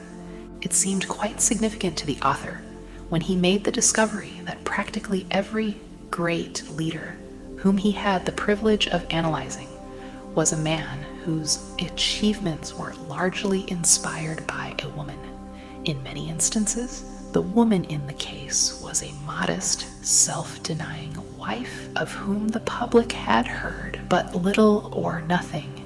In a few instances, the source of inspiration has been traced to the other woman. Perhaps such cases may not be entirely unknown to you. Intemperance in sex habits is just as detrimental as intemperance in habits of drinking and eating. In this age in which we live, an age which began with the World War, intemperance in habits of sex is common. This orgy of indulgence may account for the shortage of great leaders. No man can avail himself of the forces of his creative imagination while dissipating them. Man is the only creature on earth which violates nature's purpose in this connection. Every other animal indulges its sex nature in moderation, and with purpose which harmonizes with the laws of nature. Every other animal responds to the call of sex only in season. Man's inclination is to declare open season.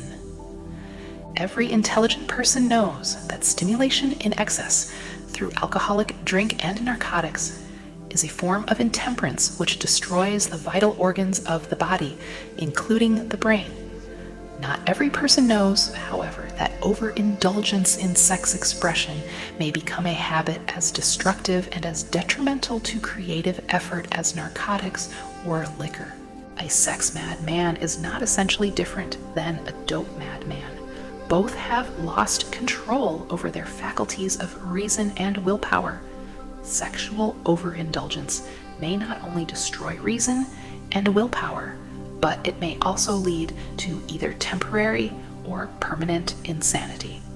Many cases of hypochondria, imaginary illness, grow out of habits developed in ignorance of the true function of sex.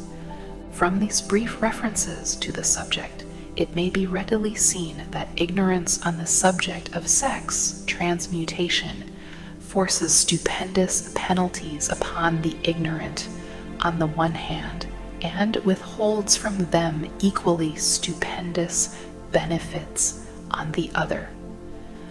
Widespread ignorance on the subject of sex is due to the fact that the subject has been surrounded with mystery and beclouded by dark silence. The conspiracy of mystery and silence has had the same effect upon the minds of young people that the psychology of prohibition had. The result has been increased curiosity and desire to acquire more knowledge on this verboten subject, and to the shame of all lawmakers and most physicians by training best qualified to educate youth on that subject. Information has not been easily available. Seldom does an individual enter upon highly creative effort in any field of endeavor before the age of 40. The average man reaches the period of his greatest capacity to create between 40 and 60. These statements are based upon analysis of thousands of men and women who have been carefully observed. They should be encouraging to those who fail to arrive before the age of 40, and to those who become frightened at the approach of old age around the 40-year mark. The years between 40 and 50 are, as a rule, the most fruitful. Man should approach this age not with fear and trembling, but with hope and eager anticipation.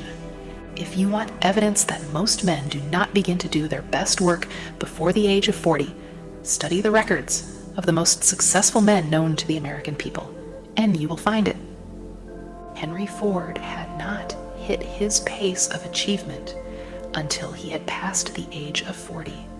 Andrew Carnegie was well past 40 before he began to reap the reward of his efforts. James J. Hill was still running a telegraph key at the age of 40. His stupendous achievements took place after that age. Biographies of American industrialists and financiers are filled with evidence that the period from 40 to 60 is the most productive age of man. Between the ages of 30 and 40, man begins to learn, if he ever learns, the art of sex transmutation. This discovery is generally accidental, and more often than otherwise, the man who makes it is totally unconscious of his discovery. He may observe that his powers of achievement have increased around the age of 35 to 40, but in most cases he is not familiar with the cause of this change. That nature begins to harmonize the emotions of love and sex in the individual between the ages of 30 and 40, so that he may draw upon these great forces and apply them jointly as stimuli to action. Sex alone is a mighty urge to action, but its forces are like a cyclone. They are often uncontrollable. When the emotion of love begins to mix itself with the emotion of sex, the result is calmness of purpose, poise, accuracy of judgment, and balance. What person who has attained to the age of 40 is so unfortunate as to be unable to analyze these statements and to corroborate them by his own experience? When driven by his desire to please a woman, based solely upon the emotion of sex, a man may be, and usually is, capable of great achievement, but his actions may be disorganized, distorted, and totally destructive. When driven by his desire to please a woman based upon the motive of sex alone, a man may steal, cheat, and even commit murder. But when the emotion of love is mixed with the emotion of sex, that same man will guide his actions with more sanity, balance, and reason. Criminologists have discovered that the most hardened criminals can be reformed through the influence of a woman's love. There is no record of a criminal having been reformed solely through the sex influence. These facts are well known, but their cause is not. Reformation comes, if at all, through the heart or the emotional side of man, not through his head or reasoning side. Reformation means a change of heart. It does not mean a change of head. A man may, because of reason, make certain changes in his personal conduct to avoid the consequences of undesirable effects, but genuine reformation comes only through a change of heart, through a desire to change. Love, romance, and sex are all emotions capable of driving men to heights of super-achievement. Love is the emotion which serves as a safety valve and ensures balance, poise, and constructive effort. When combined, these three emotions may lift one to an altitude of a genius. There are genii, however, who know but little of the emotion of love. Most of them may be found engaged in some form of action which is destructive, or at least not based upon justice and fairness toward others. If good taste would permit, a dozen genii could be named in the field of industry and finance, who ride ruthlessly over the rights of their fellow men. They seem totally lacking in conscience. The reader can easily supply his own list of such men. The emotions are states of mind, Nature has provided man with a chemistry of the mind, which operates in a manner similar to the principles of chemistry of matter. It is a well-known fact that, through the aid of chemistry of matter, a chemist may create a deadly poison by mixing certain elements, none of which are in themselves harmful in the right proportions. The emotions may, likewise, be combined so as to create a deadly poison. The emotions of sex and jealousy, when mixed, may turn a person into an insane beast. The presence of any one or more of the destructive emotions in the human mind, through the chemistry of the mind, sets up a poison which may destroy one's sense of justice and fairness. In extreme cases, the presence of any combination of these emotions in the mind may destroy one's reason. The road to genius consists of the development, control, and use of sex, love, and romance. Briefly, the process may be stated as follows. Encourage the presence of these emotions as the dominating thoughts in one's mind, and discourage the presence of all the destructive emotions. The mind is a creature of habit. It thrives upon the dominating thoughts fed it. Through the faculty of willpower, one may discourage the presence of any emotion and encourage the presence of any other. Control of the mind through the power of will is not difficult. Control comes from persistence and habit. The secret of control lies in understanding the process of transmutation. When any negative emotion presents itself in one's mind, it can be transmuted into a positive or constructive emotion by the simple procedure of changing one's thoughts. There is no other road to genius than through voluntary self-effort. A man may attain to great heights of financial or business achievement solely by the driving force of sex energy, but history is filled with evidence that he may, and usually does, carry with him certain traits of character which rob him of the ability to either hold or enjoy his fortune. This is worthy of analysis, thought, and meditation, for it states a truth, the knowledge of which may be helpful to women as well as men. Ignorance of this has cost thousands of people their privilege of happiness, even though they possessed riches. The emotions of love and sex leave their unmistakable marks upon the features. Moreover, these signs are so visible that all who wish may read them. The man who is driven by the storm of passion based upon sex desires alone plainly advertises that fact to the entire world by the expression of his eyes and the lines of his face. The emotion of love, when mixed with the emotion of sex, softens, modifies, and beautifies the facial expression.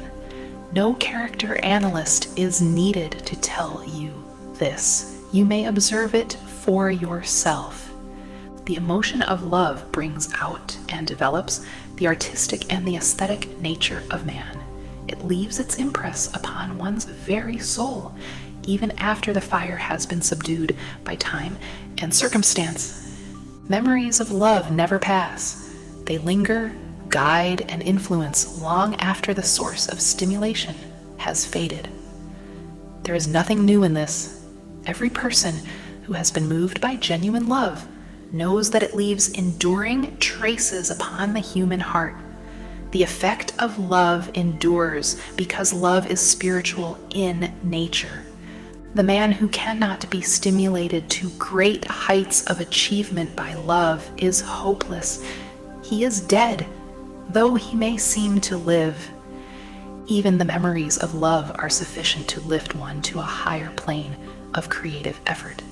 The major force of love may spend itself and pass away, like a fire which has burned itself out, but it leaves behind indelible marks as evidence that it passed that way. Its departure often prepares the human heart for a still greater love. Go back into your yesterdays at times and bathe your mind in the beautiful memories of past love. It will soften the influence of the present worries and annoyances. It will give you a source of escape from the unpleasant realities of life, and maybe, who knows, your mind will yield to you during this temporary retreat into the world of fantasy, ideas, or plans which may change the entire financial or spiritual status of your life. If you believe yourself unfortunate because you have loved and lost, perish the thought. One who has loved truly can never lose entirely. Love is whimsical and temperamental. Its nature is ephemeral and transitory. It comes when it pleases and goes away without warning. Accept and enjoy it while it remains, but spend no time worrying about its departure. Worry will never bring it back. Dismiss also the thought that love never comes but once. Love may come and go, times without number, but there are no two love experiences which affect one in just the same way. There may be, and there usually is, one love experience which leaves a deeper imprint on the heart than all the others, but all love experiences are beneficial, except to the person who becomes resentful and cynical when love makes its departure. There should be no disappointment over love, and there would be none if people understood the difference between the emotions of love and sex. The major difference is that love is spiritual, while sex is biological. No experience which touches the human heart with a spiritual force can possibly be harmful except through ignorance or jealousy. Love is without question life's greatest experience. It brings one into communion with infinite intelligence. When mixed with the emotions of romance and sex, it may lead one far up the ladder of creative effort. The emotions of love, sex, and romance are sides of the eternal triangle of achievement-building genius. Nature creates genii through no other force. Love is an emotion with many sides, shades, and colors. The love which one feels for parents or children is quite different from that which one feels for one's sweetheart. The one is mixed with the emotion of sex, while the other is not. The love which one feels in true friendship is not the same as that felt for one's sweetheart, parents, or children, but it too is a form of love. Then there is the emotion of love for things inanimate, such as the love of nature's handiwork. But the most intense and burning of all these various kinds of love is that experienced in the blending of the emotions of love and sex. Marriages not blessed with the eternal affinity of love, properly balanced and proportioned with sex, cannot be happy ones and seldom endure. Love alone will not bring happiness in marriage, nor will sex alone. When these two beautiful emotions are blended, marriage may bring about a state of mind closest to the spiritual that one may ever know on this earthly plane. When the emotion of romance is added to those of love and sex, the obstructions between the finite mind of man and infinite intelligence are removed. Then a genius has been born. What a different story is this than those usually associated with the emotion of sex. Here is an interpretation of the emotion which lifts it out of the commonplace and makes of it potter's clay in the hands of God, from which he fashions all that is beautiful and inspiring. It is an interpretation which would, when properly understood, bring harmony out of the chaos which exists in too many marriages. The disharmonies, often expressed in the form of nagging, may usually be traced to lack of knowledge on the subject of sex. Where love, romance, and the proper understanding of the emotion and function of sex abide, there is no disharmony between married people. Fortunate is the husband whose wife understands the true relationship between the emotions of love, sex, and romance. When motivated by this holy triumvirate, no form of labor is burdensome, because even the most lowly form of effort takes on the nature of a labor of love.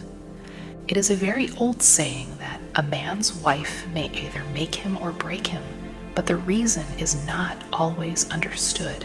The making and breaking is the result of the wife's understanding or lack of understanding of the emotions of love, sex, and romance. Despite the fact that men are polygamous by the very nature of their biological inheritance, it is true that no woman has as great an influence on a man as his wife, unless he is married to a woman totally unsuited to his nature.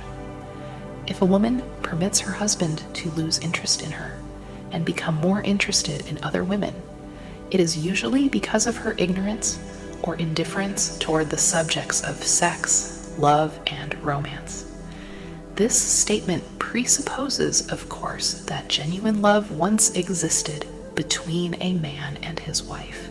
The facts are equally applicable to a man who permits his wife's interest in him to die. Married people often bicker over a multitude of trivialities. If these are analyzed accurately, the real cause of the trouble will often be found to be indifference or ignorance on these subjects. Man's greatest motivating force is his desire to please woman. The hunter who excelled during prehistoric days, before the dawn of civilization, did so because of his desire to appear great in the eyes of woman. Man's nature has not changed in this respect. The hunter of today brings home no skins of wild animals, but he indicates his desire for her favor by supplying fine clothes, motor cars, and wealth. Man has the same desire to please woman that he had before the dawn of civilization. The only thing that has changed is his method of pleasing. Men who accumulate large fortunes and attain to great heights of power and fame do so mainly to satisfy their desire to please women. Take women out of their lives, and great wealth would be useless to most men. It is this inherent desire of man to please woman which gives woman the power to make or break a man. The woman who understands man's nature and tactfully caters to it need have no fear of competition from other women. Men may be giants with indomitably willpower when dealing with other men, but they are easily managed by the women of their choice. Most men will not admit that they are easily influenced by the women they prefer, because it is in the nature of the male to want to be recognized as the stronger of the species. Moreover, the intelligent woman recognizes this manly trait and very wisely makes no issue of it. Some men know that they are being influenced by the women of their choice, their wives, sweethearts, mothers, or sisters, but they tactfully refrain from rebelling against the influence because they are intelligent enough to know that no man is happy or complete without the modifying influence of the right woman. The man who does not recognize this important truth deprives himself of the power which has done more to help men achieve success than all other forces combined. Chapter 12. The subconscious mind, the connecting link, the 11th step toward riches. The subconscious mind consists of a field of consciousness in which every impulse of thought that reaches the objective mind through any of the 5 senses is classified and recorded, and from which thoughts may be recalled or withdrawn as letters may be taken from a filing cabinet. It receives and files sense impressions or thoughts regardless of their nature. You may voluntarily plant in your subconscious mind any plan, thought, or purpose which you desire to translate into its physical or monetary equivalent. The subconscious acts first on the dominating desires which have been mixed with emotional feeling, such as faith. Consider this in connection with the instructions given in the chapter on desire for taking the 6 steps there outlined, and the instructions given in the chapter on the building and execution of plans, and you will understand the importance of the thought conveyed. The subconscious mind works day and night. Through a method of procedure unknown to man, the subconscious mind draws upon the forces of infinite intelligence for the power with which it voluntarily transmutes one's desires into their physical equivalent, making use always of the most practical media by which this end may be accomplished. You cannot entirely control your subconscious mind, but you can voluntarily hand over to it any plan, desire, yiqi or purpose which you wish transformed into concrete form. Read again instructions for using the subconscious mind in the chapter on autosuggestion. There is plenty of evidence to support the belief that the subconscious mind is the connecting link between the finite mind of man and infinite intelligence. It is the intermediary through which one may draw upon the forces of infinite intelligence at will. It alone contains the secret process by which mental impulses are modified and changed into their spiritual equivalent. It alone is the medium through which prayer may be transmitted to the source capable of answering prayer. The possibilities of creative effort connected with the subconscious mind are stupendous and imponderable. They inspire one with awe. I never approach the discussion of the subconscious mind without a feeling of littleness and inferiority, due perhaps to the fact that man's entire stock of knowledge on this subject is so pitifully limited. The very fact that the subconscious mind is the medium of communication between the thinking mind of man and infinite intelligence is of itself a thought which almost paralyzes one's reason. After you have accepted as a reality the existence of the subconscious mind and understand its possibilities as a medium for transmuting your desires into their physical or monetary equivalent, you will comprehend the full significance of the instructions given in the chapter on desire. You will also understand why you have been repeatedly admonished to make your desires clear and to reduce them to writing. You will also understand the necessity of persistence in carrying out instructions. The 13 principles are the stimuli with which you acquire the ability to reach and to influence your subconscious mind. Do not become discouraged if you cannot do this upon the first attempt. Remember that the subconscious mind may be voluntarily directed only through habit, under the directions given in the chapter on faith. You have not yet had time to master faith. Be patient. Be persistent. A good many statements in the chapters on faith and autosuggestion will be repeated here for the benefit of your subconscious mind. Remember, your subconscious mind functions voluntarily, whether you make any effort to influence it or not. This naturally suggests to you that thoughts of fear and poverty and all negative thoughts serve as stimuli to your subconscious mind unless you master these impulses and give it more desirable food upon which it may feed. The subconscious mind will not remain idle. If you fail to plant desires in your subconscious mind, it will feed upon the thoughts which reach it as the result of your neglect. We have already explained that thought impulses, both negative and positive, are reaching the subconscious mind continuously from the 4 sources which were mentioned in the chapter on sex transmutation.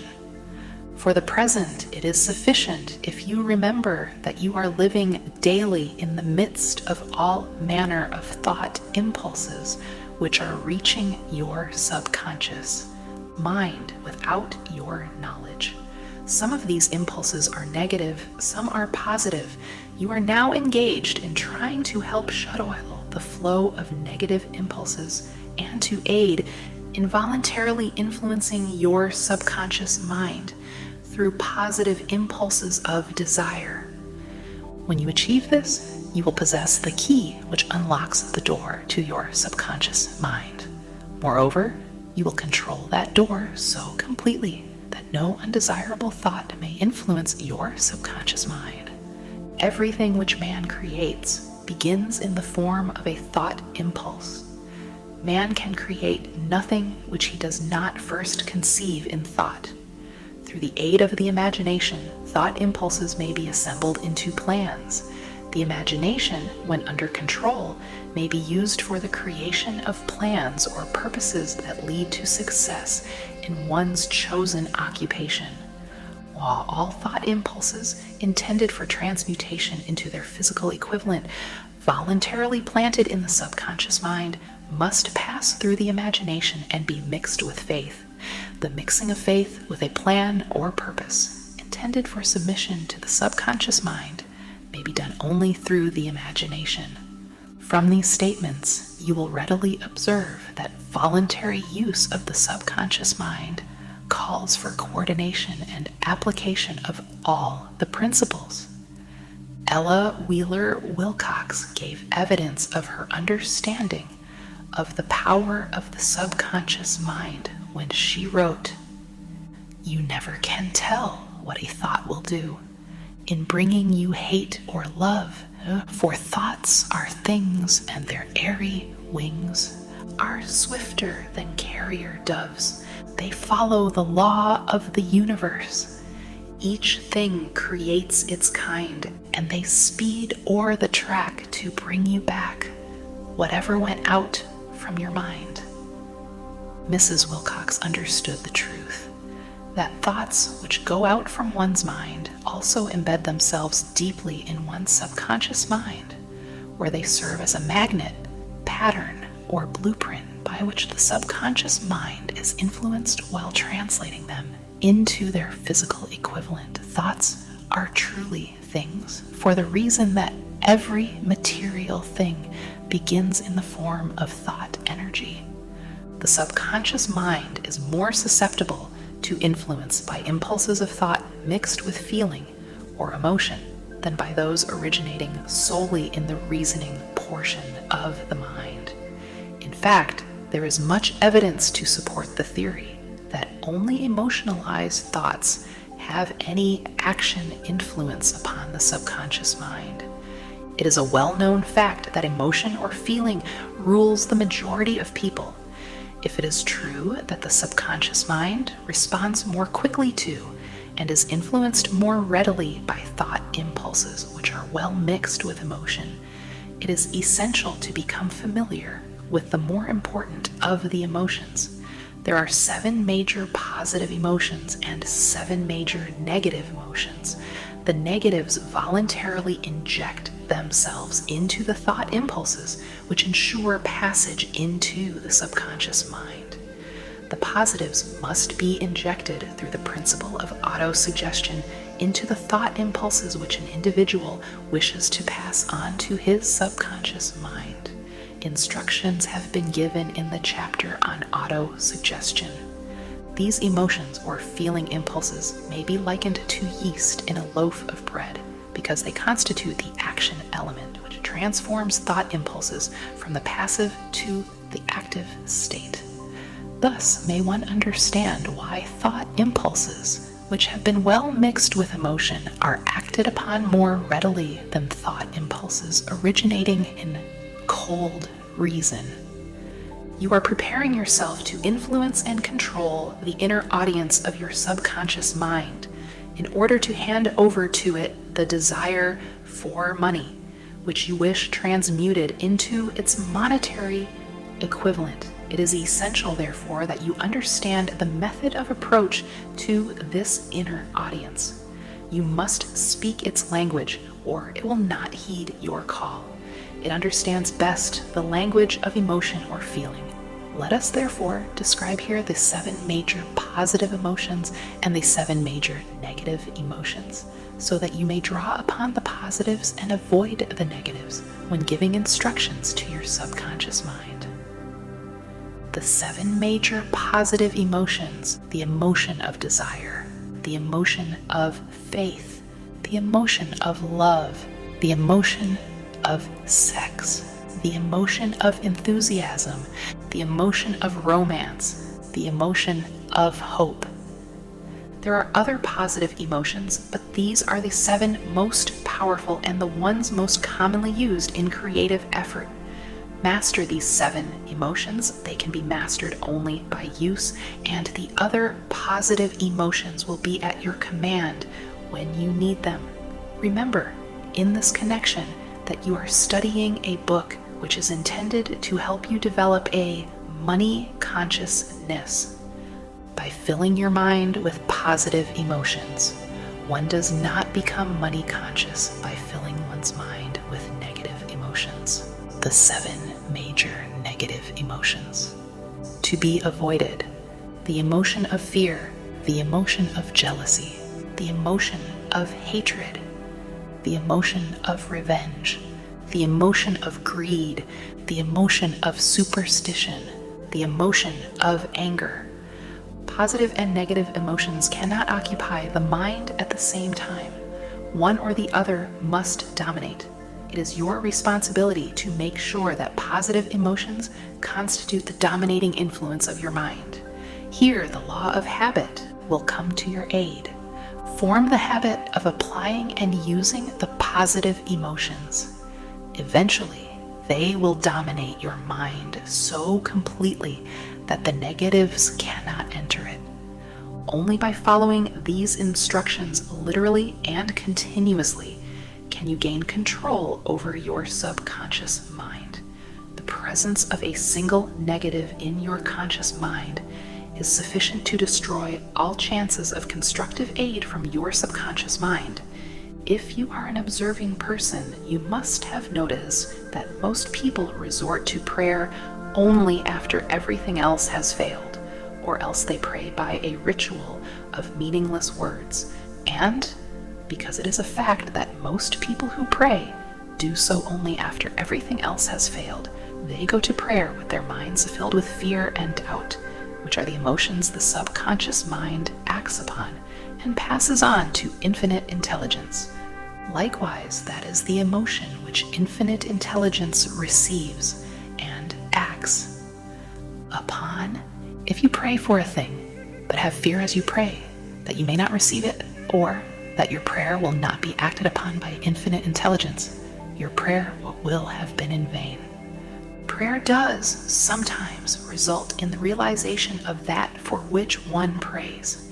If you have ever had the experience of receiving that for which you prayed, go back in your memory and recall your actual state of mind while you were praying, and you will know for sure that the theory here described is more than a theory. The time will come when the schools and educational institutions of the country will teach the science of prayer. Moreover, then prayer may be and will be reduced to a science. When that time comes, it will come as soon as mankind is ready for it and demands it. No one will approach the universal mind in a state of fear, for the very good reason that there will be no such emotion as fear.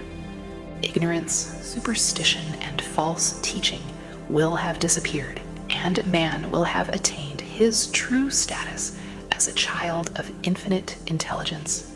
A few have already attained this blessing. If you believe this prophecy is far-fetched, take a look at the human race in retrospect. Less than 100 years ago, men believed the lightning to be evidence of the wrath of God and feared it. Now, thanks to the power of faith, men have harnessed the lightning and made it turn the wheels of industry. Much less than 100 years ago, men believed the space between the planets to be nothing but a great void, a stretch of dead nothingness. Now, thanks to the same power of faith, men know that far from being either dead or a void, the space between the planets is very much alive, that it is the highest form of vibration known, excepting perhaps the vibration of thought. Moreover, men know that this living, pulsating, vibratory energy which permeates every atom of matter and fills every niche of space, connects every human brain with every other human brain. What reason have men to believe that this same energy does not connect every human brain with infinite intelligence? There are no toll gates between the finite mind of man and infinite intelligence. The communication costs nothing except patience, faith, persistence, understanding, and a sincere desire to communicate. Moreover, the approach can be made only by the individual himself. Paid prayers are worthless. Infinite intelligence does no business by proxy. You either go direct or you do not communicate. You may buy prayer books and repeat them until the day of your doom without avail. Thoughts which you wish to communicate to infinite intelligence must undergo transformation, such as can be given only through your own subconscious mind. The method by which you may communicate with infinite intelligence is very similar to that through which the vibration of sound is communicated by radio. If you understand the working principle of radio, you of course know that sound cannot be communicated through the ether until it has been stepped up or changed into a rate of vibration which the human ear cannot detect. The radio sending station picks up the sound of the human voice and scrambles or modifies it by stepping up the vibration millions of times. Only in this way can the vibration of sound be communicated through the ether. After this transformation has taken place, the ether picks up the energy, which originally was in the form of vibrations of sound, carries that energy to radio receiving stations, and these receiving sets step that energy back down to its original rate of vibration so it is recognized as sound. The subconscious mind is the intermediary which translates one's prayers into terms which infinite intelligence can recognize, presents the message, and brings back the answer in the form of a definite plan or idea for procuring the object of the prayer. Understand this principle, and you will know why mere words read from a prayer book cannot and will never serve as an agency of communication between the mind of man and infinite intelligence. Before your prayer will reach infinite intelligence, a statement of the author's theory only, it probably is transformed from its original thought vibration into terms of spiritual vibration. Faith is the only known agency which will give your thoughts a spiritual nature. Faith and fear make poor bedfellows. Where one is found, the other cannot exist. Chapter 13. The brain, a broadcasting and receiving station for thought. The 12th step toward riches. More than 20 years ago, the author, working in conjunction with the late Dr. Alexander Graham Bell and Dr. Elmer R. Gates, observed that every human brain is both a broadcasting and receiving station for the vibration of thought. Through the medium of the ether, in a fashion similar to that employed by the radio broadcasting principle, every human brain is capable of picking up vibrations of thought which are being released by other brains. In connection with the statement in the preceding paragraph, compare and consider the description of the creative imagination as outlined in the chapter on imagination. The creative imagination is the receiving set of the brain, which receives thoughts released by the brains of others. It is the agency of communication between one's conscious or reasoning mind and the four sources from which one may receive thought stimuli. When stimulated or stepped up to a high rate of vibration, the mind becomes more receptive to the vibration of thought which reaches it through the ether from outside sources. This stepping up process takes place through the positive emotions or the negative emotions. Through the emotions, the vibrations of thought may be increased. Vibrations of an exceedingly high rate are the only vibrations picked up and carried by the ether from one brain to another. Thought is energy traveling at an exceedingly high rate of vibration. Thought, which has been modified or stepped up by any of the major emotions, vibrates at a much higher rate than ordinary thought, And it is this type of thought which passes from one brain to another through the broadcasting machinery of the human brain. The emotion of sex stands at the head of the list of human emotions as far as intensity and driving force are concerned. The brain, which has been stimulated by the emotion of sex, vibrates at a much more rapid rate than it does when that emotion is quiescent or absent. The result of sex transmutation is the increase of the rate of vibration of thoughts to such a pitch that the creative imagination becomes highly receptive to ideas which it picks up from the ether. On the other hand, when the brain is vibrating at a rapid rate, it not only attracts thoughts and ideas released by other brains through the medium of the ether, but it gives to one's own thoughts that feeling which is essential before those thoughts will be picked up and acted upon by one's subconscious mind. Thus, you will see that the broadcasting principle is the factor through which you mix feeling or emotion with your thoughts and pass them on to your subconscious mind. The subconscious mind is the sending station of the brain, through which vibrations of thought are broadcast.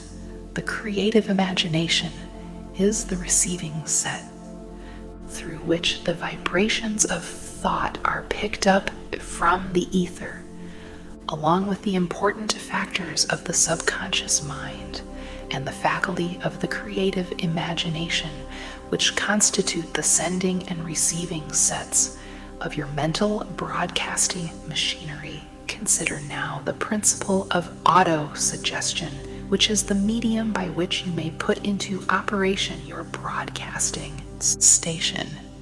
Through the instructions described in the chapter on autosuggestion, you were definitely informed of the method by which desire may be transmuted into its monetary equivalent. Operation of your mental broadcasting station is a comparatively simple procedure. You have but 3 principles to bear in mind and to apply when you wish to use your broadcasting station: the subconscious mind, creative imagination, and auto-suggestion. The stimuli through which you put these 3 principles into action have been described. The procedure begins with desire. The greatest forces are intangible. The Depression brought the world to the very borderline of understanding of the forces which are intangible and unseen. Through the ages which have passed, man has depended too much upon his physical senses and has limited his knowledge to physical things which he could see, touch, weigh, and measure. We are now entering the most marvelous of all ages, an age which will teach us something of the intangible forces of the world about us. Perhaps we shall learn as we pass through this age that the other self is more powerful than the physical self we see when we look into a mirror. Sometimes men speak lightly of the intangibles, the things which they cannot perceive through any of their 5 senses, and when we hear them, it should remind us that all of us are controlled by forces which are unseen and intangible.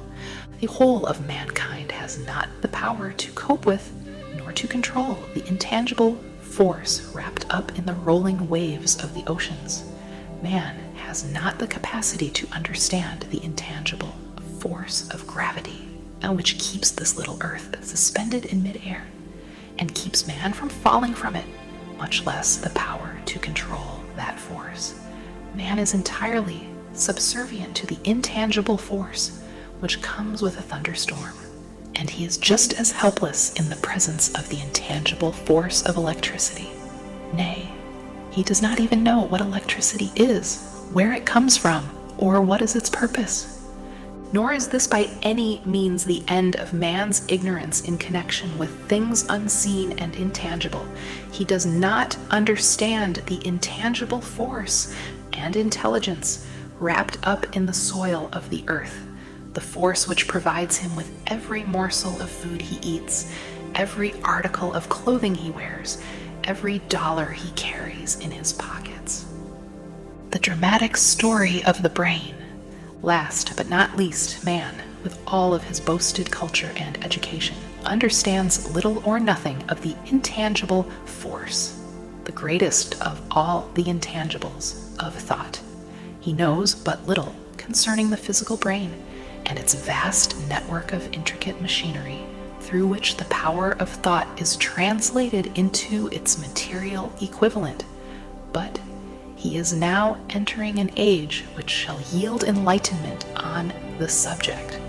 Already men of science have begun to turn their attention to the study of this stupendous thing called a brain, and while they are still in the kindergarten stage of their studies, they have uncovered enough knowledge to know that the central switchboard of the human brain, the number of lines which connect the brain cells one with another, equal the figure 1 followed by 15 million ciphers. The figure is so stupendous, said Dr. C. Judson Herrick of the University of Chicago, that astronomical figures dealing with hundreds of millions of light years become insignificant by comparison. It has been determined that there are from 10 billion to 14 billion nerve cells in the human cerebral cortex, and we know that these are arranged in definite patterns. These arrangements are not haphazard, they are orderly. Recently developed methods of electrophysiology draw off action currents from very precisely located cells or fibers with microelectrodes, amplify them with radio tubes, and record potential differences to a millionth of a volt. It is inconceivable that such a network of intricate machinery should be in existence for the sole purpose of carrying on the physical functions incidental to growth and maintenance of the physical body. Is it not likely that the same system which gives billions of brain cells the media for communication one with another provides also the means of communication with other intangible forces?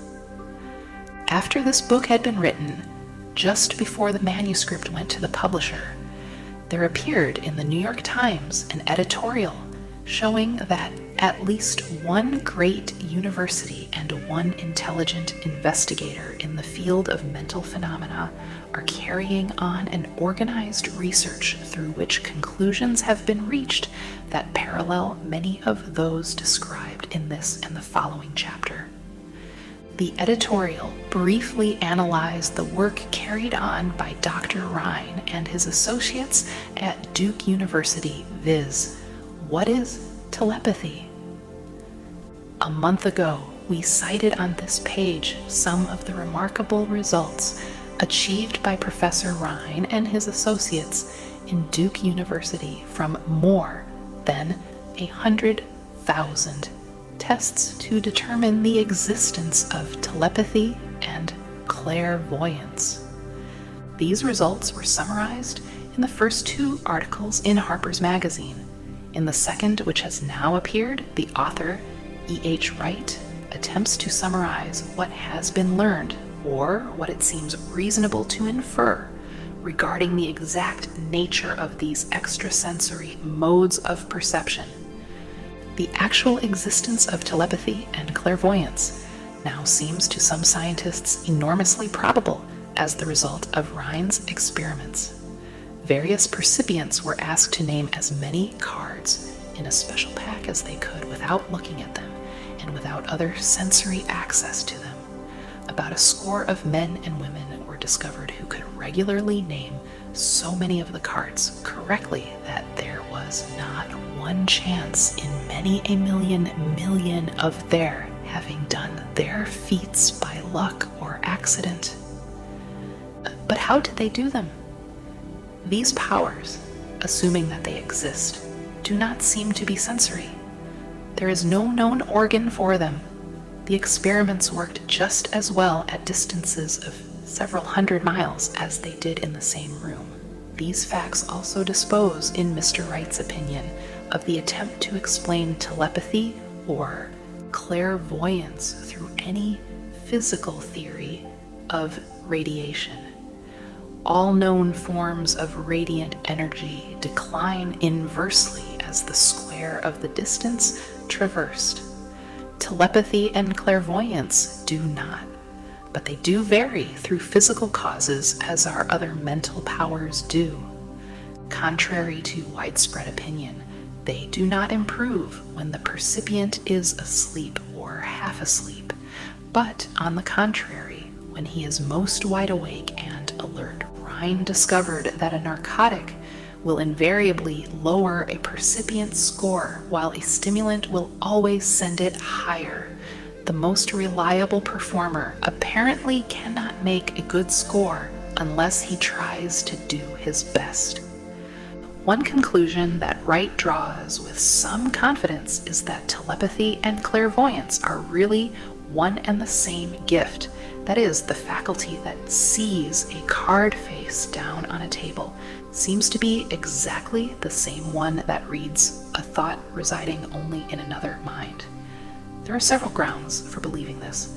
So far, for example, the two gifts have been found in every person who enjoys either of them. In everyone so far, the two have been of equal vigor, almost exactly.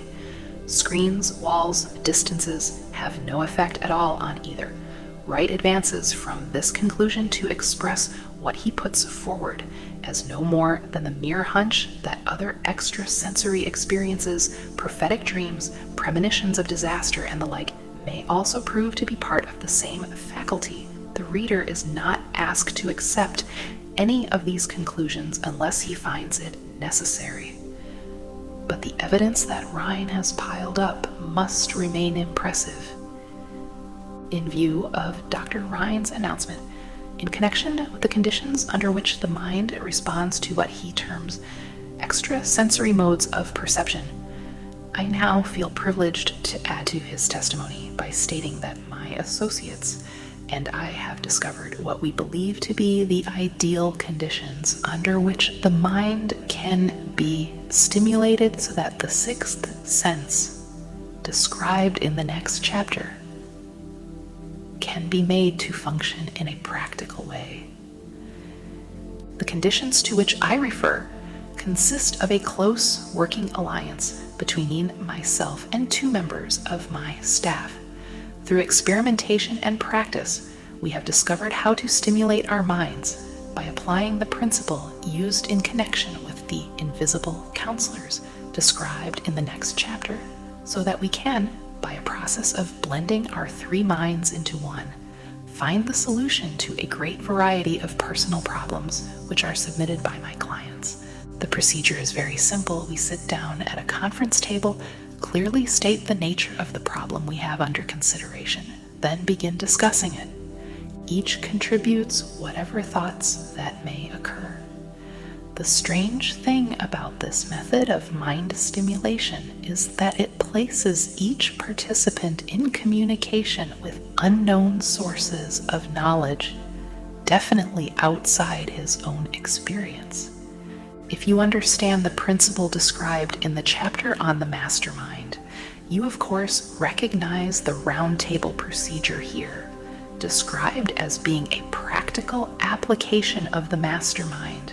This method of mind stimulation through harmonious discussion of definite subjects between three people illustrates the simplest and most practical use of the mastermind. By adopting and following a similar plan, any student of this philosophy may come into possession of the famous Carnegie formula briefly described in the introduction. If it means nothing to you at this time, mark this page and read it again after you have finished the last chapter. The depression was a blessing in disguise. It reduced the whole world to a new starting point that gives everyone a new opportunity. Chapter 14. The sixth sense, the door to the temple of wisdom. The 13th step toward riches. The 13th principle is known as the sixth sense, through which infinite intelligence may and will communicate voluntarily without any effort from or demands by the individual. This principle is the apex of the philosophy. It can be assimilated, understood, and applied only by first mastering the other 12 principles. The sixth sense is that portion of the subconscious mind which has been referred to as the creative imagination. It has also been referred to as the receiving set, through which ideas, plans, and thoughts flash into the mind. The flashes are sometimes called hunches or inspirations. The sixth sense defies description. It cannot be described to a person who has not mastered the other principles of this philosophy, because such a person has no knowledge and no experience with which the sixth sense may be compared. Understanding of the sixth sense comes only by meditation through mind development from within. The sixth sense probably is the medium of contact between the finite mind of man and infinite intelligence, and for this reason, it is a mixture of both the mental and the spiritual. It is believed to be the point at which the mind of man contacts the universal mind. After you have mastered the principles described in this book, you will be prepared to accept as truth a statement which may otherwise be incredible to you, namely, through the aid of the sixth sense, you will be warned of impending dangers in time to avoid them and notified of opportunities in time to embrace them. There comes to your aid and to do your bidding with the development of the sixth sense a guardian angel who will open to you at all times the door to the temple of wisdom. Whether or not this is a statement of truth, you will never know except by following the instructions described in the pages of this book or some similar method of procedure. The author is not a believer in nor an advocate of miracles, for the reason that he has enough knowledge of nature to understand that nature never deviates from her established laws. Some of her laws are so incomprehensible that they produce what appear to be miracles. The sixth sense comes as near to being a miracle as anything I have ever experienced, and it appears so only because I do not understand the method by which this principle is operated. This much the author does know, that there is a power or a first cause or an intelligence which permeates every atom of matter and embraces every unit of energy perceptible to man. That this infinite intelligence converts acorns into oak trees, causes water to flow downhill in response to the law of gravity, follows night with day, and winter with summer, each maintaining its proper place and relationship to the other. This intelligence may, through the principles of this philosophy, be induced to aid in transmuting desires into concrete or material form. The author has this knowledge because he has experimented with it and has experienced it. Step by step through the preceding chapters, you have been led to this, the last principle. If you have mastered each of the preceding principles, you are now prepared to accept, without being skeptical, the stupendous claims made here. If you have not mastered the other principles, you must do so before you may determine definitely whether or not the claims made in this chapter are fact or fiction. While I was passing through the age of hero worship, I found myself trying to imitate those whom I most admired.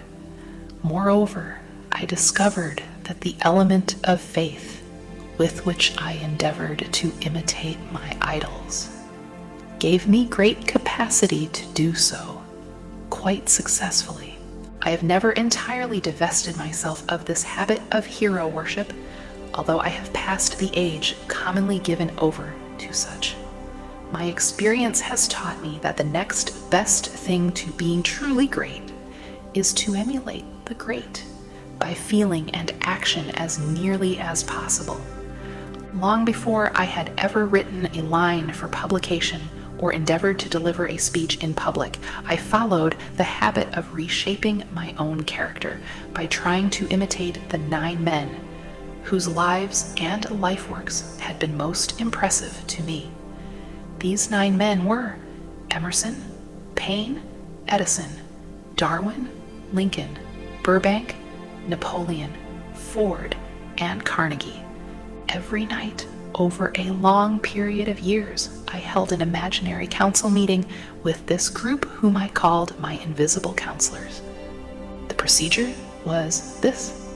Just before going to sleep at night, I would shut my eyes and see, in my imagination, this group of men seated with me around my council table. Here, I had not only an opportunity to sit among those whom I considered to be great, but I actually dominated the group by serving as the chairman. I had a very definite purpose in indulging my imagination through these nightly meetings. My purpose was to rebuild my own character so it would represent a composite of the characters of my imaginary counselors, realizing, as I did early in life, that I had to overcome the handicap of birth in an environment of ignorance and superstition. I deliberately assigned myself the task of voluntary rebirth through the method here described. Building character through autosuggestion. Being an earnest student of psychology, I knew, of course, that all men have become what they are because of their dominating thoughts and desires. I knew that every deeply seated desire has the effect of causing one to seek outward expression through which that desire may be transmuted into reality. I knew that self-suggestion is a powerful factor in building character, that it is, in fact, the sole principle through which character is builded. With this knowledge of the principles of mind operation, I was fairly well armed with the equipment needed in rebuilding my character. At these imaginary council meetings, I called on my cabinet members for the knowledge I wished each to contribute, addressing myself to each member in audible words as follows. Mr. Emerson, I desire to acquire from you the marvelous understanding of nature which distinguished your life. I ask that you make an impress upon my subconscious mind of whatever qualities you possessed which enabled you to understand and adapt yourself to the laws of nature. I ask that you assist me in reaching and drawing upon whatever sources of knowledge are available to this end. Mr. Burbank, I request that you pass on to me the knowledge which enabled you to so harmonize the laws of nature that you caused the cactus to shed its thorns and become an edible food. Give me access to the knowledge which enabled you to make 2 blades of grass grow where but one grew before, and helped you to blend the coloring of the flowers with more splendor and harmony, for you alone have successfully gilded the lily. Napoleon, I desire to acquire from you, by emulation, the marvelous ability you possessed to inspire men, and to arouse them to greater and more determined spirit of action, also to acquire the spirit of enduring faith, which enabled you to turn defeat into victory, and to surmount staggering obstacles. Emperor of fate, king of chance, man of destiny, I salute you. Mr. Paine, I desire to acquire from you the freedom of thought and the courage and clarity with which to express convictions which so distinguished you. Mr. Darwin, I wish to acquire from you the marvelous patience and ability to study cause and effect, without bias or prejudice, so exemplified by you in the field of natural science. Mr. Lincoln, I desire to build into my own character the keen sense of justice, the untiring spirit of patience, the sense of humor, the human understanding, and the tolerance which were your distinguishing characteristics.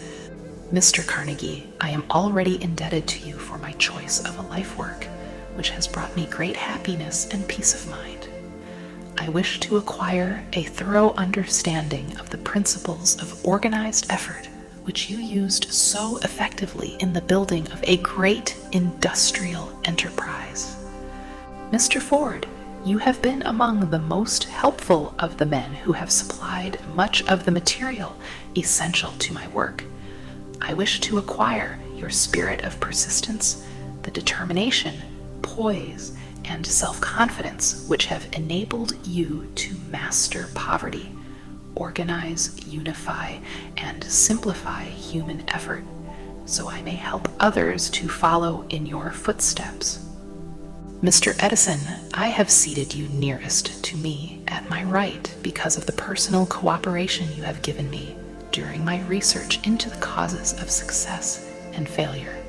I wish to acquire from you the marvelous spirit of faith with which you have uncovered so many of nature's secrets, the spirit of unremitting toil with which you have so often wrested victory from defeat. My method of addressing the members of the imaginary cabinet would vary according to the traits of character in which I was, for the moment, most interested in acquiring. I studied the records of their lives with painstaking care. After some months of this nightly procedure, I was astounded by the discovery that these imaginary figures became apparently real. Each of these 9 men developed individual characteristics, which surprised me. For example, Lincoln developed the habit of always being late, then walking around in solemn parade.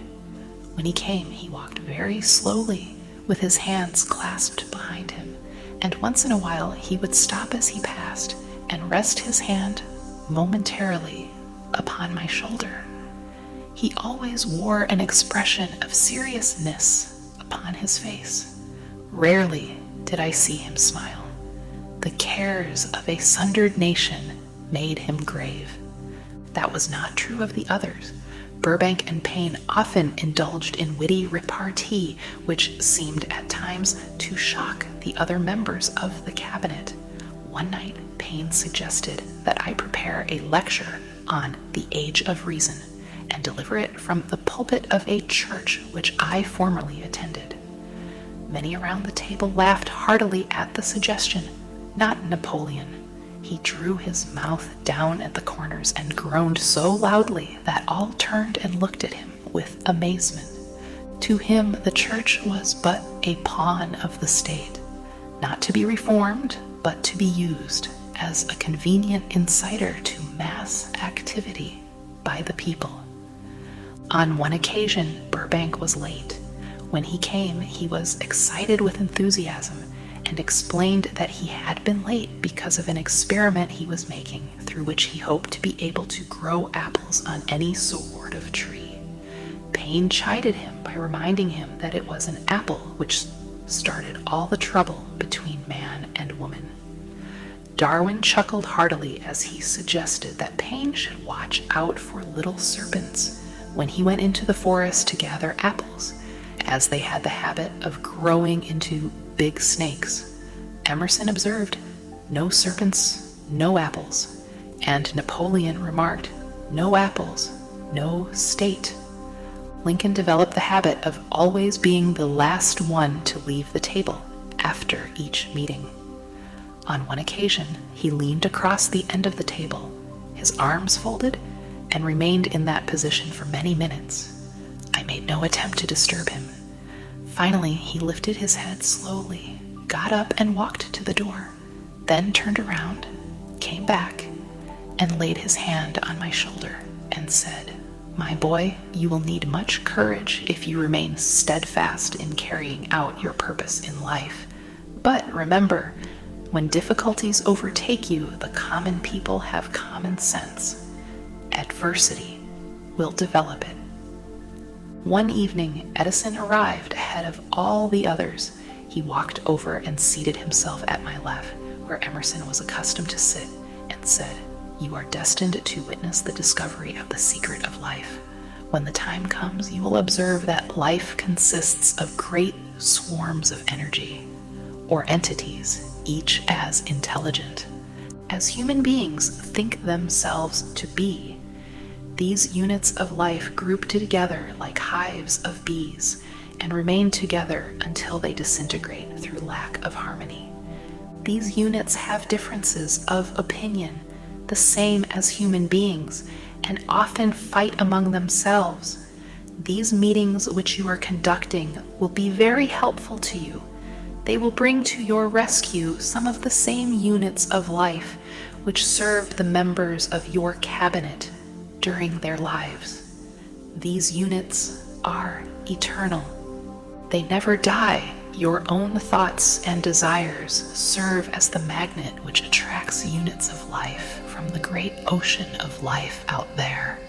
Only the friendly units are attracted, the ones which harmonize with the nature of your desires. The other members of the cabinet began to enter the room. Edison got up and slowly walked around to his own seat. Edison was still living when this happened. It impressed me so greatly that I went to see him and told him about the experience. He smiled broadly and said, "Your dream was more a reality than you may imagine it to have been." He added no further explanation to his statement. These meetings became so realistic that I became fearful of their consequences and discontinued them for several months. The experiences were so uncanny, I was afraid. If I continued them, I would lose sight of the fact that the meetings were purely experiences of my imagination. Some 6 months after I had discontinued the practice, I was awakened one night, or thought I was, when I saw Lincoln standing at my bedside. He said, "The world will soon need your services. It is about to undergo a period of chaos which will cause men and women to lose faith and to become panic-stricken. Go ahead with your work and complete your philosophy. That is your mission in life. If you neglect it for any cause whatsoever, you will be reduced to a primal state and be compelled to retrace the cycles through which you have passed during thousands of years." I was unable to tell the following morning whether I had dreamed this or had actually been awake, and I have never since found out which it was. But I do know that the dream, if it were a dream, was so vivid in my mind the next day that I resumed my meetings the following night. At our next meeting, the members of my cabinet all filed into the room together and stood at their accustomed places at the council table, while Lincoln raised a glass and said, "Gentlemen, let us drink a toast to a friend who has returned to the fold." After that, I began to add new members to my cabinet. Until now, it consists of more than 50, among them Christ, Saint and Paul, Galileo, Copernicus, Aristotle, Plato, Socrates, Homer, Voltaire, Bruno, Spinoza, Drummond, Kant, Schopenhauer, Newton, Confucius, Elbert Hubbard, Braun, Ingersoll, Wilson, and William James. This is the first time that I have had the courage to mention this. Heretofore, I have remained quiet on the subject because I knew from my own attitude in connection with such matters that I would be misunderstood if I described my unusual experience. I have been emboldened now to reduce my experience to the printed page because I am now less concerned about what they say than I was in the years that have passed. One of the blessings of maturity is that it sometimes brings one greater courage to be truthful, regardless of what those who do not understand may think or say.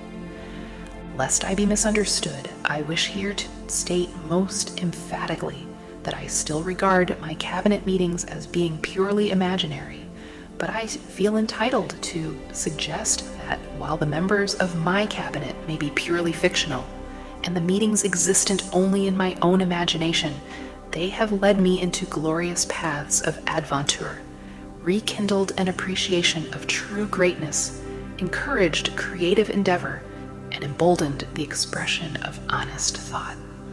Somewhere in the cell structure of the brain is located an organ which receives vibrations of thought, ordinarily called hunches. So far, science has not discovered where this organ of the sixth sense is located, but this is not important. The fact remains that human beings do receive accurate knowledge through sources other than the physical senses. Such knowledge generally is received when the mind is under the influence of extraordinary stimulation. Any emergency which arouses the emotions and causes the heart to beat more rapidly than normal may, and generally does, bring the sixth sense into action. Anyone who has experienced a near accident while driving knows that on such occasions the sixth sense often comes to one's rescue and aids by split seconds in avoiding the accident. These facts are mentioned preliminary to a statement of fact which I shall now make, namely, that during my meetings with the invisible counselors, I find my mind most receptive to ideas, thoughts, and knowledge which reach me through the sixth sense. I can truthfully say that I owe entirely to my invisible counselors. Full credit for such ideas, facts, or knowledge as I received through inspiration.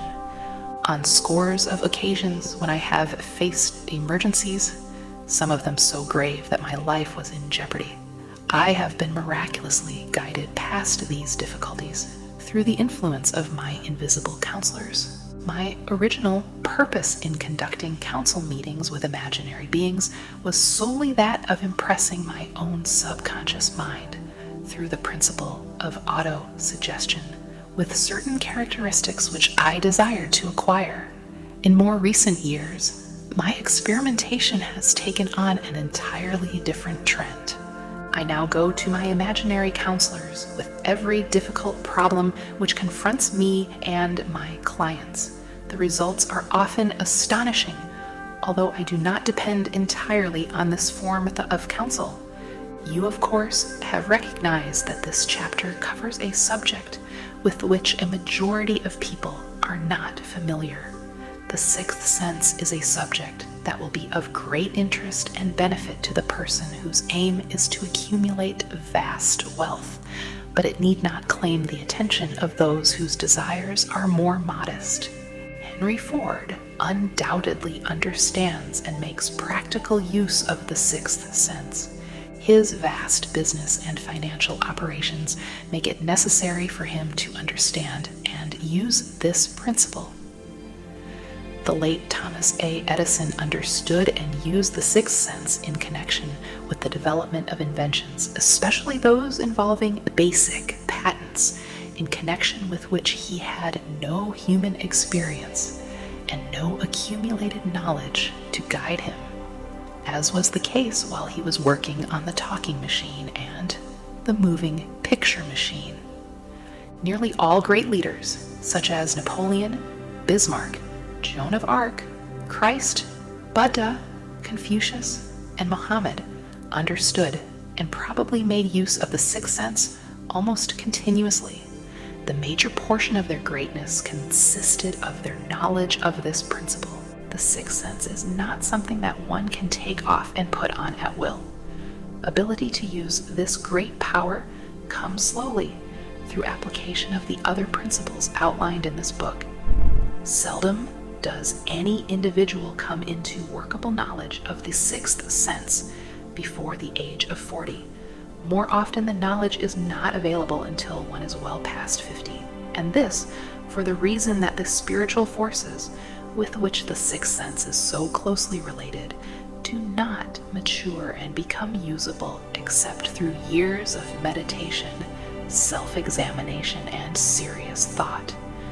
No matter who you are or what may have been your purpose in reading this book, you can profit by it without understanding the principle described in this chapter.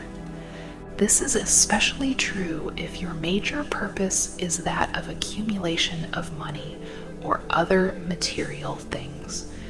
The chapter on the sixth sense was included because the book is designed for the purpose of presenting a complete philosophy by which individuals may unerringly guide themselves in attaining whatever they ask of life.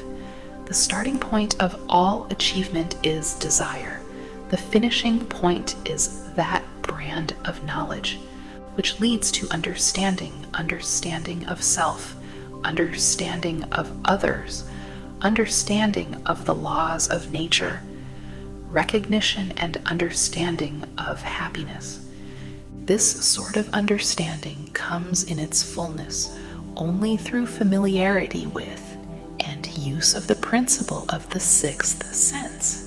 Hence, that principle had to be included as a part of this philosophy for the benefit of those who demand more than money.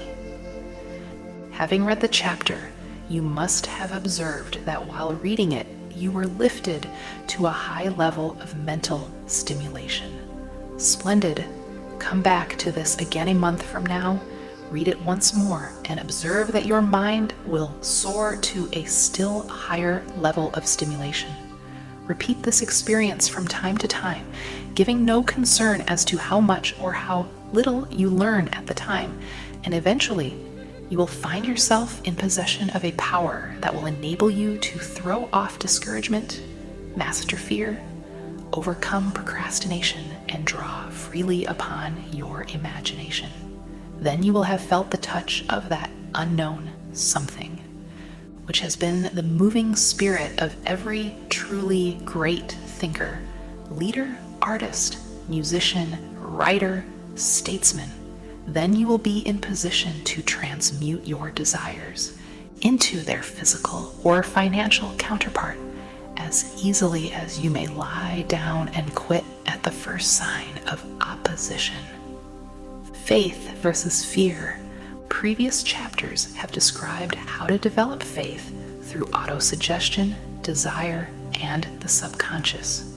The next chapter presents detailed instructions for the mastery of fear.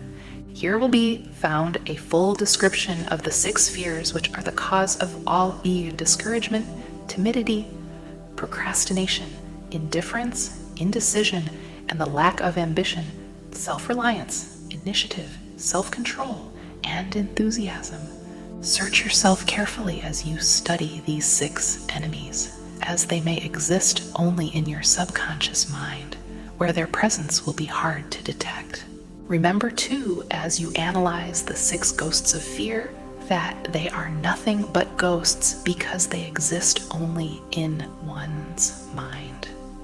Remember also that ghosts' creations of uncontrolled imagination have caused most of the damage people have done to their own minds. Therefore, ghosts can be as dangerous as if they lived and walked on the earth in physical bodies. The ghost of the fear of poverty, which seized the minds of millions of people in 1929, was so real that it caused the worst business depression this country has ever known. Moreover, this particular ghost still frightens some of us out of our wits. Chapter 15. How to outwit the 6 ghosts of fear.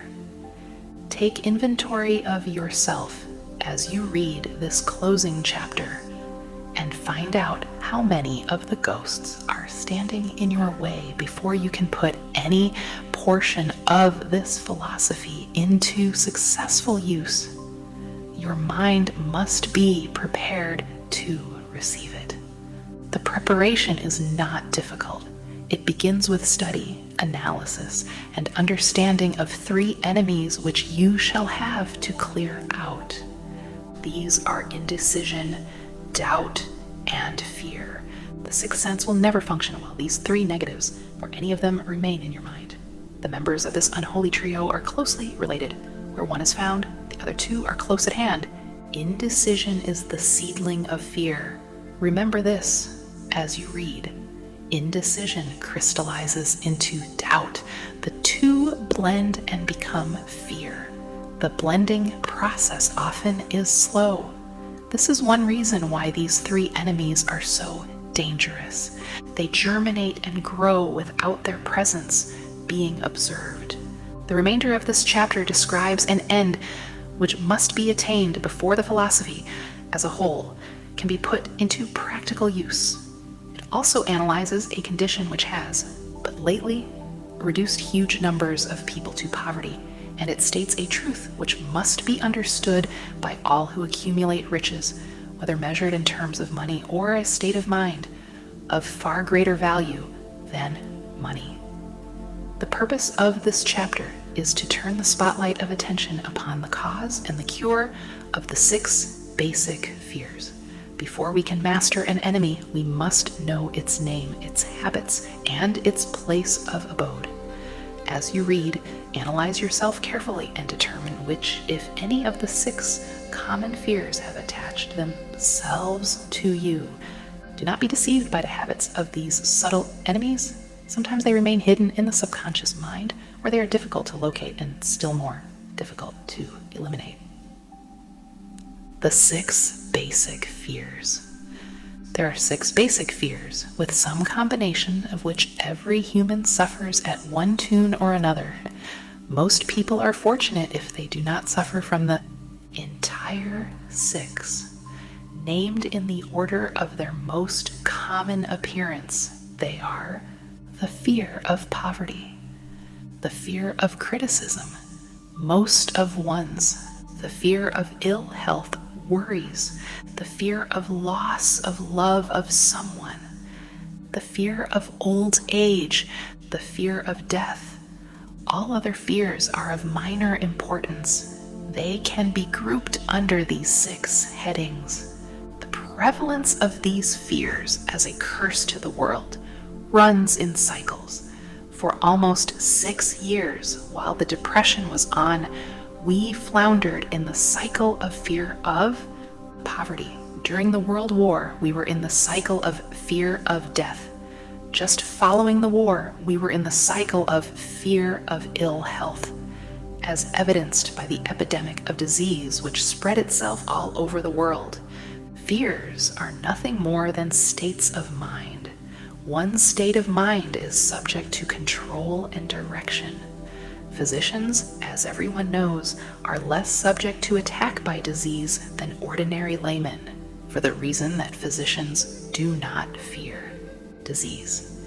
Physicians, without fear or hesitation, have been known to physically contact hundreds of people daily who were suffering from such contagious diseases as smallpox without becoming infected. Their immunity against the disease consisted largely, if not solely, in their absolute lack of fear. Man can create nothing which he does not first conceive in the form of an impulse of thought. Following this statement comes another of still greater importance, namely, man's thought. Impulses begin immediately to translate themselves into their physical equivalent, whether those thoughts are voluntary or involuntary. Thought impulses which are picked up through the ether by mere chance, thoughts which have been released by other minds, may determine one's financial, business, professional, or social destiny just as surely as do the thought impulses which one creates by intent and design. We are here laying the foundation for the presentation of a fact of great importance to the person who does not understand why some people appear to be lucky, while others of equal or greater ability, training, experience, and brain capacity seem destined to ride with misfortune. This fact may be explained by the statement that every human being has the ability to completely control his own mind. And with this control, obviously, every person may open his mind to the tramp thought impulses which are being released by other brains, or close the doors tightly and admit only thought impulses of his own choice. Nature has endowed man with absolute control over but one thing, and that is thought. This fact, coupled with the additional fact that everything which man creates begins in the form of a thought, leads one very near to the principle by which fear may be mastered. If it is true that all thought has a tendency to clothe itself in its physical equivalent, and this is true beyond any reasonable room for doubt, it is equally true that thought impulses of fear and poverty cannot be translated into terms of courage and financial gain. The people of America began to think of poverty following the Wall Street crash of 1929. Slowly but surely that mass thought was crystallized into its physical equivalent, which was known as a depression. This had to happen. It is in conformity with the laws of nature. The fear of poverty. There can be no compromise between poverty and riches. The two roads that lead to poverty and riches travel in opposite directions. If you want riches, you must refuse to accept any circumstance that leads toward poverty. The word riches is here used in its broadest sense, meaning financial, spiritual, mental, and material estates. The starting point of the path that leads to riches is desire. In Chapter 1, you received full instructions for the proper use of desire. In this chapter, on fear, you have complete instructions for preparing your mind to make practical use of desire. Here, then, is the place to give yourself a challenge, which will definitely determine how much of this philosophy you have absorbed. Here is the point at which you can turn prophet and foretell accurately what the future holds in store for you. If, after reading this chapter, you are willing to accept poverty, you may as well make up your mind to receive poverty. This is one decision you cannot avoid. If you demand riches, determine what form and how much will be required to satisfy you. You know the road that leads to riches. You have been given a roadmap which, if followed, will keep you on that road. If you neglect to make the start or stop before you arrive, no one will be to blame but you. This responsibility is yours. No alibi will save you from accepting the responsibility if you now fail or refuse to demand riches of life, because the acceptance calls for but one thing. Incidentally, the only thing you can control, and that is a state of mind. A state of mind is something that one assumes. It cannot be purchased. It must be created. Fear of poverty is a state of mind, nothing else, but it is sufficient to destroy one's chances of achievement in any undertaking, a truth which became painfully evident during the Depression. This fear paralyzes the faculty of reason, destroys the faculty of imagination, kills off self-reliance, undermines enthusiasm, discourages initiative, leads to uncertainty of purpose, encourages procrastination, wipes out enthusiasm, and makes self-control an impossibility. It takes the charm from one's personality, destroys the possibility of accurate thinking, diverts concentration of effort, it masters persistence, turns the willpower into nothingness, destroys ambition, beclouds the memory, and invites failure in every conceivable form. It kills love and assassinates the finer emotions of the heart, discourages friendship, and invites disaster in 100 forms, leads to sleeplessness, misery, and unhappiness. And all this despite the obvious truth that we live in a world of overabundance of everything the heart could desire, with nothing standing between us and our desires, excepting a lack of a definite purpose. The fear of poverty is, without doubt, the most destructive of the 6 basic fears. It has been placed at the head of the list because it is the most difficult to master. Considerable courage is required to state the truth about the origin of this fear, and still greater courage to accept the truth after it has been stated. The fear of poverty grew out of man's inherited tendency to prey upon his fellow man economically. Nearly all animals lower than man are motivated by instinct, but their capacity to think is limited, therefore. They prey upon one another physically. Man, with his superior sense of intuition, with the capacity to think and to reason, does not eat his fellow man bodily. He gets more satisfaction out of eating him financially. Man is so avaricious that every conceivable law has been passed to safeguard him from his fellow man. Of all the ages of the world of which we know anything, the age in which we live seems to be one that is outstanding because of man's money madness. A man is considered less than the dust of the earth unless he can display a fat bank account. But if he has money, never mind how he acquired it, he is a king or a big shot. He is above the law. He rules in politics. He dominates in business, and the whole world about him bows in respect when he passes.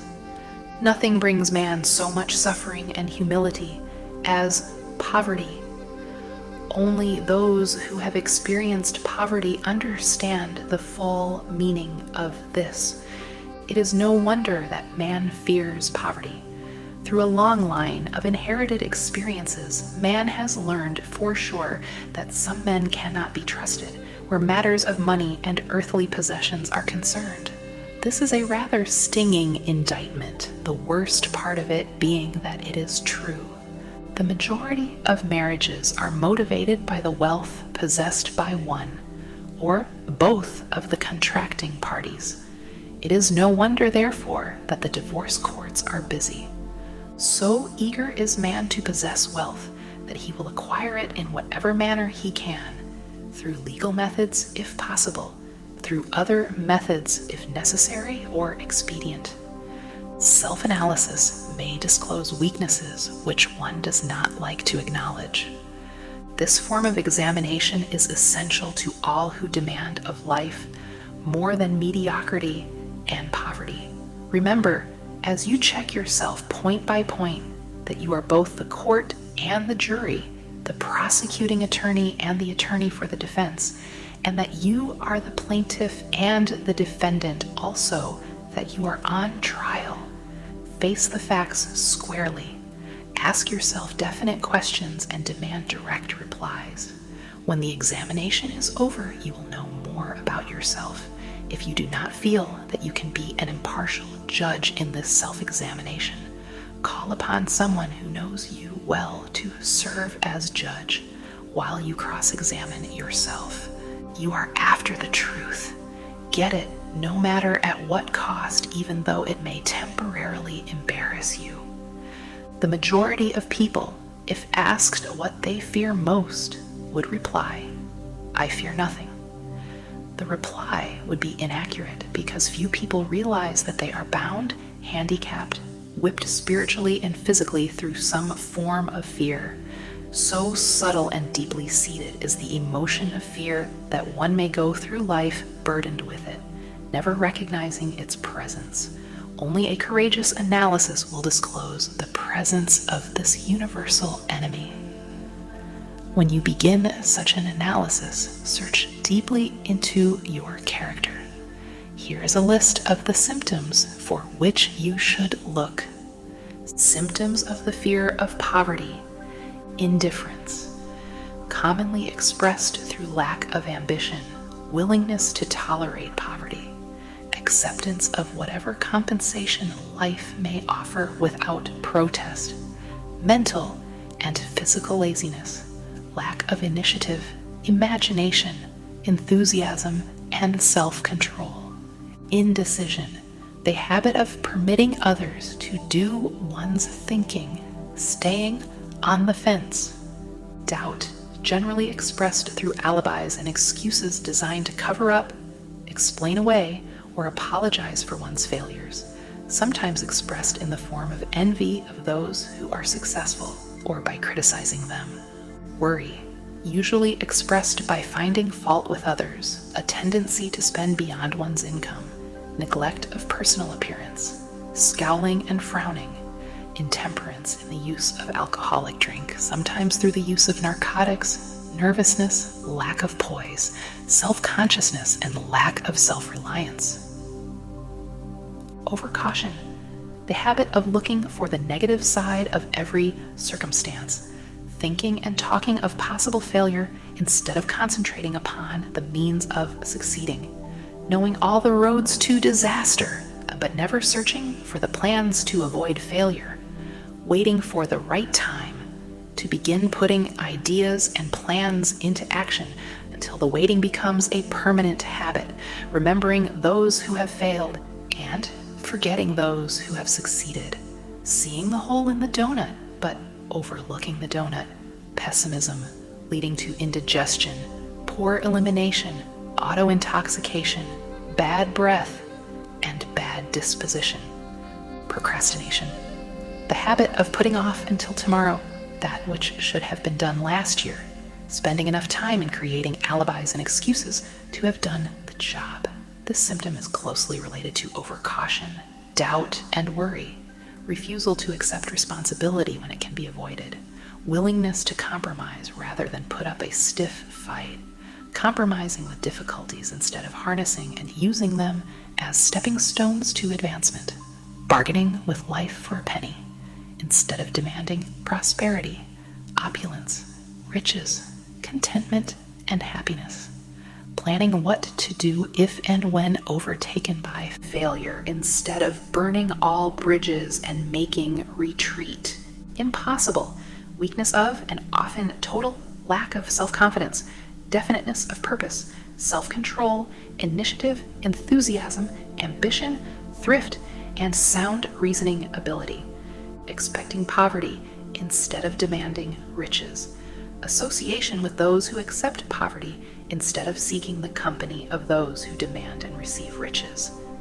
Money talks. Some will ask, why did you write a book about money?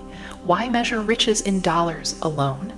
Some will believe, and rightly so, that there are other forms of riches more desirable than money.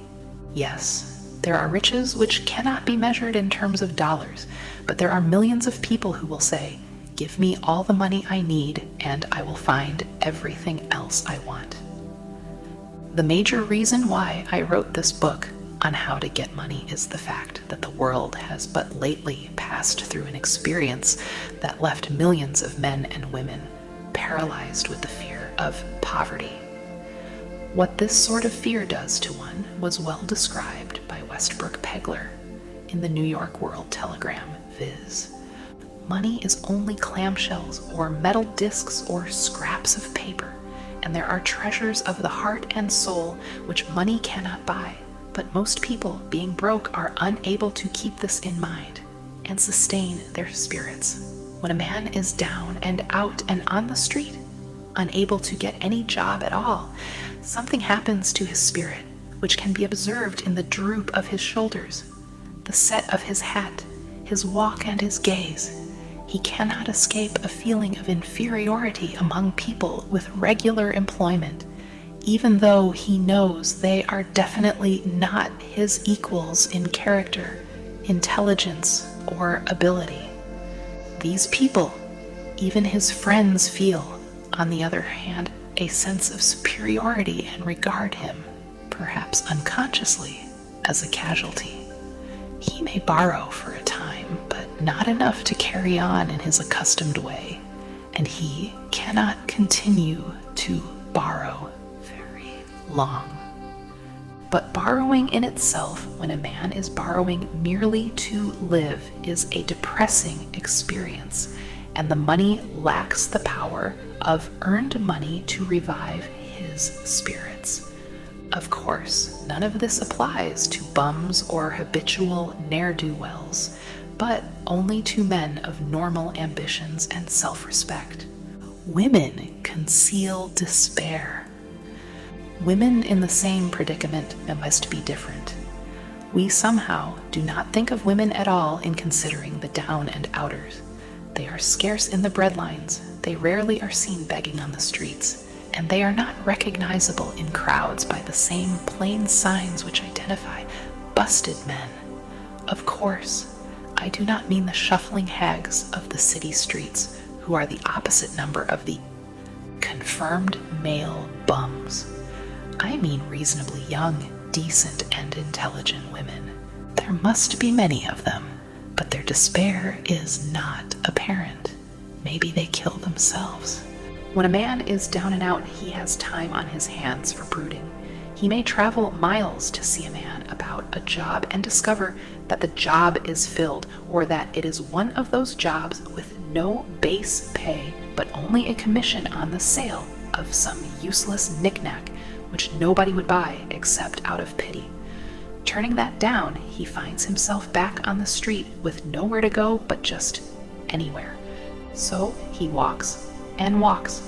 He gazes into store windows at luxuries which are not for him and feels inferior and gives way to people who stop to look with an active interest. Maybe he wanders into the railroad station or puts himself down in the library to ease his legs and soak up a little heat. But that isn't looking for a job, so he gets going again. He may not know it, but his aimlessness would give him away, even if the very lines of his figure did not. He may be well dressed in the clothes left over from the days when he had a steady job, but the clothes cannot disguise the droop. Money makes difference. He sees thousands of other people, bookkeepers or clerks or chemists or wagon hands, busy at their work, and envies them from the bottom of his soul. They have their independence, their self-respect and manhood, and he simply cannot convince himself that he is a good man, too, though he argue it out and arrive at a favorable verdict hour after hour. It is just money which makes this difference in him. With a little money, he would be himself again. Some employers take the most shocking advantage of people who are down and out. The agencies hang out little colored cards offering miserable wages to busted men. $12 a week, $15 a week. An $18 a week job is a plum, and anyone with $25 a week to offer does not hang the job in front of an agency on a colored card. I have a want ad clipped from a local paper demanding a clerk, a good clean penman, to take telephone orders for a sandwich shop from 11 a.m. to 2 p.m. for $8 a month. Not $8 a week, but $8 a month. The ad says, also, state religion. Can you imagine the brutal effrontery of anyone who demands a good, clean penman for 11 cents an hour, inquiring into the victim's religion? But that is what busted people are offered. Just how man originally came by this fear, no one can state definitely, but one thing is certain: he has it in a highly developed form.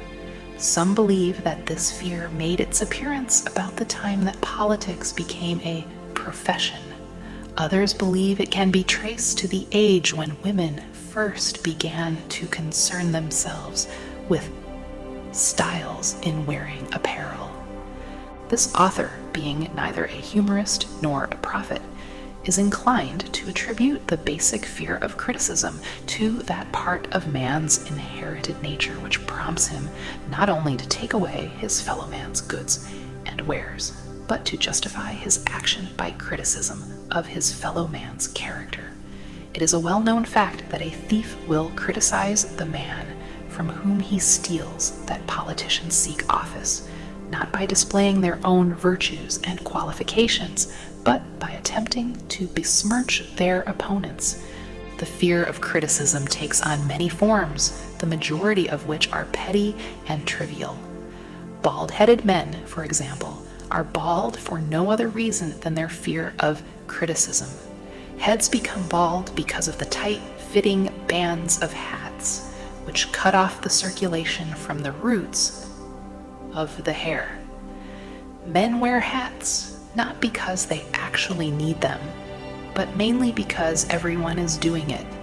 The individual falls into line and does likewise, lest some other individual criticize him. Women seldom have bald heads or even thin hair, because they wear hats which fit their heads loosely, the only purpose of the hats being adornment. But it must not be supposed that women are free from the fear of criticism. If any woman claims to be superior to man with reference to this fear, ask her to walk down the street wearing a hat of the vintage of 1890. The astute manufacturers of clothing have not been slow to capitalize this basic fear of criticism, with which all mankind has been cursed. Every season, the styles in many articles of wearing apparel change. Who establishes the styles? Certainly not the purchaser of clothing, but the manufacturer. Why does he change the styles so often? The answer is obvious. He changes the styles so he can sell more clothes. For the same reason, the manufacturers of automobiles, with a few rare and very sensible exceptions, change styles of models every season. No man wants to drive an automobile which is not of the latest style, although the older model may actually be the better car. We have been describing the manner in which people behave under the influence of fear of criticism, as applied to the small and petty things of life. Let us now examine human behavior when this fear affects people in connection with the more important events of human relationship. Take, for example, practically any person who has reached the age of mental maturity. From 35 to 40 years of age, as a general average, and if you could read the secret thoughts of his mind, you would find a very decided disbelief in most of the fables taught by the majority of the dogmatists and theologians a few decades back. Not often, however, will you find a person who has the courage to openly state his belief on this subject. Most people will, if pressed far enough, tell a lie rather than admit that they do not believe the stories associated with that form of religion which held people in bondage prior to the age of scientific discovery and education. Why does the average person, even in this day of enlightenment, shy away from denying his belief in the fables, which were the basis of most of the religions a few decades ago? The answer is because of the fear of criticism. Men and women have been burned at the stake for daring to express disbelief in ghosts. It is no wonder we have inherited a consciousness which makes us fear criticism. The time was, and not so far in the past, when criticism carried severe punishments. It still does in some countries.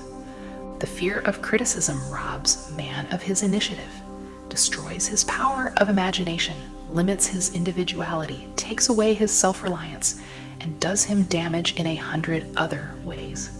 Parents often do their children irreparable injury by criticizing them. The mother of one of my boyhood chums used to punish him with a switch almost daily, always completing the job with the statement, "You'll land in the penitentiary before you are 20. He was sent to a reformatory at the age of 17. Criticism is the one form of service of which everyone has too much. Everyone has a stock of it which is handed out, gratis, whether called for or not. One's nearest relatives often are the worst offenders. It should be recognized as a crime. In reality, it is a crime of the worst nature for any parent to build inferiority complexes in the mind of a child through unnecessary criticism. Employers who understand human nature get the best there is in men, not by criticism, but by constructive suggestion. Parents may accomplish the same results with their children. Criticism will plant fear in the human heart, or resentment, but it will not build love or affection. Symptoms of the fear of criticism. This fear is almost as universal as the fear of poverty, and its effects are just as fatal to personal achievement. mainly because this fear destroys initiative and discourages the use of imagination. The major symptoms of the fear are self-consciousness, generally expressed through nervousness, timidity in conversation, and in meeting strangers, awkward movement of the hands and limbs, shifting of the eyes. Lack of poise, expressed through lack of voice control, nervousness in the presence of others, poor posture of body, poor memory. Personality, lacking in firmness of decision, personal charm, and ability to express opinions definitely. The habit of sidestepping issues instead of meeting them squarely. Agreeing with others without careful examination of their opinions. Inferiority complex. The habit of expressing self-approval by word of mouth and by actions as a means of covering up a feeling of inferiority. Using big words to impress others, often without knowing the real meaning of the words. Imitating others in dress, speech, and manners. Boasting of imaginary achievements. This sometimes gives a surface appearance of a feeling of superiority. Extravagance, the habit of trying to keep up with the Joneses, spending beyond one's income. Lack of initiative. Failure to embrace opportunities for self-advancement. Fear to express opinions. Lack of confidence in one's own ideas. Giving evasive answers to questions asked by superiors. Hesitancy of manner and speech.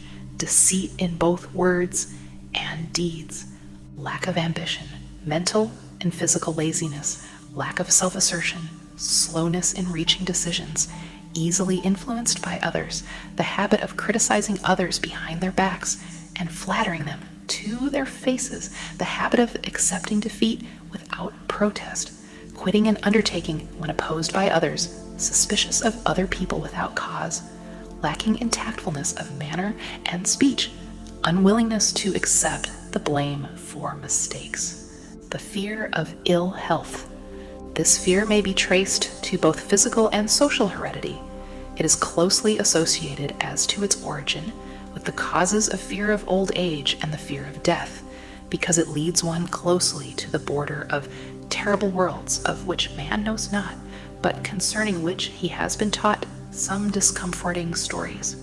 The opinion is somewhat general, also, that certain unethical people engaged in the business of selling health have had not a little to do with keeping alive the fear of ill health. In the main, man fears ill health because of the terrible pictures which have been planted in his mind of what may happen if death should overtake him. He also fears it because of the economic toll which it may claim. A reputable physician estimated that 75% of all people who visit physicians for professional service are suffering with hypochondria, imaginary illness. It has been shown most convincingly that the fear of disease, even where there is not the slightest cause for fear, often produces the physical symptoms of the disease feared. Powerful and mighty is the human mind. It builds or it destroys. Playing upon this common weakness of fear of ill health, dispensers of patent medicines have reaped fortunes. This form of imposition upon credulous humanity became so prevalent some 20 years ago that Collier's Weekly magazine conducted a bitter campaign against some of the worst offenders in the patent medicine business. During the flu epidemic which broke out during the World War, the mayor of New York City took drastic steps to check the damage which people were doing themselves through their inherent fear of ill health. He called in the newspaper men and said to them, "Gentlemen, I feel it necessary to ask you not to publish any scare headlines concerning the flu epidemic. Unless you cooperate with me, we will have a situation which we cannot control." The newspapers quit publishing stories about the flu, and within 1 month, the epidemic had been successfully checked. Through a series of experiments conducted some years ago, it was proved that people may be made ill by suggestion.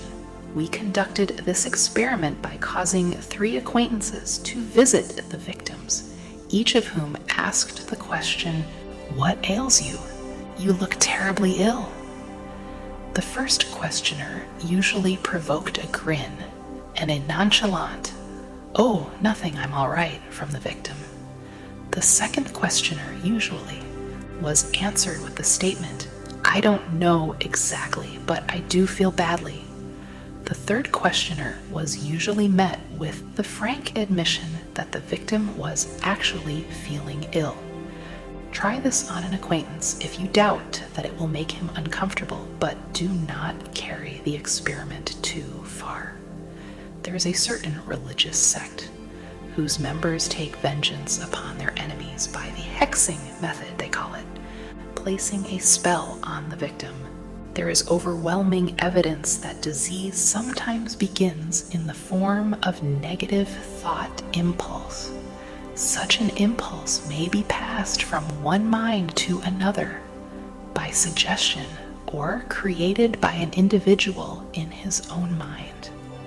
A man who was blessed with more wisdom than this incident might indicate once said, "When anyone asks me how I feel, I always want to answer by knocking him down." Doctors send patients into new climates for their health because a change of mental attitude is necessary. The seed of fear of ill health lives in every human mind. Worry, fear, discouragement, disappointment in love and business affairs cause this seed to germinate and grow. The recent business depression kept the doctors on the run because every form of negative thinking may cause ill health.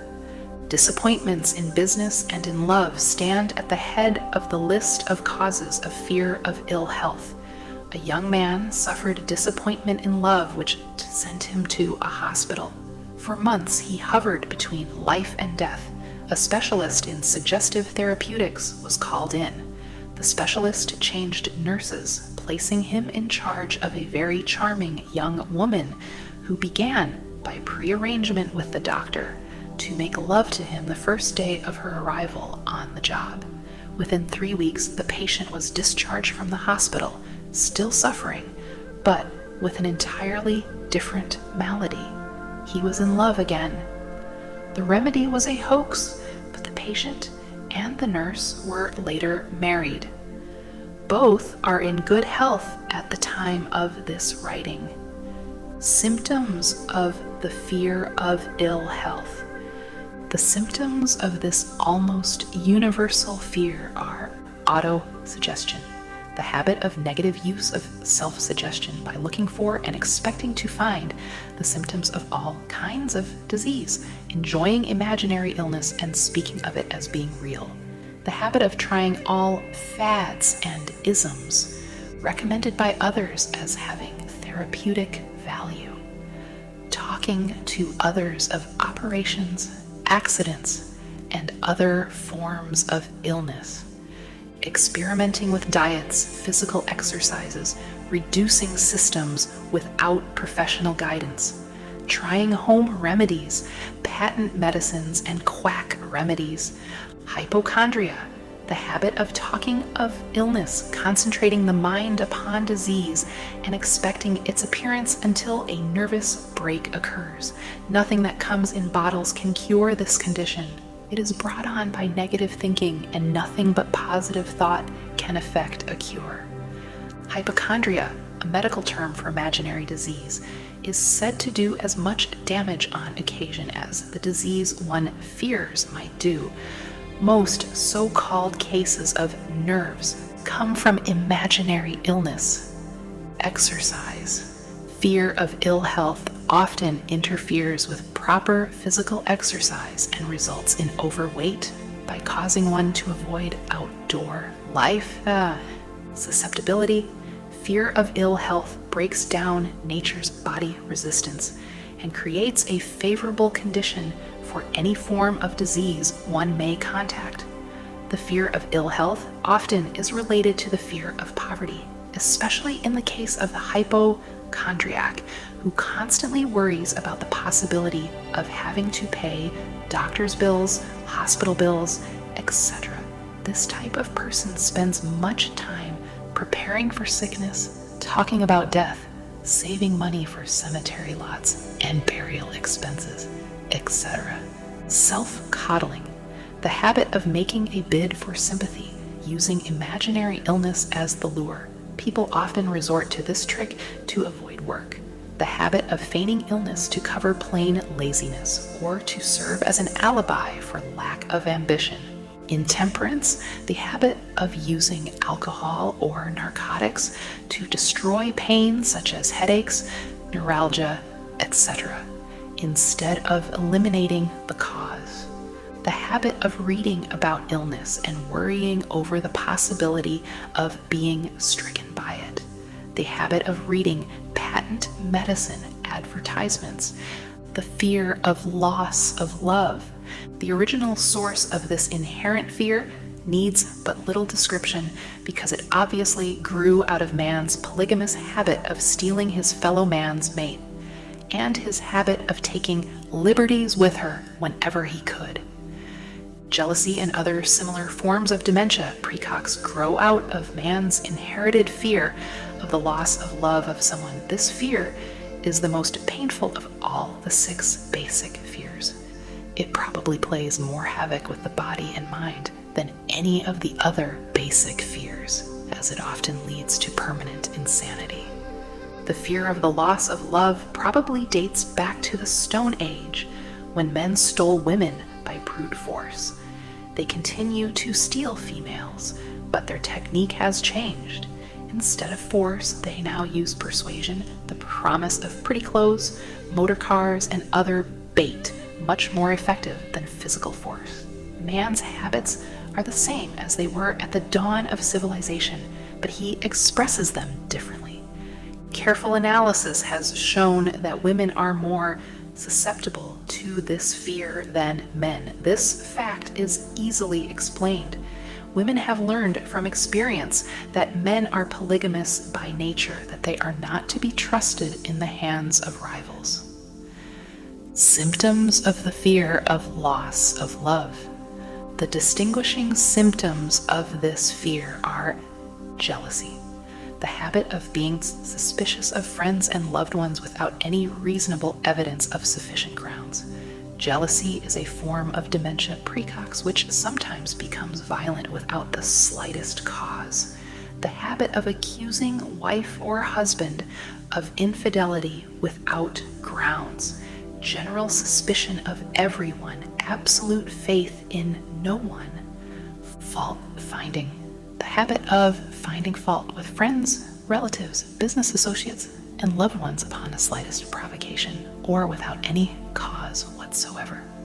Gambling. The habit of gambling, stealing, cheating, and otherwise taking hazardous chances to provide money for loved ones with the belief that love can be bought. The habit of spending beyond one's means or incurring debts to provide gifts for loved ones with the object of making a favorable showing. Insomnia, nervousness, lack of persistence, weakness of will, lack of self-control, lack of self-reliance, bad temper. The fear of old age. In the main, this fear grows out of 2 sources. First, the thought that old age may bring with it poverty. Secondly, and by far the most common source of origin, from false and cruel teachings of the past which have been too well mixed with fire and brimstone, and other bogies cunningly designed to enslave man through fear. In the basic fear of old age, man has 2 very sound reasons for his apprehension. 1, growing out of his distrust of his fellow man, who may seize whatever worldly goods he may possess, and the other arising from the terrible pictures of the world beyond, which were planted in his mind through social heredity before he came into full possession of his mind. The possibility of ill health, which is more common as people grow older, is also a contributing cause of this common fear of old age.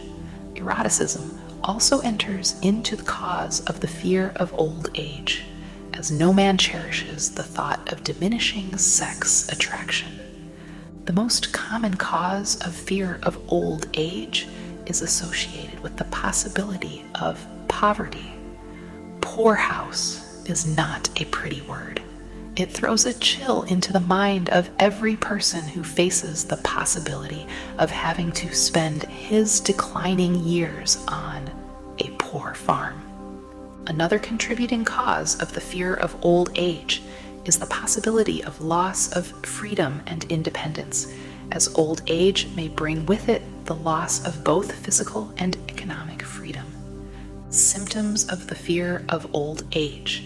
The commonest symptoms of this fear are the tendency to slow down and develop an inferiority complex at the age of mental maturity, around the age of 40, falsely believing one's self to be slipping because of age. The truth is that man's most useful years, mentally and spiritually, are those between 40 and 60. The habit of speaking apologetically of oneself as being old, merely because one has reached the age of 40 or 50, instead of reversing the rule and expressing gratitude for having reached the age of wisdom and understanding. The habit of killing off initiative, imagination, and self-reliance by falsely believing one's self too old to exercise these qualities. The habit of a man or woman of 40 dressing with the aim of trying to appear much younger and affecting mannerisms of youth, thereby inspiring ridicule by both friends and strangers. The fear of death. To some, this is the cruelest of all the basic fears. The reason is obvious. The terrible pangs of fear associated with the thought of death, in the majority of cases, may be charged directly to religious fanaticism. So-called heathen are less afraid of death than the more civilized. For hundreds of millions of years, man has been asking the still unanswered questions: whence and whither? Where did I come from, and where am I going? During the darker ages of the past, the more cunning and crafty were not slow to offer the answer to these questions for a price. Witness now the major source of origin of the fear of death. Come into my tent, embrace my faith, accept my dogmas, and I will give you a ticket that will admit you straight away into heaven when you die, cries a leader of sectarianism. Remain out of my tent, says the same leader, and may the devil take you and burn you throughout eternity. Eternity is a long time. Fire is a terrible thing. The thought of eternal punishment with fire not only causes man to fear death, it often causes him to lose his reason. It destroys interest in life and makes happiness impossible. During my research, I reviewed a book entitled A Catalog of the Gods, in which were listed the 30,000 gods which man has worshipped. Think of it, 30,000 of them represented by everything from a crawfish to a man. It is little wonder that men have become frightened at the approach of death. While the religious leader may not be able to provide safe conduct into heaven, nor, by lack of such provision, allow the unfortunate to descend into hell, the possibility of the latter seems so terrible that the very thought of it lays hold of the imagination in such a realistic way that it paralyzes reason and sets up the fear of death. In truth, no man knows, and no man has ever known, what heaven or hell is like, nor does any man know if either place actually exists. This very lack of positive knowledge opens the door of the human mind to the charlatan, so he may enter and control that mind with a stock of legerdemain and various brands of pious fraud and trickery. The fear of death is not as common now as it was during the age when there were no great colleges and universities. Men of science have turned the spotlight of truth upon the world, and this truth is rapidly freeing men and women from this terrible fear of death. The The young men and young women who attend the colleges and universities are not easily impressed by fire and brimstone. Through the aid of biology, astronomy, geology, and other related sciences, the fears of the Dark Ages which gripped the minds of men and destroyed their reason have been dispelled. Insane asylums are filled with men and women who have gone mad because of the fear of death. This fear is useless. Death will come no matter what anyone may think about it. Accept it as a necessity and pass the thought out of your mind. It must be a necessity, or it would not come to all. Perhaps it is not as bad as it has been pictured. The entire world is made up of only two things: energy and matter. In elementary physics, we learn that neither matter nor energy, the only two realities known to man, can be created nor destroyed. Both matter and energy can be transformed, but neither can be destroyed. Life is energy if it is anything. If neither energy nor matter can be destroyed, of course, life cannot be destroyed. Life, like other forms of energy, may be passed through various processes of transition or change, but it cannot be destroyed. Death is mere transition. If death is not mere change or transition, then nothing comes after death except a long, eternal, peaceful sleep. And sleep is nothing to be feared. Thus, you may wipe out forever the fear of death. Symptoms of the fear of death. The general symptoms of this fear are the habit of thinking about dying instead of making the most of life, due generally to lack of purpose or lack of a suitable occupation. This fear is more prevalent among the aged, but sometimes the more youthful are victims of it. The greatest of all remedies for the fear of death is a burning desire for achievement, backed by useful service to others. A busy person seldom has time to think about dying. He finds life too thrilling to worry about death. Sometimes the fear of death is closely associated with the fear of poverty, where one's death would leave loved ones poverty-stricken. In other cases, the fear of death is caused by illness and the consequent breaking down of physical body resistance. The commonest causes of the fear of death are ill health, poverty, lack of appropriate occupation, disappointment over love, insanity, religious fanaticism. Old man, worry. Worry is a state of mind based upon fear. It works slowly, but persistently. It is insidious and subtle. Step by step, it digs itself in until it paralyzes one's reasoning faculty, destroys self-confidence and initiative. Worry is a form of sustained fear caused by indecision. Therefore, it is a state of mind which can be controlled. An unsettled mind is helpless. Indecision makes an unsettled mind. Most individuals lack the willpower to reach decisions promptly and to stand by them after they have been made, even during normal business conditions.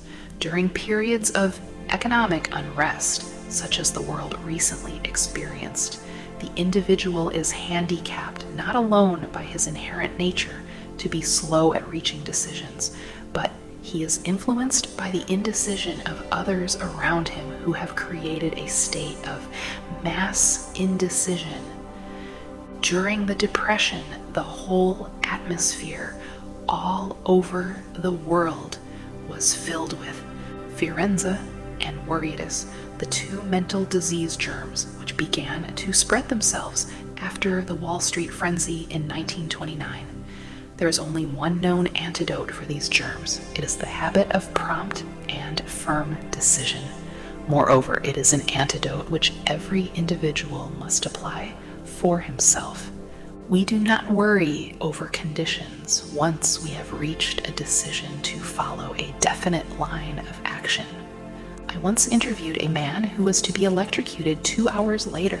The condemned man was the calmest of some 8 men who were in the death cell with him. His calmness prompted me to ask him how it felt to know that he was going into eternity in a short while. With a smile of confidence on his face, he said, "It feels fine. Just think, brother, my troubles will soon be over. I have had nothing but trouble all my life. It has been a hardship to get food and clothing. Soon I will not need these things. I have felt fine ever since I learned for certain that I must die. I made up my mind then to accept my fate in good spirit." As he spoke, he devoured a dinner of proportions sufficient for 3 men, eating every mouthful of the food brought to him, and apparently enjoying it as much as if no disaster awaited him. Decision gave this man resignation to his fate. Decision can also prevent one's acceptance of undesired circumstances. The 6 basic fears become translated into a state of worry through indecision. Relieve yourself forever of the fear of death by reaching a decision to accept death as an inescapable event. Whip the fear of poverty by reaching a decision to get along with whatever wealth you can accumulate without worry. Put your foot upon the neck of the fear of criticism by reaching a decision not to worry about what other people think, do, or say. Eliminate the fear of old age by reaching a decision to accept it, not as a handicap, but as a great blessing which carries with it wisdom, self-control, and understanding not known to youth. Acquit yourself of the fear of ill health by the decision to forget symptoms. Master the fear of loss of love by reaching a decision to get along without love if that is necessary. Kill the habit of worry in all its forms by reaching a general blanket decision that nothing which life has to offer is worth the price of worry. With this decision will come poise, peace of mind, and calmness of thought, which will bring happiness. A man whose mind is filled with fear not only destroys his own chances of intelligent action, but he transmits these destructive vibrations to the minds of all who come into contact with him and destroys also their chances. Even a dog or a horse knows when its master lacks courage. Moreover, a dog or a horse will pick up the vibrations of fear thrown off by its master and behave accordingly. Lower down the line of intelligence in the animal kingdom, one finds the same capacity to pick up the vibrations of fear. A honeybee immediately senses fear in the mind of a person. For reasons unknown, a bee will sting the person whose mind is releasing vibrations of fear much more readily than it will molest the person whose mind registers no fear. The vibrations of fear pass from one mind to another just as quickly and as surely as the sound of the human voice passes from the broadcasting station to the receiving set of a radio and by the self-same medium. Mental telepathy is a reality. Thoughts pass from one mind to another, voluntarily, whether or not this fact is recognized by either the person releasing the thoughts or the persons who pick up those thoughts. The person who gives expression by word of mouth to negative or destructive thoughts is practically certain to experience the results of those words in the form of a destructive kickback. The release of destructive thought impulses alone, without the aid of words, produces also a kickback in more ways than one. First of all, and perhaps most important to be remembered, the person who releases thoughts of a destructive nature must suffer damage through the breaking down of the faculty of creative imagination. Secondly, the presence in the mind of any destructive emotion develops a negative personality which repels people and often converts them into antagonists. The third source of damage to the person who entertains or releases negative thoughts lies in this significant fact.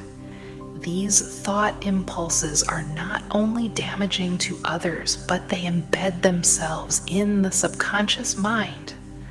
of the person releasing them, and they become a part of his character. One is never through with a thought merely by releasing it. When a thought is released, it spreads in every direction through the medium of the ether, but it also plants itself permanently in the subconscious mind of the person releasing it. Your business in life is presumably to achieve success. To be successful, you must find peace of mind, acquire the material needs of life, and above all, attain happiness. All of these evidences of success begin in the form of thought impulses. You may control your own mind. You have the power to feed it whatever thought impulses you choose. With this privilege goes also the responsibility of using it constructively. You are the master of your own earthly destiny, just as surely as you have the power to control your own thoughts. You may influence, direct, and eventually control your own environment, making your life what you want it to be. Or you may neglect to exercise the privilege which is yours to make your life to order, thus casting yourself upon the broad sea of circumstance, where you will be tossed hither and yon like a chip on the waves of the ocean. The Devil's Workshop, the seventh basic evil. In addition to the 6 basic fears, there is another evil by which people suffer. It constitutes a rich soil in which the seeds of failure grow abundantly. It is so subtle that its presence often is not detected. This affliction cannot properly be classed as a fear. It is more deeply seated and more often fatal than all of the 6 fears. For want of a better name, let us call this evil susceptibility to negative influences. Men who accumulate great riches always protect themselves against this evil. The poverty-stricken never do. Those who succeed in any calling must prepare their minds to resist the evil. If you are reading this philosophy for the purpose of accumulating riches, you should examine yourself very carefully to determine whether you are susceptible to negative influences. If you neglect this self-analysis, you will forfeit your right to attain the object of your desires. Make the analysis searching. After you read the questions prepared for this self-analysis, hold yourself to a strict accounting in your answers. Go at the task as carefully as you would search for any other enemy you knew to be awaiting you in ambush, and deal with your own faults as you would with a more tangible enemy. You can easily protect yourself against highway robbers because the law provides organized cooperation for your benefit. But the 7th basic evil is more difficult to master because it strikes when you are not aware of its presence, when you are asleep and while you are awake. Moreover, its weapon is intangible because it consists of merely a state of mind. This evil is also dangerous because it strikes in as many different forms as there are human experiences. Sometimes it enters the mind through the well-meant words of one's own relatives. At other times, it bores from within, through one's own mental attitude. Always, it is as deadly as poison, even though it may not kill as quickly. How to protect yourself against negative influences. To protect yourself against negative influences, whether of your own making or the result of the activities of negative people around you, recognize that you have a willpower and put it into constant use until it builds a wall of immunity against negative influences in your own mind. Recognize the fact that you and every other human being are by nature lazy, indifferent, and susceptible to all suggestions which harmonize with your weaknesses. Recognize that you are by nature susceptible to all the 6 basic fears and set up habits for the purpose of counteracting all these fears. Recognize that negative influences often work on you through your subconscious mind. Therefore, they are difficult to detect and keep your mind closed against all people who depress or discourage you in any way. Clean out your medicine chest, throw away all pill bottles, and stop pandering to colds, aches, pains, and imaginary illness. Deliberately seek the company of people who influence you to think and act for yourself. Do not expect troubles, as they have a tendency not to disappoint. Without doubt, the most common weakness of all human beings is the habit of leaving their minds open to the negative influence of other people. This weakness is all the more damaging because most people do not recognize that they are cursed by it, and many who acknowledge it neglect or refuse to correct the evil until it becomes an uncontrollable part of their daily habits. To aid those who wish to see themselves as they really are, the following list of questions has been prepared. Read the questions and state your answers aloud so you can hear your own voice. This will make it easier for you to be truthful with yourself. Self-analysis. Test questions. Do you complain often of feeling bad? And if so, what is the cause? Do you find fault with other people at the slightest provocation? Do you frequently make mistakes in your work? And if so, why? Are you sarcastic and offensive in your conversation? Do you deliberately avoid the association of anyone? And if so, why? Do you suffer frequently with indigestion? If so, what is the cause? Does life seem futile and the future hopeless to you? If so, why? Do you like your occupation? If not, why? Do you often feel self-pity? And if so, why? Are you envious of those who excel you? To which do you devote most time thinking of success or of failure? Are you gaining or losing self-confidence as you grow older? Do you learn something of value from all mistakes? Are you permitting some relative or acquaintance to worry you? If so, why? Are you sometimes in the clouds and at other times in the depths of despondency? Who has the most inspiring influence upon you? What is the cause? Do you tolerate negative or discouraging influences which you can avoid? Are you careless of your personal appearance? If so, when and why? Have you learned how to drown your troubles by being too busy to be annoyed by them? Would you call yourself a spineless weakling if you permitted others to do your thinking for you? Do you neglect internal bathing until auto-intoxication makes you ill-tempered and irritable? How many preventable disturbances annoy you, and why do you tolerate them? Do you resort to liquor, narcotics, or cigarettes to quiet your nerves?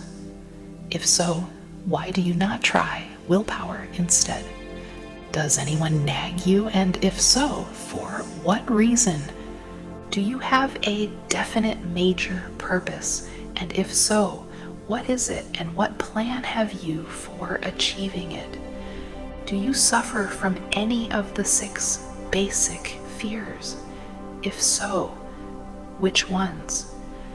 Have you a method by which you can shield yourself against the negative influence of others? Do you make deliberate use of autosuggestion to make your mind positive? Which do you value most, your material possessions or your privilege of controlling your own thoughts? Are you easily influenced by others against your own judgment? Has today added anything of value to your stock of knowledge or state of mind? Do you face squarely the circumstances which make you unhappy, or sidestep the responsibility?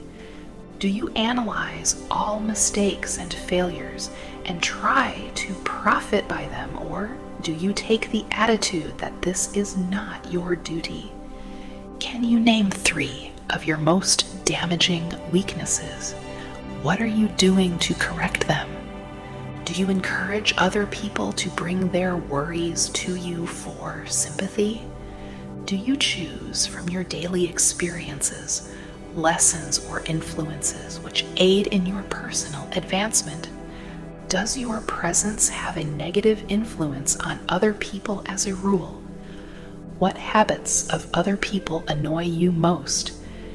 Do you form your own opinions or permit yourself to be influenced by other people? Have you learned how to create a mental state of mind with which you can shield yourself against all discouraging influences? Does your occupation inspire you with faith and hope? Are you conscious of possessing spiritual forces of sufficient power to enable you to keep your mind free from all forms of fear? Does your religion help you to keep your own mind positive? Do you feel it your duty to share other people's worries? If so, why?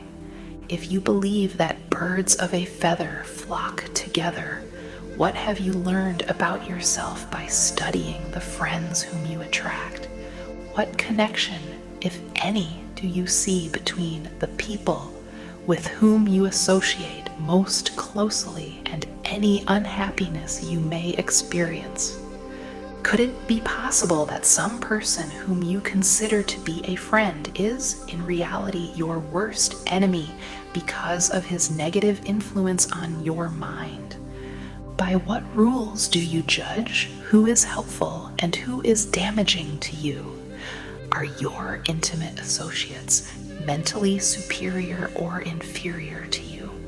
How much time out of every 24 hours do you devote to A, your occupation, B, sleep, C, play and relaxation, D, acquiring useful knowledge, E, plain waste?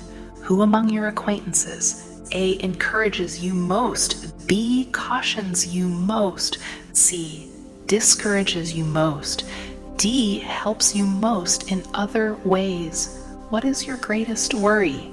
Why do you tolerate it? When others offer you free, unsolicited advice, do you accept it without question or analyze their motive? What, above all else, do you most desire? Do you intend to acquire it? Are you willing to subordinate all other desires for this one? How much time daily do you devote to acquiring it? Do you change your mind often? If so, why? Do you usually finish everything you begin? Are you easily impressed by other people's business or professional titles, college degrees, or wealth? Are you easily influenced by what other people think or say of you?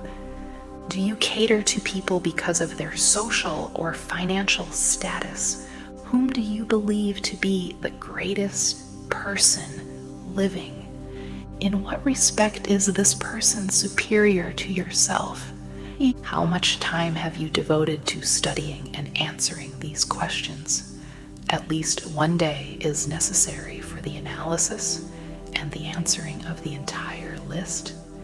If you have answered all these questions truthfully, you know more about yourself than the majority of people.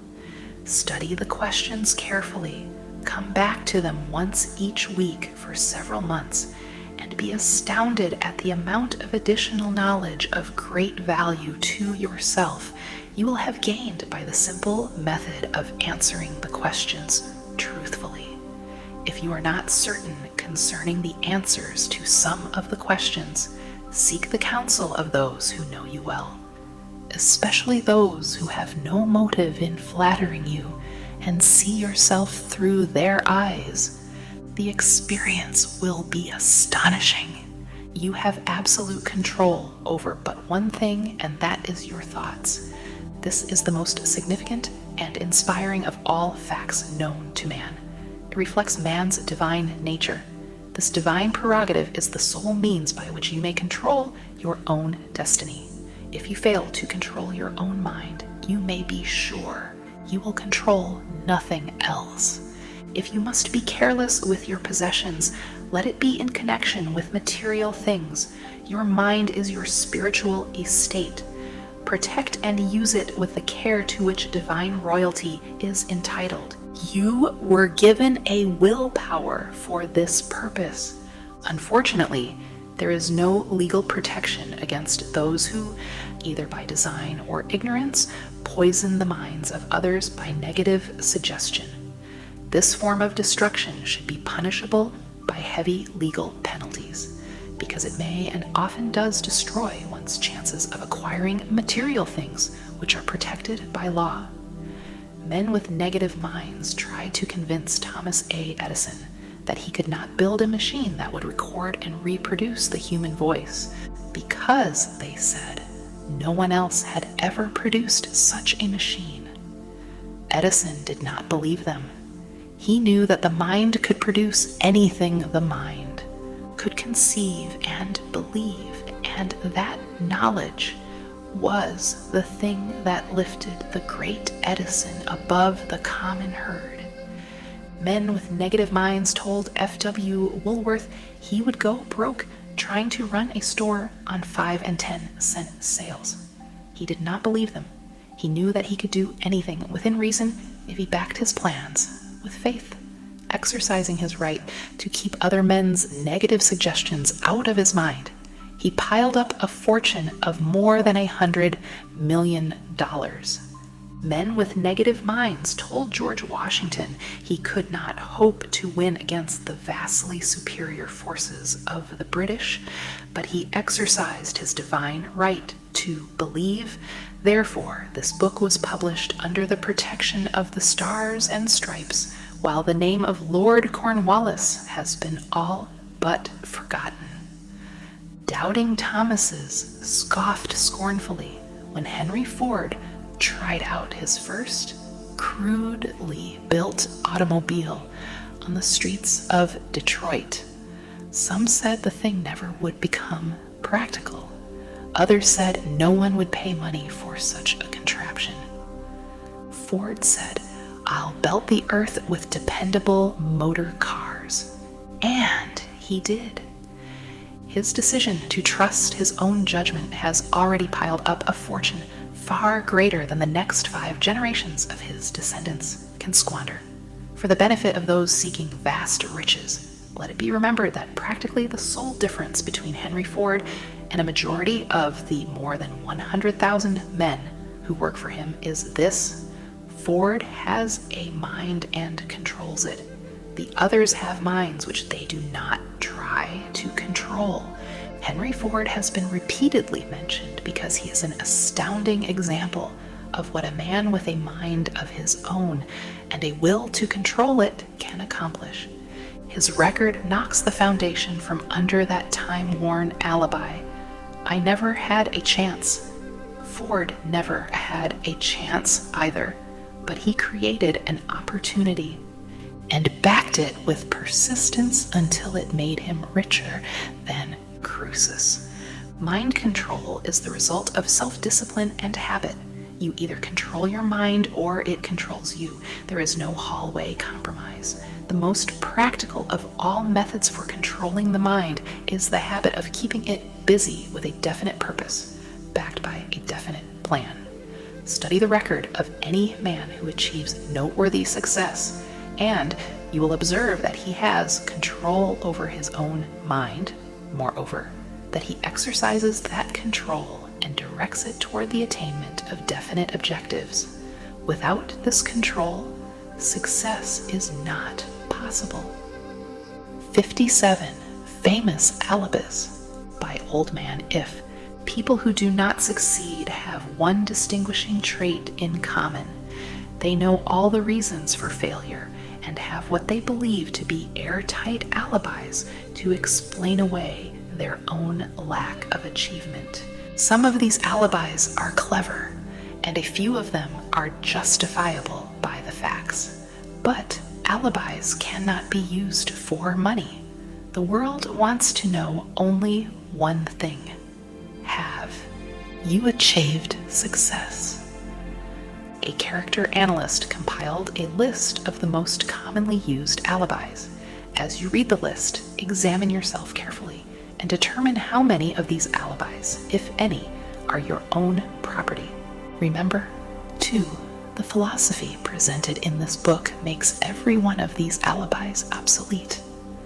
If I didn't have a wife and family, if I had enough pull, if I had money, if I had a good education, if I could get a job, if I had good health, if I only had time, if times were better, if other people understood me, if conditions around me were only different, if I could live my life over again, if I did not fear what they would say, if I had been given a chance, if I now had a chance, if other people didn't have it in for me, if nothing happens to stop me, if I were only younger, if I could only do what I want, if I had been born rich, if I could meet the right people, if I had the talent that some people have, if I dared assert myself, if I only had embraced past opportunities, if people didn't get on my nerves, if I didn't have to keep house and look after the children, if I could save some money, if the boss only appreciated me, if I only had somebody to help me, if my family understood me, if I lived in a big city, if I could just get started, if I were only free, if I had the personality of some people, if I were not so fat, if my talents were known,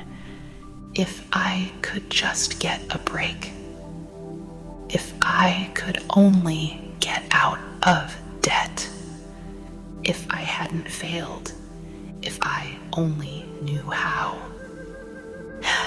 if everybody didn't oppose me, if I didn't have so many worries, if I could marry the right person, if people weren't so dumb, if my family were not so extravagant, if I were sure of myself, if luck were not against me, if I had not been born under the wrong star, if it were not true that what is to be will be, if I did not have to work so hard, if I hadn't lost my money, if I lived in a different neighborhood, if I didn't have a past, if I only had a business of my own, if other people would only listen to me, if, and this is the greatest of them all, I had the courage to see myself as I really am, I would find out what is wrong with me and correct it. Then I might have a chance to profit by my mistakes and learn something from the experience of others, for I know that there is something wrong with me, or I would now be where I would have been if I had spent more time analyzing my weaknesses and less time building alibis to cover them. Building alibis with which to explain away failure is a national pastime.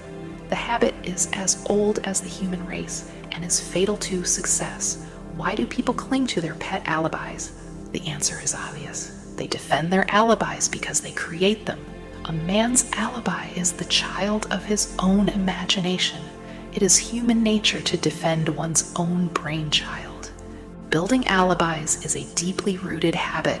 Habits are difficult to break, especially when they provide justification for something we do. Plato had this truth in mind when he said, "The first and best victory is to conquer self. To be conquered by self is, of all things, the most shameful and vile." Another philosopher had the same thought in mind when he said, "It was a great surprise to me when I discovered that most of the ugliness I saw in others was but a reflection of my own nature." "It has always been a mystery to me," said Elbert Hubbard, "why people spend so much time deliberately fooling themselves by creating alibis to cover their weaknesses. If used differently, this same time would be sufficient to cure the weakness. Then no alibis would be needed." In parting, I would remind you that life is a checkerboard, and the player opposite you is time. If you hesitate before moving or neglect to move promptly, your men will be wiped off the board by time. You are playing against a partner who will not tolerate indecision. Previously, you may have had a logical excuse for not having forced life to come through with whatever you asked, but that alibi is now obsolete because you are in possession of the master key that unlocks the door to life's bountiful riches. The master key is intangible, but it is powerful. It is the privilege of creating in your own mind a burning desire for a definite form of riches. There is no penalty for the use of the key, but there is a price you must pay if you do not use it. The price is failure. There is a reward of stupendous proportions if you put the key to use.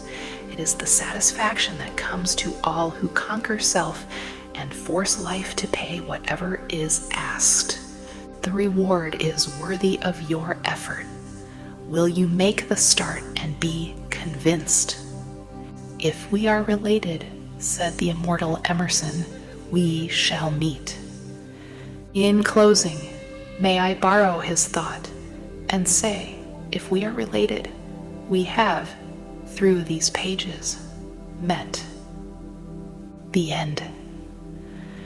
Thank you for journeying with me into the abundance vortex.